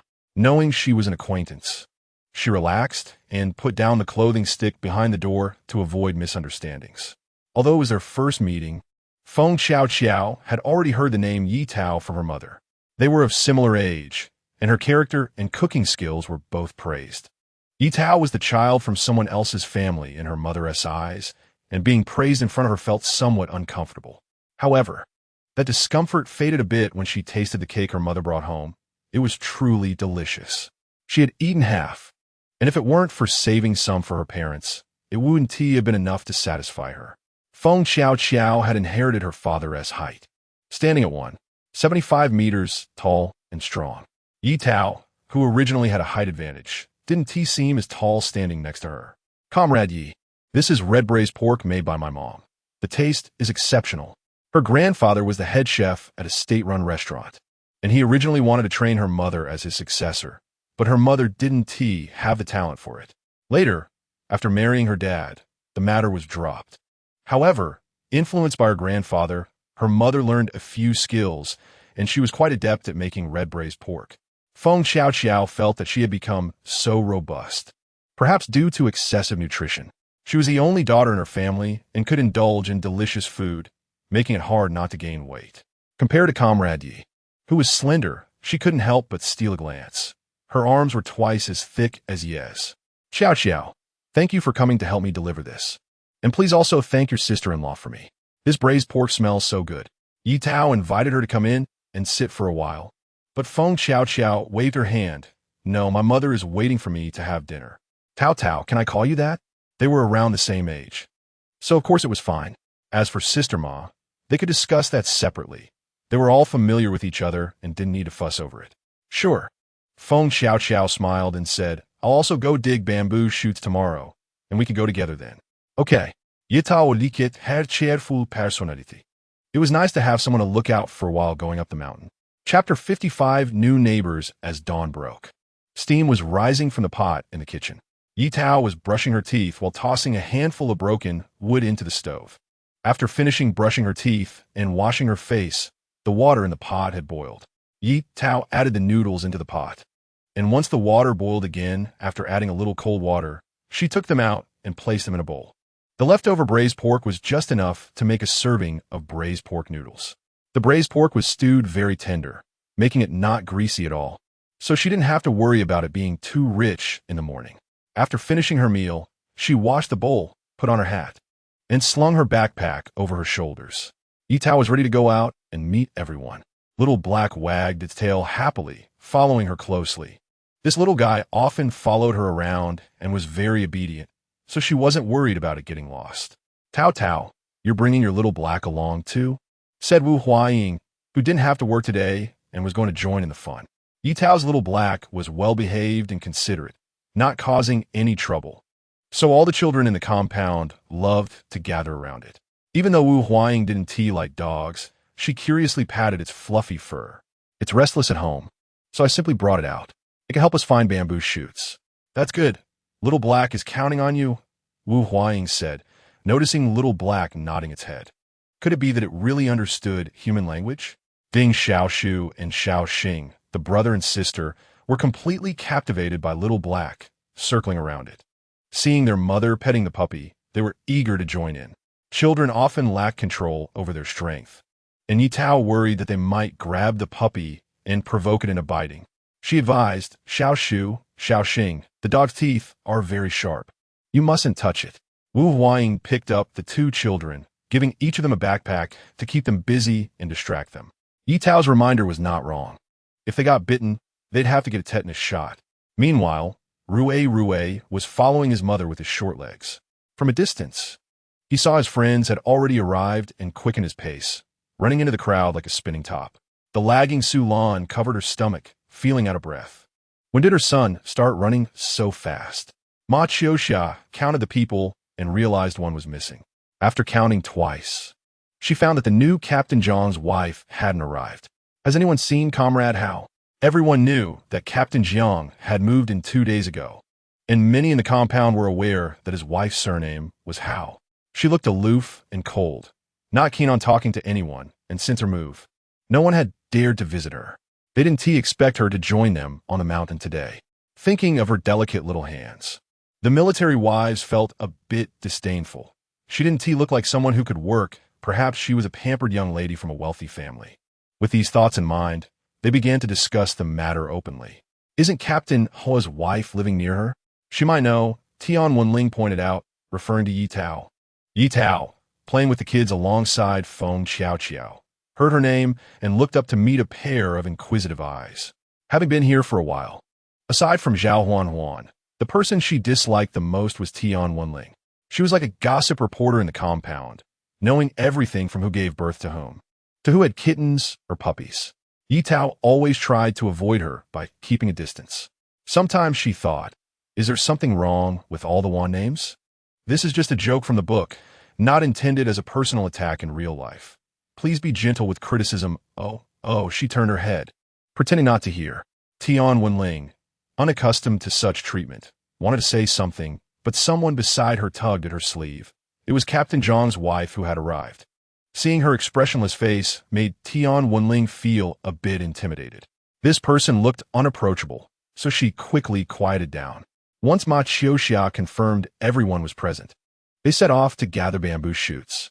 The bamboo forest was at the foot of the mountain, but it was a bit of a detour from the compound. Everyone walked together, chatting and laughing along the way. Ma Qiuxia walked beside Hao Qian, and after stumbling over her words a few times, finally spoke, "Comrade Hao, since you're new here, if you have any unfamiliar places, feel free to ask me or Sister In. If there are any issues, the organization will help you solve them." Hao Qian replied softly. Ye Tao was not far from him, and, upon hearing Comrade Hao's voice, felt she didn't seem as cold as she appeared. Tian Wenling, unable to contain her curiosity, leaned in to try to insert herself into their conversation. The compound hadn't had any fresh news for a long time. It was all the same old stories, and she was getting bored. Now that a new person had arrived, she had to seize the opportunity to make a good impression on Comrade Hao and get closer to her to gather information. "Comrade Hao, I brought some fresh apples. Would you like to try one?" Tian Wenling took out an apple, although she felt a bit pained to part with it. It was worth it to get closer to Comrade Hao. The shriveled apple looked like it had been sitting around for ages, its moisture long gone, leaving just a layer of skin covering the core. Coupled with Tian Wenling's yellowing fingers, which had black grime in the creases of her nails, Hao Qian felt a bit nauseous.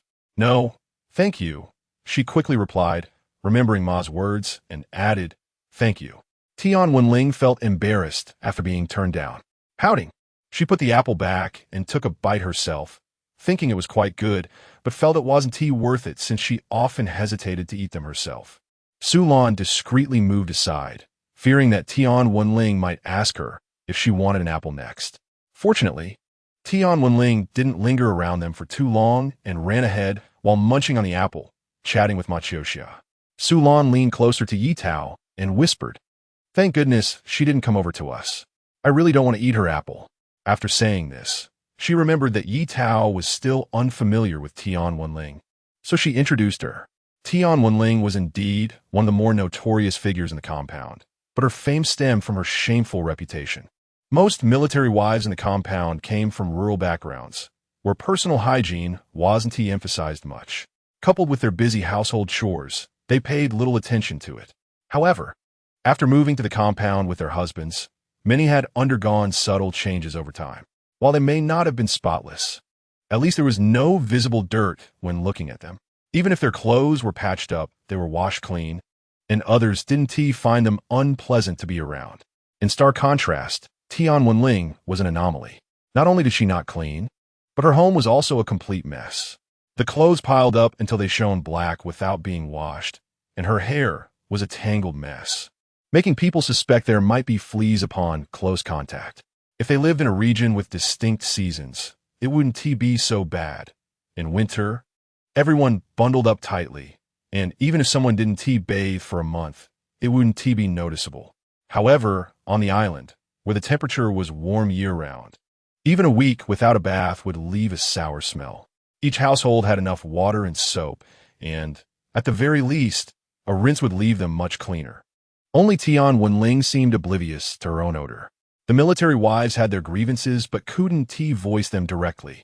Sister Chun had even tried to talk to her about it, explaining that the men worked hard all day, and coming home to a messy house wouldn't put them in a good mood. Others said Tian Wenling was incorrigible, living as she pleased. Even though she didn't agree with the words of the commander's wife, she dared not defy her. Who among the soldiers wouldn't bow and scrape before the commander? Not to mention her husband was just a small company commander. If it weren't for the higher-ups considering his age, she wouldn't even have a slot to join him. From then on, Tian Wenling paid much more attention to her personal hygiene, and the smell about her lessened. Though there were still occasional aspects that were hard for others to accept, such as the perpetual dirt under her nails. Chapter 56. Bamboo Forest and Bamboo Shoots. The bamboo forest is vast, and Ma Qiuxia reminded everyone not to wander too far, suggesting that it's best to go in pairs for mutual support. Ye Tao naturally teamed up with Su Lan and Wu Huaying, and the children from both families excitedly ran ahead. Ding Xiaoshu was the first to find a bamboo shoot. This time, they were digging for big bamboo shoots, which popped out of the ground and were exposed to the air, so there was no need to dig them out. They could just snap them off, taking only the tenderest part. They had brought machetes and peeled off the hard outer shell of the bamboo shoots right there, leaving just the final layer. They were unsure if they had come too late, but most of the bamboo shoots in the forest had already been picked, and the ground was covered with a layer of bamboo shoot shells. Wu Huaying processed the bamboo shoot that her son found and placed it in his small backpack, asking, "Can you carry it?" The bamboo shoot felt quite heavy in his hands. Ding Xiaoshu patted his chest and said, "Mom, I can carry it." Seeing his determined eyes, Wu Huaying did not stop him and told him to speak up if it became too heavy. Ding Xiaoshu muttered to himself that he was now a primary school student. A big kid, he was confident he could carry 10. With a good start, he felt more motivated and looked for more bamboo shoots with even more effort. Rue looked enviously at his plump bamboo shoot, thinking about the delicious bamboo shoots stir-fried with cured meat, and drooled, "Brother Xiaoshu, you're amazing." Receiving praise from his little brother, Ding Xiaoshu smugly replied, "It's just so." He volunteered to lead his younger siblings in the search, and Rue and Xiaoxing followed behind him like little tails, the three children looking adorable together. The mothers watched with starry eyes. Sulan leaned on Ye Tao and teased, "Tao, why aren't you and Captain Huo hurrying to have kids? Who knows? We might be able to arrange a marriage for our kids later." Ye Tao shook her head with a smile, "Not in a hurry. I wasn't in good health before, and the doctor advised me to take care of myself for half a year. At home, they often boiled Chinese medicine, and Sulan and Wu Huaying frequently visited her home, knowing she was drinking medicine. Ye Tao had no reason to hide it in front of them. They were straightforward people who wouldn't gossip. Sulan played peacemaker. "I see Captain Huo is quite attached to you. He probably wishes you wouldn't have kids right now." This was no exaggeration. Anyone with eyes could see that if he could keep Ye Tao in his pocket, he would do so. Old Zhou at home often complained that Huo Tingwu had changed since getting married. Wu Huaying nodded, "Exactly in our compound. When it comes to pampering their wives, Captain Huo is the best." She gave a thumbs up. Ye Tao smiled brightly. Huo Tingwu was indeed very good to her, and she missed him a bit. This was the first time they had been apart for so long since their marriage. Ever since he went on a mission, she had felt unmotivated, and it seemed she needed to find more things to distract herself. "Mom, come here, I found a big one." Rue's voice snapped everyone's attention back. "Oh, my good son, of course Mom's coming." Sulan ran over with her machete. Ye Tao and Wu Huaying exchanged glances and smiled in unison, not expecting Sulan to have a childish side as well. In a place where the three were not paying attention, Tian Wenling was gleeful about the gossip she had overheard. It turned out Captain Huo's wife couldn't have children. She pouted, thinking of a hen that couldn't lay eggs. Captain Huo treated her like a treasure, not knowing what he was thinking. Her eyes darted around, and seeing no one, she dusted off the dirt from her clothes and walked towards where there were more people. "So, is this the big bamboo shoot you were talking about?" Sulan stared incredulously at the palm-sized bamboo shoot at her feet. Rue, oblivious to his mother's disdain, proudly said, "Of course, Mom. Isn't it big?" Sulan looked at her son's sparkling eyes and swallowed her sarcastic comment. "Yes. You're awesome, son."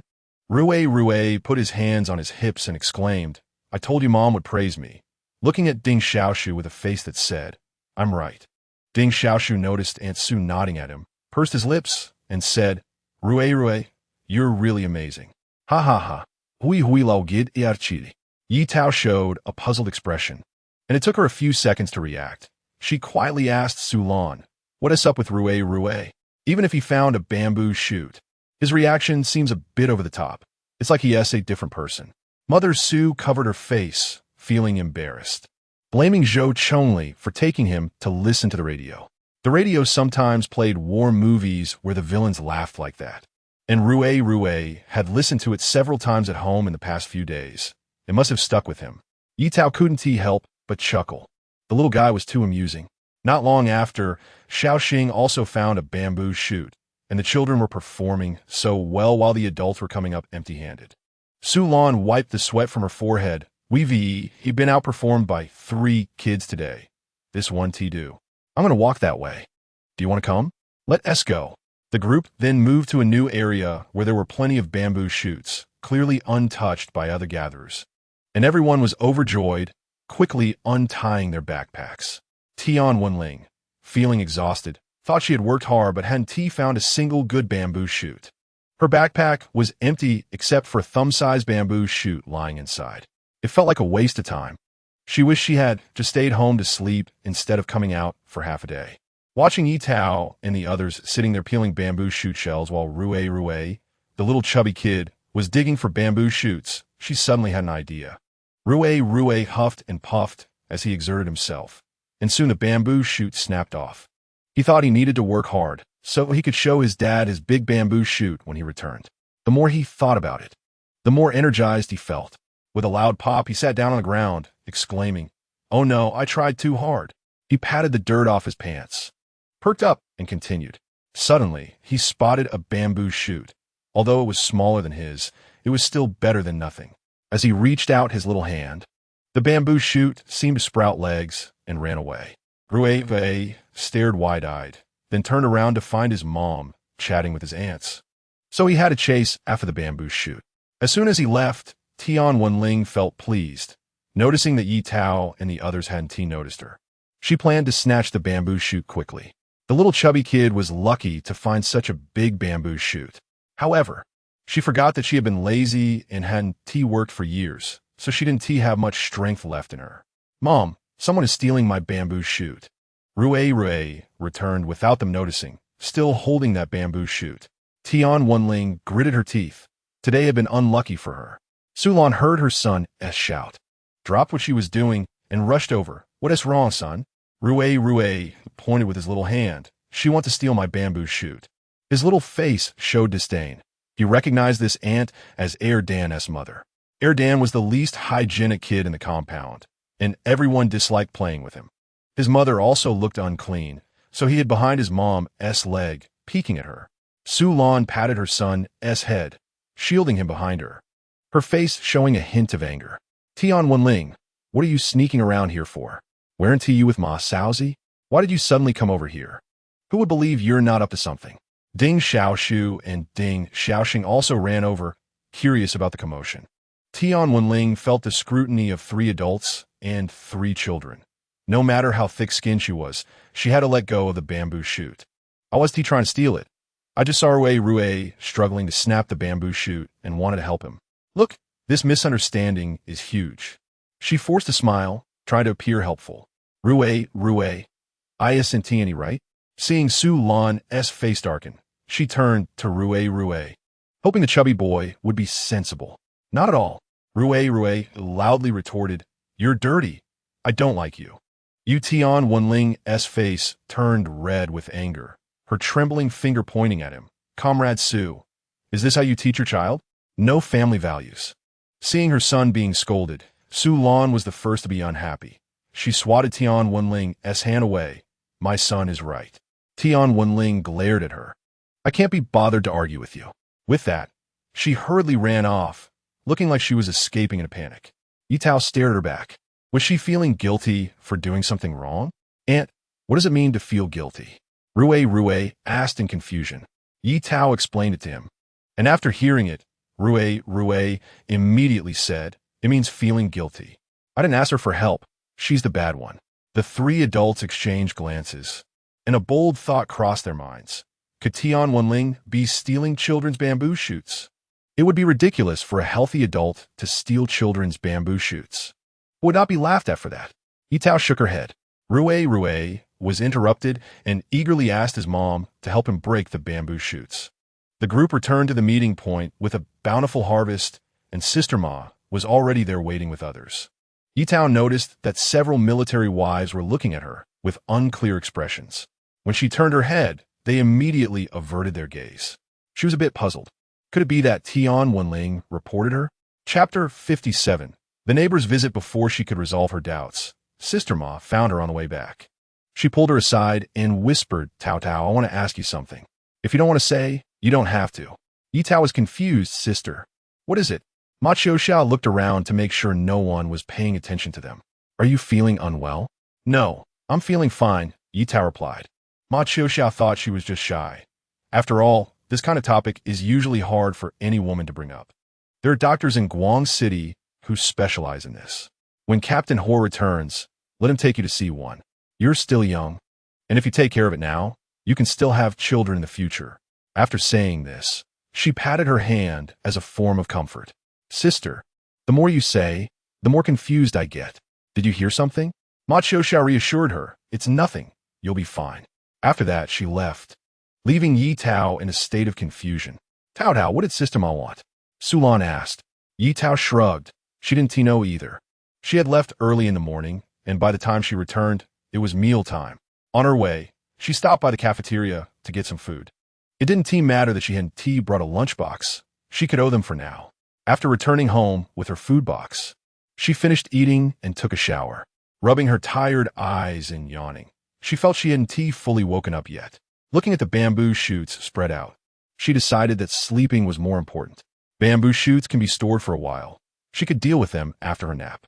With the bedroom window open, the weather had started to cool down, and a gentle breeze blew in, easing her earlier discomfort. When Ye Tao woke up again, the sun had already set. She rolled around in bed for a while before getting up. She washed her face and took a piece of dried mango from the cupboard, chewing on it while cleaning the bamboo shoots.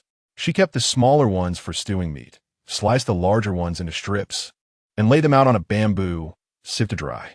There were still a few pieces of cured meat sent by her mother-in-law that hadn't been finished. With Huo Tingwu not at home, her appetite was small, and she couldn't eat much. She cut off a piece enough for dinner. She put a little lard in a pot, diced the cured meat, and sought it until the fat was rendered. Then added the bamboo shoots and stir-fried them over high heat before adding water to stew. Actually, red braised meat would be the best. The rich, dark flavor of bamboo shoots braised with meat was her favorite. While waiting, she didn't idle. She needed a small ball of dough to make some noodles later. The chili peppers in the yard were almost ripe. In a few days, she would be able to enjoy her longed-for spicy meat noodles. As darkness fell and the moon rose higher in the sky, becoming fuller, Ye Tao lay on the lounge chair, her thoughts drifting far away. The mid-autumn festival was approaching, and she still hadn't heard anything from Huo Tingwu. Suddenly, a knock on the door interrupted her thoughts.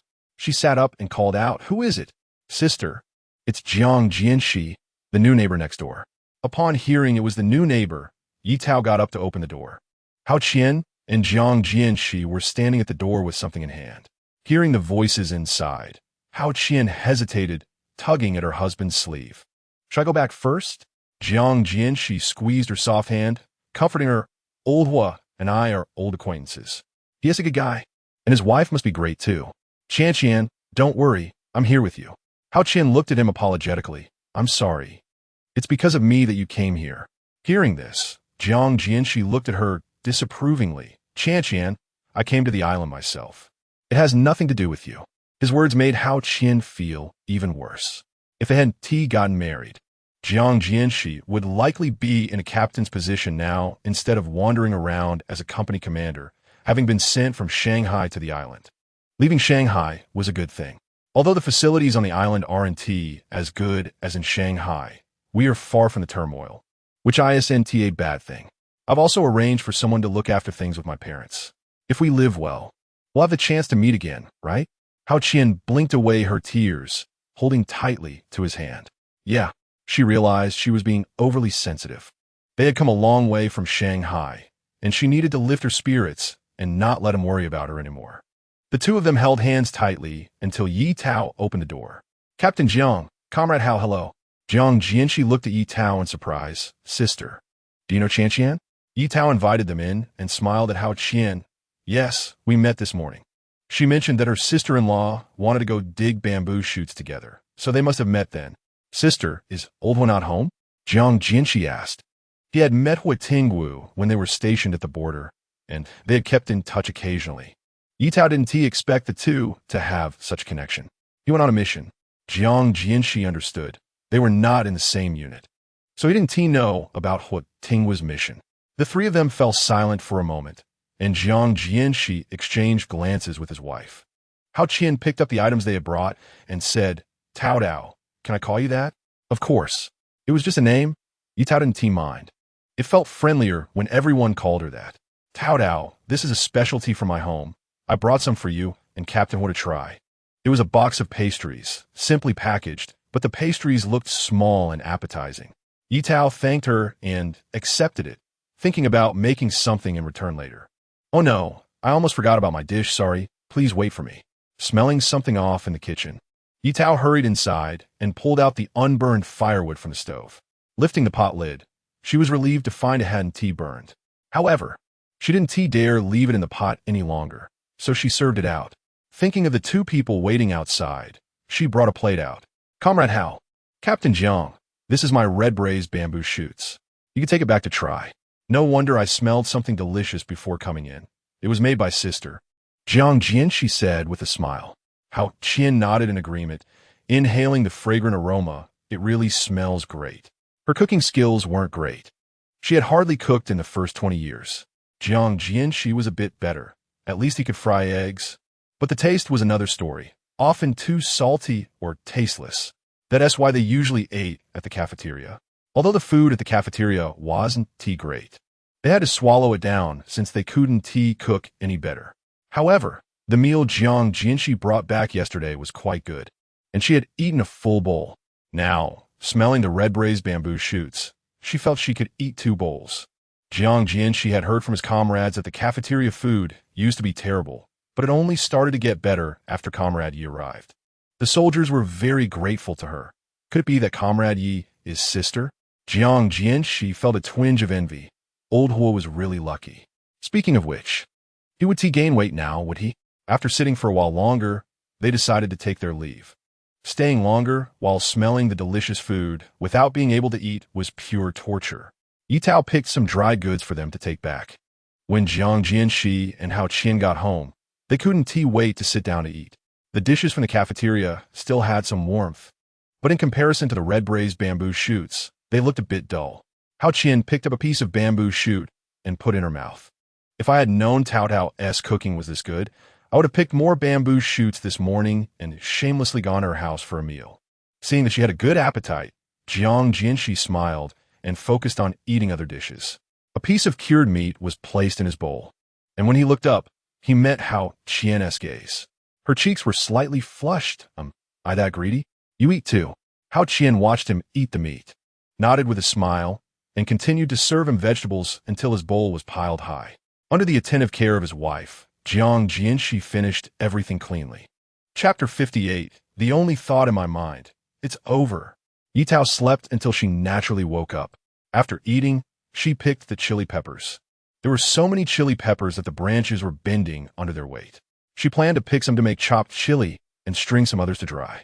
Chopping chili requires washing, so she quickly placed them in a winnowing basket to dry off the moisture. While the dried chili didn't need washing and could be strung directly, Ye Tao sat on a small stool under the eaves, threaded the cotton thread, and passed it through the chili stems, stringing the peppers one by one. They were hung on the wall outside the kitchen window for easy access when cooking. After finishing drying the chili, she had just washed her hands and was about to process the chopped chili when Hao Qian knocked on the door. Ye Tao welcomed her in, but Hao Qian didn't sit down and instead stared at the bowl of chili, swallowing her saliva. Since they had just arrived, there shouldn't be many vegetables in the yard, probably just the leeks left by Sister Yuzhen. Qian, do you like chili? Do you want to take some back? Ye Tao preferred to call her Qian directly. It felt a bit strange to call her by her full name, and it was hard to suppress a smile when calling her that. Is it okay? Hao Qian looked at her with bright eyes. Ye Tao noticed that her personality was childlike, completely unlike her cold exterior, reminiscent of the world-weary faces of later generations. Of course, I'll pack some for you later. There's still some in the garden. If you want to eat, just come and pick some. Although both Ye Tao and Huo Tingwu loved chili, they couldn't handle it too spicy. With peppers coming in one batch after another, it would be a waste not to eat them. So they planned to give some to other military wives later.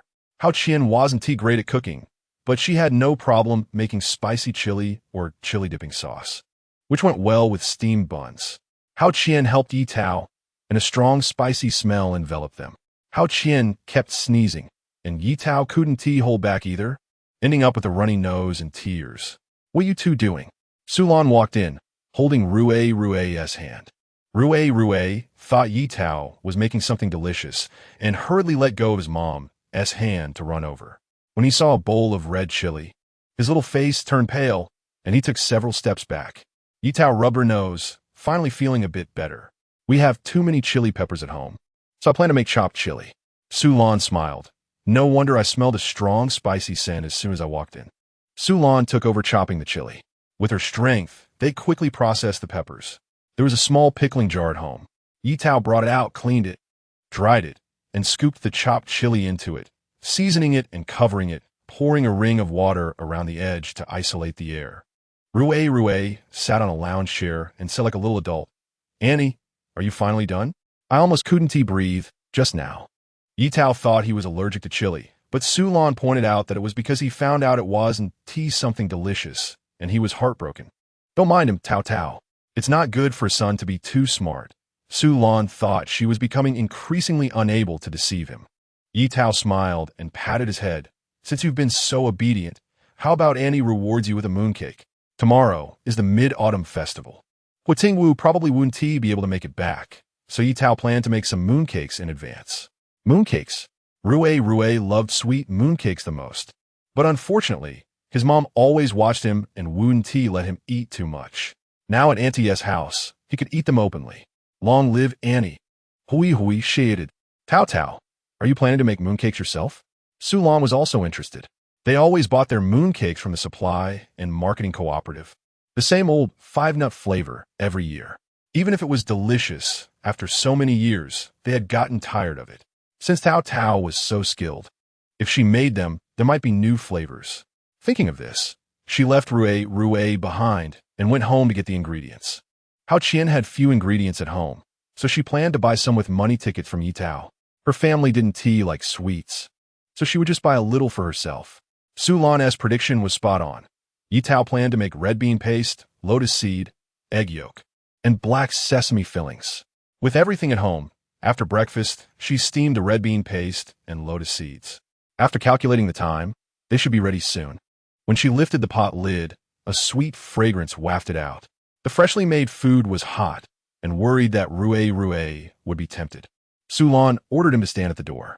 Su Lan and Hao Qian each took a portion of the filling outside. The yard was spacious, and Ye Tao set up the dough table in the yard. Using a spoon, she pressed the filling into a paste. The sweetness of the red beans and lotus seeds was sufficient, but it wasn't enough for making mooncakes, as the white sugar at home had run out. Ye Tao went to the supply and marketing cooperative to buy white sugar. On her way, she encountered several military wives. She greeted those she knew, but didn't notice the expressions of those who were discussing her when she left. After buying the sugar and returning home, Su Lan and Hao Qian had already prepared the mooncake filling. Rue was pressing his fingers on the cutting board, picking up crumbs that had fallen on the table. Ye Tao simply scooped out a small bowl of red bean filling and let him hold it to eat. She had just sat down when Wu Huaying came in with 2 children. "Your nose is so sharp. We just made something delicious, and you smelled it right away."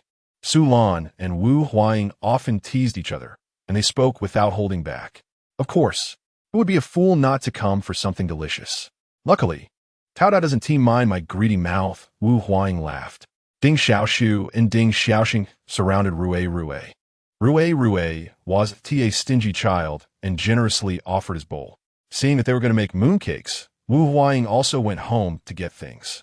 Although she could use the cafeteria as supplies to make mooncakes since she was working there, since Tao Tao was making them too, she wanted to join her. It was more fun to be with sisters. She went out in a good mood, but returned with a dark expression. What happened? Ye Tao looked at her with concern. She had seemed fine just a moment ago. Wu Huaying slammed the table in anger, making a noise that caught the kids' attention. Su Lan told the children to play inside.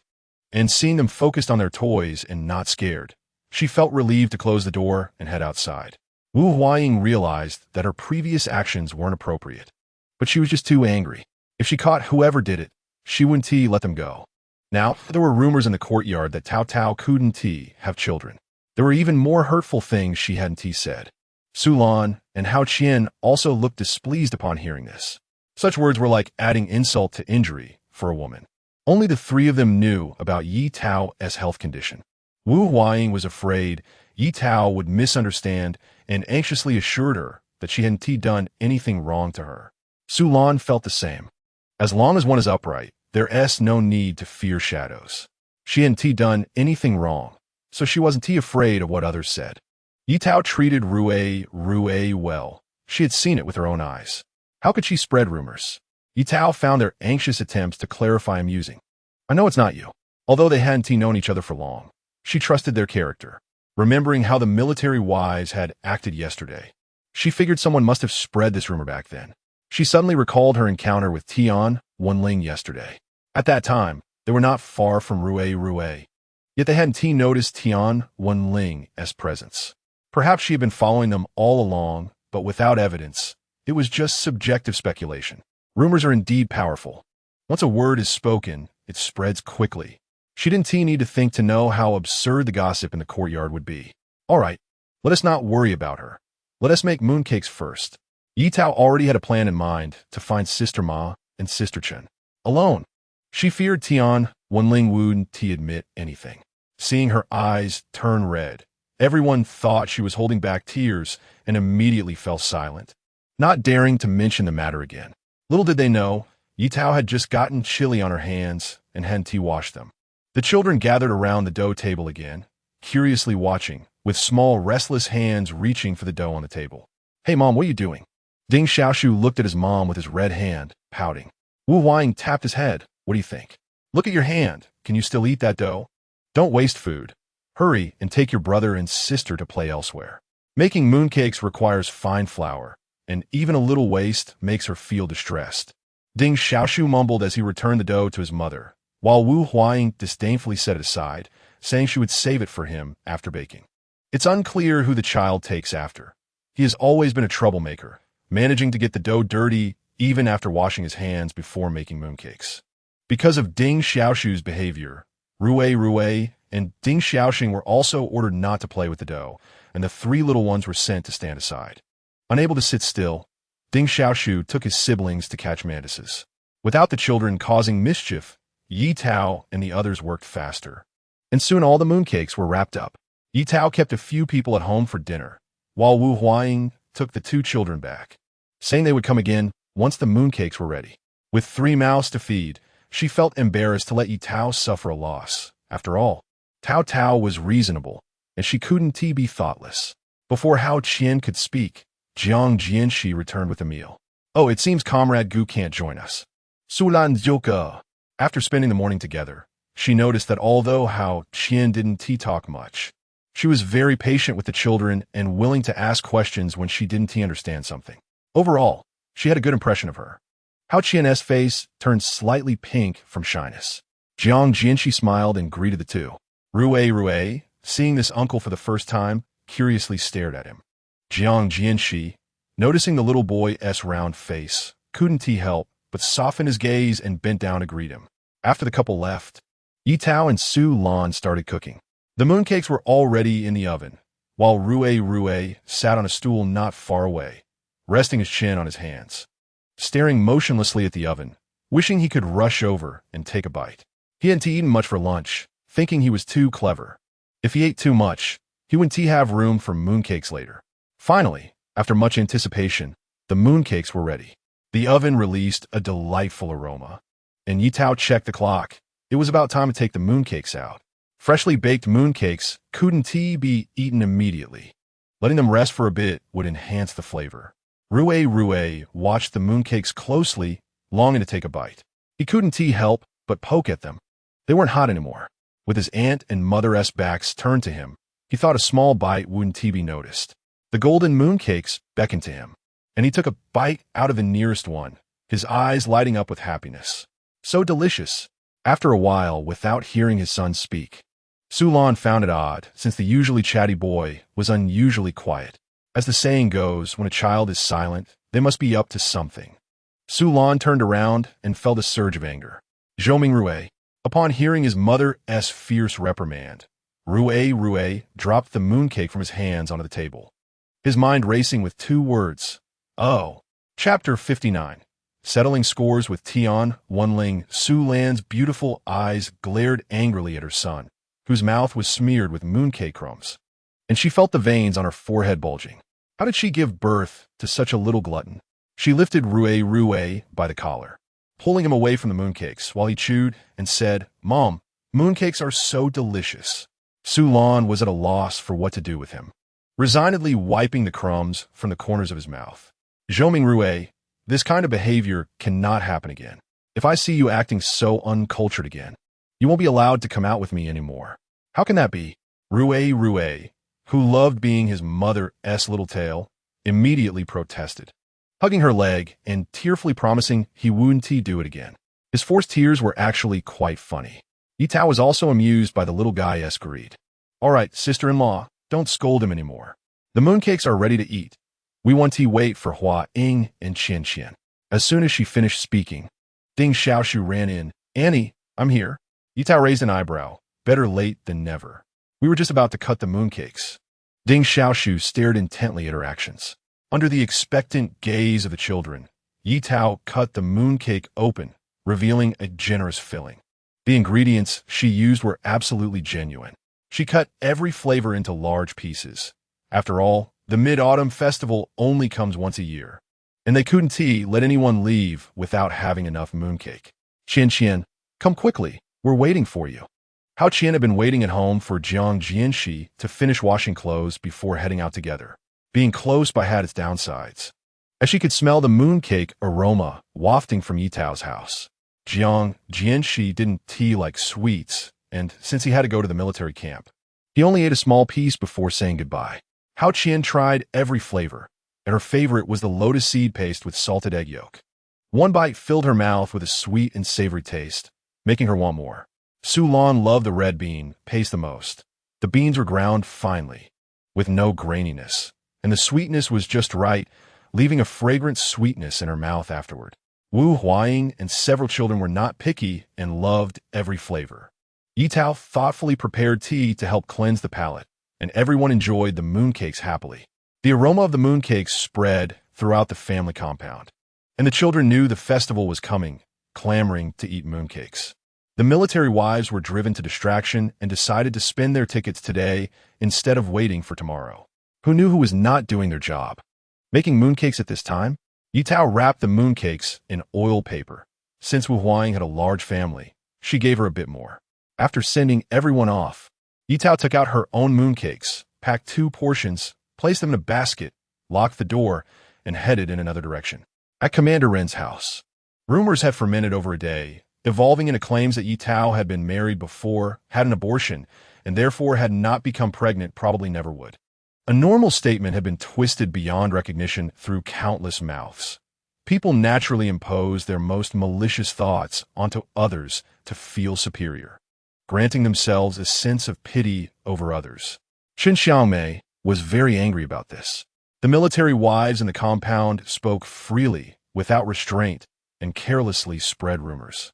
While Huo Tingwu was away on a mission, his wife was being bullied. He would surely be heartbroken if he found out. Ma Qiuxia's expression was also grim.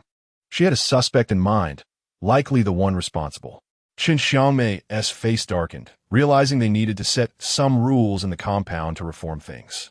Today was Ye Tao, tomorrow it could be someone else. Wherever there are people, there are disputes. It is said that 3 women create a drama. With so many military wives in the compound, they could put on a show every day. Ma Qiuxia shared this thought, suggesting they establish a women's committee. She had heard from an old friend that there was a dedicated unit in the military district responsible for all matters concerning military wives. In the early stages of the island's development, arrangements for military wives were limited to cafeterias and schools, but as the number of stationed soldiers increased, so did the number of military wives. If a women's committee could be established, it could address employment issues for military wives and also improve management. Without rules, nothing can be accomplished. The same principle applies everywhere. While they were discussing, Ye Tao's voice came from outside.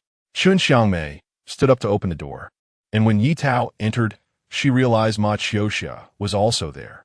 What a coincidence! I was just thinking of going to Sister Maya's house, and here I am. Ye Tao smiled, her fair face looking charming. She placed the basket down and took out the mooncakes to present them to the 2 women. Mid-Autumn Festival is just around the corner, so I made some mooncakes for everyone to taste. Chen Xiangmei was overjoyed. The military wives didn't understand what was happening. They rushed to the supply and marketing cooperative and bought up all the mooncakes.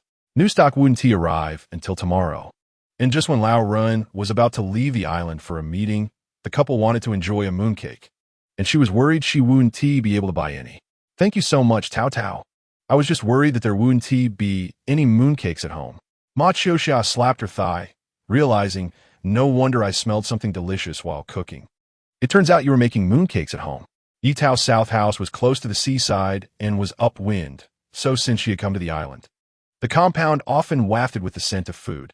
It smells so good. We're in for a treat. Ye Tao smiled appropriately. I'm glad you sisters like it. After a pause, she added, actually, I came to find you for another matter. As she spoke, her voice trembled. On my way to the supply and marketing cooperative today, I heard a lot of people pointing at me. Listening closely, I found out that someone was saying I can't have children. Her eyes were red like a rabbit's as she looked at Chen Xiangmei and Ma Qiuxia. Ye Tao was about the same age as their children, and seeing her like this made the two women feel heartbroken, quickly comforting her. I know you sisters are busy and didn't want to trouble the army, but this matter is too malicious. How can I swallow this grievance? Ye Tao spoke with reason and emotion, recounting her life before marrying Huo Tingwu. After finally improving her life, there were still evildoers who didn't want her to be happy. Now she wanted to see who would be the first to have a hard time. Chen Xiangmei's eyes glistened with tears as she held her hand tightly. Good child. You've been wronged. Don't worry. We will definitely seek justice for you. Ye Tao wiped the tears from her eyes. Actually, I have a pretty good idea of who said it. Chen Xiangmei was surprised. Who? Yesterday, when we were picking bamboo shoots. Sister Tian must have followed us without us noticing. She might have overheard us talking, and later, there was a dispute over a bamboo shoot with Rue. I couldn't stand it and said a few words, and she probably took that to heart. Maybe I'm mistaken. Sister Tian doesn't seem like that kind of person. Ma Qiuxia recalled how Tian Wenling had acted before Ye Tao and the others returned yesterday, making a big deal out of it, as if she had heard it firsthand. Many people had heard it, and it spread quickly overnight. Chen Xiangmei slammed the table. That Tian Wenling hasn't changed her ways. Previously, she had caused trouble by spreading gossip and had a dispute with another military wife, which had been quite a big deal. Even Lao Run had heard about it, and the men from both families were criticized for it. Eventually, the other military wife transferred away, ending the matter. Tian Wenling had seemed quite pleased with herself, thinking the other party couldn't argue with her, which was why they left. Chen Xiangmei couldn't sit still any longer. She stood up and took Ye Tao to confront her. Did she really think they were easy to bully? Ye Tao followed behind the two sisters like a wronged little wife. I'm sorry, sisters, forgive my little green tea. Chen Xiangmei charged ahead like a protective hen, angrily finding Tian Wenling. At that moment, Tian Wenling was still with a few military wives discussing Ye Tao. You see her small waist and small buttocks. She definitely can't give birth to a son. Tian Wenling has 2 sons, and she talks about having a son with authority. Also, haven't you noticed that there's always a smell of traditional Chinese medicine in our family compound? Once when I passed by, I saw a group leader who was boiling Chinese medicine in the courtyard, and the smell was unbearable. She spoke with such conviction that the military wives were all discussing it. Normally, you wouldn't notice that she was in poor health. Well, if someone is sick, how can they easily tell others? They would rather keep it to themselves and let it rot inside. How could others know? But how did Tian Wenling find out? When Tian Wenling was mentioned, her face stiffened, and under everyone's gaze, she waved her hand casually, saying, I heard it from someone else. She's not stupid. How could she admit that she heard it herself? Tian Wenling. A stern voice came from behind. Tian Wenling's heart trembled inexplicably, and when she turned around, she found Chen Xiangmei glaring at her. Even more dizzying was Ye Tao, who was crying behind her, looking extremely pitiful. She suddenly stammered, Chun, Sister Chun, you're here. I have something at home, so I'll head back first. The other military wives saw that the situation was bad and hurriedly said their goodbyes. Stop. With one word from Chen Xiangmei, all the military wives froze in place. Although there were no leaders or subordinates in the family compound, everyone naturally took Chen Xiangmei's words as an order. Having lived with Division Commander Run for decades, She had unconsciously picked up some of his demeanor. At this moment, her expression was blank, and her gaze swept over everyone, making several military wives break into a sweat. If they had known that Sister Chan would come suddenly, they would rather die than let Tian Wenling talk nonsense. Now, not only were they caught in the act, but they might also have to reflect on it in front of everyone. Tian Wenling, I ask you, the rumors about Comrade Ye Tao were spread by you, weren't they? Her words were like thunderclaps in Tian Wenling's ears. Chapter 60. Tian Wenling faces retribution. Tian Wenling's expression was somewhat stiff. Faced with the other person's questioning, she instinctively took a step back, her eyes not daring to meet hers, her face pale, lips pressed tight in silence, fingers gripping the hem of her clothes tightly. The inner turmoil evident. Dragging this out wasn't a solution. They had no evidence to prove that it was her who said it, and she firmly denied it. Sister Chun, in broad daylight, you can't slander someone without evidence. As the eldest sister of our family compound, don't let yourself be used by others.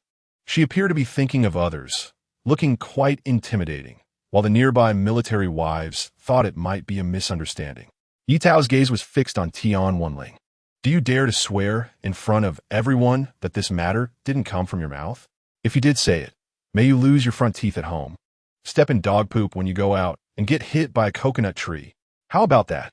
Tian Wenling wore a constipated expression. What nonsense oath was this? She thought Ye Tao was more capable than this, but it was nothing special. It was just an oath. What was there to be afraid of? After all, it wasn't her who let it slip. Seeing Ye Tao's certainty, several military wives were uncertain. After all, everyone had witnessed Tian Wenling's character. Ye Tao smiled slightly in an unnoticed corner, knowing someone would be in big trouble soon. After this incident, Chun Xiangmei realized that establishing a women's committee was imperative. That afternoon, a notice was posted in the family compound's exhibition area to ensure the daily lives of the military wives. The compound decided to establish a women's committee and welcomed all military wives to enthusiastically sign up for selection. Once the notice was posted, it sparked widespread discussion. Most people felt indifferent about the establishment of the Women's Committee. It made no difference whether it existed or not. However, a new organization meant new jobs, which meant they had the opportunity to work like their husbands, receive salaries on time, and be people who also received government food rations, which was certainly a pleasant prospect. Due to the upcoming Mid-Autumn Festival, the selection time was set for a week after the festival, allowing everyone ample time to prepare. The military wives were eager to showcase their talents in the selection. After all, there were only so many spots, and who knew if they could snag a chance. Tian Wenling saw the crowd discussing and squeezed through to the notice board. Her scent drove people away. What kind of person was she? She wouldn't be signing up to, would she? That office would be unbearable. Not knowing where the comment came from, Tian Wenling looked around, but found no suspicious individuals. She turned her attention to the notice, struggling to read it with her third-grade education, stumbling through it until she broke out in a sweat. Like most people, her attention was drawn to the salary. Thinking of the blouse Ye Tao was wearing, a flame of desire flickered in her eyes. She also wanted to earn money to buy new clothes to make them envious. Tian Wenling swaggered home, only to have a pair of pants thrown at her. Get in here, quickly! An angry shout rang in her ears. Tian Wenling tossed the pants aside. What are you going crazy about? Sunda stood in the yard, his face dark with anger, staring at her expressionlessly. How blind had he been to marry such a woman? The house was a mess, inside and out. The two kids dirty like little monkeys, and clothes hadn't been washed in years. He handed over his salary to her, but didn't he know where it went? Every time he asked, the answer was always the same: nothing. If it weren't for the fear of negative influence, he wouldn't even want to come home. It was simply disheartening. After a tiring day in the military, coming back to see his youngest son with urine-soaked pants, with several stains clearly showing it had been wet and dry multiple times, the child's tender bottom was already chafed red. Sunda held his son, commanding her to clean the house today, assuring her he would help, but not to think about slacking off. He had these days every month, and Tian Wenling was already used to it. She pouted, but said nothing, preparing to go to the kitchen to boil water. She wasn't foolish. Arguing with Sunda wouldn't do her any good, so it was better to just listen to him. Just as she was about to participate in the selection, She could take this opportunity to tidy up, achieving two goals at once. She was truly smart. Tian Wenling swayed her hips towards the kitchen, but suddenly slipped, losing her balance and flailing her arms in the air, trying to grab something to steady herself. However, it was futile. With a thud, she crashed to the ground, her face hitting the threshold hard, causing her to gasp in pain. My teeth. Tian Wenling spat out what was in her mouth and realized her tooth had fallen out. She looked at the tooth in her hand with dismay. How could she eat without her front teeth? It was all Ye Tao's fault. She must have used some kind of witchcraft to curse her. Tian Wenling got up, ignoring her pain, and went to settle the score with her. Sunda had a vein bulging on his forehead. This woman was truly foolish. He stepped forward and slammed the door shut, giving her a cold glare. Are you stupid? What time is it now? Can you speak recklessly like that? Will you grow some brains? He couldn't delay sending her and the children back to their hometown any longer. If he continued to let her be, he would eventually have to take off this military uniform. Tian Wenling was startled by his shout and realized she had said something she shouldn't have. Her arrogant demeanor instantly deflated. I was just saying it. I didn't mean anything else. Sunda shot her a glance. Her attitude made it seem like she was ready to eat him alive, claiming she meant no harm. Who would believe that? Under his reprimand, Tian Wenling thought that her fall might have been a coincidence. Surely she couldn't be that unlucky. In the following days, Tian Wenling paid the price for her actions. However, Ye Tao had no interest in her affairs. It was unwise to waste her time on unnecessary people. A letter arrived from home. Her mother-in-law said the dried shrimp was very popular and wanted to know if there were any for sale here. As second aunt Yuan Qin wanted to buy some as gifts. This message gave Ye Tao hope. She had no job at present. It was fine when Huo Tingwu was home, but once he was on a mission, she found herself idle and aimless, which couldn't continue. Ye Tao drafted a plan, outlining relevant considerations. When one concentrates, it's easy to lose track of time. And only when her body signaled fatigue did she stop writing and stood up to gaze into the distance to relieve her eye strain. She felt a bit hungry, so she put away the plan and tucked it into a drawer, preparing to cook. Just in time, I was worried you had already eaten. Su Lan came in carrying things, with Rue and Xiaohua tagging along. After their men went on missions, Su Lan often brought things over. Claiming she was worried, Ye Tao was scared being alone. What good things did you make? Xiaohua and Xiaohei followed her closely, not leaving her side. I made some bone soup. Xiaohua was so tempted while I was cooking that she just stayed in the kitchen.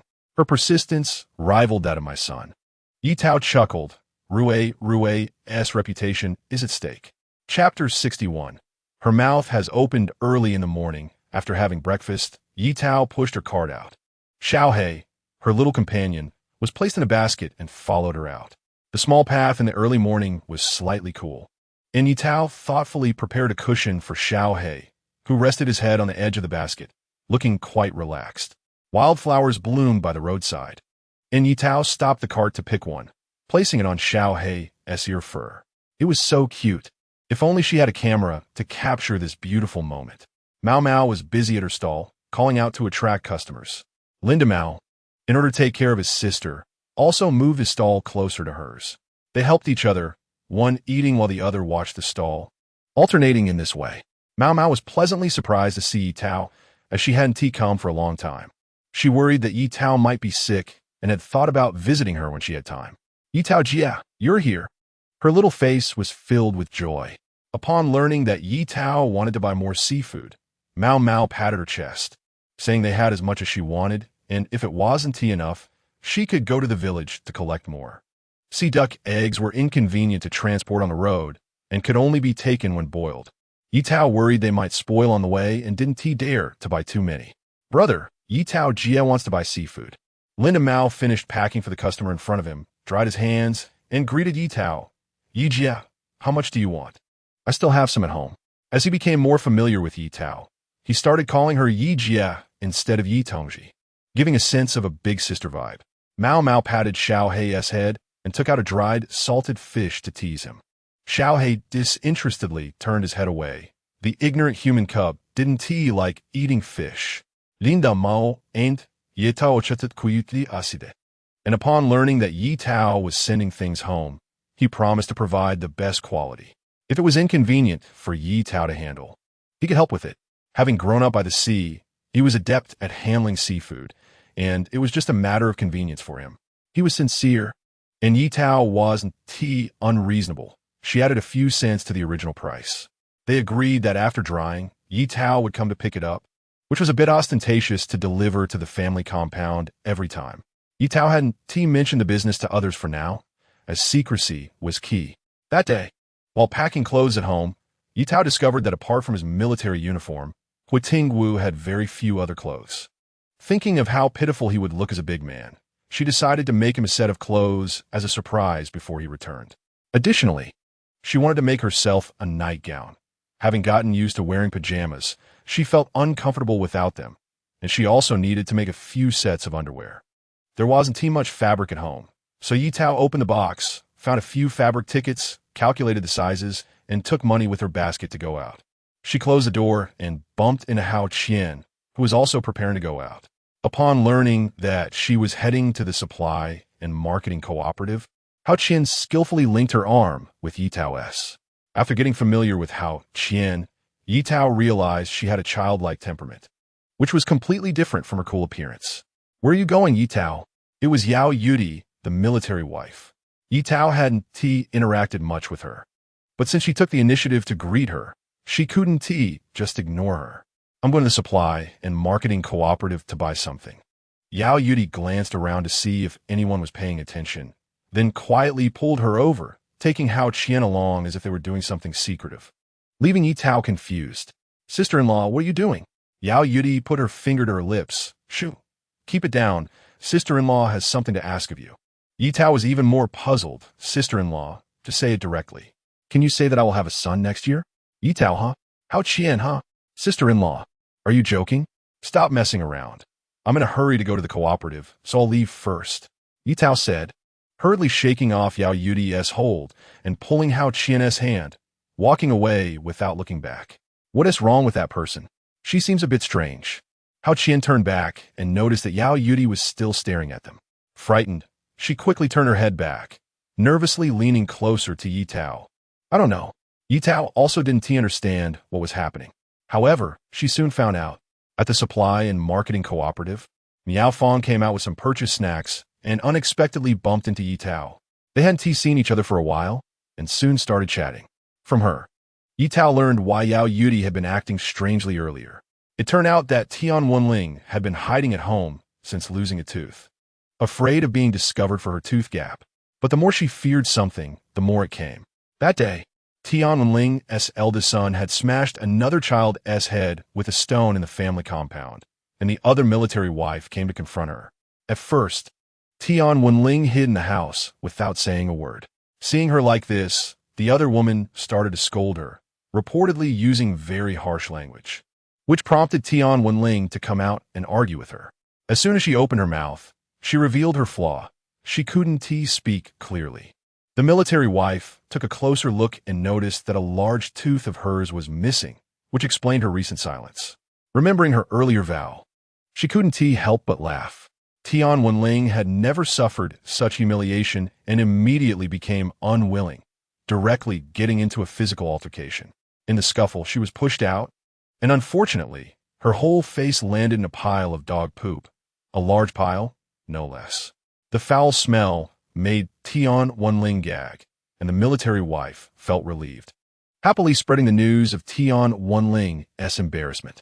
What Ye Tao had previously said to Tian Wenling had come true to some extent, and the military wives in the family compound thought her mouth had opened in a special way.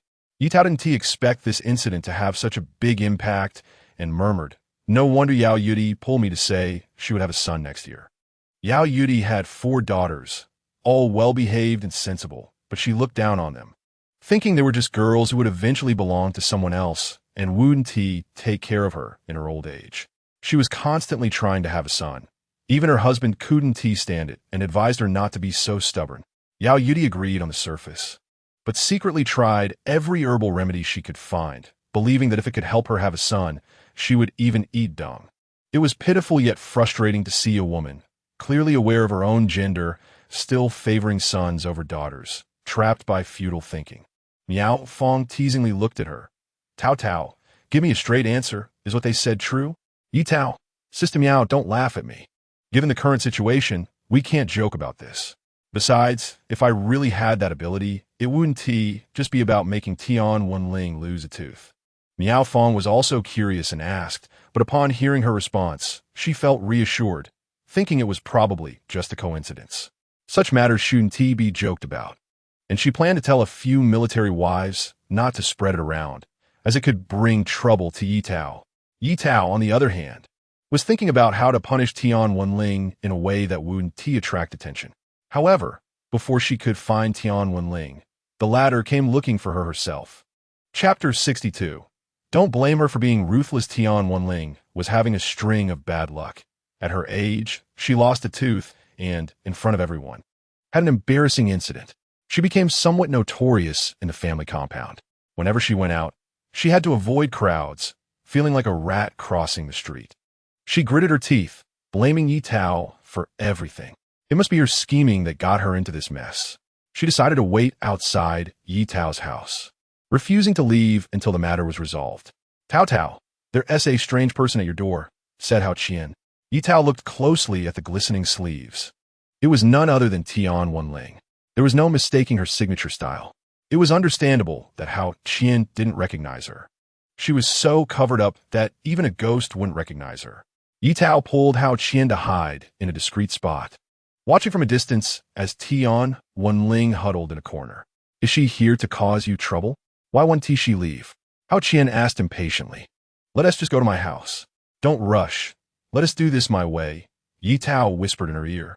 Hao Qian's eyes lit up as she listened. Tao Tao, you're so smart. I'll leave now. You be careful. Ye Tao checked her hair to make sure it was neat and her dress was tidy. Everything was perfect, and she walked home with her head held high, remembering to remove the cloth covering the basket to reveal the brand new fabric underneath. Some people won't shed a tear until they see the coffin. Since the trouble came to her door, she wouldn't hold back. Ye Tao kept head gazisitidi, elegantly taking out her keys to unlock the door.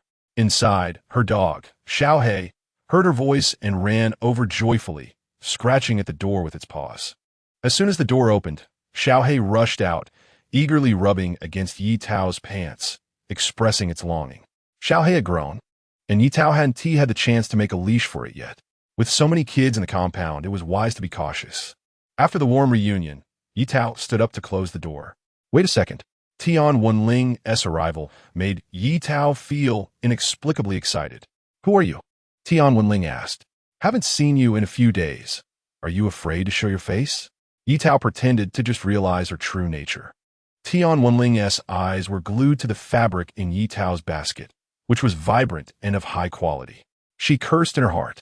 How could this woman have such a good life, married to the young and capable Commander Huo, eating fish and meat every day, and buying new clothes daily? She had only said a few words, yet her man had scolded her fiercely. Knowing she had lost a tooth and couldn't eat properly, he still deliberately bought big bones to tempt her. The kids at home were like starving ghosts, not leaving her a single bite of meat. Luckily, there was enough soup, so she managed to fill her stomach. It was all Ye Tao's fault. If it weren't for her underhanded tricks, how could she have become the laughingstock of the compound, being pointed at while walking down the street? Her man in the army couldn't even hold his head up straight. Today, she wanted Ye Tao to taste the same bitterness. Her eyes fixated on Ye Tao's clothes, a smirk on her lips as she reached out to rip them apart.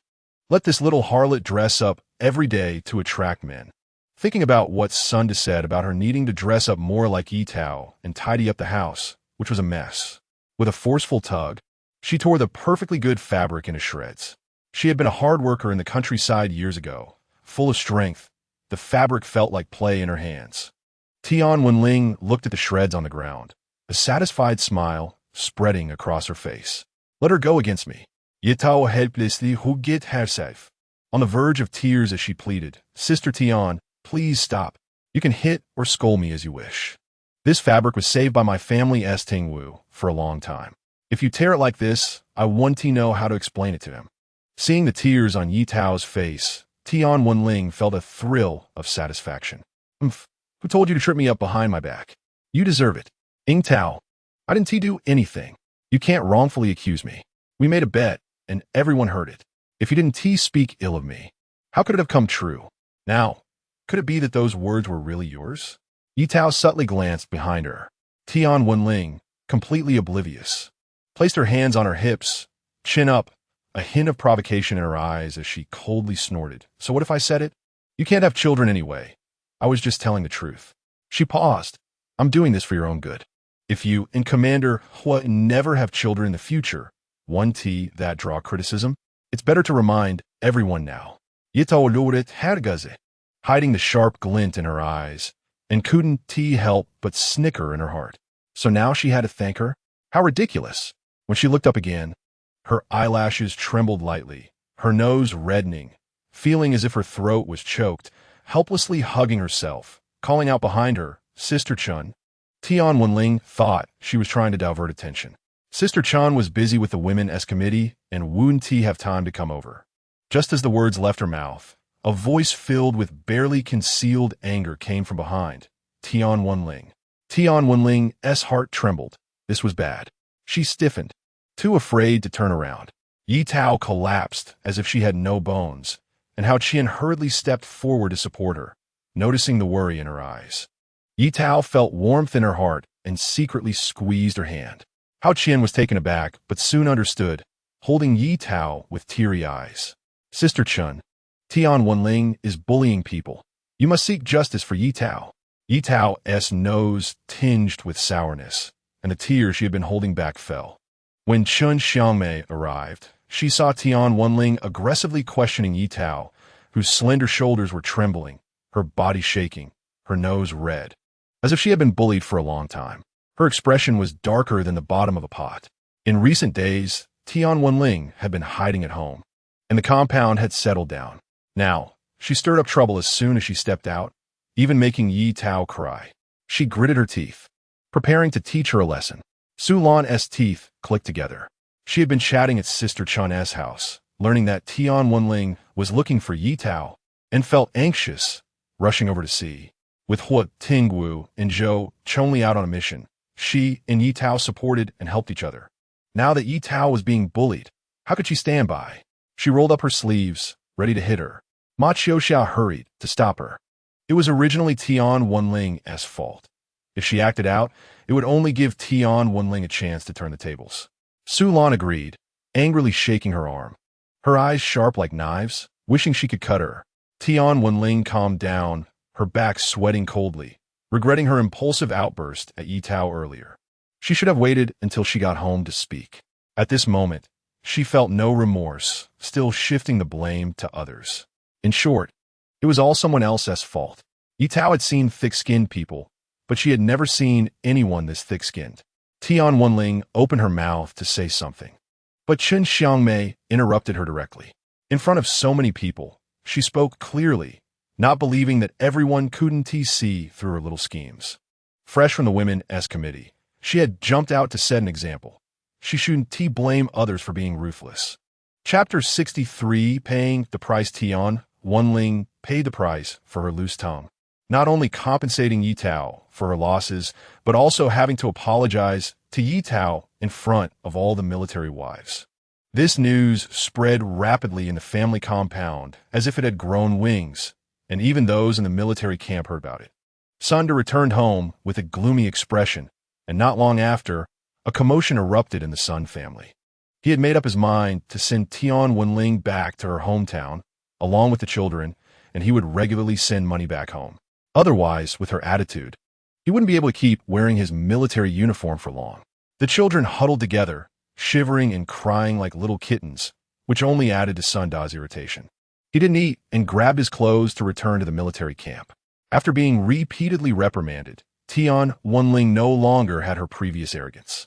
She sat sulking on a stool, thinking going back to her hometown was better. After all, Sunda would send money back, and she couldn't stay in the family compound after such a humiliating incident.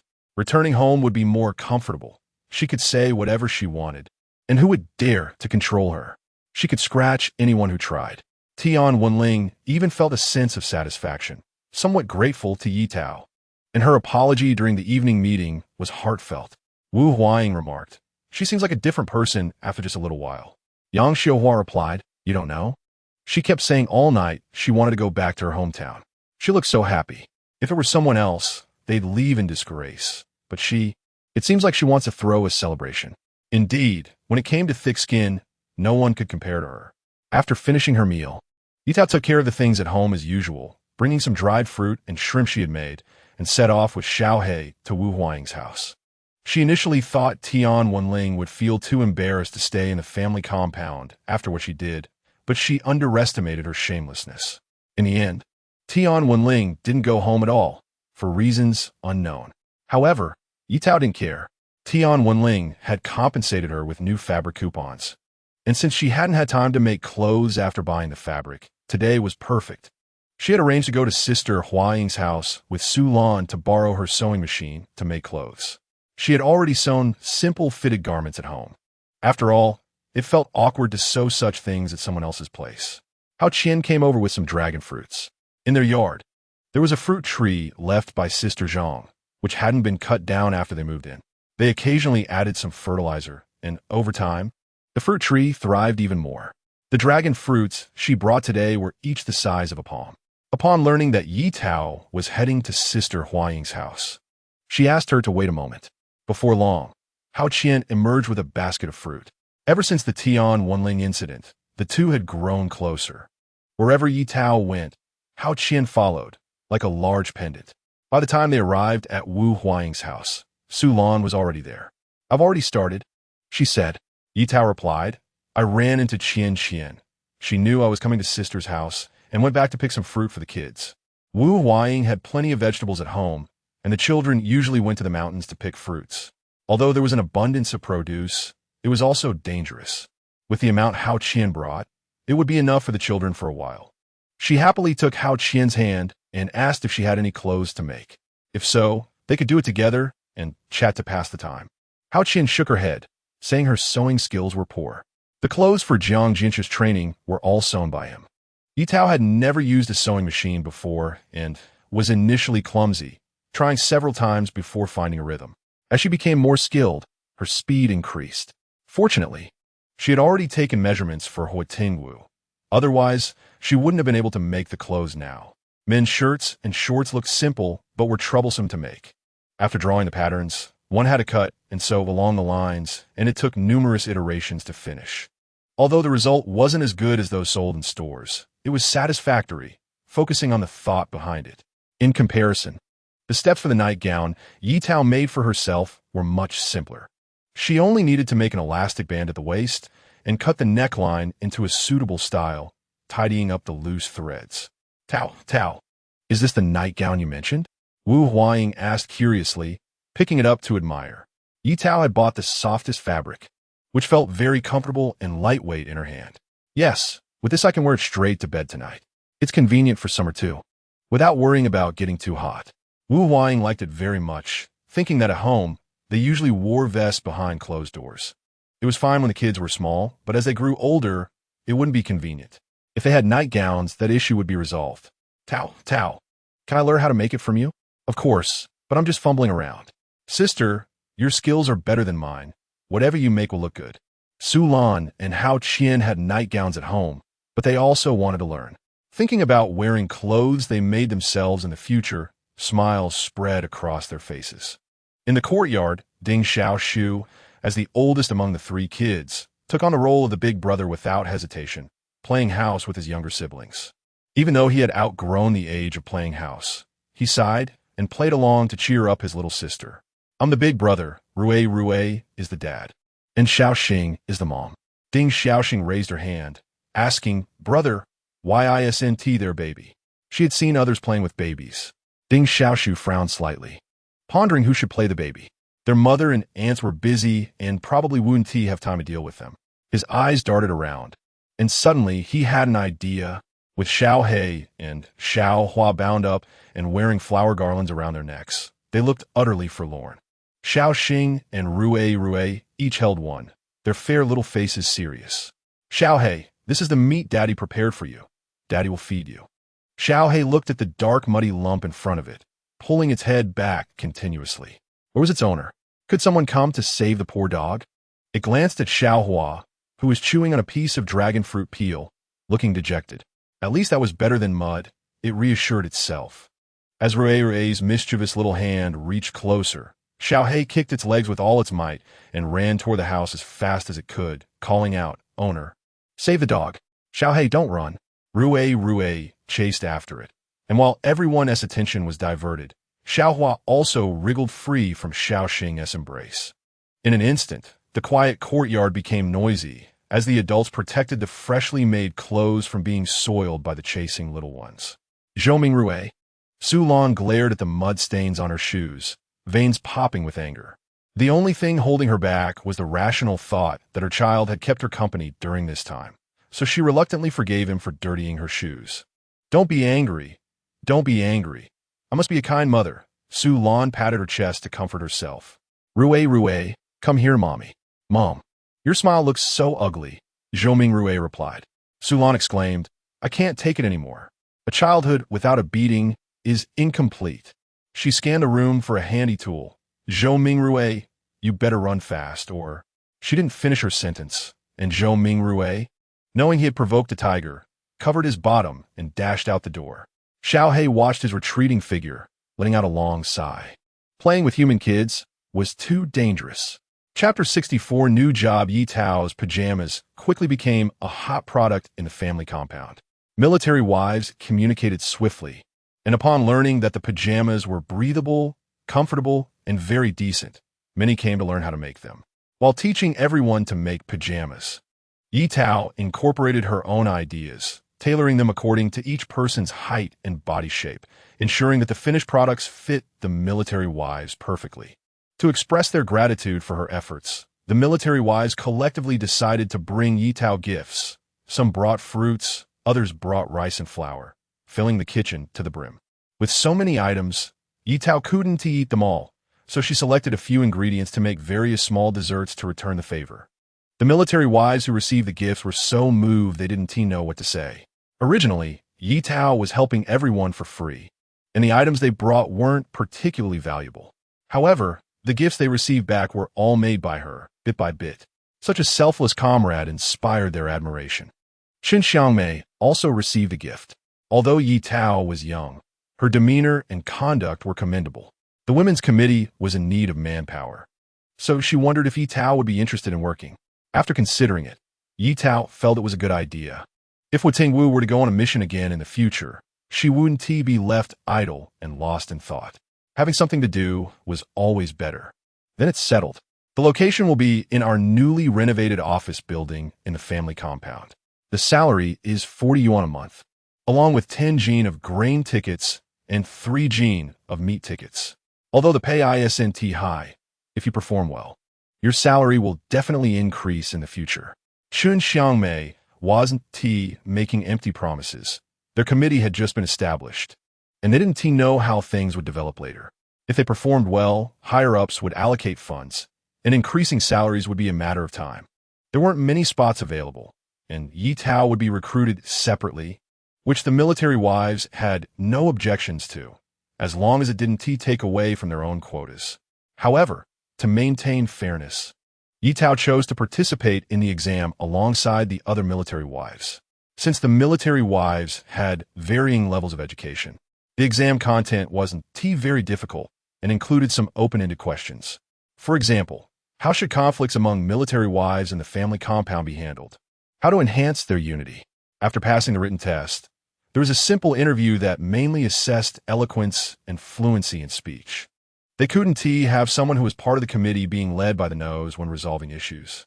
If that were the case, they wouldn't be able to establish authority in the family compound. After a series of evaluations, the members of the women's committee were finalized. Upon learning that the family compound was going to establish a women's committee, Yang Xiuhua also wanted to give it a try, but was afraid of not being selected. If that happened, not only would she lose her chance at the canteen, but the women's committee would also be out of reach, making her efforts in vain. The commander knew his wife had this idea and actively encouraged her to give it a shot. What if you get selected? Even if the outcome isn't ideal, at least you tried. If you don't succeed, you won't have any regrets. He believed in his wife's abilities. She had been recognized as an outstanding individual at the supply and marketing cooperative every year. If it weren't for others' sabotage, she would still be doing well. The children also encouraged her to give it a try. With her family's support, Yang Xiaohua wholeheartedly prepared for the selection process. In the end, hard work paid off, and she successfully stood out among the military wives, becoming a member of the Women's Committee. Since they were all familiar faces, Ye Tao felt that the future work atmosphere wouldn't be too bad, and she wished Huo Tingwu would come back soon to share this good news with him. Somewhere in the combat zone. Old Huo, let us split up. Our people have intercepted ahead. This guy can't escape. Huo Tingwu held his gun, maintaining a vigilant posture, as he and Zhou Chongli acted according to plan. This battle was nearing its end. The enemy was at their last gasp, struggling to survive. The two cornered the enemy in a thatched cottage and exchanged glances. Huo Tingwu gestured to prepare, and Zhou Chongli nodded, moving in to flank the cottage.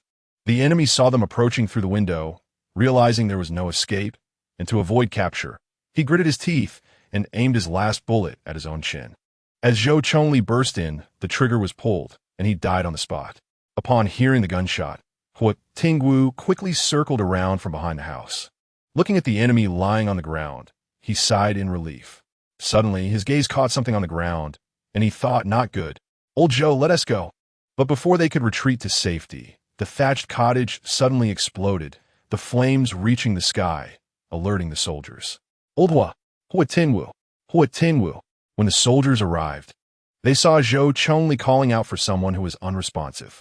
Meanwhile, Ye Tao felt a sharp pain in her heart, her face turning pale as if something was missing. Ye Tao, let us go to the supply and marketing cooperative. That evening, a movie was to be shown in the family compound, and Hao Qian invited her to go buy some sunflower seeds. Initially, Ye Tao wanted to make them herself, but Hao Qian said it was too much trouble. Frying sunflower seeds was labor-intensive, requiring standing and constant stirring. Since they wouldn't eat too many, it was better to just buy some from the cooperative. Ye Tao thought that made sense. There was no need to tire herself out. What's wrong? Are you feeling unwell?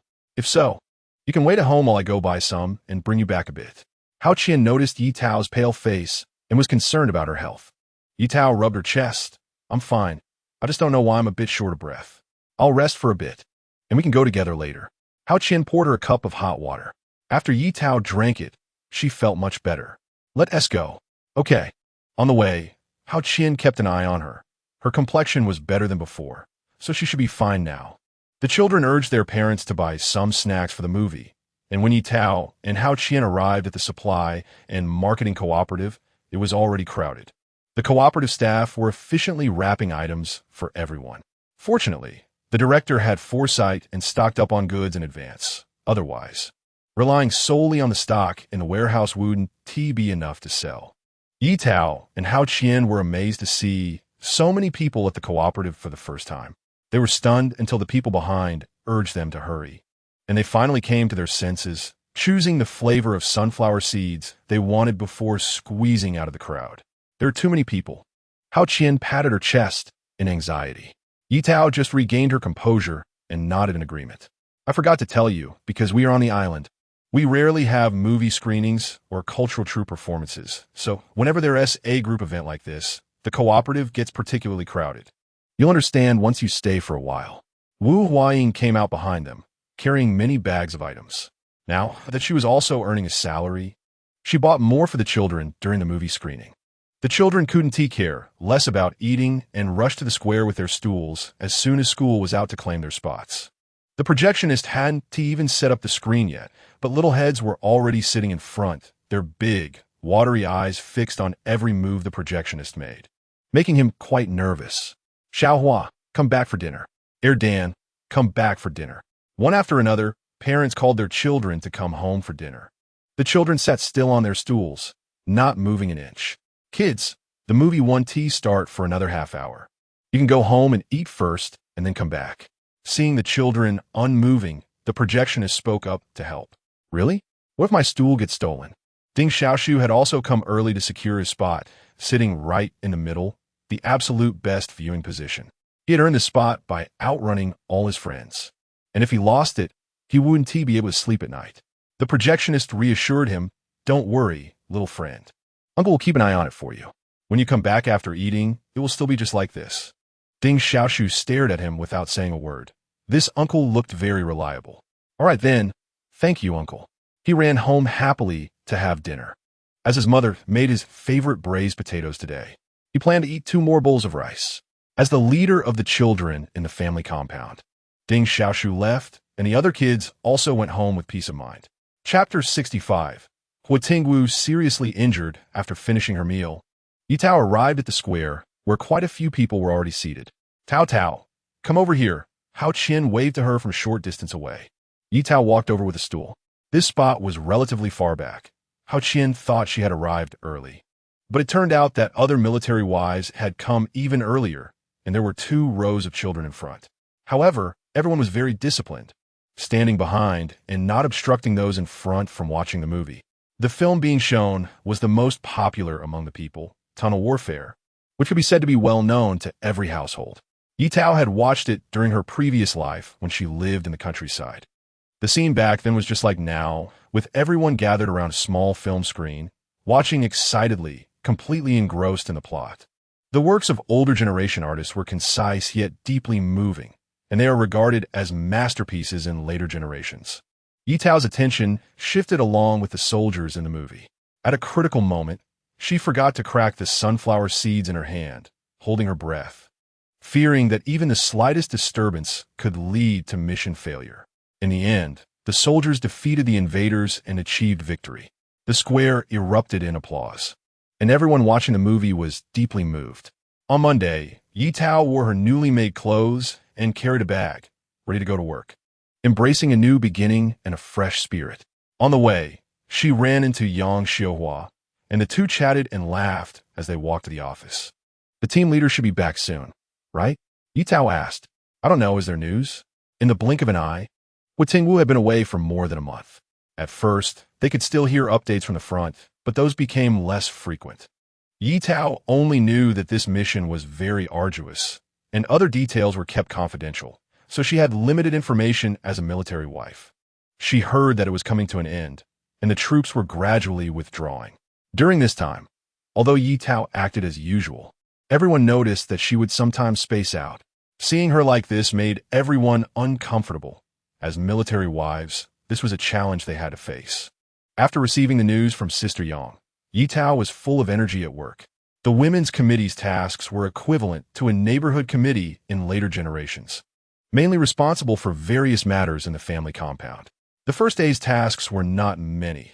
Everyone primarily focused on cleaning the office, preparing office supplies, and getting an overview of future work content with a general plan.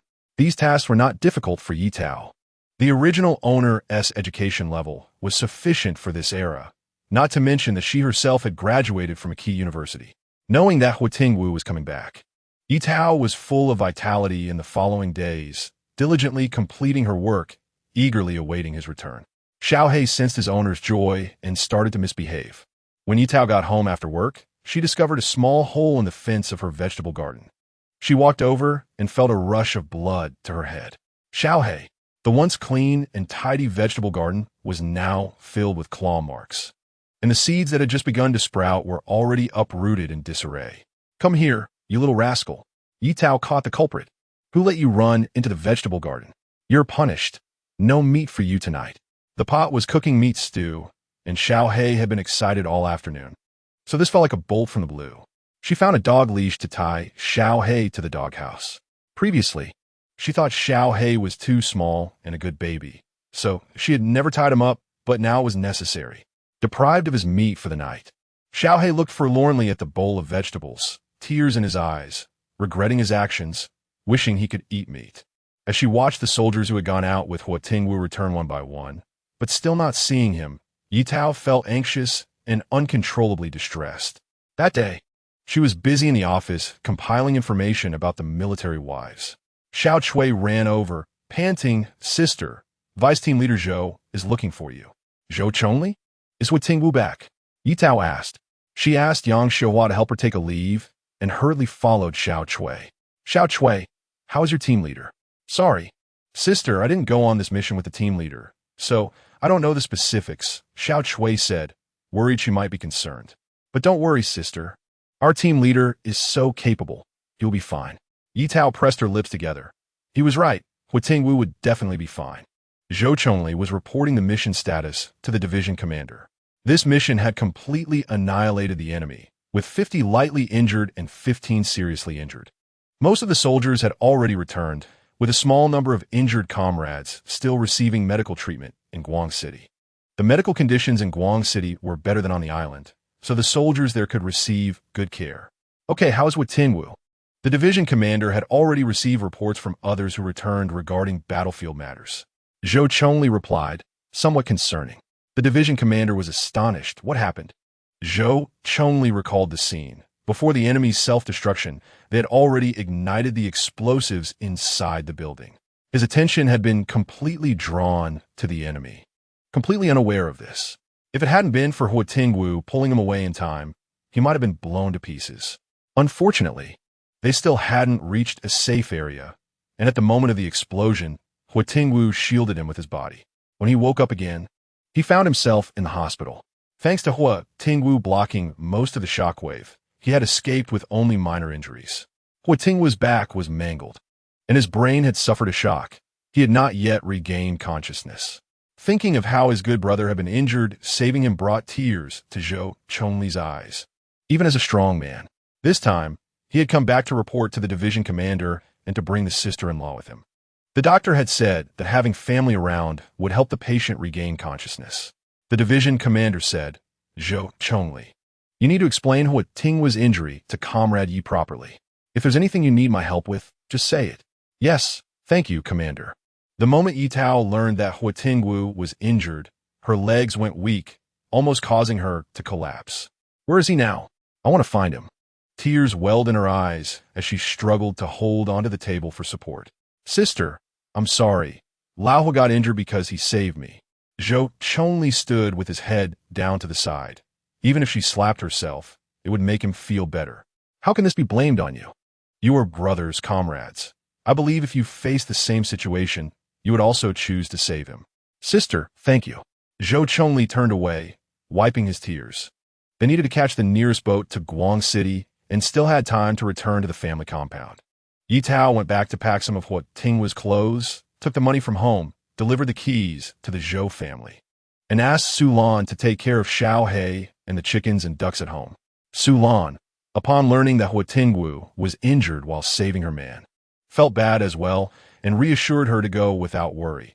There was no need to be concerned about home. Tao Tao, take this. Su Lan shoved a paper-wrapped package into her hand. Ye Tao opened it to find a ginseng root, which appeared to be several decades old and too precious for her to accept. I can't take this.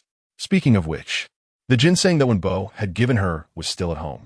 Just as she thought about going back to get it, Su Lan stopped her. Take it. Team leader who must need good nourishment after being injured. This was sent by my family, and there is more at home. Don't be polite with me. This was true. Su Lan's family indeed had a few more ginseng roots, but none were as large as this one. Ye Tao was unsure about Huo Tingwu's condition. After thanking her, she put the item in her bag. All the way, her mood was anxious and uneasy, praying for him to get through this safely. Although she had been mentally prepared, seeing Huo Tingwu lying on the hospital bed, pale and devoid of any color, made her heart tremble. The pain in her eyes was about to overflow, and the tears had long been unable to be held back. She softly called out to the person on the bed, but received no response. The two big men, Zhou Chongli and Xiao Chui, felt their noses sting and turned their heads away, choking back their emotions. Chapter 66. Safe awakening. The doctor came to check on the patients and saw the three of them with red eyes, offering them comfort. The patient was out of danger, but since he had just undergone surgery, the effects of the anesthesia had not worn off yet, and it was estimated that he would wake up in the evening. All the skin adhesion on Huo Tingwu's back had been completely removed, and he could only lie on the bed. Upon learning that Ye Tao was a family member, the doctor advised her to keep a close watch on the patient and not let him turn over, as it could cause secondary damage to his back. Knowing that Huo Tingwu was out of danger, Ye Tao finally felt relieved. Zhou Chongli went outside to call and inform his superior of the good news. Xiao Chui also took a water bottle to get some water, leaving the couple alone. The ward was quiet, with only Ye Tao's breathing audible. She held Huo Tingwu's large hand, transferring warmth from her palm to him. When Zhou Chonli returned, he brought 3 meals. Comrade Yi, you should eat a little. If Lao Huo wakes up and sees you've lost weight, he will feel bad, he said. His words made sense. They couldn't let Tingwu worry about her while he was injured. However, her appetite was small and with worries on her mind. She only took a few bites before putting it down. Outside, night fell and the ward lights turned on. Comrade Yi, why don't we let Xiao Chui take you back to the guest house first? I'll tell Lao Hua that you came when he wakes up. Ye Tao shook her head. You all go rest. I'll stay with Tingwu tonight. I want to feel at ease if I don't see him wake up. Zhou Chonli hesitated. Xiao Chui quickly chimed in. Sister-in-law, you've worked hard. I'll go back with Deputy Zhou. There will be a duty doctor here at night. If you need anything, remember to find them. After speaking, he reluctantly pulled Zhou Chonli out the door. What are you dragging me out for? How can Comrade Yi keep watch? If Lao Hua finds out, I'll let his wife stay here. He'll be furious and come after me. Zhou Chonli protested. Xiao Chui replied, Oh, my Deputy Zhou, didn't you see how much sister-in-law cares for our commander? We can't do anything to break them apart. Reminded, Zhou Chonli calmed down and thought, who would Tingwu want to see first when he woke up? It must be his wife. Understanding this, Zhou Chonli went to the duty room and asked the doctor to pay extra attention to Huo Tingwu during rounds. The doctor, knowing that the patient in the ward was a soldier just returned from the battlefield, was already very respectful and readily agreed. The ward was a double room, but currently only Huo Tingwu was a patient, so Ye Tao could rest on the other bed at night. The doctor even brought her an extra blanket, advising her to come find him if anything happened. The duty doctor was a very kind older sister, speaking gently and making one unconsciously want to listen. Okay, thank you. Xiao Chui had gone out in the afternoon to buy toiletries. Ye Tao filled a basin with water, soaked a towel, and helped Huo Tingwu clean up. After a whole day, he was covered in sweat. After helping him, Ye Tao quickly cleaned herself up as well. The ward lights were turned off, and after a tense day, Ye Tao couldn't control her eyelids as she lay on the bed. On the other bed, Huo Tingwu furrowed his brow. Tao, Tao. Don't go, Tao, Tao.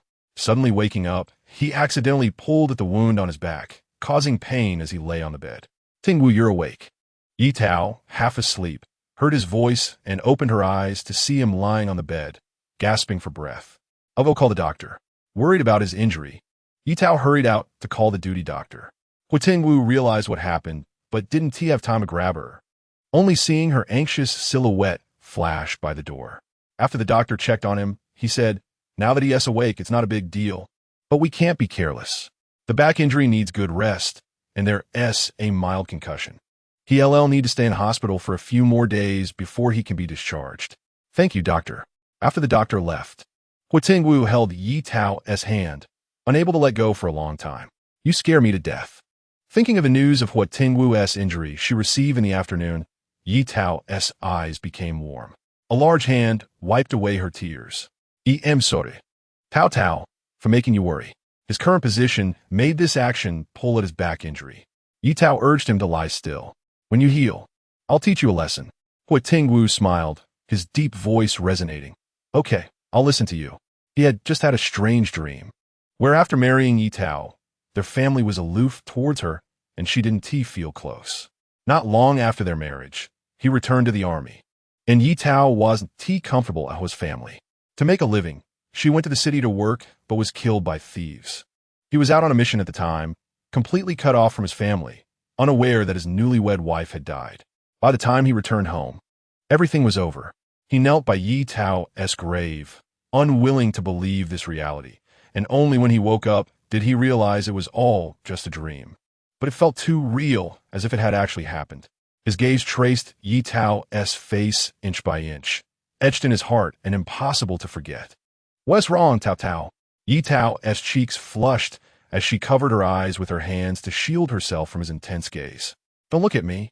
Go to sleep quickly. Okay, I'll listen to you. The warm breath brushed against Ye Tao's palm, sending a tingling sensation throughout her body, causing her to shiver. Huo Tingwu saw the moment was right and casually suggested, Wife, do you want to sleep with me? He shifted aside to make room for her, looking at her with bright eyes. Ye Tao turned away and didn't look at him. The doctor said, "No vigorous activities." "Wife, I just want to hold you while I sleep. Did you misunderstand?" Ye Tao choked. "No, I'm doing this for your own good."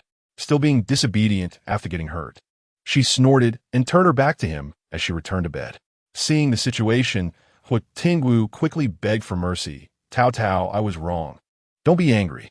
His voice was pitiful, making it sound like he had been greatly wronged. "Hurry up and sleep." "Okay."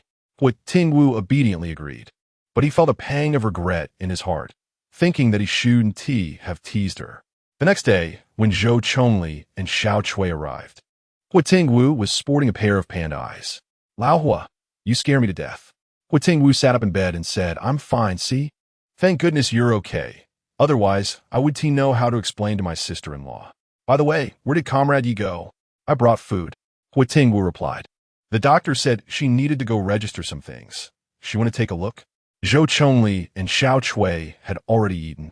Xiao Chui opened the lunchbox. "Commander, do you want me to feed you?" Huo Tingwu looked at him disdainfully. "No, I can do it myself." Just as he was about to take the lunchbox, the ward door opened, and Ye Tao walked in, greeting the two men. "Sister-in-law is here, just in time for me to feed the commander." Xiao Chui was overjoyed that the commander was awake and happily greeted her. "Cough, cough, wife, you're back." Huo Tingwu weakly leaned against the headboard. Xiao Kui exclaimed, "This must be a fake commander." In the end, it was Ye Tao who didn't argue with him and took the lunchbox to feed him. Huo Tingwu smiled broadly, happily accepting his wife's offering. Xiao Chui expressed that he couldn't bear to watch. Chapter 67 Ginseng Chicken Soup. Not long after finishing the meal, the doctor and nurse came in with medication to change the dressing. "Wife, why don't you step outside for a bit?" A flicker of hesitation crossed Huo Tingwu's eyes. His lips trembled slightly as he clutched his collar tightly, ignoring the doctor's urging words. He knew the extent of his injuries. His back was definitely not a sight to behold. If his wife saw it, she would feel heartbroken, and he didn't want to see the look of concern in her eyes. Ye Tao wanted to say that she wasn't afraid, but the doctor spoke up, saying that since the patient requested it, it would be better for the family member to step out first, and they would handle it quickly, so the family member need not worry. All right, as the doctor had said, they quickly took care of the wound. Ye Tao hurriedly caught up with them, wanted to ask if Huo Tingwu could take ginseng now. Ginseng was indeed a good thing, but might not be suitable for all situations. So it was better to ask just in case. Yes, ginseng is great. It's suitable for him to replenish. With the doctor's words, Ye Tao felt relieved and took the opportunity to ask about some precautions. The clothes she had brought last night hadn't been washed, and there was no place to dry them in the ward.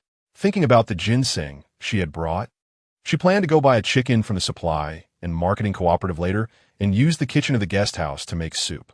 She took her bag and stepped out, leaving Xiao Chui in the ward to watch over Huo Tingwu. There were still matters to attend to in the army, and Zhou Chongli couldn't stay here all the time. Before leaving, he reminded Ye Tao to call him if anything happened. He had some connections, and it was partly thanks to him that Huo Tingwu woke up so quickly. Arranging for medicine to be transferred from Beijing to Guangzhou was not something just anyone could do. If she needed anything, Ye Tao wouldn't hesitate to ask him. After parting ways, Ye Tao took the bus to the supply and marketing cooperative. There was a bus stop right outside the hospital, and it only cost 2 cents to get to the cooperative. "Comrade, you came at just the right time. This is our last old hen. If you miss this one, you'll have to wait until tomorrow to buy." The staff smiled as they brought out the old hen. At that moment, a man rushed in from outside. "Comrade, is there any chicken left? I'd like one too." "Oh, you're out of luck. The last one has been bought by this lady, comrade. If you want to buy one, you'll have to come early tomorrow." The man ran his fingers through his hair, regretting not leaving home earlier. It seemed he would have to come back tomorrow, dejectedly turning away. Ye Tao took the chicken to the guest house, and, after showing her introduction letter, the staff registered her and handed her a key. She first returned to her room to put down her bag, then took some ginseng and wrapped it up before heading downstairs to find the staff. "Hello, comrade, I want to ask you something." Ye Tao placed a handful of white rabbit milk candies on the table. The staff's face lit up with a smile upon seeing the milk candies. "You're too kind. Comrade, just tell me what you need. Of course, it can't be anything illegal." Anyone who could help her would certainly agree, but for anything else, There was no way. I wanted to ask if I could borrow the kitchen. My husband is a soldier, and he was injured while on a mission. I want to make some chicken soup for him to help him recover. While saying this, she squeezed out a few tears. The staff was moved and said, of course. No problem. This is something I can do. You can use it as long as you don't break anything. After all, she was just a worker. The staff took her to the kitchen. This is for our own use. We have all the seasonings, so just go ahead and use it. Ye Tao was on the verge of tears, holding the staff's hand. Thank you, comrade. The praised staff stood proudly. It's my duty to serve the people. After the staff left, Ye Tao first cleaned the chicken, cutting it into evenly sized pieces. After blanching it, she cooked it with the ginseng, adding just a bit of salt for seasoning. The chicken was quite substantial. Ye Tao filled 3 lunch boxes before finishing, with a separate bowl of soup left on the stove. Comrade, thank you for your help. I couldn't finish everything. And there's a bowl of chicken soup left on the stove. I hope you don't mind. The staff didn't expect to get something for herself, and her smile became even more genuine. How can I accept this? Thank you, comrade. This was chicken soup. Just by letting her cook in the kitchen, she got a bowl of chicken soup to drink. This was a great help. The state-run restaurant wasn't too far from the guest house, and Ye Tao went in to buy some meat buns and steamed buns. She couldn't do without staple food.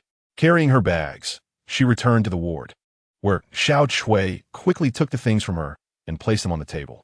Ye Tao's hands were freed, and she rubbed her slightly sore wrists. Next time, let Xiao Chui go buy the food. Don't do it yourself. Huo Tingwu pulled her hand over, helping to massage it with concern. After a long time of persistence, the calluses on her hands had diminished. All right, before coming here, my sister-in-law asked me to bring a ginseng. I thought I'd make it for you to help you recover. With her husband having such awareness, Ye Tao certainly wouldn't refuse. Her gaze softened, and her lips unconsciously curled up. The 3 of them each had a lunchbox, and when Xiao Chui saw it was chicken, he instinctively refused, sister-in-law. I'll just have a steamed buns. Leave the chicken for the regiment leader. Huo Tingwu insisted he eat, saying, since it's your sister-in-law, as kind intention. Don't be polite. Xiao Chui hesitated for a moment. The meat in front of him smelled so good. He swallowed hard. Thank you, sister-in-law. Thank you, regiment leader. That evening, no matter what Xiao Chui said, he insisted on staying on duty. Ye Tao couldn't persuade him otherwise, so she had to return to the guest house to rest. Having not showered for 2 days, she felt she must smell bad, and once back at the guest house, she hurried to take a satisfying shower. The next day, Ye Tao didn't have to wake up early. She slept until she woke up naturally, braided her hair, and after eating at the state-run restaurant, she brought lunch for Huo Tingwu and Xiao Chui. As soon as she entered the ward, she found several familiar faces standing there. Hello, Commander Rin. Comrade, Yi has arrived. Due to Sister Chun, Ye Tao often met Commander Rin, and the two had become somewhat familiar. But she hadn't expected him to have time to visit Huo Tingwu. After all, as the chief of the island, Commander Rin had the most workload. Sister Chun often complained that he didn't take care of his health and frequently dealt with official business late at night. It just so happened that he was coming to Guangzhou for a meeting, so he stopped by to see Regiment Leader Hua. I see. Commander, have you eaten? I just happened to bring some food. Luckily, she had brought enough. We've eaten. Now that Comrade Xiao Yi is here, we can rest assured that someone is taking care of you. Huo Tingwu replied, Yes, thank you for your concern, Commander. All right, you all eat. I'll head back now. Ye Tao wanted to go out to see Commander Rin off, but he waved his hand. Huo Tingwu exchanged glances with Xiao Chui, who understood and followed Commander Rin out. Wife, this is for you. Huo Tingwu handed her an envelope. What is it? Ye Tao took it and opened it, only to find colorful banknotes. There were quite a few. This is the bonus from this mission. The commander was worried we might need it urgently, so he specially brought it. Huo Tingwu explained. Ye Tao carefully put it away. The Army's benefits were good, and soldiers generally didn't need to spend too much money. Plus, she still had the money she brought along, so she would save this for now. Chapter 68, Returning to the Family Compound after the doctor's examination. Huo Tingwu was recovering well and could go home to rest, applying medicine on time, and he was reminded to follow up after the injury healed. Before leaving, Ye Tao went out one more time to complete her shopping. During her days in the hospital, she also had a full body checkup, and her health was surprisingly good. The couple was very happy. To be on the safe side, Huo Tingwu specifically called home to ask if Uncle Wen still needed to continue taking medicine. After all, medicine can be harmful, especially since Tao felt particularly uncomfortable every time she took it. If it was unnecessary to continue, she wouldn't have to suffer anymore. All right, I'll have your father go over this afternoon. Everything good with you and Tao Tao? Huo Tingwu replied, very good. Mother, you don't need to worry about us. Tao Tao said the dried shrimp is almost ready. She will send it back to you later. Lu Wenxiu was worried about her daughter-in-law getting tired. Ye Tao resuscitated. Mother, don't worry. This time I'm collaborating with others. I'm just the intermediary. That's fine. As long as you both are good, I'm at ease. It's been a while for you, so I'll hang up now. If there's anything, we can write. Huo Tingwu hadn't had a chance to say goodbye when the call was abruptly cut off. He couldn't help but chuckle. His parents were frugal and always ended their calls within a minute. A second longer meant an extra cent, and he wished they had a phone at home. The next day, the family called, and Uncle Wen was also present.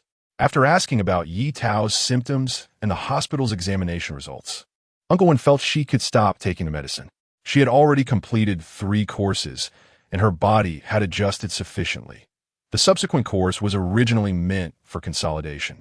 However, the elder still reminded her to pay attention to her health, eat less cold food, and if she couldn't resist, it was best to heat it up to neutralize the coldness of the food. Finally free from the bitter Chinese medicine, Ye Tao felt much brighter. The military wives in the family compound knew Ye Tao was coming back today and wanted to arrange a visit to her home. This was an unwritten rule in the compound. Everyone lived together, looked out for each other, and generally had good relationships. Since Captain Huo was injured, it was only right to visit. On the way, Xiao Chui carried the luggage, not allowing Huo Tingwu to move or Ye Tao to take anything. In his words, the captain was a patient and shouldn't be exhausted. The sister-in-law was worried in the hospital and shouldn't be tired either. He, a big man, could handle it himself. Ye Tao couldn't argue with him and had to carry the bag she had snatched from him. Zhou Chongli was already waiting at the dock with the car. Dad, why haven't Uncle and Aunt come yet? Rue, knowing someone was coming to pick them up, clung to his leg. Zhou Chongli was helpless and had to take him along since he was small and didn't take up much space. They'll be here soon. Do you see that big ship? I see it. Rue opened his mouth and waved happily at the ship. As the boat docked, the little guy couldn't wait to run over. Don't rush. It's not steady yet. Zhou Chongli grabbed his collar and held him to prevent him from running around. Dad, I see Annie. Hurry and put me down. Rue spun around like a top, and when Zhou Chongli saw that Ye Tao had indeed come out, he let him down.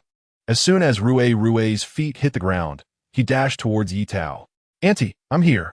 Ye Tao finally saw the little guy, and among all the long legs, his height didn't stand out.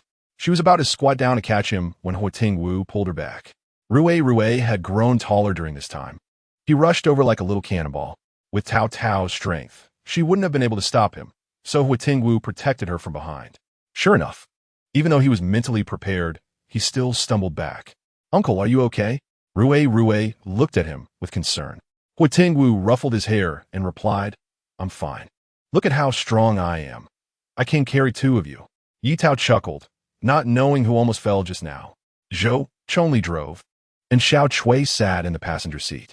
Ye Tao sat in the back with Rue and Huo Tingwu side by side. Along the way, Rue excitedly introduced the growth of Xiao Hua and Xiao He. Xiao Hua has gotten so fat. Every time I play with him throwing sandbags, he can bring it back quickly. And Xiao He, when Mom and I go to feed him, he sits there waiting for us very obediently. Rue turned around to face Ye Tao. Annie, Xiao He has grown so strong that I can barely lift him. Ye Tao tapped his nose. Really? Then Annie should thank you for taking such good care of him. How should I thank you? Rue immediately perked up, smiling. That's what I should do. So cute. Rue. Ye Tao couldn't help but ruffle the little guy's hair. But if Annie makes delicious cookies, it will be even better to give Rue a piece. Ye Tao's lips curved into a smile. Okay, when we get home, I'll make some for you, all right? Okay. Rue cheered, raising both hands. Zhou Chongli saw this in the rearview mirror and said, Zhoming Rue, your aunt just got back and hasn't rested yet, and you already want snacks. Be careful. I might spank you.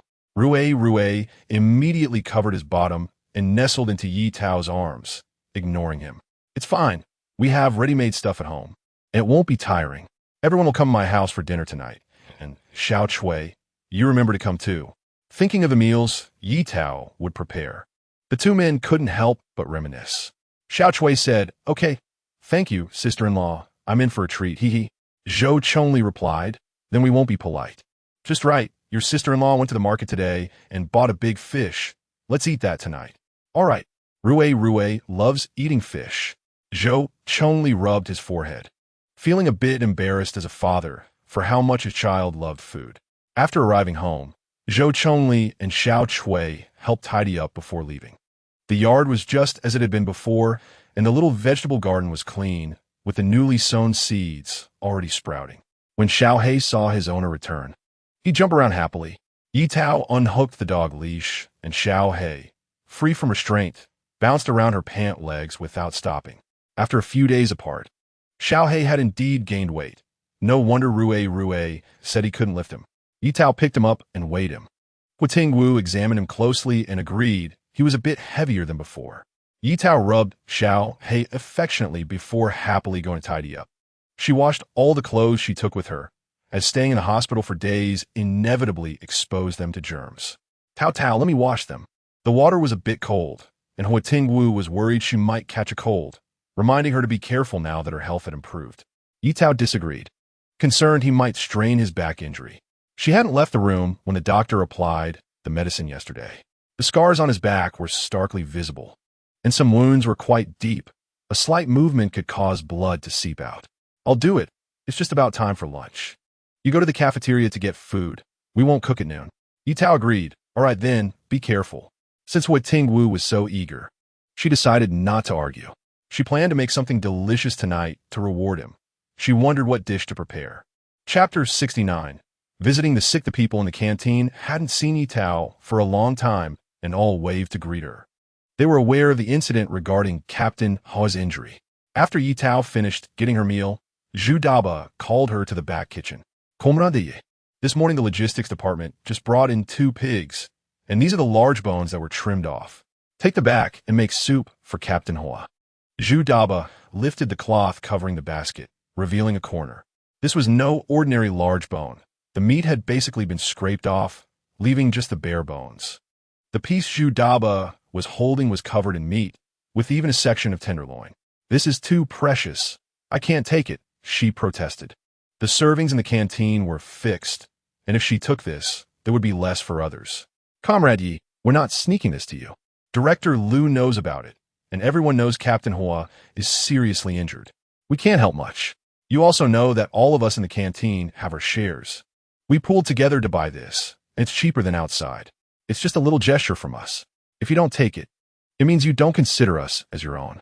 This statement put Ye Tao in a difficult position, realizing that Zhu Dabo wanted her to accept it. Since Director Liu was aware and tacitly approved of this action, there was naturally no problem. Ye Tao hesitated but smiled and thanked them. Zhu Daba insisted she was being polite. During her time helping in the canteen, he learned a lot from her, and later, other military districts sent people to learn from them after hearing about their good meals. He felt quite proud in the military district. The soldiers all knew the food in their canteen was delicious, and Zhu Daba felt pleased listening to their praises. The biggest contributor was Ye Tao. Without her selfless teaching, his progress would not have been so fast. Carrying the basket home, Ye Tao passed by the gate, where the duty soldier was someone she often encountered. Out of courtesy, she smiled and nodded to greet him. "Sister-in-law, have you gone to get food? Is the captain feeling better?" the young soldier asked, seeing the lunchbox in her basket. When a soldier had just joined the army, he was under Captain Huo's command in the recruit camp. Although Captain Huo was strict and rarely smiled, everyone had no complaints. On the battlefield, the enemy wouldn't be lenient, and even a moment's hesitation could cost lives. Moreover, Captain Huo was genuinely capable, winning first place in several military district competitions, earning everyone's respect. In the army, one's capabilities spoke volumes, and even after being assigned to positions for so long, people still gave him thumbs up when mentioning him. Thus, upon hearing that Captain Huo had returned, they were concerned about his injuries and asked a few questions. "Thank you for your concern. He is much better now," Ye Tao replied warmly. The young soldier scratched the back of his head and said, "That's good." Seeing he had no more questions, Ye Tao nodded goodbye, but was called back shortly after. "Sister-in-law, I forgot to tell you. The girl from Lehigh Village said the things are ready and asked me to let you know to go over when you have time." As soon as Lehigh Village was mentioned, Ye Tao immediately thought of Mao coming to find her, likely because the items had been dried. "Sister-in-law, I found a letter addressed to you while sorting through the mail." Ye Tao took it, noticing the address was from her hometown, probably sent by her mother-in-law. When she returned home, Huo Tingwu had already washed the clothes and hung them up on 2 ropes in the yard. Ye Tao complimented him, making Huo Tingwu smile broadly. The couple had a simple lunch, and Ye Tao cleaned the bones, soaking the washbones in water to remove the blood. Huo Tingwu opened the letter to read. Lu Wenxiu expressed her concern for Ye Tao's health in her letter, mentioning that the heavy chores at home should be left for the second son to do and not to wear her out. She worried that with Ye Tao's gentle nature, she might be bullied by the second son's bad temper. "Seems like your image in her mother's mind isn't very good," Ye Tao said, leaning on Huo Tingwu's shoulder just in time to see that line. Huo Tingwu was puzzled. Did he really look like someone who would bully his wife? After reading the letter, they put it away and prepared to take a nap after a busy morning. When Huo Tingwu woke up, it was already afternoon, and the bed beside him was empty. He had been too lazy lately and didn't even know when his wife had left. Voices were coming from the yard, and Huo Tingwu tidied his clothes before opening the door. "Did we make too much noise and wake Captain Huo up?" Huo Tingwu replied, "Not at all, Ma Sa. I've slept all morning and should be up by now." Ma Qiuxia said, "The most important thing for you now is to rest well. Everything else is not important." Hearing her husband's tone when he spoke about Huo Tingwu's injuries showed he had suffered quite a bit. Huo Tingwu acknowledged her concern and thanked her. Ma Qiuxia had come with news. Since Huo Tingwu was injured, Ye Tao would inevitably have to take care of him, which meant the work of the women's committee might not be able to keep up. Fortunately, their work was gradually stabilizing, and they coordinated well with each other. After discussing with Chun Xiangmei, they had given her a week off. "Thank you, directors."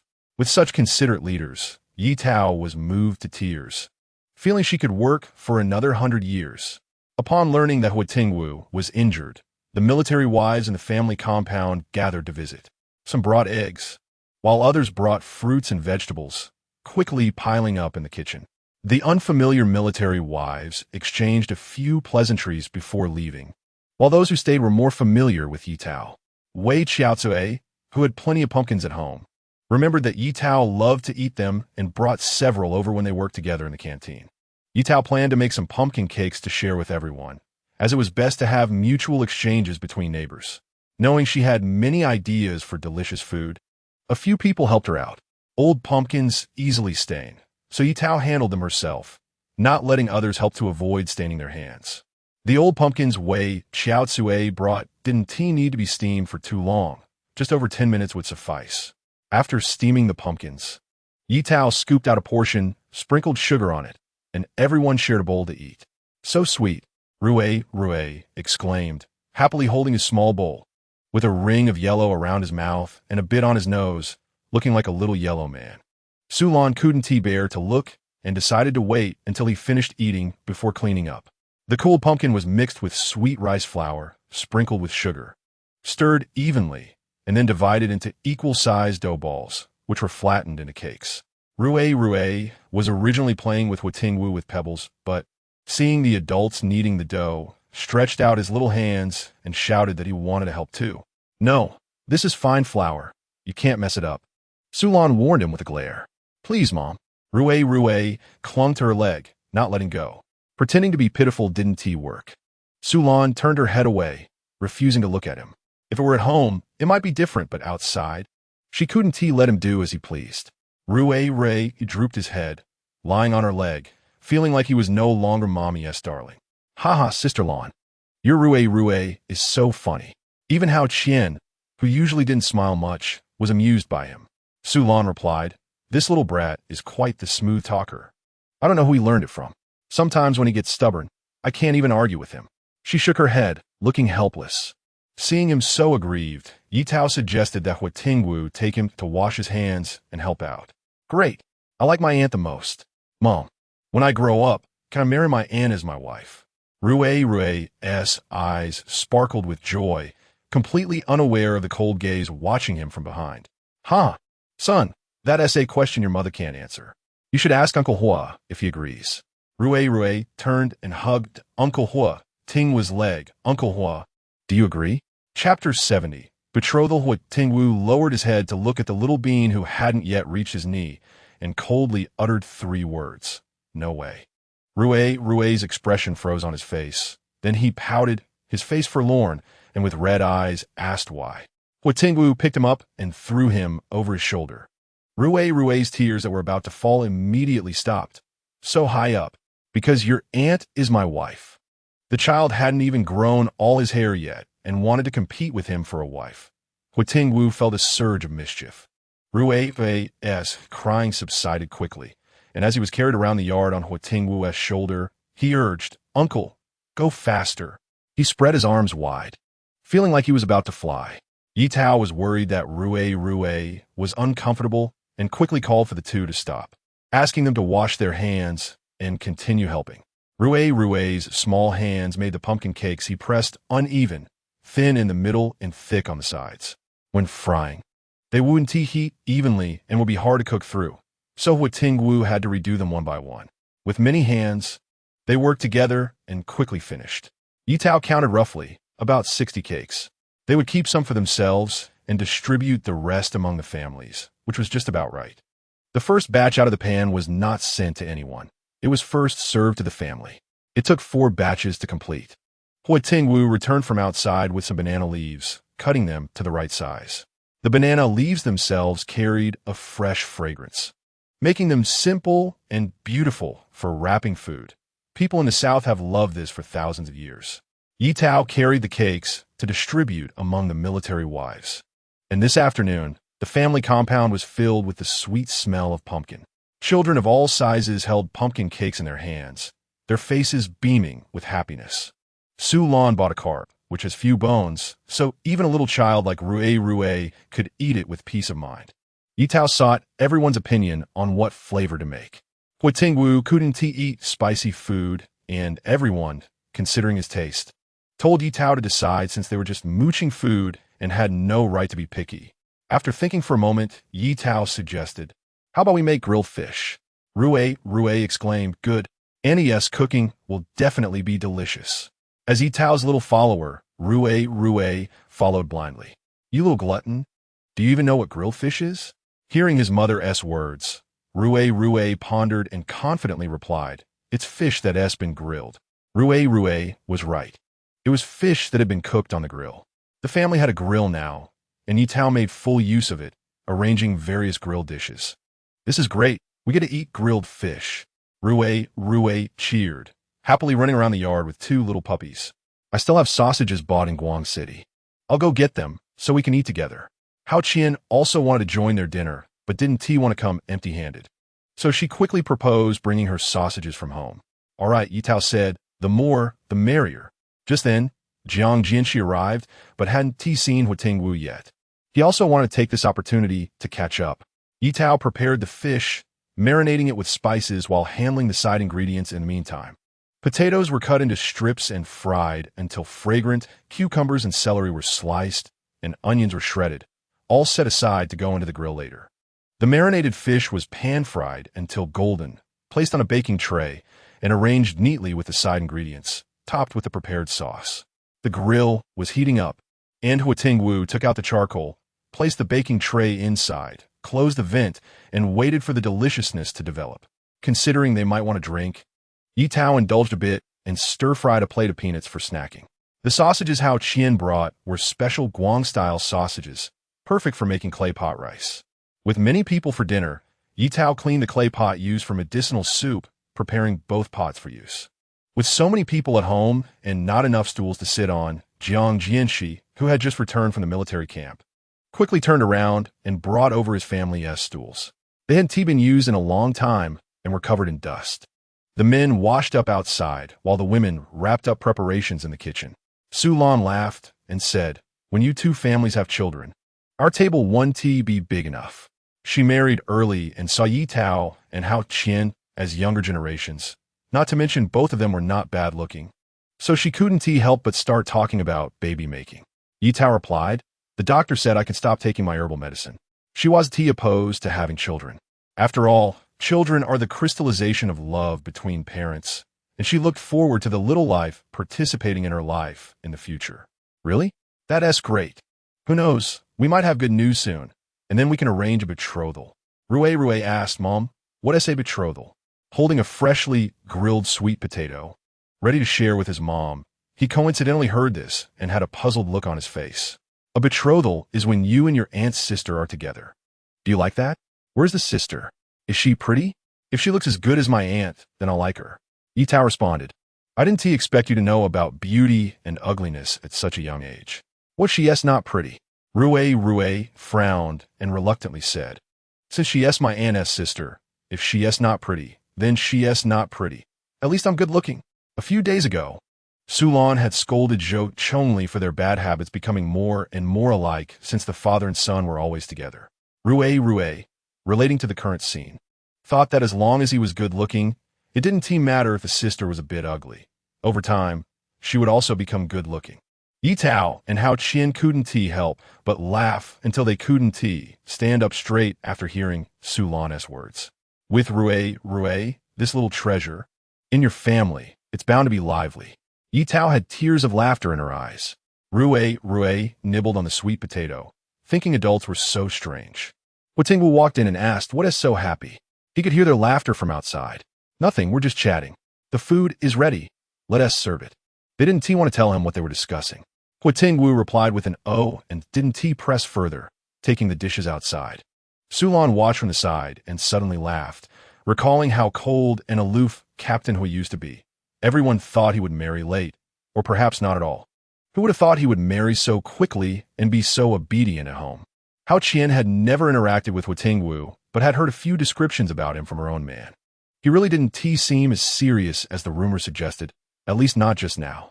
Hao Qian also smirked, teasing that Huo Tingwu was controlled by his wife. And Ye Tao had a way with him. Ye Tao retorted, "All right, you both just bully me. Let us see how I can get back at you." After saying that, she started tickling Sulan and Hao Qian. The few of them laughed heartily in the kitchen, while Rue had already been taken away from the battlefield. Chapter 71 Proactive in the end. Zhou Chongli lost at rock, paper, scissors and, with a stiff upper lip, reminded the others that the fish was ready, which finally stopped their playful antics. "It smells so good." Rue wanted to stand up, but was pressed down by Zhou Chongli, who was worried he might get burned. The freshly grilled fish was steaming hot. Children's skin is tender, and a little carelessness could lead to injury.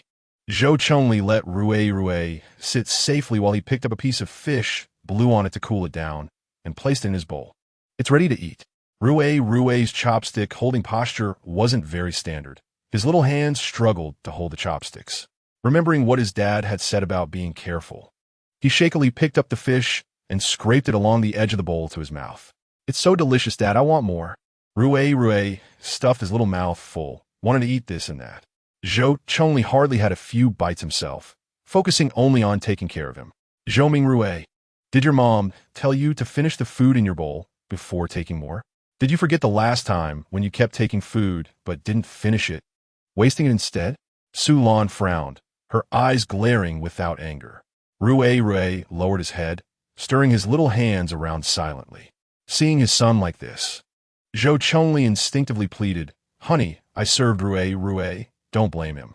Your favorite potatoes are also delicious. Let me serve you some." While speaking, he gave Sulan a meaningful look, as there were so many people around, and he wanted to save face for their son. After entering kindergarten, Rue learned to care about his image among his classmates, and Zhou Chongli was worried the little guy might cry if teased. "I'll discipline the child. You stay quiet and keep out of it." Mentioning this made Sulan's anger flare. They say strict fathers and kind mothers, but it was the opposite with them. Zhou Chongli came from a military family, raised under strict discipline, and had faced many beatings as a child. After marrying and having a child, he firmly abandoned this approach, opting for a gentle strategy. This method worked when Rue was younger, but as he grew older, he had to adopt a more serious stance in his education. Thus, Sulan had to take on the role of the strict one. "Dad, Mom is right. Rue should be a good child and not waste food. Rue held the chopsticks with a determined look, showing no sign of wanting to cry. This is a good son of mom, well-behaved and understanding, nothing like your dad, who just knows how to cause trouble. Rue lifted his head from the bowl. Dad, you have to be good too. We all need to listen to mom. Zhou Chongli thought, am I the clown here?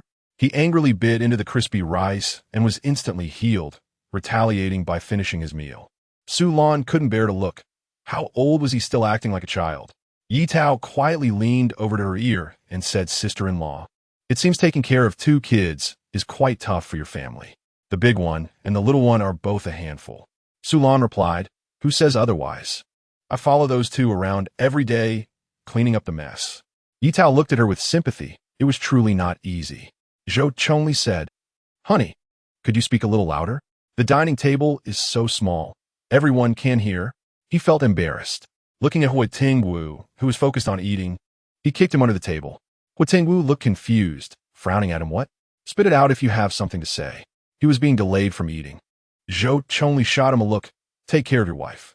Huo Tingwu raised his eyebrows. No way. Zhou Chongli. Friendship ended. Honey, drink some water to moisten your throat. If it weren't for him stepping on his foot, Huo Tingwu wouldn't have spoken. With Huo Tingwu's interruption, everyone changed the subject.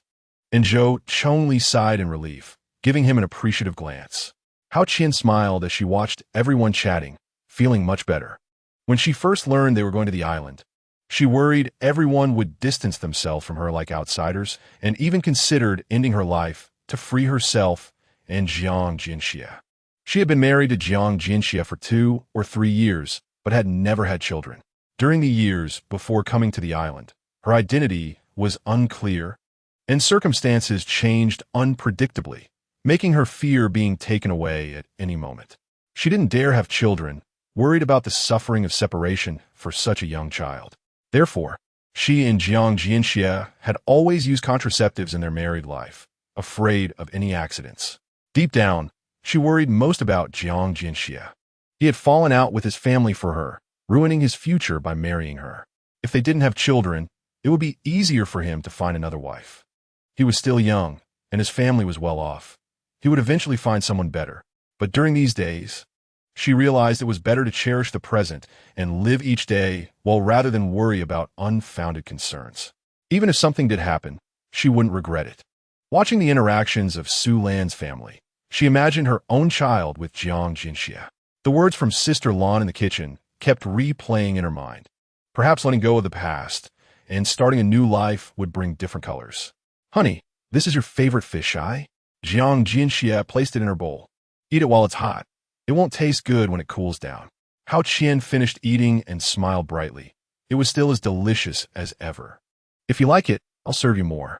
Jiang Jinxia clearly felt the change in her eyes, his heart filled with joy. They finished the grilled fish cleanly, not even wasting the broth, which was better than meat when mixed with rice. After the meal, the men washed the dishes. Ye Tao made everyone a cup of hawthorn tea to aid digestion. After drinking it, it was getting late, and everyone returned home to rest. After Jiang Jinxia took a shower and returned to the room, he found the light off. Why isn't the light on, honey? He reached out to turn it on. Don't. What's wrong? Although they had been married for several years, this was Hao Qian's first initiative. She turned off the light in advance, fearing Jiang Jinxia would see her blushing face. It's nothing. Hurry and dry your hair. Okay, I'll be right there. Jiang Jinxia hastily dried his hair. His hair was short, and sometimes he would wash his face and dry at the same time. Before he reached the army camp, it was already dry. He hung up the towel, put on his shorts, and jumped into bed, happily holding his wife in his arms. Honey, you smell so good. I really like it. Even though they used the same bar of soap, his wife smelled much better. Jiang Jinxia buried his head in her neck and took a deep breath. With his big hand around her waist, the two were tightly pressed together, and a warm, ambiguous atmosphere enveloped them, touching her waist, which was just enough to hold. He thought about how he had fed her so much nutrition, and she had finally gained some weight, not in vain for begging the cafeteria chef for special treatment. Honey, what are you wearing? Jiang Jinxia was distracted. His hands wandered towards her softness, only to touch two thin straps. A fire ignited in his abdomen both surprised and delighted. Hao Qian was annoyed. If you're not happy, then forget it. Previously, Jiang Jinxia had somehow obtained a belly band, and Hao Qian felt shy and had thrown it in the cabinet without ever touching it. After making up her mind tonight, she found the thing and wore it for the first time. When Jiang Jinxia went to take a shower, she turned off the light, but he was too talkative, making Hao Qian feel hot and restless all over. Honey, don't. Jiang Jinxia shamelessly pouted, his little brother feeling uncomfortable if he didn't react. He wouldn't be a man. He couldn't wait to pull something out of the drawer. Don't use that. A pair of delicate hands gently stopped him. Jiang Jinxia's eyes sparkled with surprise. Honey, are you serious? You're willing? What responded to him was a soft, delicate moan. Jinxia, let us have a baby. Honey, am I dreaming? How could I hear you say you want a child? When they first got married, Hao Qian had said they wouldn't have children. If he didn't agree, they could immediately call off the marriage. Jiang Jinxia could never agree. From the very first moment he saw her, he deeply fell in love with the girl before him. If they didn't have children, it didn't matter. As long as she was by his side, he would have no regrets for the rest of his life. Seeing his comrades' children, he wasn't envious, but as long as his wife didn't want them one day, he wouldn't force her. Now, hearing those words, his eyes grew warm, and he felt like crying. Wife, I love you so much. Jiang Jinxia's mind exploded with fireworks, and he felt as if he were lying in cotton. Everything was unbelievable. Silly boy. Hao Qian embraced him, proving with her actions that he wasn't dreaming. The night was still long, and happy people expressed their love under the moonlight. Chapter 72. People Need Dreams. What if they come true? Ye Tao woke up in the morning to find herself in Huo Tingwu's arms. She scanned his features inch by inch. His breathing was deep and regular, clearly still lost in sleep. Ye Tao gently tapped his nose, a smile spreading across her face. He looked quite obedient while sleeping, not as frightening as everyone said. Suddenly, Huo Tingwu opened his eyes, pinning Ye Tao beneath him. Wife, you're seducing me so early in the morning. Their position was ambiguous, and Ye Tao's face turned bright red. What kind of wolfish words was he saying? You were pretending to sleep, she said, feigning anger. Her fair face flushed with embarrassment as she looked at him, reaching out to poke him.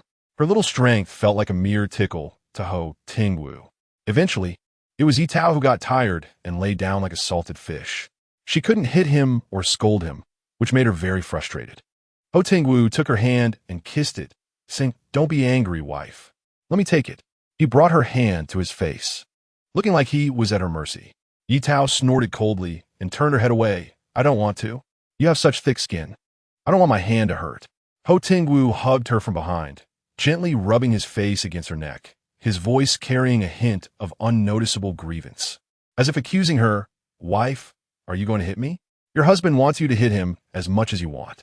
Ye Tao found it hard to resist him and rubbed his face, saying, If your subordinates knew that their iron-faced Ho commander is actually a spoiled brat, would they be surprised? Huo Tingwu snorted, They wouldn't dare to laugh at me, at least not to my face. You're so beautiful. Ye Tao had to go to Linhai village today and didn't stay in bed to fool around with him. Huo Tingwu got up with her, moving quickly, and by the time Ye Tao finished brushing her teeth, he was already done washing up. He headed into the kitchen. By the time Ye Tao finished getting ready, he had already prepared breakfast. Let's eat. Breakfast was scallion oil noodles with a fried egg. After discovering that Ye Tao loved fried eggs, he remembered it and made them from time to time. After breakfast, Huo Tingwu pushed the bicycle out and gave it a simple wipe. It had accumulated a layer of dust from being outside. Maybe I should just go by myself, Ye Tao said, unsure of when she would be back, and worried about his injury. Huo Tingwu swung his long legs over the bicycle and patted the back seat. I'll go with you. His tone was stubborn and left no room for refusal. Ye Tao knew he had made up his mind to go with her, so she relented. Where are you two going so early? They bumped into some military wives and couples heading to the beach. Ye Tao replied, I'm going to market to buy some bones to make soup for Tingwu. Commander Ho is injured and is still going? One of the military wives commented. Having heard he was seriously hurt, but he didn't look that bad. I told him not to go, but he wouldn't listen. He runs around even when his injuries aren't healed and doesn't care what others say. The military wife, who spoke, stiffened at her words. Wasn't she talking about herself? The other military wives sensed something was off and silently cursed her for bringing it up. What was wrong with someone who was injured wanting to go out for a bit? It didn't concern her at all. Well, we won't hold you up any longer. It's getting late. You should hurry. Ye Tao smiled. See you, sisters. She deliberately said this. One question would lead to another, and without clarifying things. She didn't know how it would spread. Watching the two leave, the other military wives began to complain about the one who spoke. Look at what you said. If I were Comrade Ye, I would have fallen out with you already. The military wife felt wronged. She hadn't thought so much. Words just came out before she realized it was inappropriate. Don't be fooled by Comrade Ye's calm demeanor. She knows everything in her heart. Those words weren't just for us to hear. Changing the topic, one of the military wives remarked, but Commander Ho really is clingy to his wife. They walk step by step together, huh? Who would have thought he was this kind of person? But if I were a man, I would love to have a wife like Comrade Ye. Dream on. Let's hurry, or the tide will come in. Ye Tao genuinely wanted to buy big bones, not just to mislead the military wives. Last time she passed by Mao Mao's house, she noticed a smell of traditional Chinese medicine coming from inside, suggesting someone in the family was unwell. You can't visit someone empty-handed, and bones are easier for them to accept than meat. From her few interactions with the siblings, she saw that they were self-respecting and striving to change their family's poverty, showing no signs of self-pity due to their difficult living conditions. This is why Ye Tao wanted to cooperate with them. When both sides are sincere, they can naturally earn the same sincerity in return. According to the usual routine, the siblings should still be setting up their stall. As Ye Tao approached with her purchased items, Linda Mao was busy attending to customers. Today was a lucky day. The seafood he caught was favored by the state-owned restaurant in the county and sold out completely. Linda Mao thought that if only every day could be like this. He knew this thought was unrealistic. State-owned restaurants had their suppliers, and it was just that this time he happened to catch them short on stock. Who knows when the next opportunity would come? But people need dreams. What if they come true? Linda Mao smiled, showing a set of big white teeth, happily sending off the customer, then relaxed as he slowly tidied up the basket. Chapter 73. I really want to grow up quickly to Mao. Business is pretty good. After the customers left, Ye Tao and Huo Tingwu walked over. Sister Ye, you're back. Linda Mao was overjoyed and changed how he addressed Ye Tao. Thanks to the good luck Ye Tao brought to their family. Ever since she bought dried shrimp, their fishing trips have been fruitful, and the seafood at their stall often sells out, making Lin Er-yong across the way envious but helpless. Therefore, he was so excited to see Ye Tao. This is Commander Huo, right? He said with certainty. Hello, I'm Huo Tingwu, just call me by my name. This ISNT the army. There is no need to adhere to the hierarchy. It was clear that Linda Mao was a straightforward person, Huo Tingwu said in a gentle tone. Then I'll call you Brother Huo. Huo Tingwu nodded. Sister Ye, the dried shrimp has all been dried. I was afraid it would get too old if left out too long, so I packed it up in bags, but the stuff is at home. That is fine. I came here to take a look at your place anyway. I just happened to have something to discuss with you. Linda Mao said. Wait a moment. I'll tie everything up and we can go back. He had pushed a wooden cart here, with the axle in the middle and the sides used to hold baskets and wooden barrels for the seafood. He set up a row in front of the stall, and Huo Tingwu picked one up with each hand. Brother Huo, I can handle it myself. These things are all muddy. Be careful not to dirty your clothes. Seeing him help out, Linda Mao quickly took the items back. Huo Tingwu avoided his hands and said, It's nothing. I also came from the countryside. What is a bit of mud? I rolled around in the dirt every day when I was a child. You're from the countryside too? I couldn't tell at all. You look like a city person. Linda Mao thought this when he first saw him. When Brother Huo wasn't smiling, his expression was serious, and his sharp gaze made people feel tense, just like when he saw city officials speaking. Comrade Lin, why haven't I seen Mao Mao? Ye Tao noticed that there was no one at Grandpa Fan's stall and asked him, only to find out that Mao Mao didn't come out today. My mother is sick, and Mao Mao is at home taking care of her. Speaking of his mother, Linda Mao's mood dropped. His mother's health was poor, with chronic illnesses often flaring up. She had taken a lot of medicine and seen many doctors, but nothing worked. She could only rest at home. And sometimes when she fell ill and the family was busy, Mao Mao would stay home to take care of her. Is she sick? Is her health okay? Last time when I passed by Lin's thatched house, I vaguely smelled the scent of herbs coming from the yard. At the time, she thought it was just her imagination from taking too much medicine, But now she realized it wasn't her imagination. Linda Mao pushed the cart, and Huo Tingwu wanted to help. When Linda Mao learned that he was injured, he refused, insisting that he couldn't let someone sick help him. That would be crazy. You all go ahead, I'll catch up later. Linda Mao walked quickly. The market wasn't far from home. Ye Tao and the others rode their bikes, and he could catch up in no time. All right then, we'll go ahead. Huo Tingwu rode off with Ye Tao first. And soon Linda Mao became a small black dot, falling far behind them. At the Lin family home. Mother, it's time to take your medicine. Mao Mao carefully placed the bowl on the bedside table. Xiao Xinyang coughed while covering her mouth. It felt like there was phlegm stuck in her chest that she couldn't clear. Sometimes she could cough up a little, but at times it felt like nothing would come out, leaving her in discomfort. Mao Mao helped her sit up and handed her the bowl, saying, Mother, be careful. It's hot. A pale smile appeared on Xiao Xinyang's face as she touched Mao Mao's head and said, Good child. Mao Mao watched her drink it all, her eyes fixed, her nose catching the bitter taste of the medicine in the air. Her small face wrinkled in sympathy. Mother, it's so hard for you to drink such bitter medicine every day. Her small hand felt in her pocket and found a piece of milk candy. The one Sister Ye had given her last time. She hadn't wanted to eat it and had saved it, but it melted in her pocket. Mother, have some candy. Although it was melted, it was still sweet in the little girl's heart, and she held it up to Xiao Xinyang's mouth. Seeing her daughter's expectant eyes, Xiao Xinyang took a small bite. It's really sweet. Can Mao Mao eat the rest? Mao Mao bit down on the candy, not letting any of the sticky parts on the wrapper go to waste, licking it clean, with her mouth full of the fragrant sweetness of the milk candy. Mao Mao squinted her eyes in satisfaction. Milk candy is so delicious. When I grow up, I'll buy candy for Mother to eat every day. Xiao Xinyang felt as if her heart was completely filled. She stroked her head and said, Good child. Voices came from outside. Mother, Mao Mao, I'm back.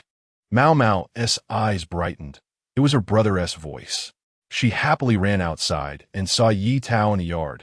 Her mouth opened in surprise. Sister Ye. She dashed up to Ye Tao and stopped in front of her, looking up with sparkling eyes. Sister Ye, why did you come with my brother? We ran into each other at the market. When I saw you weren't there, I came with your brother to check on you. Mao Mao exclaimed, Really? I'm so happy. Linda Mao ruffled her hair and said, It's not true. Sister Ye came to get the dried shrimp. Mao Mao wrinkled her nose and pushed his hand away. Bad brother. Mother tied my hair. Be careful not to mess it up. Then I'm also happy, Sister Ye, I'll take you see my family San Mao, Si Mao, and Wu Mao. Ye Tao had heard her mention them before. They were the great contributors of the Lin family, a few old hens. The two walked hand in hand, with Mao Mao occasionally looking back at Huo Tingwu. Just before he looked over, she quickly turned her head. This person is scarier than my brother. The Lin family's yard was not small, and the chicken coop was positioned on the east side, enclosed separately by a fence. Looking roughly, there were 5 or 6 chickens inside, and a group of chicks were pecking for worms. Mao Mao, you take care of them really well. The rooster had shiny feathers, the hens were plump, and it was clear they had a lot of meat. The chicks were fluffy. Ye Tao gently picked one up and played with it. Mao Mao took care of them better than she did. Thinking of her own chicks, she humbly asked for advice. It's nothing. Maybe it's because they eat a lot of earthworms and bugs. Whenever Mao had free time, she would go to the bamboo forest to dig up worms and find bugs to feed them. So that is how it is. Ye Tao thought about digging up some bugs to feed her chickens too. Just as she was thinking, she felt a tug at her clothes. Looking down, it was Mao Mao. What's wrong, Mao Mao? Ye Tao squatted down to look her in the eye. Mao Mao noticed the fierce-looking person talking to her brother, and, not paying attention to this side, whispered in her ear, Who is that fierce brother? Following her gaze, Ye Tao chuckled, That's my husband. Sister Ye, aren't you scared? He looks so fierce. How to explain this to her? She couldn't just say that Huo Tingwu had a naturally stern face. He just looks fierce, but he is actually very nice. Some people may have unfriendly appearances, but they have kind hearts, while some people may look friendly, but in reality, their hearts are dark. Mao Mao deeply resonated with this. Sister Ye, you're right. There was an old lady who smiled and gave me candy. And when I didn't want it, she stuffed it into my hand, saying her son was setting up a stall nearby and that she would come back to give me money after she got it. I thought she looked friendly and believed her, but in the end, Ye Tao didn't expect this child to have already experienced the harshness of society. It's okay. When you grow up, you'll understand that everything has consequences. She will be punished for lying to you. Although Mao didn't fully understand. She thought that what Sister Yi said was right because adults were always right. She really wanted to grow up quickly. Chapter 74. Brothers should settle accounts. Clearly Mao.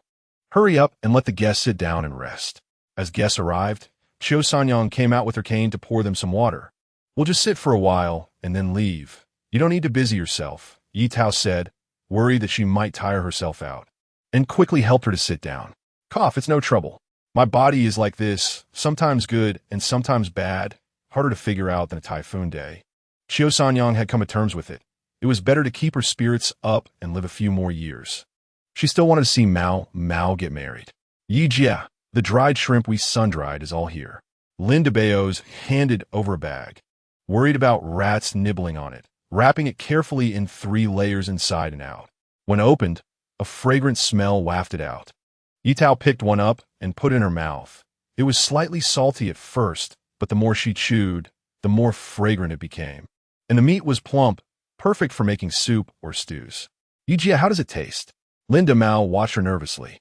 Very delicious. Hearing this, Linda Mao felt relieved and grinned. That's good. It happened to be cloudy when we dried it.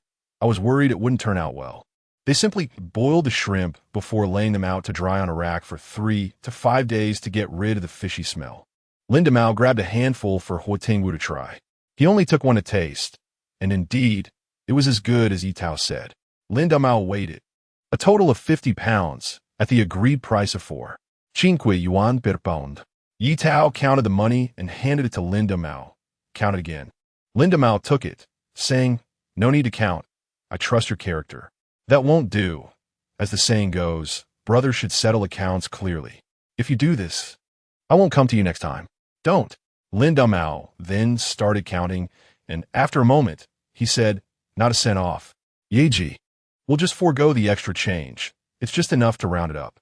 Ye Tao was about to refuse when she was interrupted by him. "If you don't, we won't take what you brought." "All right, but it can't be like this next time. The price we agreed on can't change. The bones and snacks are my little gesture." Linda Mao replied, "Okay, next time I won't be polite." The Lin family invited them to stay for a meal, but the couple refused, saying they still needed to rely on the Lin family's provisions, which would only burden the already struggling household. They made an excuse to go to the post office to send something and took their leave. Back in the house, Qiu Sanyang looked at the items on the table and reminded her son, "Comrade Yi is a good person. Thanks to her, we can earn this money. You must remember that." Linda Mao nodded. The money was worth what he earned in over a month of the market. If it weren't for Ye Jia, he wouldn't have made that much. From her words, it seemed if the feedback was good, they might continue to place orders, and then there would be no worries about money for medicine for their mother. Seeing his little sister staring hungrily at the snacks on the table, he said, "Brother will get you a piece to eat." Mao turned her gaze away and shook her head. "I'll wait for Dad to come back and eat together." "What do you mean wait for me to come back and eat together?" Lin Guozhu came back carrying a fishing net. "Dad's back." Linda Mao went out to help take down the fishing net and set it aside for inspection after they finished their meal to check for any damage. Their fishing net had been used for 7 or 8 years, and over time, some areas had become fragile. Every time they returned from fishing, they had to carefully repair it. "Dad, eat peach cakes." Qiu Sanyang brought a piece to her daughter, and Mao let her take a bite first before handing it to Lin Guozhu. "Where did the peach cakes come from?" Lin Guozhu asked. Qiu Sanyang replied, "Comrade, you brought them. Let's not ask for such precious things next time." She's already very satisfied buying their dried shrimp. Linda Mao prepared some water for his father to wash up. "Don't worry, Dad. I gave her the money when we settled accounts, and besides, Ye Jia isn't stingy. She brings things because she considers us family." Hearing it wasn't just a handout, Lin Guozhu felt somewhat reassured. He had learned early on that there's no such thing as a free lunch. For lunch, the family had vegetable and bone soup. Mao drank a large bowl, holding it happily and wishing they could eat big bones every day. After sending off the items, Ye Tao also made bone soup at home. The garden was overgrown with chicken feather vegetables, growing rapidly and impossible to eat all of. She had given quite a bit to other military wives. But the chicken feather vegetables seemed to grow endlessly, likely because she had sown too many seeds initially. The ones on top grew out, while the ones below just started to sprout. They didn't stop growing, and the chickens at home enjoyed the abundance, eating vegetables every day. She thought about the earthworms Mao mentioned and planned to go check the bamboo forest when she had time. The 6 chickens they raised had grown to about 3 or 4 pounds each and would start laying eggs soon. So they wouldn't need to buy from the supply and marketing cooperative anymore. Moreover, among the 6 chickens, there were 2 roosters, which could hatch their eggs in the future, achieving complete self-sufficiency. Not long after sending off the items, Ye Tao received a call from her second aunt, Yuanxin. At that time, Huo Tingwu's injury had healed, and he had returned to work at the military camp. Ye Tao also finished her caregiving leave and returned to work at the women's committee. When the call came in, Huo Tingwu answered. Knowing Ye Tao had gone to work, his second aunt planned to wait until Ye Tao was free to call her back. So, during lunch when Huo Tingwu returned home, he told Ye Tao the news. "Did you leave your number?" "I did." Huo Tingwu pulled out a piece of paper from his pocket, which had a string of phone numbers written on it. It was obviously Huo Tingwu's handwriting, vigorous and powerful. Just like his style, Ye Tao had only finished junior high, and her handwriting was barely neat, entirely different from his style. She heard that Huo Tingwu was later selected and sent to a military academy for training, a definite prestigious university student. In a time when most people had only elementary school education or were illiterate, her junior high education seemed acceptable, but compared to Huo Tingwu, the difference was not small.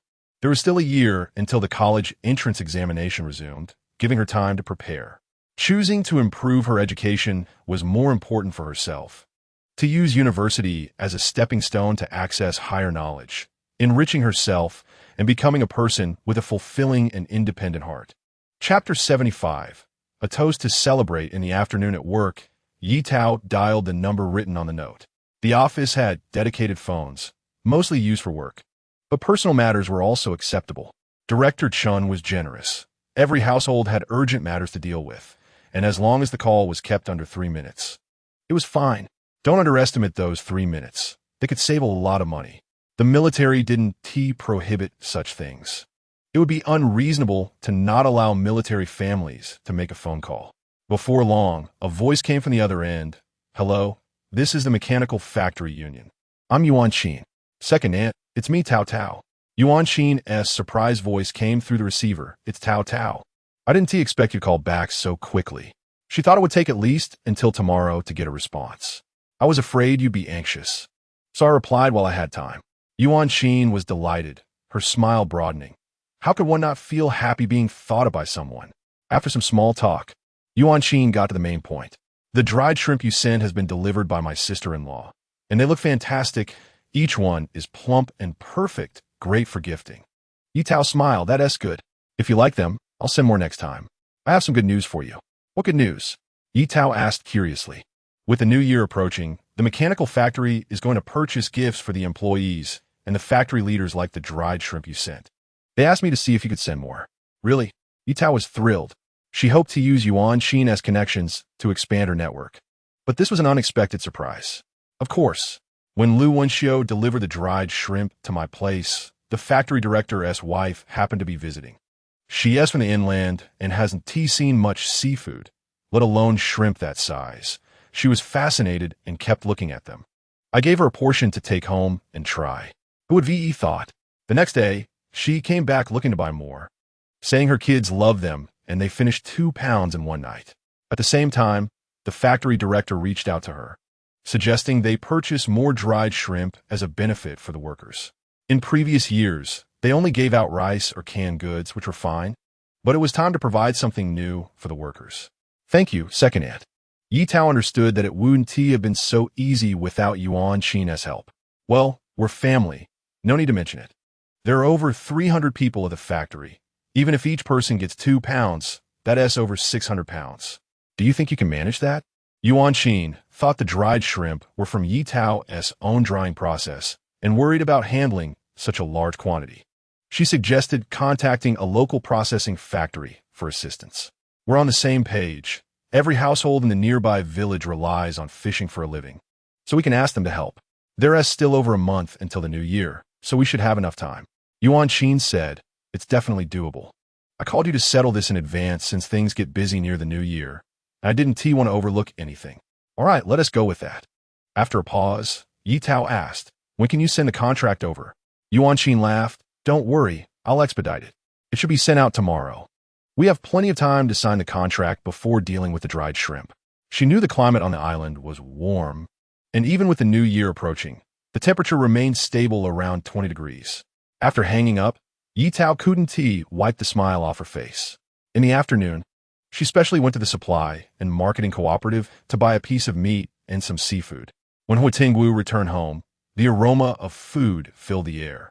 She had been eagerly waiting for him to come back, not even changing her clothes, and immediately pulled him to sit down, telling him about the afternoon's events. Ye Tao rested her chin on her hand. I feel like I'm dreaming right now. It doesn't feel real to have landed such a big order. Huo Tingwu kissed her cheek. Is this still a dream? With the door open, Ye Tao glanced over, relieved that no one was passing by. You scared me. Huo Tingwu held her hand. Second aunt said this would work out, and it definitely will. You can relax and go for it. I'm here to support you. So what is there to be afraid of? I'm not afraid, she insisted, though it was just her nerves showing. I'm sorry, it was my mistake. Huo Tingwu affectionately leaned against her. You're so slippery. Hurry and change your clothes for dinner.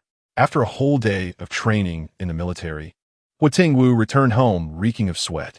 Without Ye Tao needing to say anything, he quickly took a shower before dinner, which was just delayed today. Understood.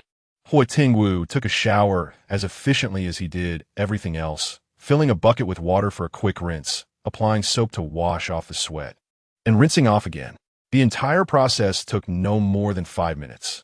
And Ye Tao often marveled at how he could finish showering in less time than it took her to brush her teeth. Moreover, with his short hair, he just needed a towel dried a couple of times before it was done. This was what Ye Tao envied most. Her long, shiny black hair was thick, and it took her a long time to dry after washing. After showering, Huo Tingwu casually rubbed his clothes clean before sitting down to eat. This looked so lavish. Ye Tao had not only made braised pork, but also garlic scallops, cold jellyfish salad, and a plate of peanuts. Let us celebrate. Do you want to drink a bit? Ye Tao asked, her eyes sparkling. Huo Tingwu saw right through her, chuckling. You want a drink, don't you? Ye Tao blushed and denied it. No. I just made so many snacks. It would be a shame if you didn't drink some. Oh, is that so? Ye Tao bit her lip, looking at him angrily. Are you going to drink or not? Yes. Huo Tingwu, worried about provoking her, quickly went to get some. Ye Tao's expression softened as she waved her hand. Go ahead. Huo Tingwu stood up and, taking advantage of her distraction, stole a quick kiss from the corner of her mouth, as if it were interest on a loan. Ye Tao laughed in annoyance. Considering he was actively getting the drinks, she temporarily forgave him. There were many local specialty drinks on the island, such as coconut wine, yellow skin wine, and of course, the most common rice wine. After trying rice wine once, Ye Tao fell in love with the taste. The best part was it wasn't too strong, allowing her, a lightweight drinker, to enjoy a couple of cups. Of course, just 2 cups. After getting drunk last time, her memory of the events was completely blank, and when she woke up, her body ached, and her head felt like it was going to explode. After that, she learned her lesson. No matter what, she wouldn't drink more than 2 cups. The feeling of a hangover was too unbearable, and she couldn't understand how Huo Tingwu trained his drinking capacity. On their wedding day, she remembered smelling the strong scent of alcohol on him. Yet he didn't appear drunk at all. When she asked him, she learned that Huo Tingwu had never been drunk, which made her marvel at how different people could be. Chapter 76. Luck is still so good. The sweet and fragrant rice wine was soft and rich, with a lingering sweetness. Ye Tao took small sips, revealing a happy smile. Huo Tingwu looked at her with dark eyes. His wife had been so charming when she was drunk last time. He licked his lips, thankful that she didn't remember what happened after waking up. Otherwise, he might not be able to get into bed for several days. Tao, I'm eating, Su Lan said as she entered with Rue. Rue let go of her hand and ran to the table, staring at the braised pork, drooling. Sister-in-law is here. Have you eaten? Want to join us? Ye Tao said as she stood up to get bowls and chopsticks. Su Lan stopped her. We've eaten. We just finished not long ago. Looking at her son, who was still glued to the table. Zhou Ming Rue, she thought. Can't he be a bit more ambitious? Rue didn't understand, Mom. Can ambition be eaten? Sulan snorted. I don't know if ambition can be eaten, but I do know if you keep lying there, I'll have to take action. Hearing this, Rue immediately stood up straight, covering his bottom, and quickly sat down beside her obediently. Sister-in-law, it's fine. What does Rue want to eat? And we'll get it for you, Ye Tao said to Rue. No need to worry about him. He just ate a bowl of rice. I'm afraid he'll overeat, and if he keeps eating, he'll become a little chubby. What if he can't find a wife in the future?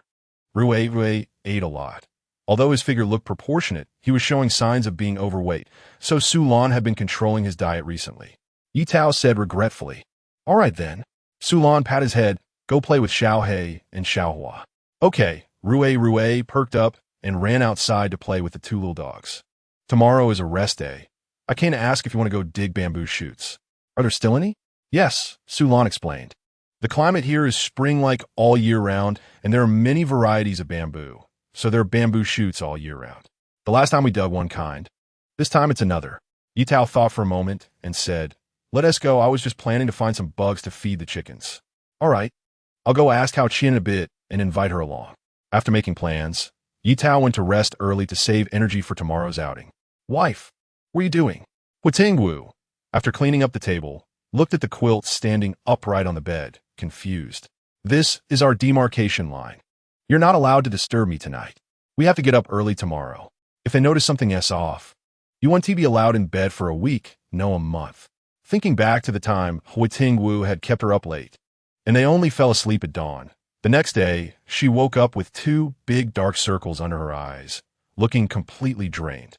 Meanwhile, Huo Tingwu, who had been the one exerting energy, was full of vigor, acting like nothing was wrong while heading to the military camp. Just thinking about it made her angry, which is why she set up this demarcation line. Wife, you underestimate me. As long as I want, the little quilt is nothing. Huo Tingwu felt that his wife had underestimated his strength. Anyway, you're not allowed to mess around today. Otherwise, don't think about getting back into my quilt.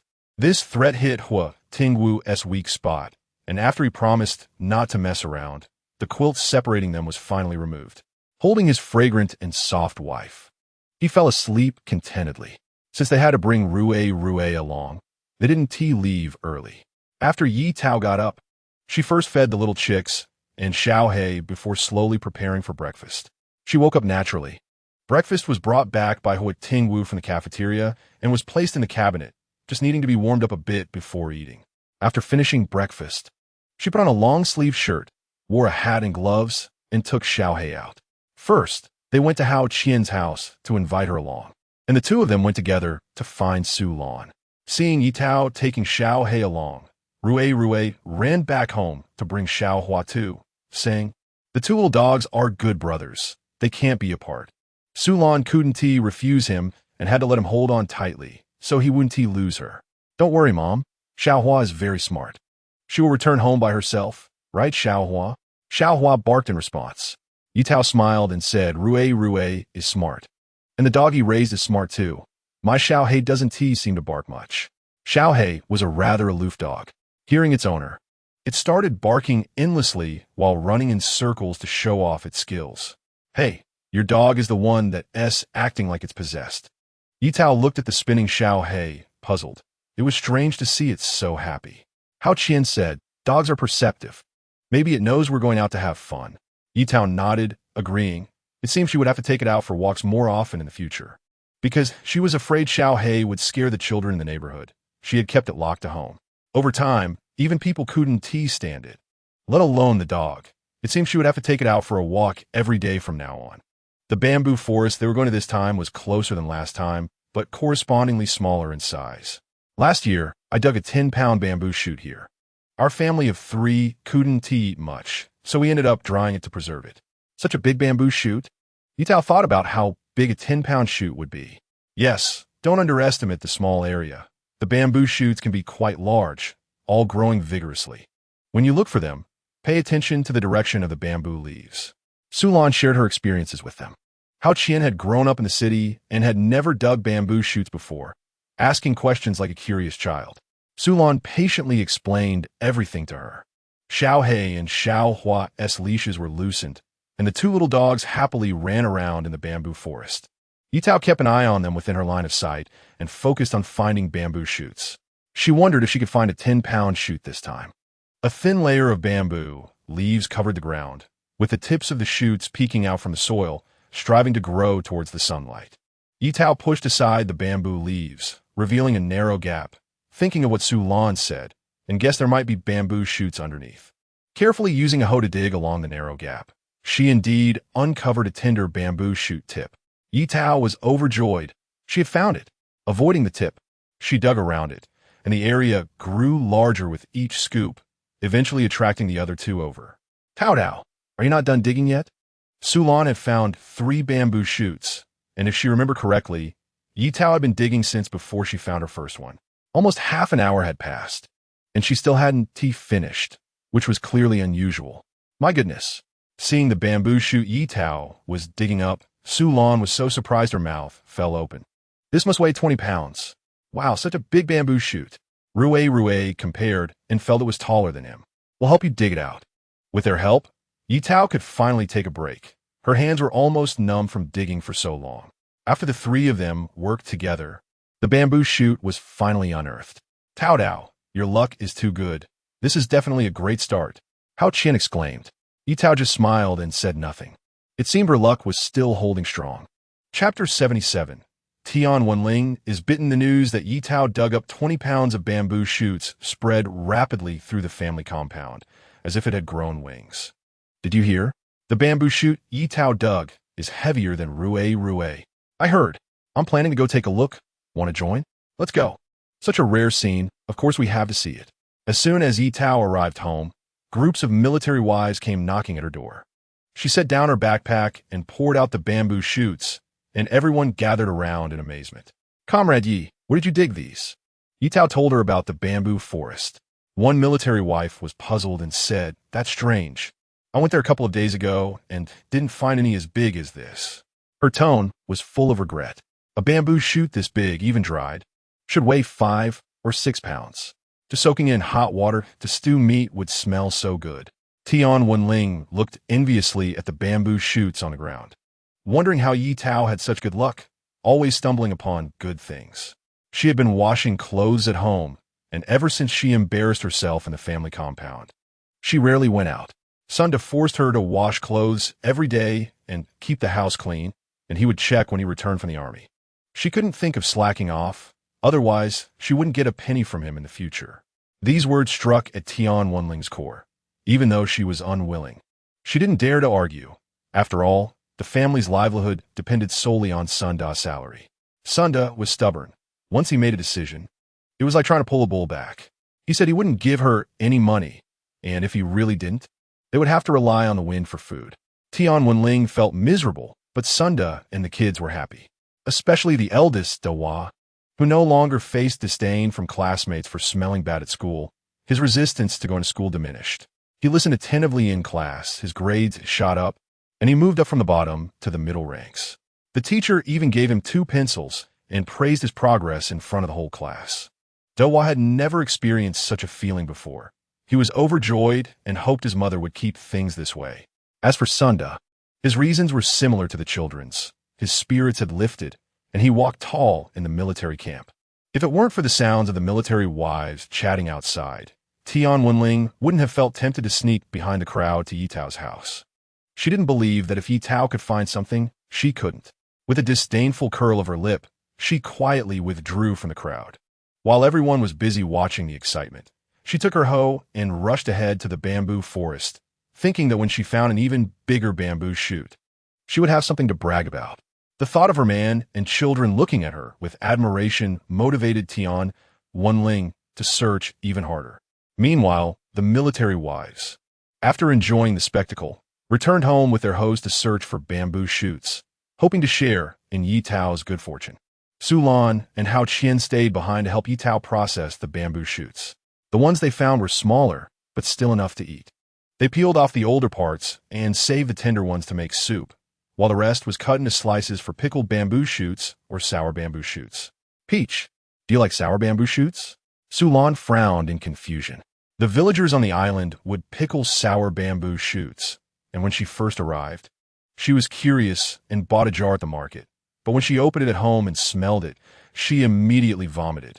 Zhou Chongli couldn't stand the smell of sour bamboo shoots either. In the end, she threw both the sour bamboo shoots and the jar away. Now thinking back to that smell made her stomach churn. You don't like it? I think it's okay. Sour bamboo shoots are the soul of snail noodles. With sour bamboo shoots, I can make my own snail noodles to eat.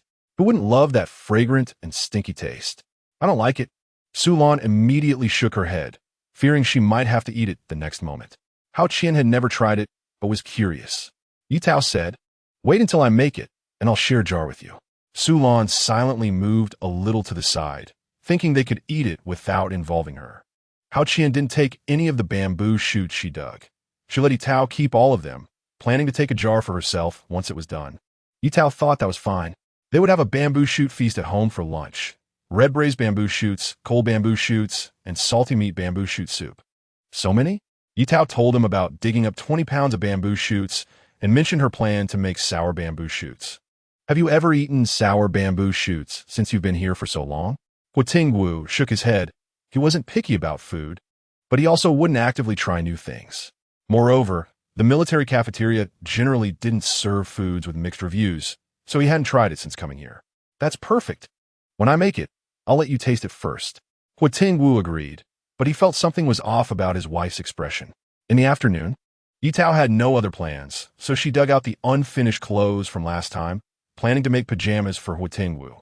Last time, he saw her in a nightgown, and it caused quite a stir at night, leaving her almost late for work the next day.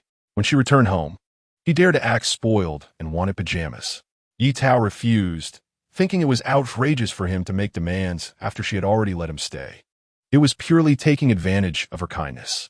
Ye Tao had never agreed to it, and Huo Tingwu, knowing he was in the wrong, took on all the household chores, fetching water, chopping firewood, washing clothes, and doing everything. Seeing that he was performing well, Ye Tao finally relented. The fabric was originally meant for him, and he had missed the opportunity, going around in circles, to finally fulfill his wish. The pajamas she made for him were simple. She sewed 2 pieces of fabric together, and with the leftover material, she made him 2 pairs of underwear. Just as she finished tidying up, she brewed a pot of passion fruit tea. The longer she lived in the family compound, the more things she discovered. Besides passion fruit, there were durians, jackfruits, rambutan, and other fruits she rarely encountered in her previous life, and now they were readily available. Sulan came in from outside, her face beaming with smiles. "What's got you so happy?" Ye Tao poured her a cup of passion fruit tea. Sulan sat down, took a sip, and shared the news she had heard. "The bamboo shoots you dug today made everyone envious. After those people left, they went to the bamboo forest to dig for bamboo shoots. Tian Wenling went too, and she was the earliest to arrive, but she didn't find a single one, even worse than those who went later. And then, if that were all, she wouldn't be smiling so happily." Sulan finished her tea and said, "I have to say, the way you brewed it is quite good. Wait, I'll bring some back for you later. Don't change the subject. Hurry up and tell me." Sulan paused mid-sentence, leaving Ye Tao feeling anxious. Tian Wenling didn't know how to look for them, found a hole, and insisted there were bamboo rats inside. Ignoring the military wives' warnings, she went to dig, only to find it was a worm's nest, and she got bitten. Is she okay? Although she didn't like Tian Wenling, she didn't wish for anything bad to happen to her. She's fine. There are locals among the military wives who recognize the snake as non-venomous. If she's worried, she could go to the hospital for N4. Ye Tao couldn't understand her thought process. Everyone said it wasn't a bamboo rat hole, but she didn't believe it. What would she do by going against the crowd? Luckily, she was safe this time. Bamboo forests often have bamboo rat holes. Ye Tao had never seen one and wouldn't dare to easily try to catch one, but Tian Wenling was bold.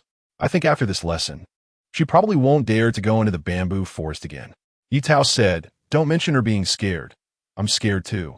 The island has a tropical climate with many snakes, rats, insects, and ants. Ye Tao was afraid they would come into her home. So she had Huo Tingwu seal up all the holes in the house, spread a circle of sulfur around the outside walls, and planted marigolds and lemongrass to prevent snakes from entering. Sulan was bolder, but since she had children at home, she regularly sprinkled realgar powder.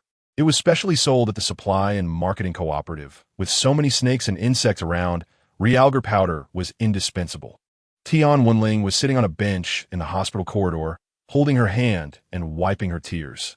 Sunda rushed in from outside. He was in training when someone came to call him, saying Tian Wenling had been bitten by a snake. He didn't even have time to change his clothes and ran straight to the hospital, mud from training clinging to his clothes without a care. Wenling, did they give you anti-venom? What did the doctor say? Tian Wenling didn't expect Sunda to come see her. After their last argument, he moved to sleep with their son, and communication at home decreased. Sometimes she worried that he would suddenly pull her to get a divorce. Therefore, she didn't inform him about her visit to the hospital. How did he come? Perhaps sensing the confusion in her eyes, Sunda explained. Director Chun sent someone to call me. Has the doctor seen you? He came in a hurry, and the messenger didn't say whether it was a snake bite or not. Just pulled her to see the doctor. Tian Wenling didn't move, saying it wasn't a snake bite, and the doctor had gone to get medicine. She would be able to leave once the 4 was done. Upon hearing it wasn't a snake bite, Sunda felt relieved. Although Tian Wenling had many flaws, he could tolerate them. Otherwise, they wouldn't have stayed married for over 10 years. When he learned she had been bitten by a snake, his mind went blank, praying it wasn't a poisonous one, and fortunately, it was as he thought. Feeling at ease, he couldn't help but scold her. Why weren't you more careful? You've lived in the family compound for so many years. Haven't you seen what a snake hole looks like? Tian Wenling, knowing she was in the wrong, mumbled. It didn't look like one. If I had known it was a snake hole, I wouldn't have gone digging. I just wanted to find some bamboo rats to improve the kids' meals. Isn't all the money with you? Sunda worked over 100 a month, and right after receiving his paycheck, he handed it over to Tian Wenling before he even had a chance to warm it up. He believed in the man working outside and the woman managing the home. Otherwise, the house would be a mess, and he wouldn't hesitate to clean it up. That money had to be saved. Tian Wenling had gotten used to a hard life, being frugal with money. There wasn't much meat in the house, and the meals were bland and unappetizing. Sunda only felt okay coming home for dinner, but it was tough for the kids. Sometimes they preferred to have tickets to eat at the canteen rather than stay at home. Sunda stood with his hands on his hips, not knowing what to say. Just then, the doctor came over with the medicine, interrupting their conversation, and Sunda had to keep quiet, planning to talk to her after the 4 was done. Chapter 78. Walking after Ye Tao learned about Tian Wenling's incident. She was frightened by the snake and felt uneasy even after Huo Tingwu returned home from work. The couple checked every corner of the house, fearing a snake might have entered. Ye Tao was thorough in her inspection and indeed found a small piece of shed snake skin in the chicken coop. Just one glance at it made her scalp tingle, and she quickly called Huo Tingwu over to confirm. It was snake skin, likely from its first shedding. Huo Tingwu picked it up to take a look. The snake skin was only as thick as a finger. That's disgusting. Hurry up and throw it away, Ye Tao said. She hid behind the door, watching him discard it and wash his hands, feeling relieved only after that. How did it get in? Ye Tao pondered. She had checked several times before and hadn't found any gaps. Could it be because of the newly built chicken coop? With this doubt, she walked in front of the coop to observe closely and discovered a small hole in the corner that matched the size of the snake skin perfectly.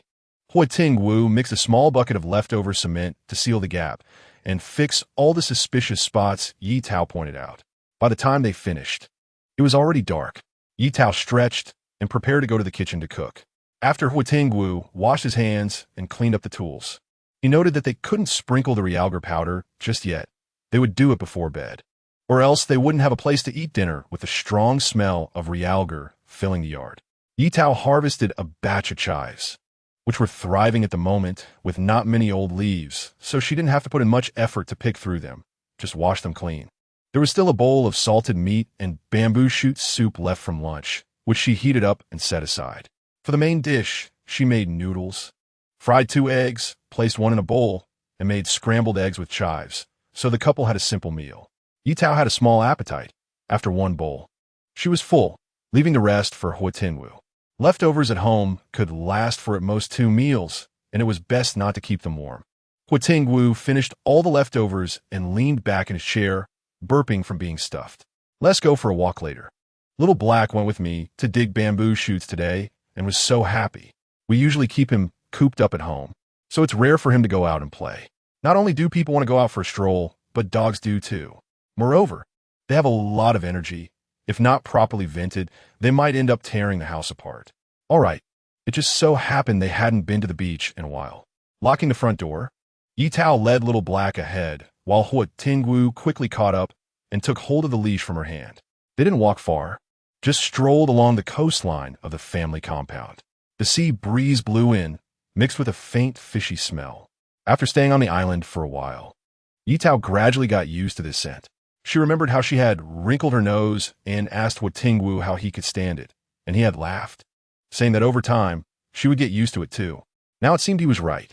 She had slowly adapted to life here, and with the person she loved by her side, that was a simple happiness.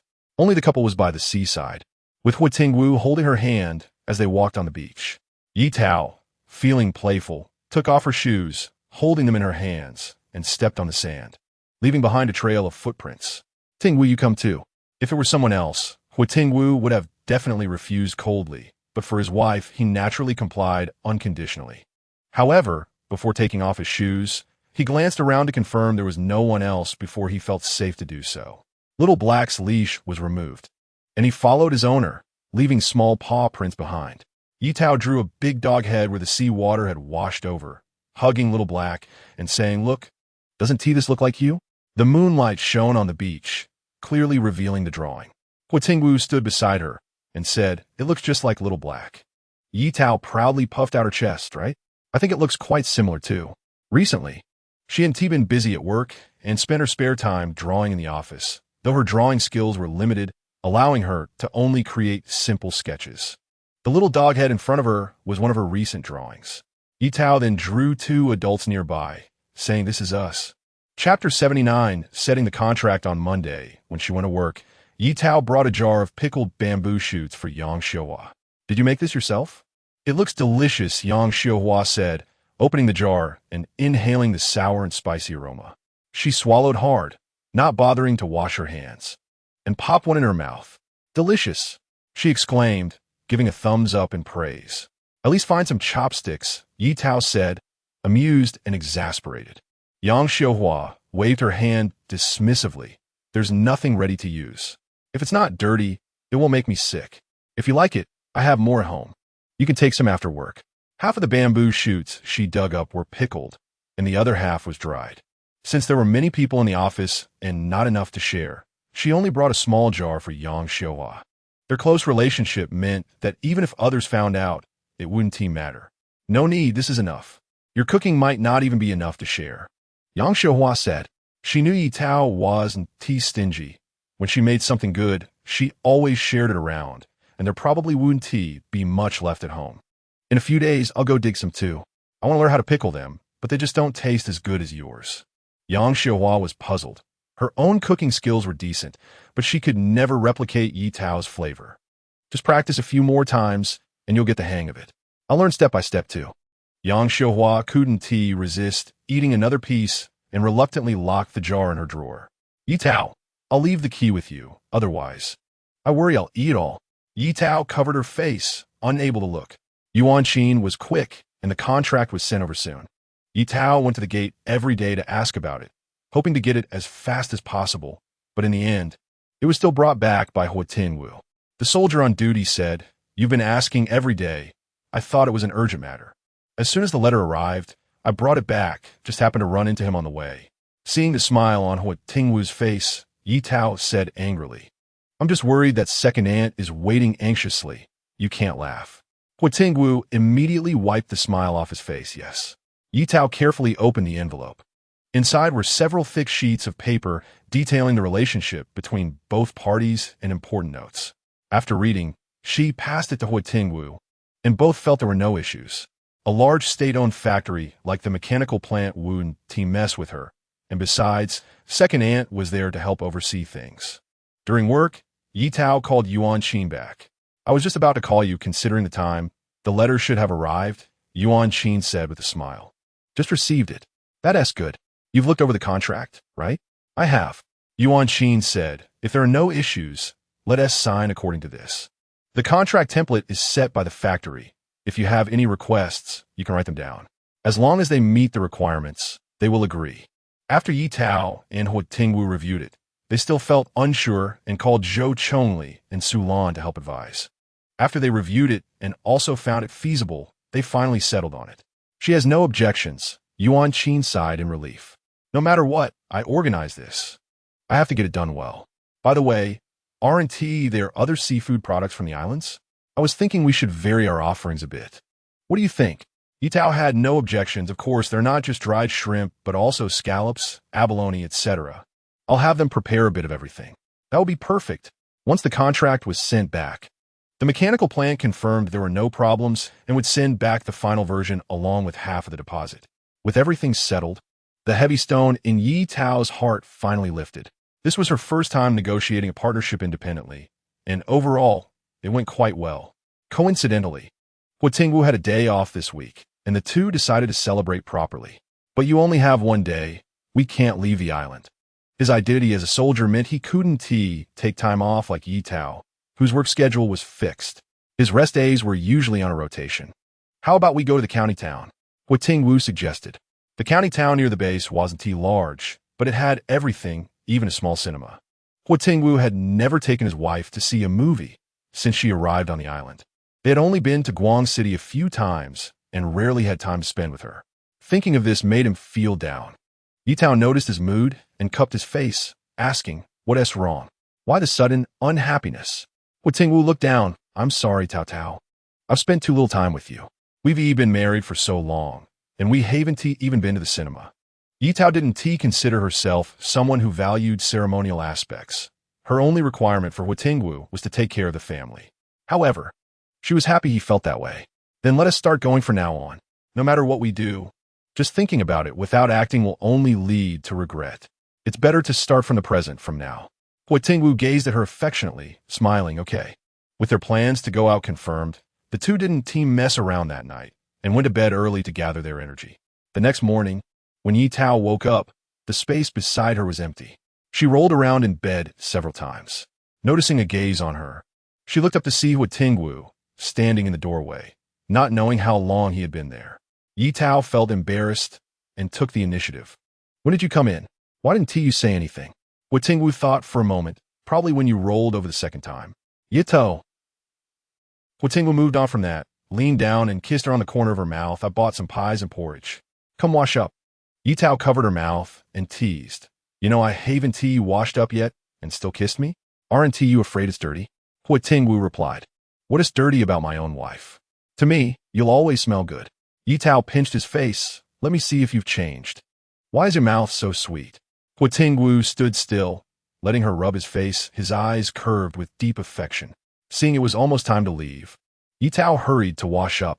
This was their first official date, and she specifically chose a new outfit, a light green floral dress that she had bought at the supply and marketing cooperative back home when they first got married. She had bought several pieces at that time, but hadn't worn them after joining the army. This time she dug it out from the back of the wardrobe.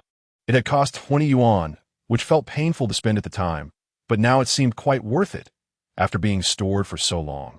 It not only had no wrinkles, but the color was still bright. After washing her hair last night, she had braided it for sleep, and upon waking, she let her natural curls fall loose. Ye Tao admired herself in the mirror for a long time, but unfortunately, the environment was not favorable. Walking out with her hair down would likely attract the attention of the whole street. She tied her hair up neatly, leaving some strands loose for a playful look. Finding a lipstick in her drawer, she applied a light layer, instantly brightening her complexion. Satisfied, she nodded and picked up her simple handmade bag. A cream-colored floral one made from leftover fabric, perfect for going out. "I'm ready." Huo Tingwu looked up and froze in place, his eyes filled with admiration. Ye Tao twirled around. "How do I look?" She looked at him expectantly, as if saying, "Praise me." Huo Tingwu hugged her tightly, his voice muffled. "You look good." "Then why do you still look unhappy?" Ye Tao asked. Huo Tingwu said with a hint of grievance, "If you look good, I don't want to let you go out. What if someone steals you away?" Enough of that. Chapter 80. Date. Huo Tingwu was wearing a new outfit made by Ye Tao, a simple white shirt and black pants, giving him a completely different look compared to his military uniform, with a hint of a scholarly vibe. The two of them set off, dressed up, making the military wives envious. "It's nice to be young," not having to revolve around children at home. People say that a good relationship between husband and wife means that even after having children, Commander Huo and Ye will still be like this. The speaker was confident. She had a good eye for people. Ye and her husband had been married without ever arguing, which was quite rare. Generally, after marriage, people seem to change. Love is important to them, but the everyday grind of life can wear down that love. She recalled her own happy moments with her husband before having children. But after getting married and having kids, even small issues could spark arguments. Over time, they grew tired, and they couldn't even argue anymore, just cohabitating. Watching Ye and Commander Huo being so affectionate made her feel envious. Ye Tao and Huo Tingwu arrived at the cinema, leaving their bicycles at the storage area, and went to queue at the ticket window. It was a holiday, and many people were out enjoying themselves, leading to a long line at the window. Ye Tao quickly pulled Huo Tingwu over. After they stood in line, 7 or 8 people joined them, both adults and children, looking like a big family. Ye Tao felt relieved that they had arrived in time. "I'll go check what movies are playing," she said. Huo Tingwu responded, and the cinema changed its movies daily. Not because there were many films, but to prevent people from getting bored watching the same one over and over, thus increasing ticket sales. Huo Tingwu returned a few minutes later, and the line had moved forward a bit. "How is it going?" "Today there are only 3 movies showing." Which are after he finished, he asked her which one she wanted to watch. Ye Tao had only seen Tunnel Warfare and hadn't heard of the other 2. She picked one with a name she found appealing. "Let us watch this one." Huo Tingwu had no objections. Soon it was their turn. Ye Tao bought 2 tickets, which included their seat numbers. The layout of the cinema was similar to that of later times, with rows of chairs, but it wasn't as quiet. Ye Tao noticed a family that had been behind them in line also entered the same screening room. She held her breath, thinking, please don't sit together. While queuing, the family's noisy children had been unbearable, and their parents didn't seem to care. Ye Tao felt like her ears were about to explode. Perhaps her prayers were answered, as they were not seated together. Ye Tao sighed in relief. After all, no one wanted the peaceful atmosphere to be disrupted by unruly children. The movie they bought tickets for was from 10 to 12 in the morning. After watching the 2-hour film, they could just in time go to the state-run restaurant for lunch, and afterward stroll around the supply and marketing cooperative or the park. Ye Tao quietly shared her planned itinerary with Huo Tingwu as the screening room gradually filled up. With the whistle of the projectionist, the audience quieted down, and the movie was about to begin. The film was about a pair of loving individuals in a small mountain village who bravely participated in the war to protect their village, fearlessly facing danger and driving the enemy away to safeguard their peace. Unfortunately, the story did not end well. The male protagonist was killed by the enemy, and the female protagonist avenged him with his gun, but her beloved would never return. By the end, Ye Tao was in tears, and Huo Tingwu tenderly wiped her tears, saying, "Don't be sad, it's all fake." Ye Tao sobbed, "I know, but I can't help but cry." Though the movie was fictional, the story was real. Countless predecessors sacrificed their lives to win the war. "Am I being ugly like this?" she asked. Huo Tingwu replied, "Not ugly. You still look beautiful." Ye Tao managed to compose herself and smiled through her tears. She was the only one crying in the screening room. Many women were emotional, while the men also shed tears, yet the children were still playing around, oblivious. With everyone focused on the movie, the 2 hours passed quickly. When they emerged, Ye Tao felt that her legs had gone a bit numb from sitting. Huo Tingwu found a chair to sit and rub his legs for a while. "All good." Ye Tao helped him up. Their posture was too intimate. Although the islanders were less affected by the larger social movements, such displays in public still attracted many glances. Ye Tao's eyes had calmed down, and there were no traces of crying left. They hurried to the state-run restaurant for lunch, knowing it would be crowded at mealtime, possibly requiring them to wait in line. Why are there so many people? The line stretched out the door. Ye Tao stood on her tiptoes to look inside. 2 waiters were taking orders at the counter, and there were at least 12 or 13 people in line ahead of them. She wondered if there would still be Wenchang chicken by the time they got to the front. She had made it at home, but felt it was not as tasty as the restaurant's version. The waiters were busy, and they quickly made it to the front. Ye Tao eagerly ordered a portion of Wenchang chicken. Just then, someone from the kitchen shouted, "There's only 1 portion of Wenchang chicken left. Don't split it." The waiter responded with a smile, "You're really lucky." The last portion of Wunchong chicken is yours." The people behind them complained incessantly. The chef here was the best at making Wunchong chicken, and many had come to taste it on their day off. Now, missing out made them displeased. The waiter quickly reassured them, "Sorry, everyone, but our supply is limited each day. Please understand." Her polite attitude helped, and since everyone knew it was a limited supply, they didn't push further, secretly vowing to come earlier next time to ensure they would get some. Having secured the last portion, Ye Tao remained silent, her face calm, though the corners of her mouth hinted at her satisfaction. The restaurant served food quickly. By the time the couple sat down and had a glass of water, their dishes were served. Besides the Wunchong chicken, Ye Tao also ordered spicy stir-fried pork, home-style shredded potatoes, and a clear soup. After finishing their meal, it was almost 2 o'clock. Nearby, there was a small park, and the two strolled for a while, finding only common flowers and plants, with red armbands on patrol. Ye Tao found it dull and decided to take Huo Tingwu directly to the supply and marketing cooperative. The cooperative in the county town was incomparable to that in Guang City, but it was larger than the one in their residential area. Ye Tao bought a box of snowflower cream and some snacks not available at the cooperative in their residential area. Since starting work, the roasting oven at home had been idle. After work, she just wanted to eat quickly and go to bed, without any entertainment tools, feeling like a salted fish. Tomorrow was still a day off, and Ye Tao thought about making something for Huo Tingwu to take to the office. He trained a lot and burned through calories quickly, so relying only on 3 meals a day wouldn't be enough. She would prepare some snacks for him to keep at the office. Since starting work, Huo Tingwu's allowances had been canceled. He hadn't mentioned it, and Ye Tao had forgotten to ask until now. When Huo Tingwu found out, he even asked if it would be too much trouble for her. Ye Tao shot him a glance. "You just keep pretending."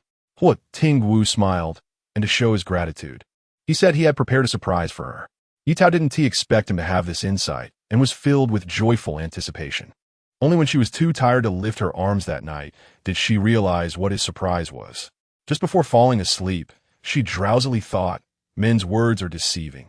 I don't want this surprise at all." Chapter 81. Talking about cooperation the next day, Ye Tao woke up past 10 o'clock, feeling refreshed, which she assumed was due to Huo Tingwu tidying up for her. At least he had a conscience. If this continued, she felt she would surely exhaust herself. So, when Huo Tingwu returned for lunch, he learned about the enforced restraint. "I have no reason, no rebuttals allowed." Ye Tao took the initiative.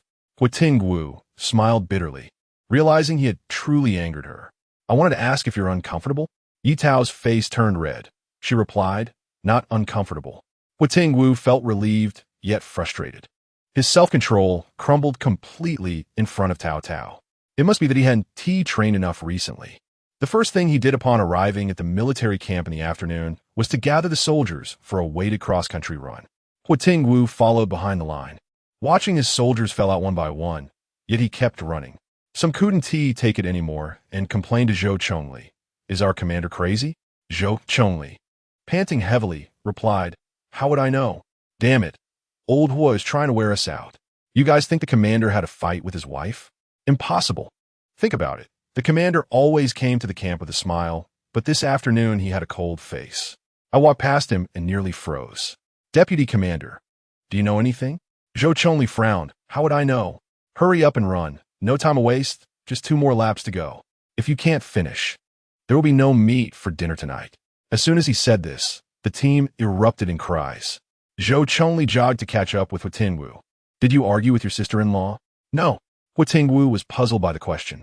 Zhou Chongli pointed at the group behind them. "No argument? Look at how you're torturing the brothers like this."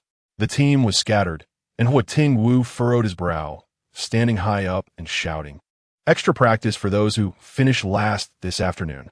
Upon hearing extra practice, the out-of-breath soldiers surged forward, determined not to be the last. Zhou Chongli. So they're not tired after all. He was still thinking of pleading for them. After her nap, Ye Tao felt much more comfortable and went to the kitchen to see what she could prepare. She found a bag of dried mustard greens that other military wives had brought when they visited Huo Tingwu last time. There was still some meat at home, so she could make huangshan pancakes and meat floss pastries and some sugar pancakes, plus a soup for dinner. After confirming the menu, Ye Tao got to work. She started with the huangshan pancakes, which had been her favorite in university. Her roommate was from Huangshan and had brought many to share at the beginning of the semester. The first time Ye Tao tried it, she thought it had a strange taste, but by the second one, it seemed quite good, and eventually, she completely fell in love with the flavor.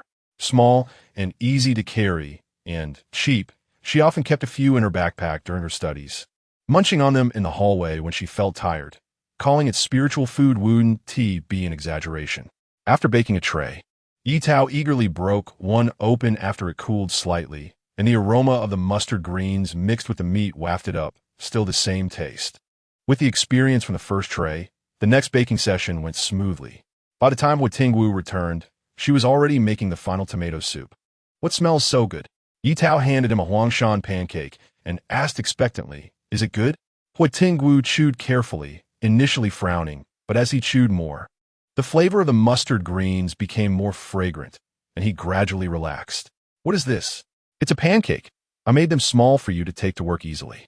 Such a small detail moved Huo Tingwu, and he stole a kiss from the corner of her mouth. "Thank you, wife. Quick, wash your hands and eat." When Huo Tingwu returned, he brought several coconuts that were different from the previous ones. These only had coconut meat inside. Ye Tao ate until her stomach was round, but resisted the temptation to eat the other half. After finishing, she took Huo Tingwu out for a half-hour stroll before feeling at ease to return and sleep. At work, Ye Tao brought some pancakes to share with her colleagues. Those who tasted them praised them endlessly, especially excited to learn that such a delicious treat only required simple mustard greens. Ye Tao shared the recipe with everyone, encouraging them to try making it themselves. "But we don't have an oven. Can we do it?" Ma Qiuxiao worried that the results wouldn't match Ye Tao's. "You can use a pot with a piece of iron on top for charcoal grilling. It'll have the same effect." "That's simple. I'll try it tomorrow." Yang Xiuhua, munching on the pancake, exclaimed how clever Ye Tao was for remembering so many delicious recipes. "It's so happy working with her." Ye Tao soon received the final version of the contract from the machinery factory, along with the remittance information. According to their pricing, all the dried seafood was 80 cents per pound, totaling 500 pounds, with a deposit of 200 yuan that Ye Tao needed to collect from the post office. The post office's hours matched hers, so she could only go to collect the money on her day off. After withdrawing the money, she went directly to Lin Dumao's house. The small courtyard was filled with seafood, looking as if it had just come back from the sea. "Ye Jia, you're here," Mao Mao exclaimed joyfully. After greeting her, Ye Tao asked, "Where's your brother?" She hadn't seen Lin Dumao at the market earlier. "My brother is repairing fishing nets by the sea. I'll take you to find him," Mao Mao said, then asked Ye Tao to wait a moment while she informed her mother. Moments later, Mao Mao ran out. "Let us go." Ye Tao helped close the door as they walked toward the sea. The Lin family's position was the closest to the sea in the coastal village, only a 5-minute walk from their doorstep. From a distance, Ye Tao saw two figures busy by the sea. Mao Mao pointed, "That's my dad and my brother." Lin Dumao spotted Ye Tao approaching and put down his tools to greet her. "Ye Jia, when did you come?" Ye Tao smiled, "Just not long ago." "Dumao, I can manage here. The seaside is windy. You should take Ye comrade home." Lin Guazhu and the others were used to working by the sea and had adapted to the weather, but Ye comrade had delicate skin that couldn't withstand the wind. "All right, let us head back then." Ye Tao said goodbye to Lin Guazhu and left. Back at the Lin family home, Qiu Sanyang sat in the courtyard. Lin Dumao hurriedly helped her inside. "Mom, why are you out?" "It's windy today. Let me help you inside." Qiu Sanyang waved her hand. "It's fine. I feel stifled inside. Just wanted to sit outside for a bit." "You all keep busy." She insisted on staying outside. So Lin Dumao found her a thick coat to wear. After finishing these tasks, he finally had time to sit down. "Sorry, Ye Jia, for keeping you waiting." "It's okay. I came to discuss a cooperation matter with you." Ye Tao told him about the machinery factory wanting to buy seafood and took out the contract. Lin Dumao was stunned with joy. Was he dreaming? Chapter 82. Illness. Mao Mao, pinch me. Mao Mao's small head was filled with big doubts, but as a well-behaved child, he reached out and pinched him. The pain registered, and Lin Dumao realized he wasn't dreaming. The family was poor, and Lin Dumao had dropped out of school after finishing elementary school. However, he had seen many things in the market over the years, and he hadn't fallen behind in learning. The words on the contract were all commonly used, and he could read them without much effort. "I proposed to them that it was 80 cents per pound, a total of 500 pounds, which amounts to 400 yuan. We can split this money 80 to 20. With me taking 20 and you taking 80. Ye Tao thought about how hard the Lin family had it, and taking 20 was already quite generous for her, considering she was just a middleman. The rest of the work was all done by the Lin family, and she was already getting a good share. This won't do. Linda Mao disagreed. It had to be a 50 to 50 split. Without Ye Jia as help in contacting them, they wouldn't have been able to secure such a large order, even if they had seafood. Ye Tao felt that 20 was already a lot, but Linda Mao was adamant. In the end, they reached a compromise, a 60 to 40 split, with Linda Mao taking 60 and Ye Tao taking 40. They planned to make the order during the new year, with only a month left, and Linda Mao was worried they might not make it in time. His concerns were valid. There were only 2 strong laborers in the family, and even if they worked every day, they wouldn't be able to keep up. Ye Tao suggested, "Do you know anyone reliable who can help? But the money will have to be shared." Linda Mao thought for a moment and said they could buy from the villagers. "What do you think?" "Of course, but we need to ensure quality.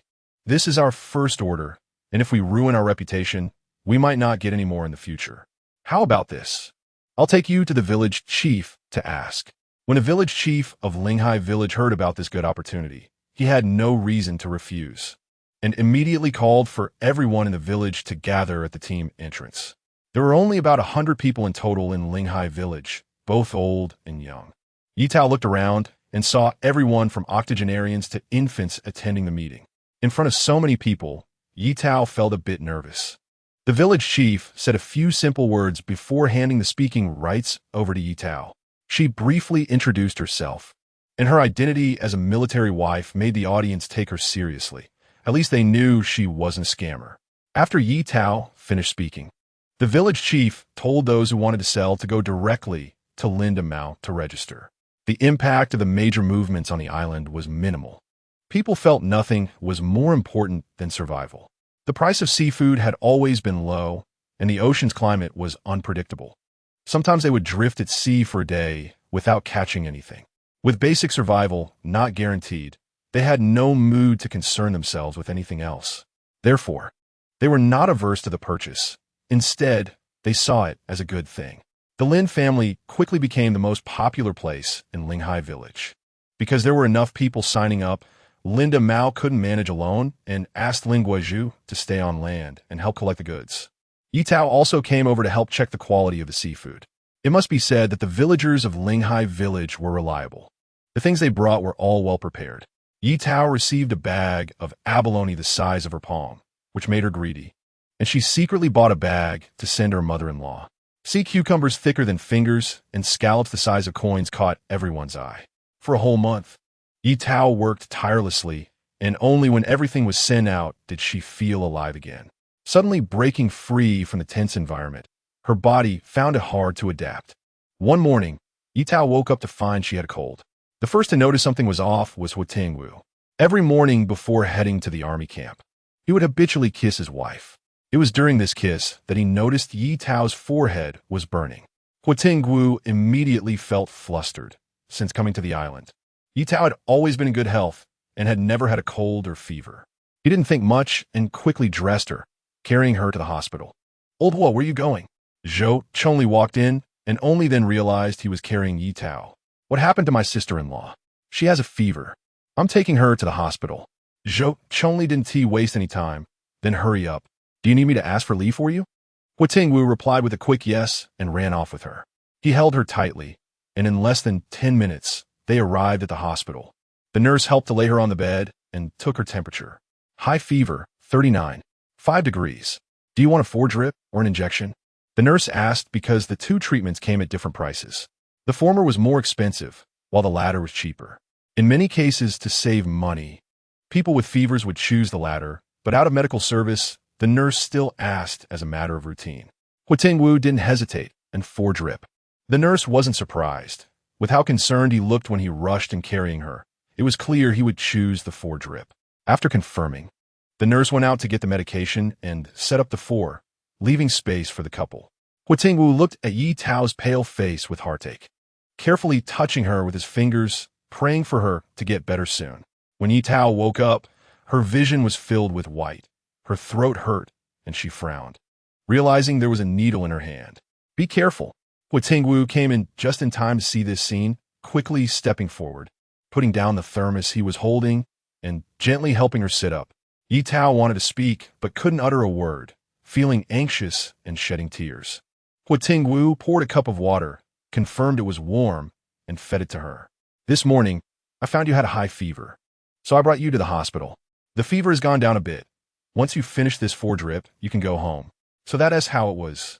No wonder she couldn't speak. Ye Tao wanted to say something more. I've already asked for leave from Director Chen for you. She said to rest well before going back to work. Ye Tao's eyes widened in surprise. How did he know what she wanted to say? Huo Tingwu smiled silently. That's called being in sync. They had left early in the morning and hadn't had time to eat. So now that Ye Tao had some energy, Huo Tingwu went to the hospital cafeteria to get some food. The cafeteria mainly served patients, so the dishes were quite light, suitable for Ye Tao's current condition. Huo Tingwu got a bowl of plain porridge, 2 eggs, and 2 steamed buns. Ye Tao had no appetite and looked at the porridge with even less desire to eat. She only managed to finish half before losing interest. But Huo Tingwu insisted she finish. You need to eat more to recover quickly. Reluctantly, Ye Tao drank it all, feeling a bit better afterward. After she was full, she fell asleep again. Huo Tingwu took this time to wash the food container and return it to the cafeteria. He was worried that Ye Tao might wake up in the meantime and not find anything. The thermos was borrowed from a nurse out of kindness since they had nothing. Chapter 83. Throwing dog food. When Ye Tao woke up again, there was only a little of the 4 fluid left. Huo Tingwu was not in the ward, and she didn't know where he had gone. She touched her forehead.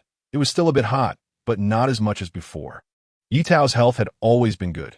Although she had a severe cold, she rarely experienced headaches or fevers. Perhaps even if she did, she had just endured it. Not to mention IVs, she rarely took medicine. The door opened with a creak. Huo Tingwu walked in. You're awake. Do you feel any better? As he spoke, he reached out to touch her forehead, checking her temperature. Ye Tao nodded. Her hand was stuck with a needle, making it difficult for her to operate. So she asked Huo Tingwu to help her place the thermometer under her armpit.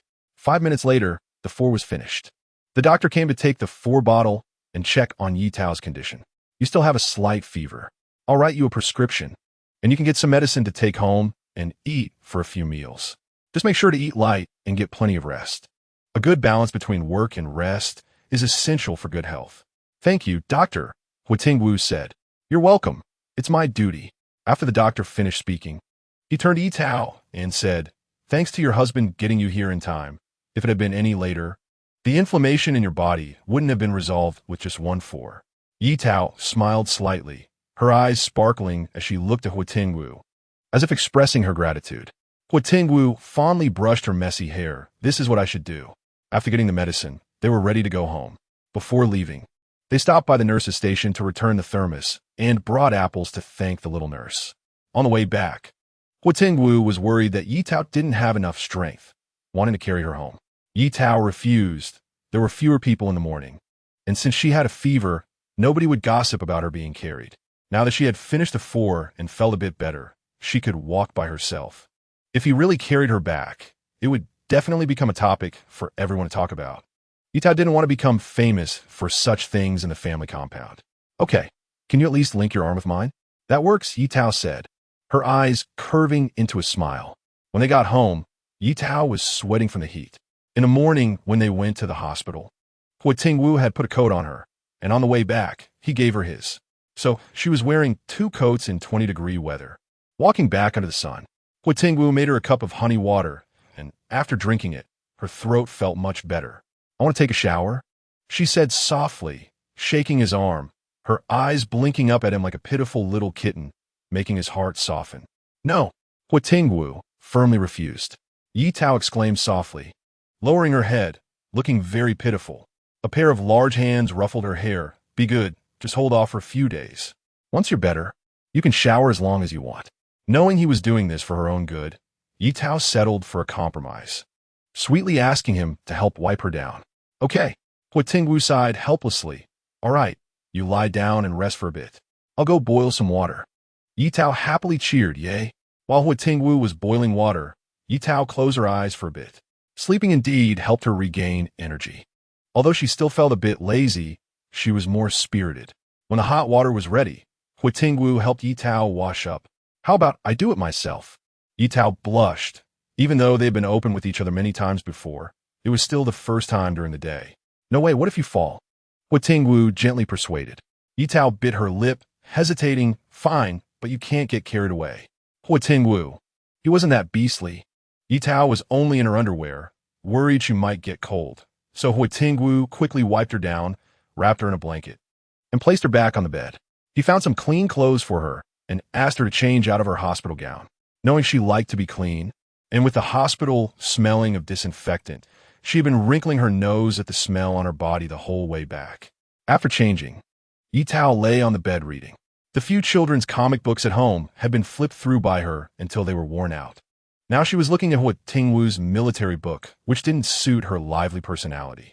The more she read, the sleepier she became. When Huo Tingwu came back after washing the clothes, he saw her head bobbing like a chick pecking for grains, while her hands occasionally flipped the pages. If one didn't know better, they might think she was seriously reading. He walked over and took the book away. Tao Tao. Are you hungry? Ye Tao yawned, her face against his hand. Are you done? Yeah. I made egg soup and brought back some food. Do you want to eat something before sleeping? Ye Tao touched her belly. She felt a bit hungry. Okay. The cafeteria had made potato pancakes that day, and Ye Tao ate 2 of them, finishing a full bowl of soup, feeling much more energized. Did you take the morning off? Today was not a rest day. Yet Huo Tingwu had been home with her all day. When I accompanied you to the hospital this morning, I ran into Zhou Chongli. He helped me take the day off. I'll head to the military camp later. That meant Zhou Chongli had seen Huo Tingwu carrying her. Ye Tao. Based on her understanding of Zhou Chongli, he would have told Su Lan about this too. Just as she thought of this, Su Lan walked in. Sister-in-law's here. Huo Tingwu greeted, pulling out a stool for her to sit. Su Lan sat down and said, I heard Chongli say you had fever. Are you feeling better now? Much better, just a slight fever left. I've already taken medicine, but my throat still feels a bit uncomfortable. Ye Tao's voice was slightly hoarse. Swallowing felt like swallowing knives. Su Lan took out a jar of loquat syrup. This is just what you need. I made it when Rue had a cold. Mix it with warm water and drink for a couple of days, and you'll be fine. Look at your little face. It's so pale, like a wilted flower. It makes my heart ache. Thank you, sister-in-law. Su Lan gave her a mock glare. With our relationship, you don't need to be so polite with me. Ye Tao touched her head and chuckled. When Su Lan left, Ye Tao asked Huo Tingwu to pack some pancakes for her to take back. After making them last time, everyone said they were delicious, so Ye Tao made some more. Rue said a few days ago that he wanted to eat them, but I didn't have the chance to make some for him. I'll make some tomorrow when I have a day off and bring them over for you to try my cooking. Ye Tao smiled and agreed. Not long after Su Lan left, Hao Qian came over with a piece of cured meat. This was sent by my mother-in-law. You know my cooking skills. It's a waste to keep it at home. Your cooking is the best, so it's perfect for you. Isn't Captain Jiang learning to cook lately? Hao Qian chuckled. I didn't want to say this, but Jiang Jianxi can barely fry an egg.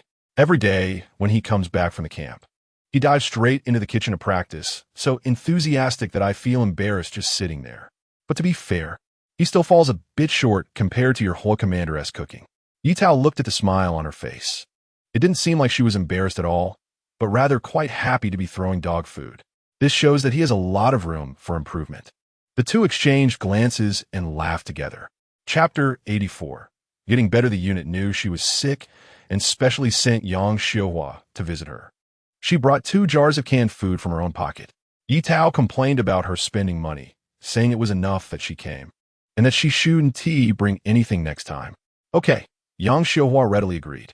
Ye Tao knew she was quick to agree, but she would still buy things. Tao, I'm going to the military camp for a bit. If there's nothing, I'll come back.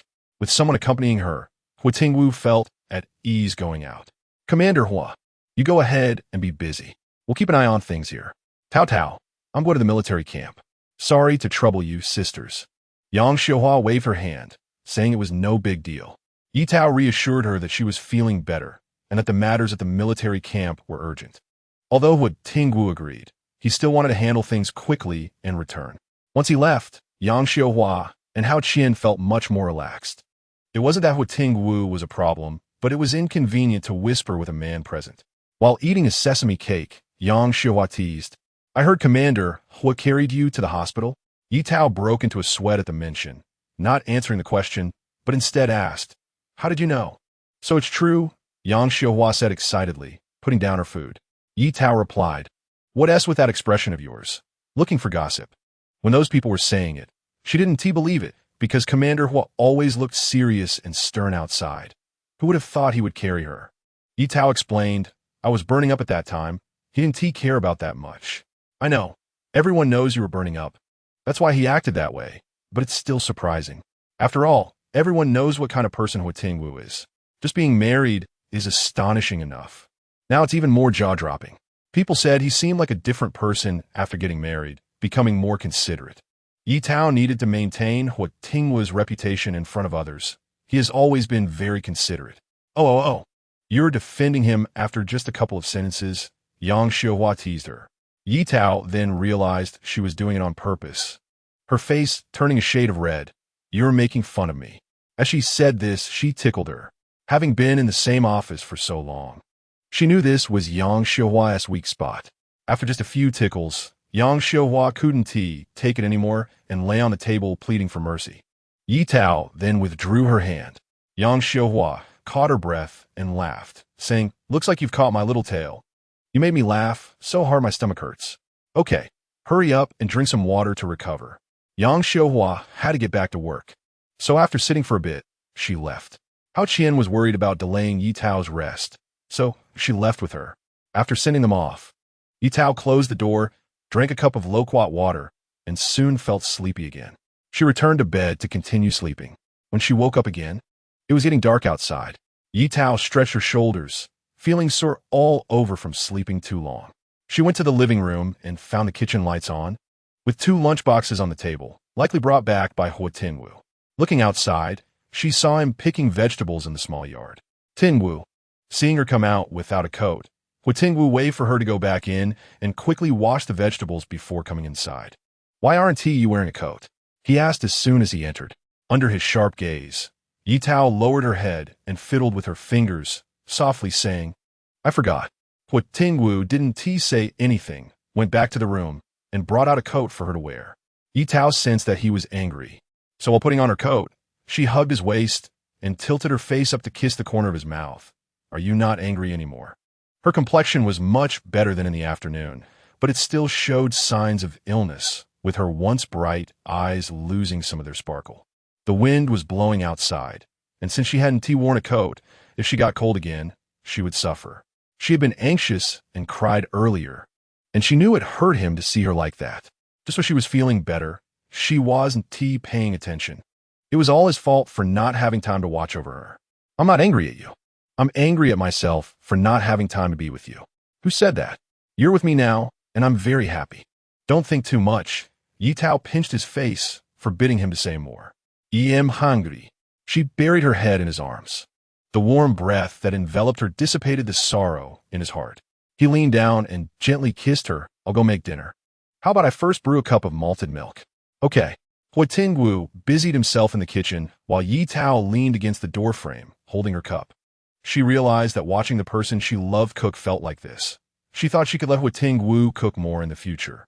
When Huo Tingwu returned from the military camp, he also stopped by the cafeteria to get some dishes, planning to cook a simple bowl of noodle soup for his wife. Once the noodles were ready, he put them in the pot. He rolled them thin, and they would be done after boiling for about 7 or 8 minutes. He added some lard and seasoning to the bowl, put in the noodles, ladled some broth over, and briefly blanched some greens in the remaining water. A simple bowl of noodle soup was ready. Time to eat. Ye Tao sat at the table, opened the lunchbox, and looked at the light dishes, suddenly feeling like she could skip eating. However, her stomach was not cooperative and grumbled. Fortunately, Huo Tingwu's cooking was quite good. She finished the bowl of noodle soup cleanly, with no broth left. "Do you want to eat more?" Huo Tingwu asked, seeing that she enjoyed it while his own bowl had hardly been touched, worried that she wouldn't have enough. Ye Tao shook her head. "I'm full."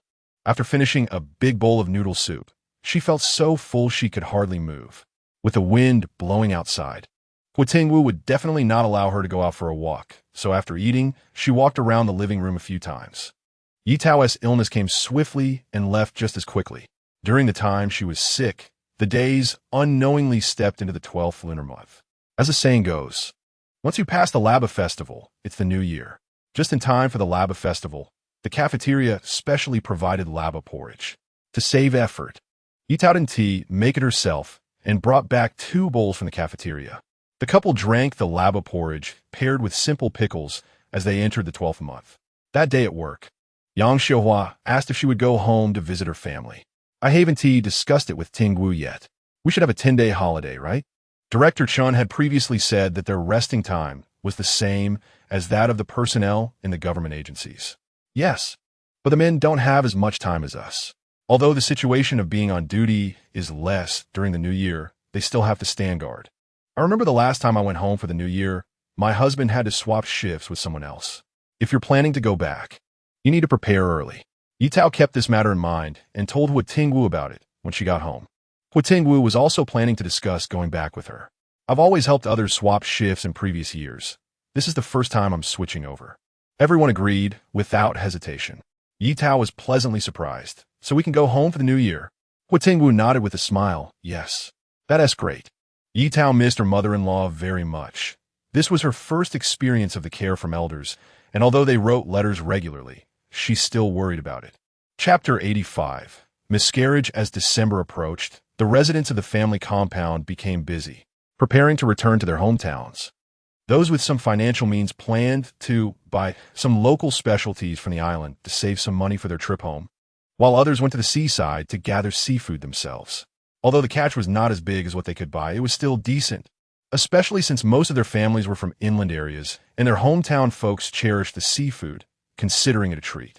Ye Tao, are you and Commander Huo going home for the new year?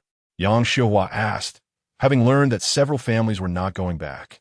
Sulan's family of 3 had just returned last year and decided not to go back this year, while Zhou Chonli had to be on duty, which meant he would also spend the new year on the island. Hao Qian's family was not based in the city, and her relationship with her in-laws was not great, so the couple had decided to stay on the island. Others lived nearby and could return home easily. After calculating, it turned out that only she and Ye Tao were far away. In fact, Ye Tao was even farther. It took her 2 days and nights by train to reach home, which was closer than Ye Tao's hometown. She wanted to go back, but it ultimately depended on the army's arrangements. The shift changes had not been confirmed by Huo Tingwu, and Ye Tao was afraid of unforeseen circumstances, so she did not make any promises. That was true. Soldiers should prioritize their duty to the army. If they were needed on duty, they would have to spend the new year in the military this year. While the two were chatting, Ma Qiuxia rushed to call them outside. Seeing her anxious demeanor, Ye Tao and Yang Xiuhua did not dare to delay and quickly followed her. Once they exited the gate, they saw Director Chen running ahead, accompanied by a military spouse. Deputy Director Ma, what happened? Yang Xiuhua asked, her anxious nature surfacing as she sensed the urgency of the situation. Ma Qiuxia spoke rapidly while walking. Peng Alian was pushed onto a rock by her mother-in-law, and there's a lot of blood under her. Ye Tao was shocked. What about her mother-in-law? Why isn't she taking her to the hospital quickly? Yang Xiuhua replied, Ye Tao, you don't know the situation with Peng Alian's family. She began to explain in detail.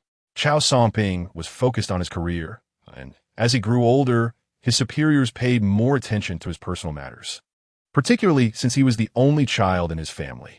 Eventually, he was introduced to Peng Alian, and they fell in love at first sight, quickly submitting their marriage application. Originally, it was a beautiful affair, but it soured because of Captain Chao's mother. Initially, Li Fengyi was happy when she learned that the military leadership was arranging a marriage for her son, feeling it showed their regard for him. However, upon meeting Peng Alian, she was not pleased. In her eyes, Peng Alian was too thin, with a small chest and small hips, which meant she might not be able to bear a son. She pressed Chao Songping to consider canceling the marriage. Chao Songping would not hear of it. He and Peng Alian were in love, and it was a passionate time for them. He refused to part ways with her, arguing that her concerns were unfounded and rooted in feudal thinking. Seeing her son so determined, Li Fengyi dared not say much more, but after the wedding, she kept a close watch on Peng Alian's belly, determined that if she did not give birth to a son, Chao Songping would have to divorce her. Not feeling secure, leaving Peng Alian at home, Chao Songping brought her along to the island after they married. At first, During the new year, they would return to visit, but as time passed, Li Fengyi grew increasingly impatient, feeling hopeless for her grandson, and her comments became cold and sarcastic. Chao Songping did not care whether they had children. He loved Peng Ailian as a person. This situation caused Peng Ailian to often cry secretly. Seeing his wife so distressed made Chao Songping uncomfortable. From then on, he sent money home regularly and never returned. So why is Peng Ailian's mother-in-law here now? Despite her feudal mindset, the elderly lady was quite educated, having once served as a maid to a landlord's daughter and learned a few characters. She found her way here through letters from Captain Chao. As she came to visit her daughter, no matter how much Chao Songping disliked her, he could not send her away, and thus the elderly lady stayed. Peng Ailian was always careful to serve her mother-in-law, afraid of making a mistake and provoking her anger. Li Fengyi not only stayed silent upon arrival, but also brought with her a so-called secret formula for childbirth, forcing Peng Ailian to drink it every few days. During this time, Chao Songping was on a mission and was unaware of these events. Moreover, Peng Ailian did not want to trouble him with family matters and endured it all. Fortunately, she had her job, allowing her to escape being around her mother-in-law, and the time spent at work was her most relaxed and happiest time. When Director Chun was called out, he seemed to be in a hurry, suggesting something serious had occurred. When Ye Tao and the others arrived, they found many military spouses gathered at Peng Ailian's doorstep. "Let's all lend a hand. We need to get Ailian to the hospital," Director Chen said. Immediately, the nearby military spouses rushed to get their carts. It wouldn't do for her to lie flat on the cart alone.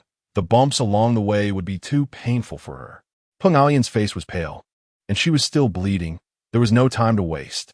Ye Tao did not bother to ask for her permission and said, "I'll go find some bedding to lay under her." Peng Ailian still had a bit of consciousness left and weakly said, "There's bedding in the big wardrobe in the bedroom." Ye Tao dashed to the bedroom, found the bedding, and as she reached the door, she was stopped. Li Fengyi blocked her way with her arms on the door frame, saying, "How can you waste such good cotton bedding? Hurry up and put it back. Otherwise, I will report you." Ye Tao rolled her eyes, too lazy to argue with her, and pushed her aside with force, joining the others to take Peng Ailian to the hospital. Li Fengyi, seeing them ignore her, felt humiliated and sat down wailing. The nearby military spouses exchanged glances, showing disdain. With a mother-in-law like that, Ailian truly had a hard life. No one present sympathized with Li Fengyi. They were all women and understood the struggles of being a woman. Peng Ailian was forced to drink all sorts of strange medicines daily, causing her face to turn pale, yet she still had the nerve to complain. Li Fengyi sat on the ground for a long time without anyone helping her. When she looked up, she realized that the crowd gathered at the door had left at some point. Angrily, she stood up, wiped her tears, and stomped her feet in frustration. Chao Songping was training soldiers on the field when a duty soldier ran over to inform him that his wife had been sent to the hospital. He hurriedly asked for leave from the commander. By the time he arrived at the hospital, Peng Ailian had already been taken into the operating room. When Director Chun saw his anxious demeanor, he wanted to scold him but held back, saying instead, "Captain Chao, Ailian has been married to you for so many years. She has her hardships too. It's not easy for her at home either, managing work and household matters. Marriage requires mutual understanding. You know very well that your mother and Ailian do not get along. Why didn't you send her back sooner? Now that this situation has arisen, what do you plan to do?" Chao Songping was confused but grasped one point. He was at fault. He had intended to send his mother back, but she refused. Did she do something again? During this time, Ailian had been in low spirits, and he noticed something was off, but the army was busy with training, and with the new year approaching, there were competitions between camps. He wanted to achieve results, and had been focused on military matters, neglecting her feelings. It was all his fault. He knew something was wrong, but didn't ask more questions. Captain Chao felt deeply regretful. Chapter 86. Can't escape. What on earth did my mother give Ailian to drink? The doctor said there was a major hemorrhage, and she was still in critical condition. We would have to wait for the doctor to come out to know the specifics. Chao Songping was astonished. My mother made Ailian drink something again? Again? Ye Tao asked. Does Captain Chao mean that this has happened before? Chao Songping nodded in pain. It was when they had just started dating. His mother disapproved of Ailian's frail health and gave her medicine to help her recover. At that time, Both he and Alian didn't think much of it, and even felt it was a sign of concern for them.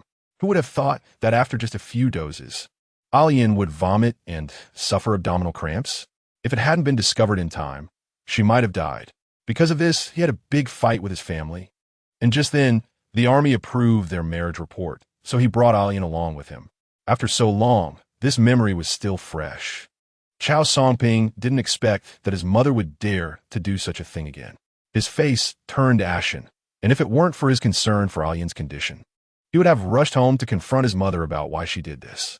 He squatted against the wall in the corridor, holding his head and regretting not having the heart to send his mother away sooner. The lights in the operating room went out, and the doctor pushed the door open, taking off his mask. Who was the patient's family?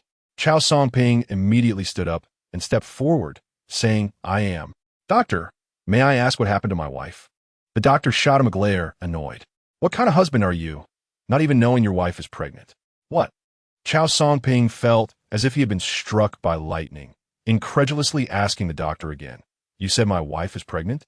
Seeing that his expression seemed genuine and that he really didn't know, the doctor, noticing the mud on his military uniform, which suggested he had rushed over from training, softened his tone.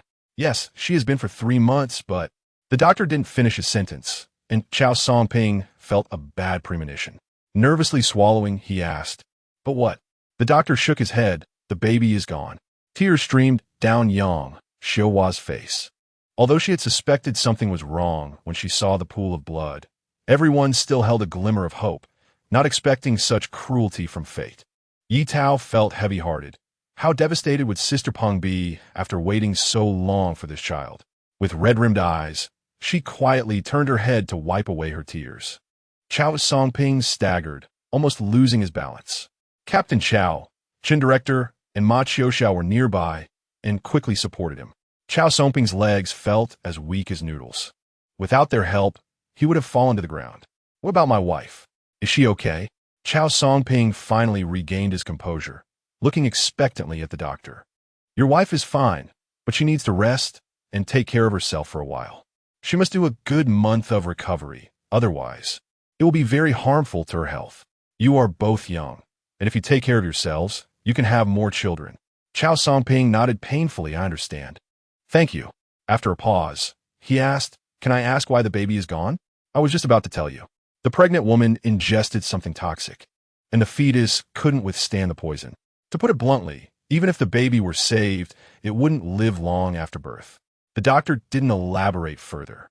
The fetus had been exposed to too much toxin, and even if it survived birth, it might not grow normally, could die early, or might be disabled. The side effects of the medication were unpredictable. Seeing that Chao Songping was in a bad state, Ye Tao hurriedly asked the doctor, "When will the patient come out?" "Soon. The nurse is helping her with her wounds. She will be out shortly. You should go handle the hospitalization procedures first." After the doctor finished speaking, he left. "Captain Chao, you go handle the hospitalization first. We will wait here for Sister Peng," they urged. Chao Songping replied in a daze, "Okay, thank you." After saying that, he staggered away. Yang Xiuhua looked at his back and said, "He won't do something foolish, will he?" Ye Tao replied, "I don't know. I hope this time he can make up his mind to send his mother away. Otherwise, it would not only be unfair to Peng Alian, but also to the child who left this world too soon." When Peng Alian was pushed out, she was still in a state of unconsciousness. Ye Tao and the others helped her back to the ward and prepared to leave. Before they left, Chin Director reminded Chao Songping to take good care of Peng Alian and to reach out to the organization if needed. Chao Songping solemnly expressed his gratitude to them. The bedding was soaked with blood and could no longer be used. When Chao Songping saw it, his vision darkened, and he felt a pain so intense he could hardly breathe. How much pain must Alian have felt after losing so much blood? He regretted not asking her in time what had happened. He shouldn't have neglected her because of military matters. Clearly, he noticed something was off with her emotions. Why didn't he ask a couple more questions? If he hadn't agreed to let his mother stay, would all of this have happened? No matter how much he regretted, it wouldn't change the current situation. There was no medicine for regret in this world. On the way back, Ye Tao felt heavy-hearted for Peng Alian. She couldn't help but wonder how she would handle such a situation if it happened to her. This question troubled her. When Huo Tingwu returned, He saw her sitting in the yard in a daze, wearing an expression he had never seen before, confusion. Huo Tingwu's heart tightened, and he hurried over to ask what had happened. Ye Tao told him about Peng Alian's situation and shared her doubts. Huo Tingwu cupped her face, locking his gaze on hers, and said seriously, "You are not Sister Peng, and I am not Chao Songping. We won't encounter such situations." "What if?" "There won't be a what if. Tao Tao, don't think like that. Everyone has different fates. Maybe something bad will happen at some point, but the sun always shines after the storm." After this incident, if Chao Songping still can't bring himself to send his mother away, his marriage with Sister Peng may come to an end, which might not be a bad thing for her. He gently stroked her face with his fingers, his eyes filled with concern. Ye Tao realized she was overthinking things. She embraced him, resting her face against his chest, and said in a muffled voice, "I understand. Tingwu, we need to take care of each other, and we should grow old together." Huo Tingwu kissed her hair and gently said, "Okay, I will listen to my wife." The news of Peng Alian's miscarriage quickly spread through the family quarters, and everyone was furious, knowing that the couple had longed for a child. They were shocked that it ended this way. For a time, Li Fengyi became the target of everyone's scorn in the family quarters. Hearing the rumors, Li Fengyi shrank back at home, afraid to go out. However, some things cannot be avoided. Chapter 87 Mother-Son Quarrel. When Chao Songping returned home, Li Fengyi had already prepared a table full of dishes. "Songping, you're back. Hurry up and eat. I made your favorite braised potatoes." Li Fengyi thought he had just returned from the military camp and was unaware of Peng Alian's hospitalization. She had already prepared an excuse in case her son asked. She would say she was feeling unwell and was getting in four at the hospital, that she had already eaten and would be back after the four was done. At that time, she would scold Peng Alian and tell her not to say anything inappropriate in front of her son. This was not the first time she had done such a thing. It had happened before, and her son had never found out. She felt confident and spoke without hesitation. Chao Songping looked at the table full of dishes, his expression darkening, his eyes devoid of warmth, as if a storm was brewing. "Where is Alian?" Li Fengyi recited the excuse she had prepared. She accidentally fell and is feeling unwell at the hospital, getting in four. "Enough about her. You've had a long day. Sit down and eat." She sat down with her bowl and chopsticks.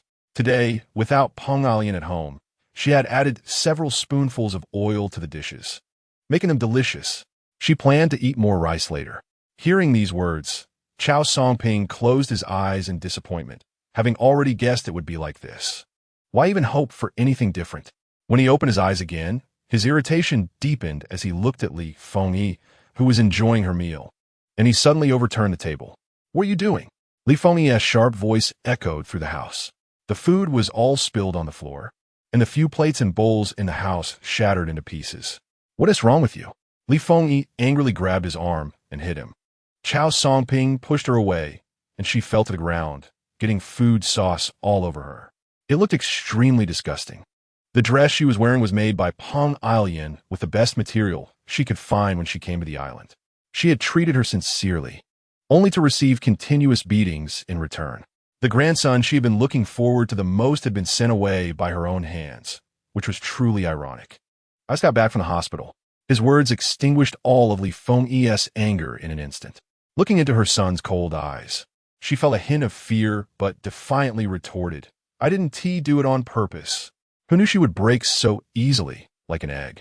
This afternoon, when she had gone out for a walk, everyone was afraid to speak in front of her, whispering behind her back.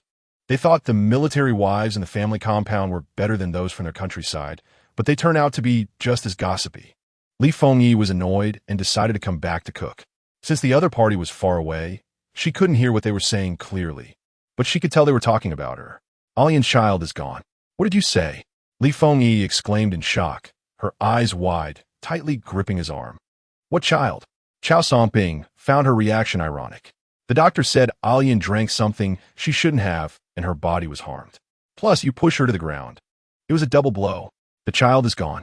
Li Fengyi felt as if she had been struck on the head, her vision spinning. How could that be? That medicine was specifically for having a son. Many people in our village have taken it without any issues. Why did it happen to her? Even at this moment, she was still stubborn. "I've already bought you a boat ticket. Tomorrow morning, I'll send you back home." "Why should I go? I haven't stayed long enough." She had just come, and she couldn't go back yet. Before coming, she had boasted to the villagers that she wouldn't return until at least 3 months had passed. Now, after just over a month, returning would only lead to ridicule. Hearing her reasoning, Chao Songping laughed in anger. I'm informing you, not discussing it with you. The child is gone. Alian has suffered such a blow, and you don't even have a word of concern, only thinking about your own face. Li Fengyi pouted, knowing she shouldn't have spoken her mind. From now on, I will send money home on time, and we don't need to contact each other anymore. What do you mean? You want to cut ties with me? Li Fengyi couldn't believe he would be so heartless. Yes. Li Fengyi felt as if she had been struck by lightning. After a moment, her chest was filled with rage. I raised you through thick and thin. You're driving me away for your wife. Is there any justice in this? As she spoke, she tried to leave. I'm going to find your leader and complain. Go ahead. Everyone knows what you've done. Do you think they will believe you or me? This sentence successfully intimidated Li Fengyi. As long as you step out of this door, don't expect to get a penny. It must be said that this sentence grasped Li Fengyi's lifeline. How could one live without money? She withdrew her foot and lowered her head, mumbling, I'll leave tomorrow. Chao Songping didn't look at her again and went to the kitchen to make some brown sugar fried eggs to take to the hospital. Before leaving, he didn't spare her a glance. Li Fengyi was afraid he wouldn't give her money, so she obediently tidied up the house. Early that morning, Li Fengyi was packed up and sent back to her hometown. When Ye Tao arrived at the office, she learned from Yang Xiuhua about the outcome of the situation. She couldn't help but sigh. Sister Alian really has it tough. What if Li Fengyi comes back in the future? Yang Xiuhua replied, Li Fengyi has become notorious. Plus, Captain Chao has already spoken to the doc. She wants to be able to come back to the island. I hope Sister Alian gets better soon. Yang Xiuhua said, the mother-in-law and daughter-in-law relationship is always a difficult issue. Just look at me. Although I get along well with my mother-in-law on the surface, we often give each other the cold shoulder privately. When we're together, it's either she doesn't like me or I don't like her. After I learned the standards for my husband's military service, I immediately packed up and came with the kids. Here, my mother-in-law can't interfere. She is illiterate and gets carsick, so she hardly comes over once a year or so. You can imagine how happy I am, and even sending money home feels good. After Yang Xiuhua finished speaking, she looked at Ye Tao, who had never said anything bad about her mother-in-law. You two must get along well, right? Everyone knew about her frequently sending things home. My parents didn't treat me well, and I have a twin sister. They only like her, not me. After marrying Tingwu, I finally understood what family feels like. My mother-in-law treats me very well, sending me delicious food and fun things. In my heart, she is even closer than my own mother. In just a few sentences, Yang Xiuhua found it hard to listen, fearing that Ye Tao would be saddened by the past, and quickly changed the subject. Let us go to the hospital to see Alian later. I hope she can quickly overcome her shadows and regain her spirits. She definitely will. With Captain Chao standing on the same side as Sister Peng and with him by her side, she believed Sister Alian would soon clear the clouds in her heart and embrace a new life. Chapter 88, Digging One's Own Grave. After Peng Alian was discharged from the hospital, she quickly regained her usual smile, which relieved Chao Songping and the military wives in the family compound. As fellow women, they understood how difficult it had been for her. Fortunately, a piece of news soon overshadowed this matter. The cultural troupe is coming to perform. On her way home, Ye Tao ran into Su Lan, and the two walked home together. Yes, I heard they're coming to our island for a visit before the new year, and today is the last performance. Ye Tao had never seen a performance by a cultural troupe before. She was filled with curiosity when she first heard about it, and now she was excited to see it in person. You're so excited. The cultural troupe is made up of people too. They have 2 eyes and a mouth just like us. To be honest, their lead dancer isn't even as pretty as you. That Qin Shuang used to have a thing with Captain Huo. Sulan do. What happened with Tingwu? Ye Tao was only getting into the story and felt unsatisfied. Could it be that they were once close? No. Sulan ziplit imeditan. It was all her fault for being too quick with her words. She blamed it on Zhou Chongli for influencing her, feeling a pang of regret. Back at home, Zhou Chongli sneezed for no reason. Who's talking bad about him? Ye Tao laughed and said, it's fine, I'm not mad. You can tell me about their situation. She hooked her arm around Su Lan's looking all ears. Don't smile so frighteningly. I can't tell you anything like this. Sulan rubbed her goosebumps on her arms. Is it really that exaggerated? Ye Tao touched the corner of her mouth. Sulan nodded firmly, saying, not all like you. More like a villain from a movie. Ye Tao. All right, stop changing the subject. Just get on with it. Only then did Sulan start talking about Qin Shuang and Huo Tingwu. It was really just a story of unrequited love. During a performance, Qin Shuang saw Huo Tingwu and fell for him at first sight, secretly harboring feelings for him. She got introduced to him through someone else. But Huo Tingwu showed no interest and politely declined. As the lead dancer of the cultural troupe, Qin Shuang was used to being pursued and admired. This was the first time someone had rejected her. She had her own pride. It was hard to find a three-legged frog, but there were plenty of two-legged men. As long as she waved her hand, a whole company of men would be waiting for her. Yet sometimes, the more unattainable something is, the more restless one becomes. Qin Shuang put on a stern face and asked for another introduction, but was still rejected by Huo Tingwu. She felt utterly humiliated and decided to apply for a tour in another city, not returning to the island. Is she performing this time? Yes.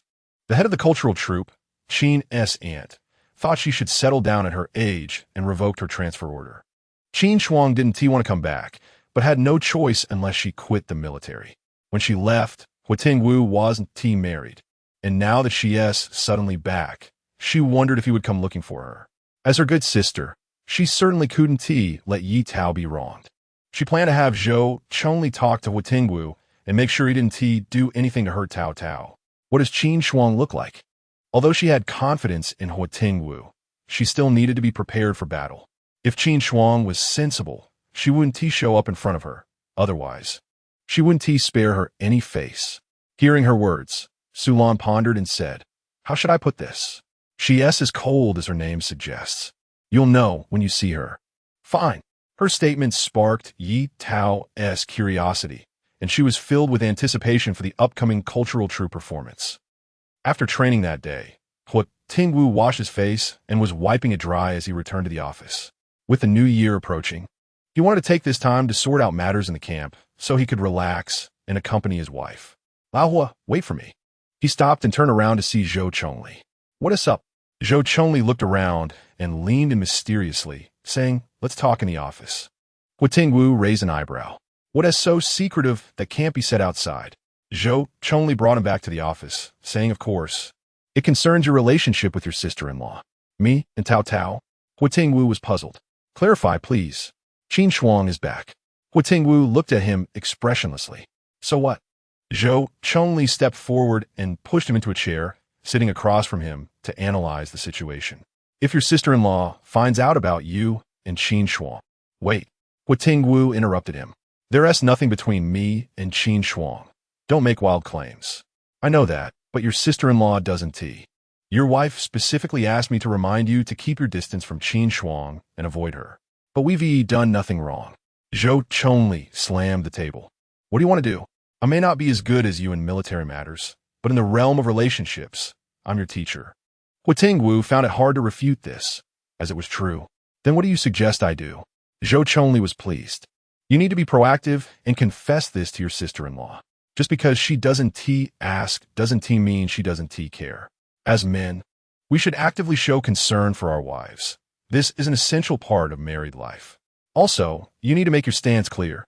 You only like your sister-in-law, and everyone else is just a passing cloud. Zhou Chongli passionately gave him a lesson. After saying that, his throat was dry, and he drank a whole kettle of water, collapsing in his chair, weakly asking, did you get that? Huo Tingwu pursed his lips. Are you done? Of course. This is all the experience I've accumulated over many years of marriage, shared with you. How about that? Your brother treats you well, right? Zhou Chongli was quite pleased with himself, thinking, see, even you have things you're not good at. You should know that he has relied on this experience to love Sulan for many years. But what you said is exactly how it's been between me and Tao Tao. What did you say? Zhou Chongli felt struck down. Huo Tingwu leaned back, resting against the chair back. Since we got married, I've never hidden anything from her. When she is unhappy, I comfort her. When I'm unhappy, she cares for me. Anything related to her, I keep in mind, and she remembers the dishes I like to eat. Huo Tingwu continued to speak at length. Zhou Chongli went from shock to expressionless, ultimately collapsing in his chair, feeling numb. Turns out they were worrying for nothing. Initially wanting to give Huo Tingwu a lesson, he ended up being fed a mouthful of dog food instead. Zhou Chongli felt emotionally and physically hurt and needed to remedy the situation.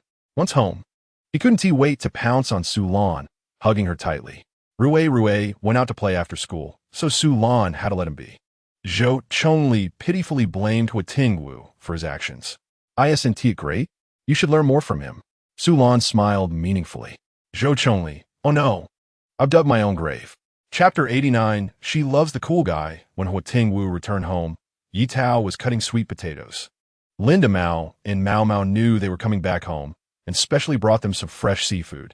The sweet potatoes were grown in their own fields, thriving in the unique sandy soil of the island, soft and delicate in texture, yet sweet and fragrant.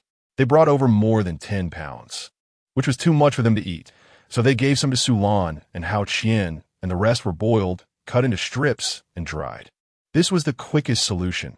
After drying, the moisture was reduced, making it lighter to carry back. Lin Mao brought 2 full bags of seafood, and Ye Tao thought it wasn't easy for them to go out to sea, so she wanted to pay him for it.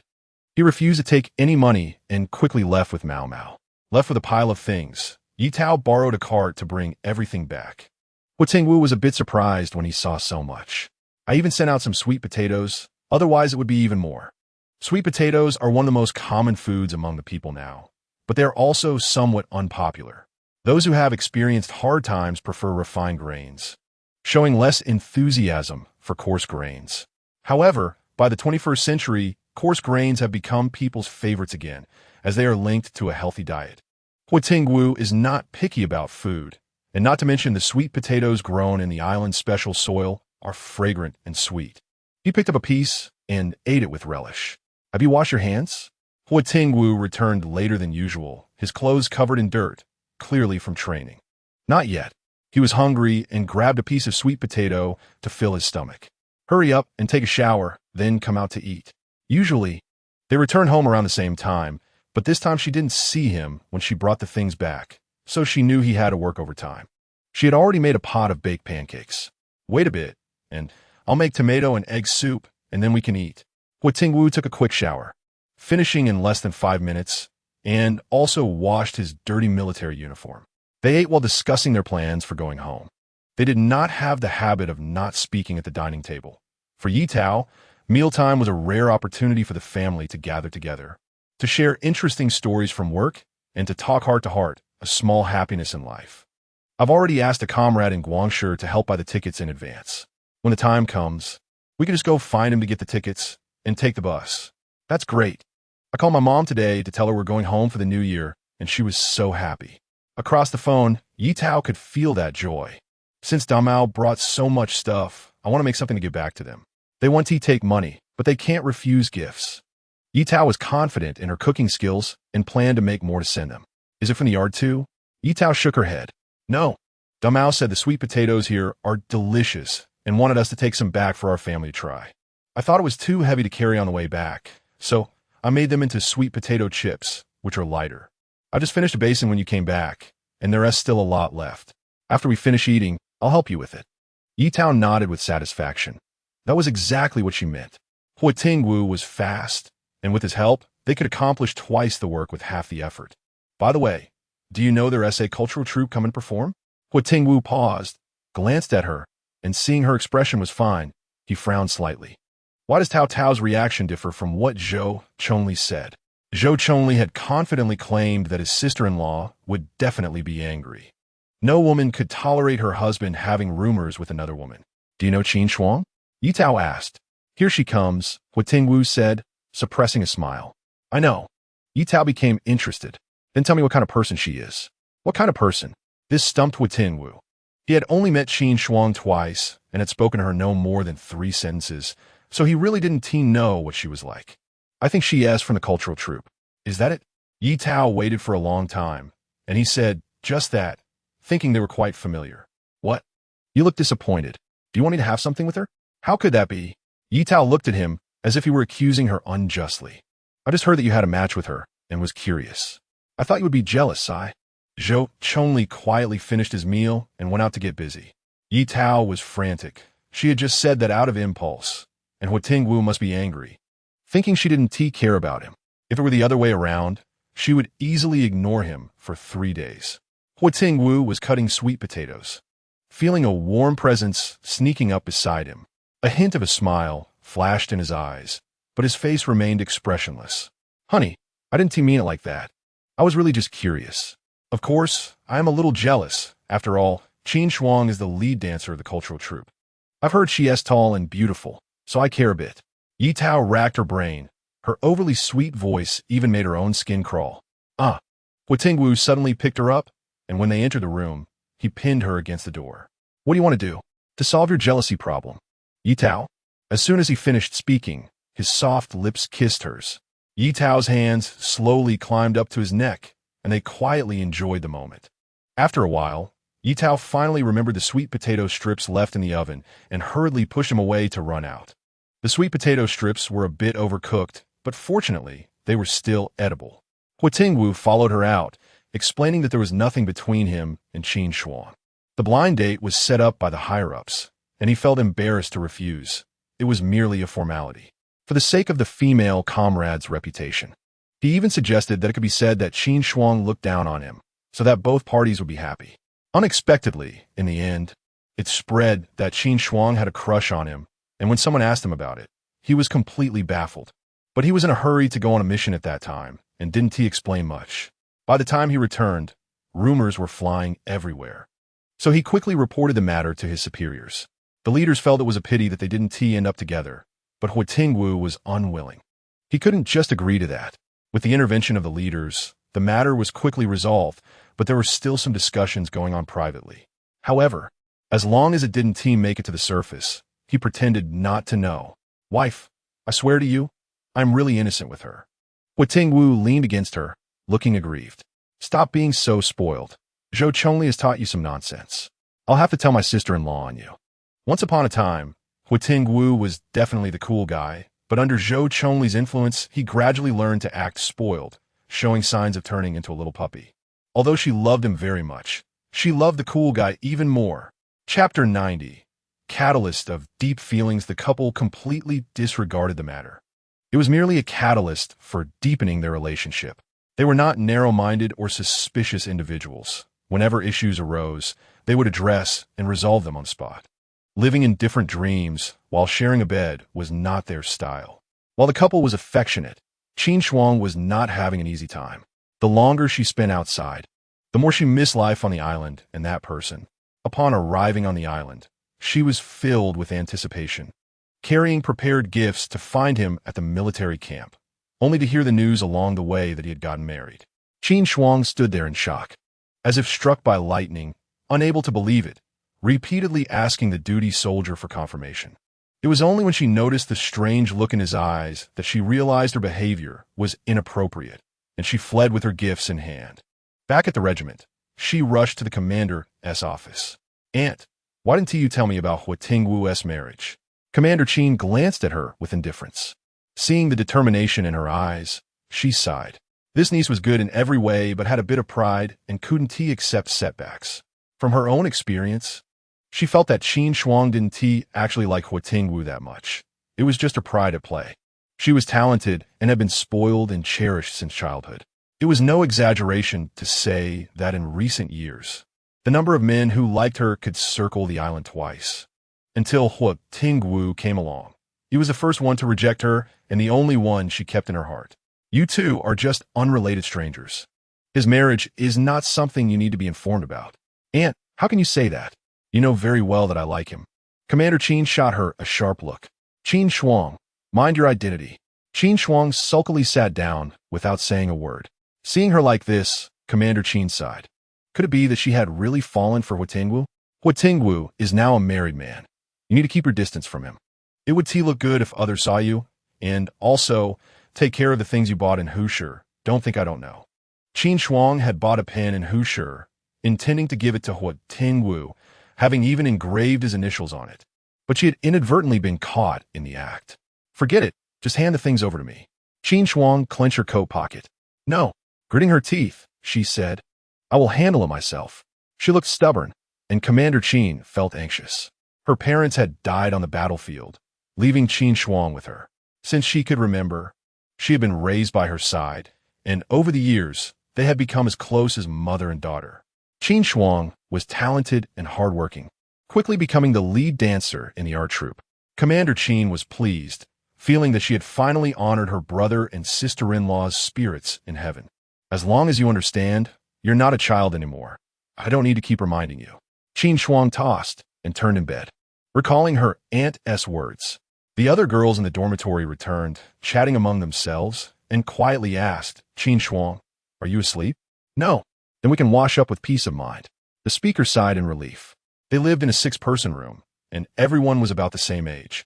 They usually got along well, but Qin Shuang's proud personality and her relationship with the commander led to a poor impression of her among them. "Have you all heard? Commander Huo's bride came from the countryside." Another person nudged her shoulder, indicating that Qin Shuang was still present. "It's fine. Qin Shuang and Commander Huo don't have anything going on.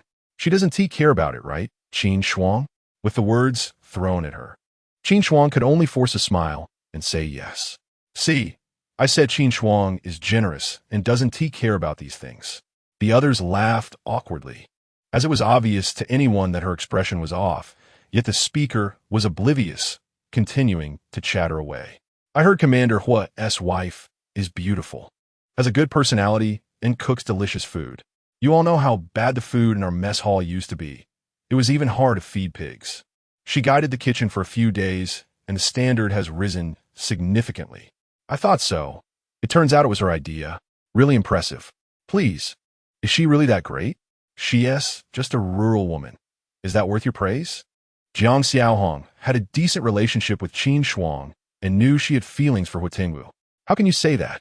What is wrong with being from the countryside? The food you eat is grown by rural folks, so if you have the ability, don't eat it." "Hey, you want to argue, huh?" The two were at each other's throats, escalating the absurdity of their conversation. "Who doesn't know you, Jiang Xiaohong? You're good at currying favor. Is this little matter worth you acting like a sycophant?" Everyone was afraid of Qin Shuang, but Jiang Xiaohong was not. "So what if I am? In the end, you are just a connection. I look down on people like you the most." "Enough. What are you arguing about?" Commander Qin's dormitory was not far away. She had just returned from the office and heard the female soldiers quarreling. As soon as she entered, the previously noisy dormitory fell silent, and everyone lowered their heads, afraid to speak. Commander Qin had never married, dedicating her entire youth to her dancing career. The art troupe was her labor of love, a place for dancing, a place for realizing dreams, not a place for them to argue. "You are all selected talents from various places, recommended by your families. Among you are both city folk and rural folk, but that is not the point. You are all equal. The old ways are not welcome here. If you don't want to rest, go practice dancing. If anyone causes trouble again, don't blame me for being impolite." Her words left everyone even more unable to lift their heads. "Commander Qin, we were wrong. Please don't be angry." The female soldiers of the art troupe respected her greatly, and seeing her angry, they all lowered their heads to admit their mistakes. Seeing them behave, Commander Qin left with a stern face. Once she was gone, the dormitory fell into a dead silence until someone moved to wash up, and only then did the others start to act. Qin Shuang turned her back to them, facing the wall, and pulled out the pen she had hidden under her pillow. Gripping it firmly in her hand, a glimmer of determination flashing in her eyes. The time for the art troupe's performance soon arrived. The performance took place in the auditorium in the afternoon. To allow everyone time to watch the show, they finished work early. Ye Tao was in a good mood, surprised that the military unit was so understanding. It was far better than her previous job, and she felt she could continue working for another 100 years. The evening's performance included not only dancing, but also singing, poetry recitation, and acrobatics, lasting a total of 2 hours. Ye Tao worried that sitting in the auditorium would be boring, so she prepared a bunch of snacks to pass the time. After packing her things, Ye Tao set out early to claim a good seat, knowing that there would be many spectators. She wanted to secure a favorable position. On the way to Su Lan's house, she called for her to go together. "You brought so many things." Su Lan saw the bag in her hand and felt underprepared compared to herself, wishing she could go back to get more. Ye Tao stupid head.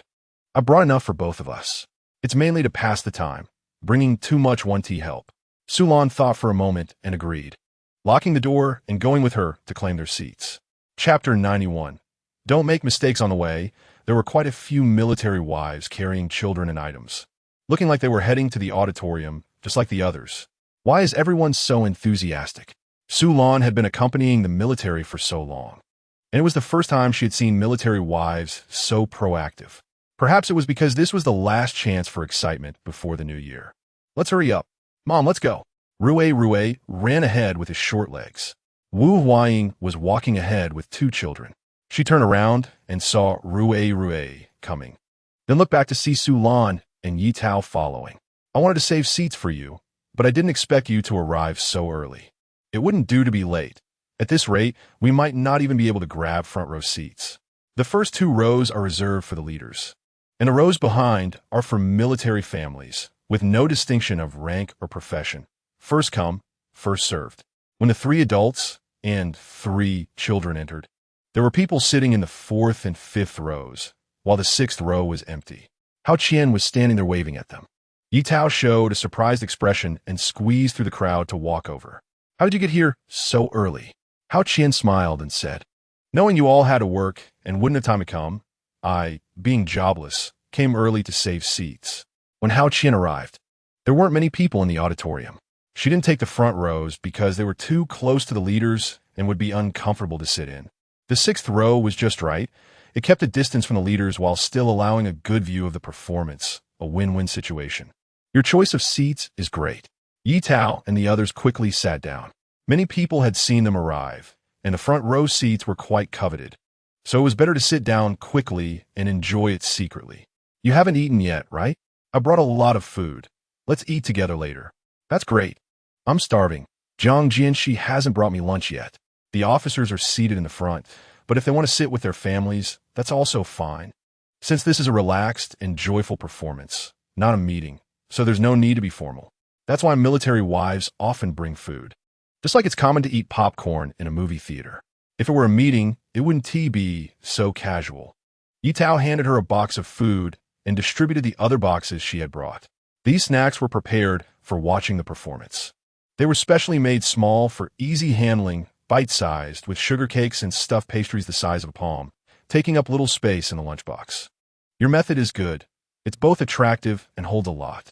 Hao Qian couldn't wait to grab a piece of fried chicken, ever since Ye Tao made it once. She couldn't forget it. She thought that Zhang Jianxi should learn to make it too, so she could eat whenever she wanted. Tao, you prepared so much. Ye Tao used the largest lunchbox, packing everything tightly, making it especially appetizing. Mom, I want to eat. Rue couldn't help but drool at the delicious smell. Sulan stuffed a piece of chicken into her son's mouth and took one for herself. It was delicious. The food prepared by Ye Tao didn't have a strong smell, and with the windows of the auditorium open, there was no need to worry about bothering others. As everyone took their seats, the much-anticipated performance was about to begin. Has your Captain Huo not arrived yet? Hao Qian came back from outside after finishing her meal. She felt embarrassed to eat in front of so many people, so she went out to find a corner to finish eating. Not yet. He should be coming soon. He didn't say he would work overtime today. Ye Tao also wondered. I'll go out and take a look. I'll leave the things here. Okay, go ahead. I'll keep an eye on them. In the auditorium, there was a central aisle dividing the left and right rows. Ye Tao and the others were seated on the left side, near the aisle, which had a lot of foot traffic. Ye Tao stepped out and walked toward the direction of the military camp. Sister-in-law, why aren't you going to see the performance? Zhou Chongli happened to be walking toward the auditorium, and they bumped into each other. Is Tingwu working overtime? I waited for him for a long time and came out to check. Zhou Chongli scratched his head. No, he came out in front of me. After saying that, he sensed something was off. Perhaps he had gone home. I'll go help you check. Ye Tao didn't call him back. She wanted to say that the door at home was locked, so there was no need to go. Zhou Chongli ran off like the wind, and Ye Tao silently retracted her hand. Forget it. Let's go back and watch the performance. He'll come after he's done with his work. Just then, she ran into Sulan, who was coming out to call her. Ye Tao told her what had just happened. It's fine, let him go. He has plenty of energy every day anyway. Ye Tao, No wonder you are a daughter-in-law. Su Lan straightened her back, of course. Let us go back. Otherwise, this little brat Rue will eat everything up. The two of them linked arms and walked back. Suddenly, Ye Tao heard Huo Tingwu's voice and stopped in her tracks. What's wrong? Ye Tao put her finger to her lips and shushed. Did you hear Tingwu's voice? Is there? Su Lan perked up her ears and looked around, as if she really could hear it. Following the sound, the two found the source of the conversation. On the right side of the auditorium was a small garden where people usually walked. Logically, since everyone was supposed to be watching the performance, this place should be empty. Ye Tao and Su Lan, like thieves, quietly crouched behind a green plant to peek, their eyes filled with a thirst for gossip. It really is Captain Hua. Su Lan glanced and said, he's facing Qin Shuang. Ye Tao, Qin Shuang? The lead dancer of the art troupe? Yes. Wasn't she preparing for the performance backstage? Why did she come out? She wouldn't want to. She looked at Ye Tao, who was staring intently in that direction, silently hoping that Captain Huo wouldn't make a mistake. Huo Tingwu frowned at the person in front of him. Comrade Qin, if you have something to say, please hurry up. My wife is waiting for me. Qin Shuang's eyes turned red instantly. Is she really that good? Worth being on your mind? Huo Tingwu frowned, somewhat impatient. If he didn't think about his wife, who else could he think about? If it weren't for Qin Shuang saying Captain Qin wanted to see him for something important, he wouldn't have stopped. Huo Tingwu had previously had a good impression of Captain Qin after working with her on mission. The matchmaking for him, and Qin Shuang was also done by her. Although they didn't end up together, it didn't diminish his respect for Captain Qin. If it's nothing important, I'll leave first. Later, I will talk to Captain Qin. If she has something to discuss with me, I hope it's not through you. Qin Shuang's face turned pale in an instant. In a moment of panic, she grabbed his sleeve and said with a downcast look, do you really dislike me that much? Huo Tingwu furrowed his brows, maintaining a stern face. Yes. Qin Shuang seemed to lose all her strength, slowly letting go of her hand. She was just an ignorant country girl. How could she compare to her? She didn't need to compare herself to anyone. In my eyes, she is the best. Huo Tingwu gently patted his sleeve and turned to leave. Left behind, Qin Shuang's face turned ashen, her nails digging into her palm, her eyes filled with resentment. Initially, she had admired Huo Tingwu, feeling a sense of pride because he was the youngest commander in the military district. As long as he didn't make mistakes, his future would be bright. Little did she expect that he would look down on her so much. A trace of sarcastic smile appeared at the corner of her mouth. Chapter 92. Smooth Talker Xiao Shuang. What are you standing there for? Hurry up and rehearse. Jiang Xiaohong called out anxiously. They were responsible for one of the performances and were doing the final rehearsal before going on stage. Who knew Qin Shuang said she needed to go to the restroom and hadn't returned. Jiang Xiaohong had no choice but to come out and look for her. I'm here. Qin Shuang wiped her face and raised her head, her eyes cold and indifferent. Once the person involved had left, Ye Tao and Su Lan dared to come out. Su Lan breathed a sigh of relief, glad that Huo Tingwu hadn't made a mistake. Otherwise, it would have been too dramatic. So that's Qin Shuang. She's actually quite good-looking. Su Lan shot her a glance. You better be careful. Ye Tao chuckled. Don't worry if Tingwu dares to do anything to let me down. I'll kick him out and find someone younger.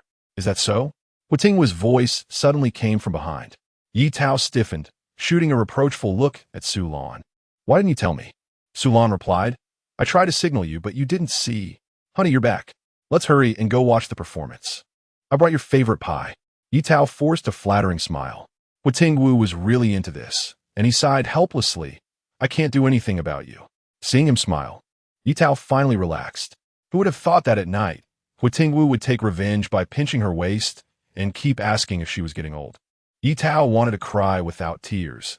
If she had known, she wouldn't have tried to show off. The next day, she lazily woke up, suffering from the after effects of working late, and it was only a little past 7. She held her waist as she sat up, only to realize that her whole body was sore. When Huo Tingwu came in, he saw her puffed up like a little angry bird. Ye Tao snorted and turned her head away from him. Huo Tingwu knew he had annoyed her, and clearing his throat, he stepped forward. Wife, I'm back with the food.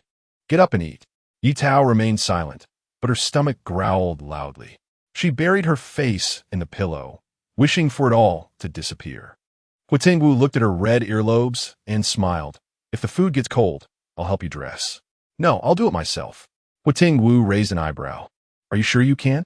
Ye Tao's face turned red, and she gave up struggling, lazily directing him to find the clothes she needed to wear. Huo Tingwu didn't dare to mess around and obediently helped her get dressed. After finishing breakfast and filling her stomach, Ye Tao finally felt a bit more energetic. Huo Tingwu had to be on duty until the day before he left, so he needed to speed up and finish everything during this time. Ye Tao lay in bed for a while, and Su Lan came over with her son. Look at you. You must have suffered last night, right? Su Lan disait. Ye Tao's face turned red, and she turned to look at Rue, seeing that he was focused on the little dog and didn't notice their conversation. The kid is here. Don't say anything silly. I understand. Su Lan giggled knowingly. Ye Tao brought out a plate of dried sweet potatoes that she had sun-dried. These are quite tasty. My family usually just roasts them to eat and doesn't put them in porridge. Zhou Chongli says eating too much makes you gassy. Su Lan was quite helpless about that. But it was true.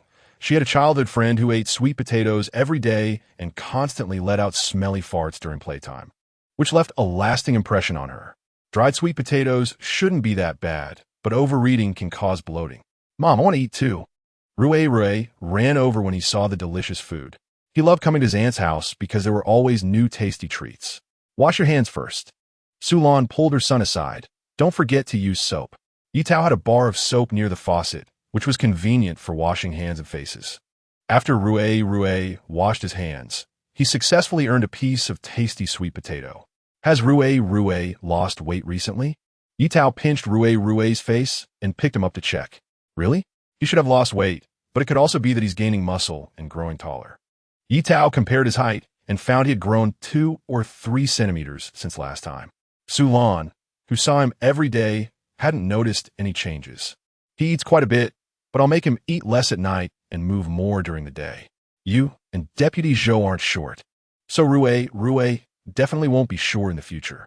Rue nodded in agreement, chewing on the sweet potato, clearly pleased with his aunt's compliments.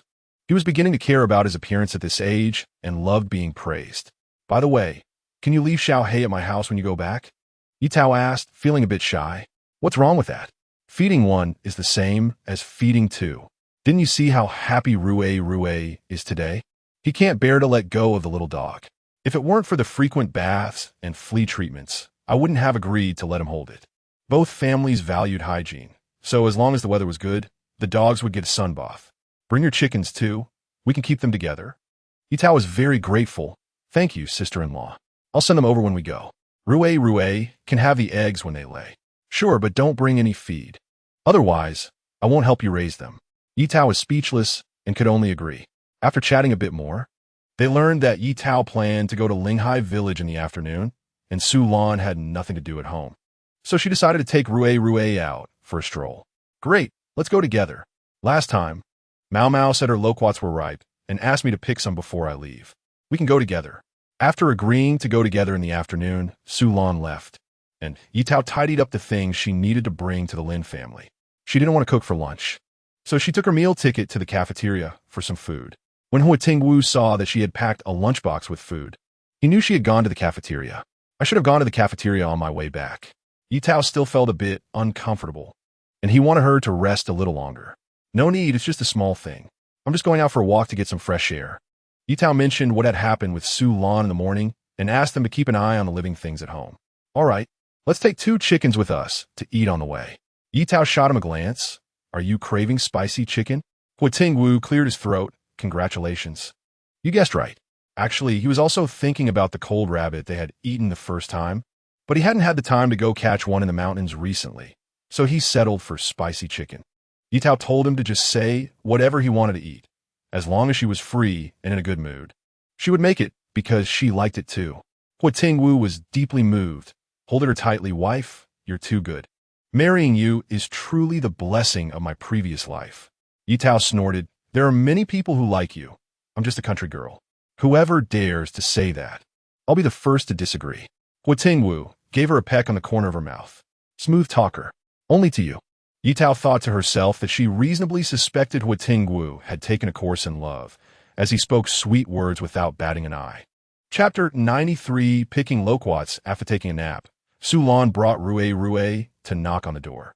Ye Tao tied the items she brought for the Lin family to the back seat of the bike, and Xiao He followed them out. Recently, the little guy has been going everywhere with them. He is usually quite quiet, and Ye Tao is happy to bring him along. The little guy was placed in the bike basket, behaving just like when he was a puppy. Your Xiao He is really well behaved, Su Lan said enviously, unlike Xiao Hua, who makes a fuss if he is not at home for a day. Same mother, but the difference is quite big.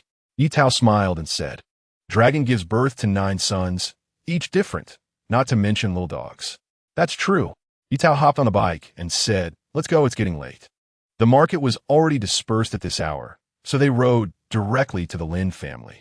Even though it was the new year, the temperature was no different from usual, with a cool breeze blowing along the way. The two rode at a good speed and soon arrived at the Lin family. Mao Mao was digging taro in the vegetable garden with her mother. This year's taro wasn't doing well. It wasn't even the harvest season yet, and it had already been visited by rats many times.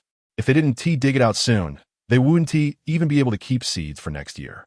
Mao Mao, hearing the familiar voice, Mao Mao looked up at the visitor, her face lighting up with surprise. Sister Yi, you're here?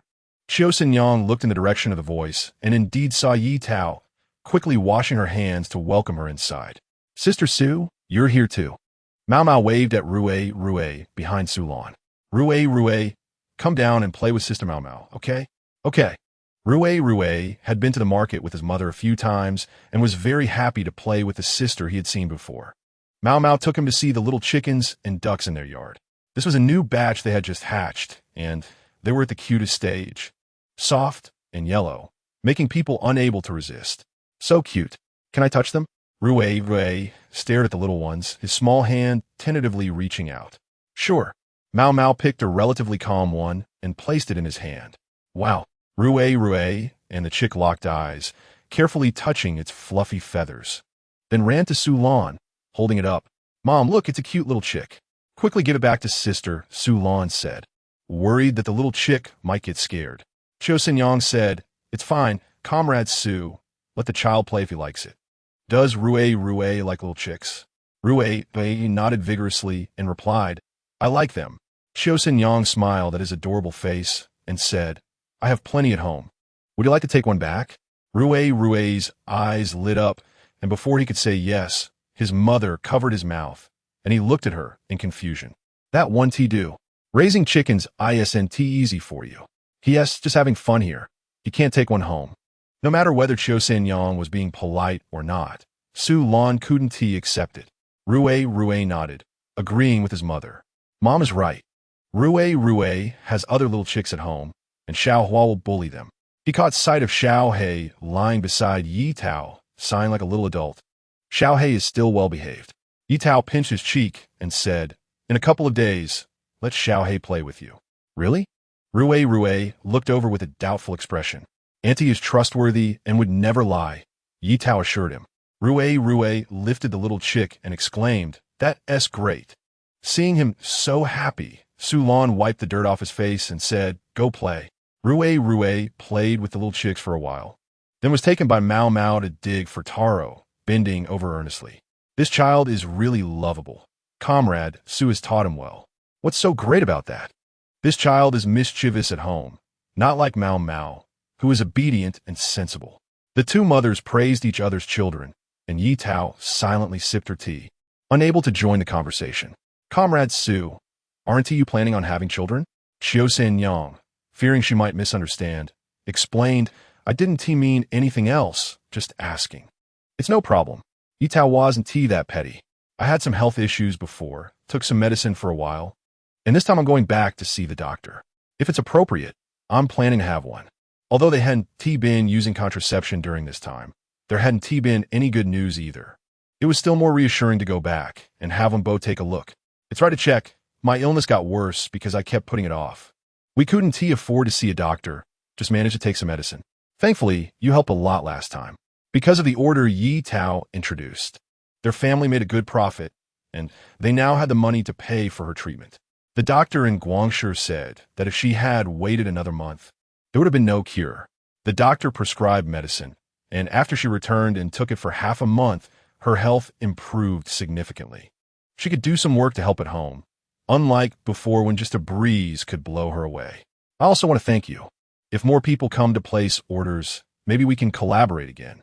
Ye Tao wanted to set up a cooperative specifically for this, but given the current sensitive situation, only public enterprises could do it openly. They could only rely on friends and family to introduce some orders on a small scale. However, the time for reform and opening up wasn't far off. Many people were getting rich riding on this wave, and honest business people like the Lin family might just become one of them. There was still a small patch of taro left to dig. So Ye Tao suggested that they help out. I can do it myself.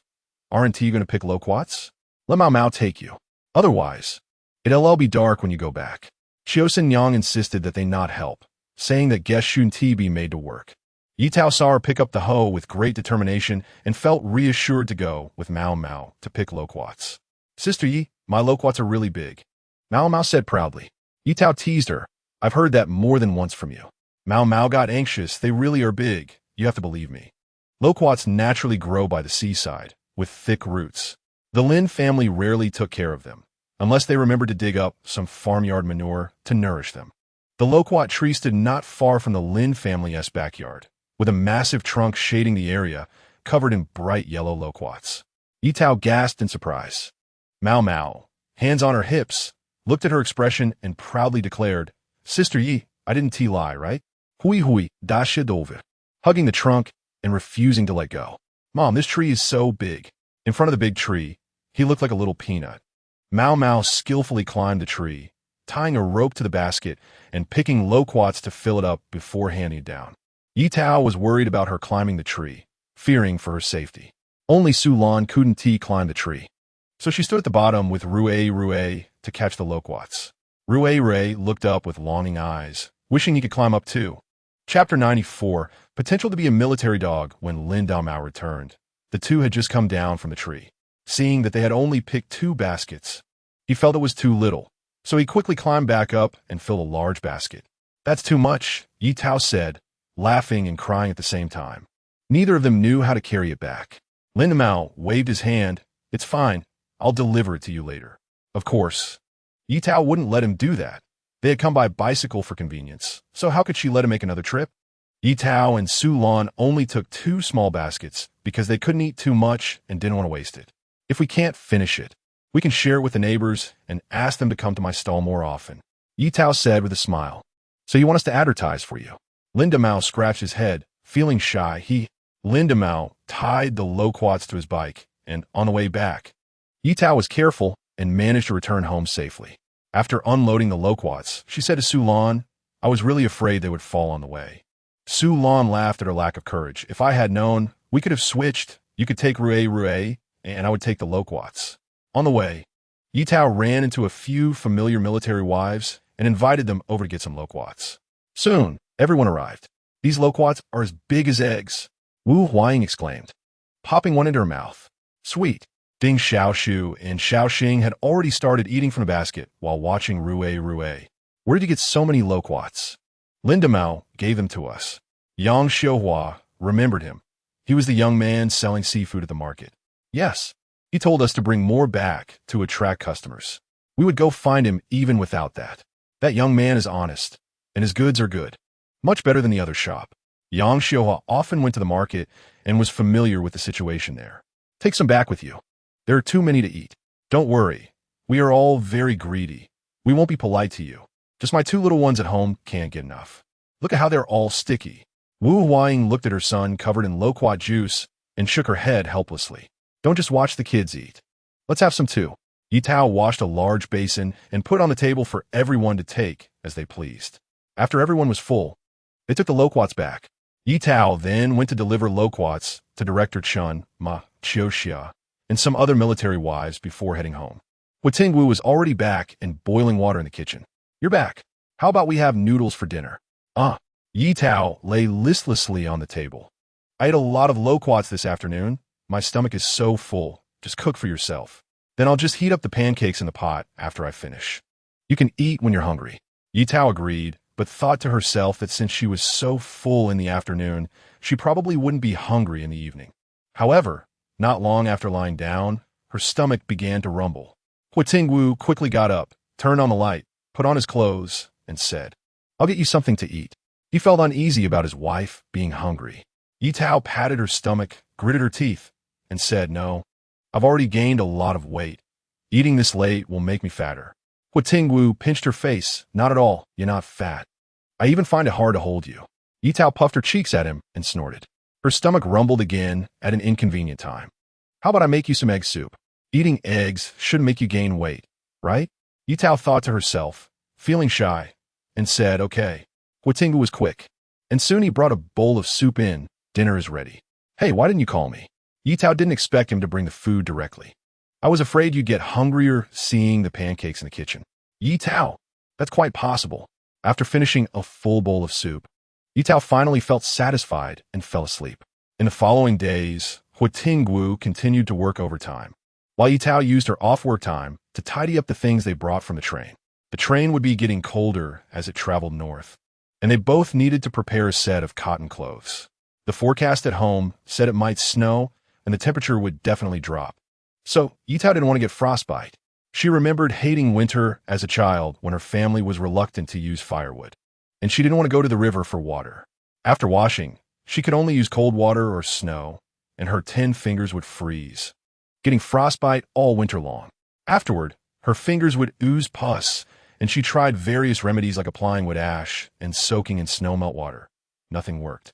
She could only watch as they festered and scabbed over, and while they eventually healed, they left behind ugly scars. She sent some things back to her family in advance. She and Huo Tingwu were not people who could endure hardship without eating, and sending things back home was not expensive, well within their means. After sending the items, they only needed to carry light clothes and food, ready for a simple journey. The day before their departure arrived quickly. Ye Tao bid farewell to the small animals at home, took Xiao He by the leash, and carried the chicken coop to Su Lan's house. Xiao Hua was restless, tearing up the house and digging holes in the vegetable garden, while Su Lan was scolding.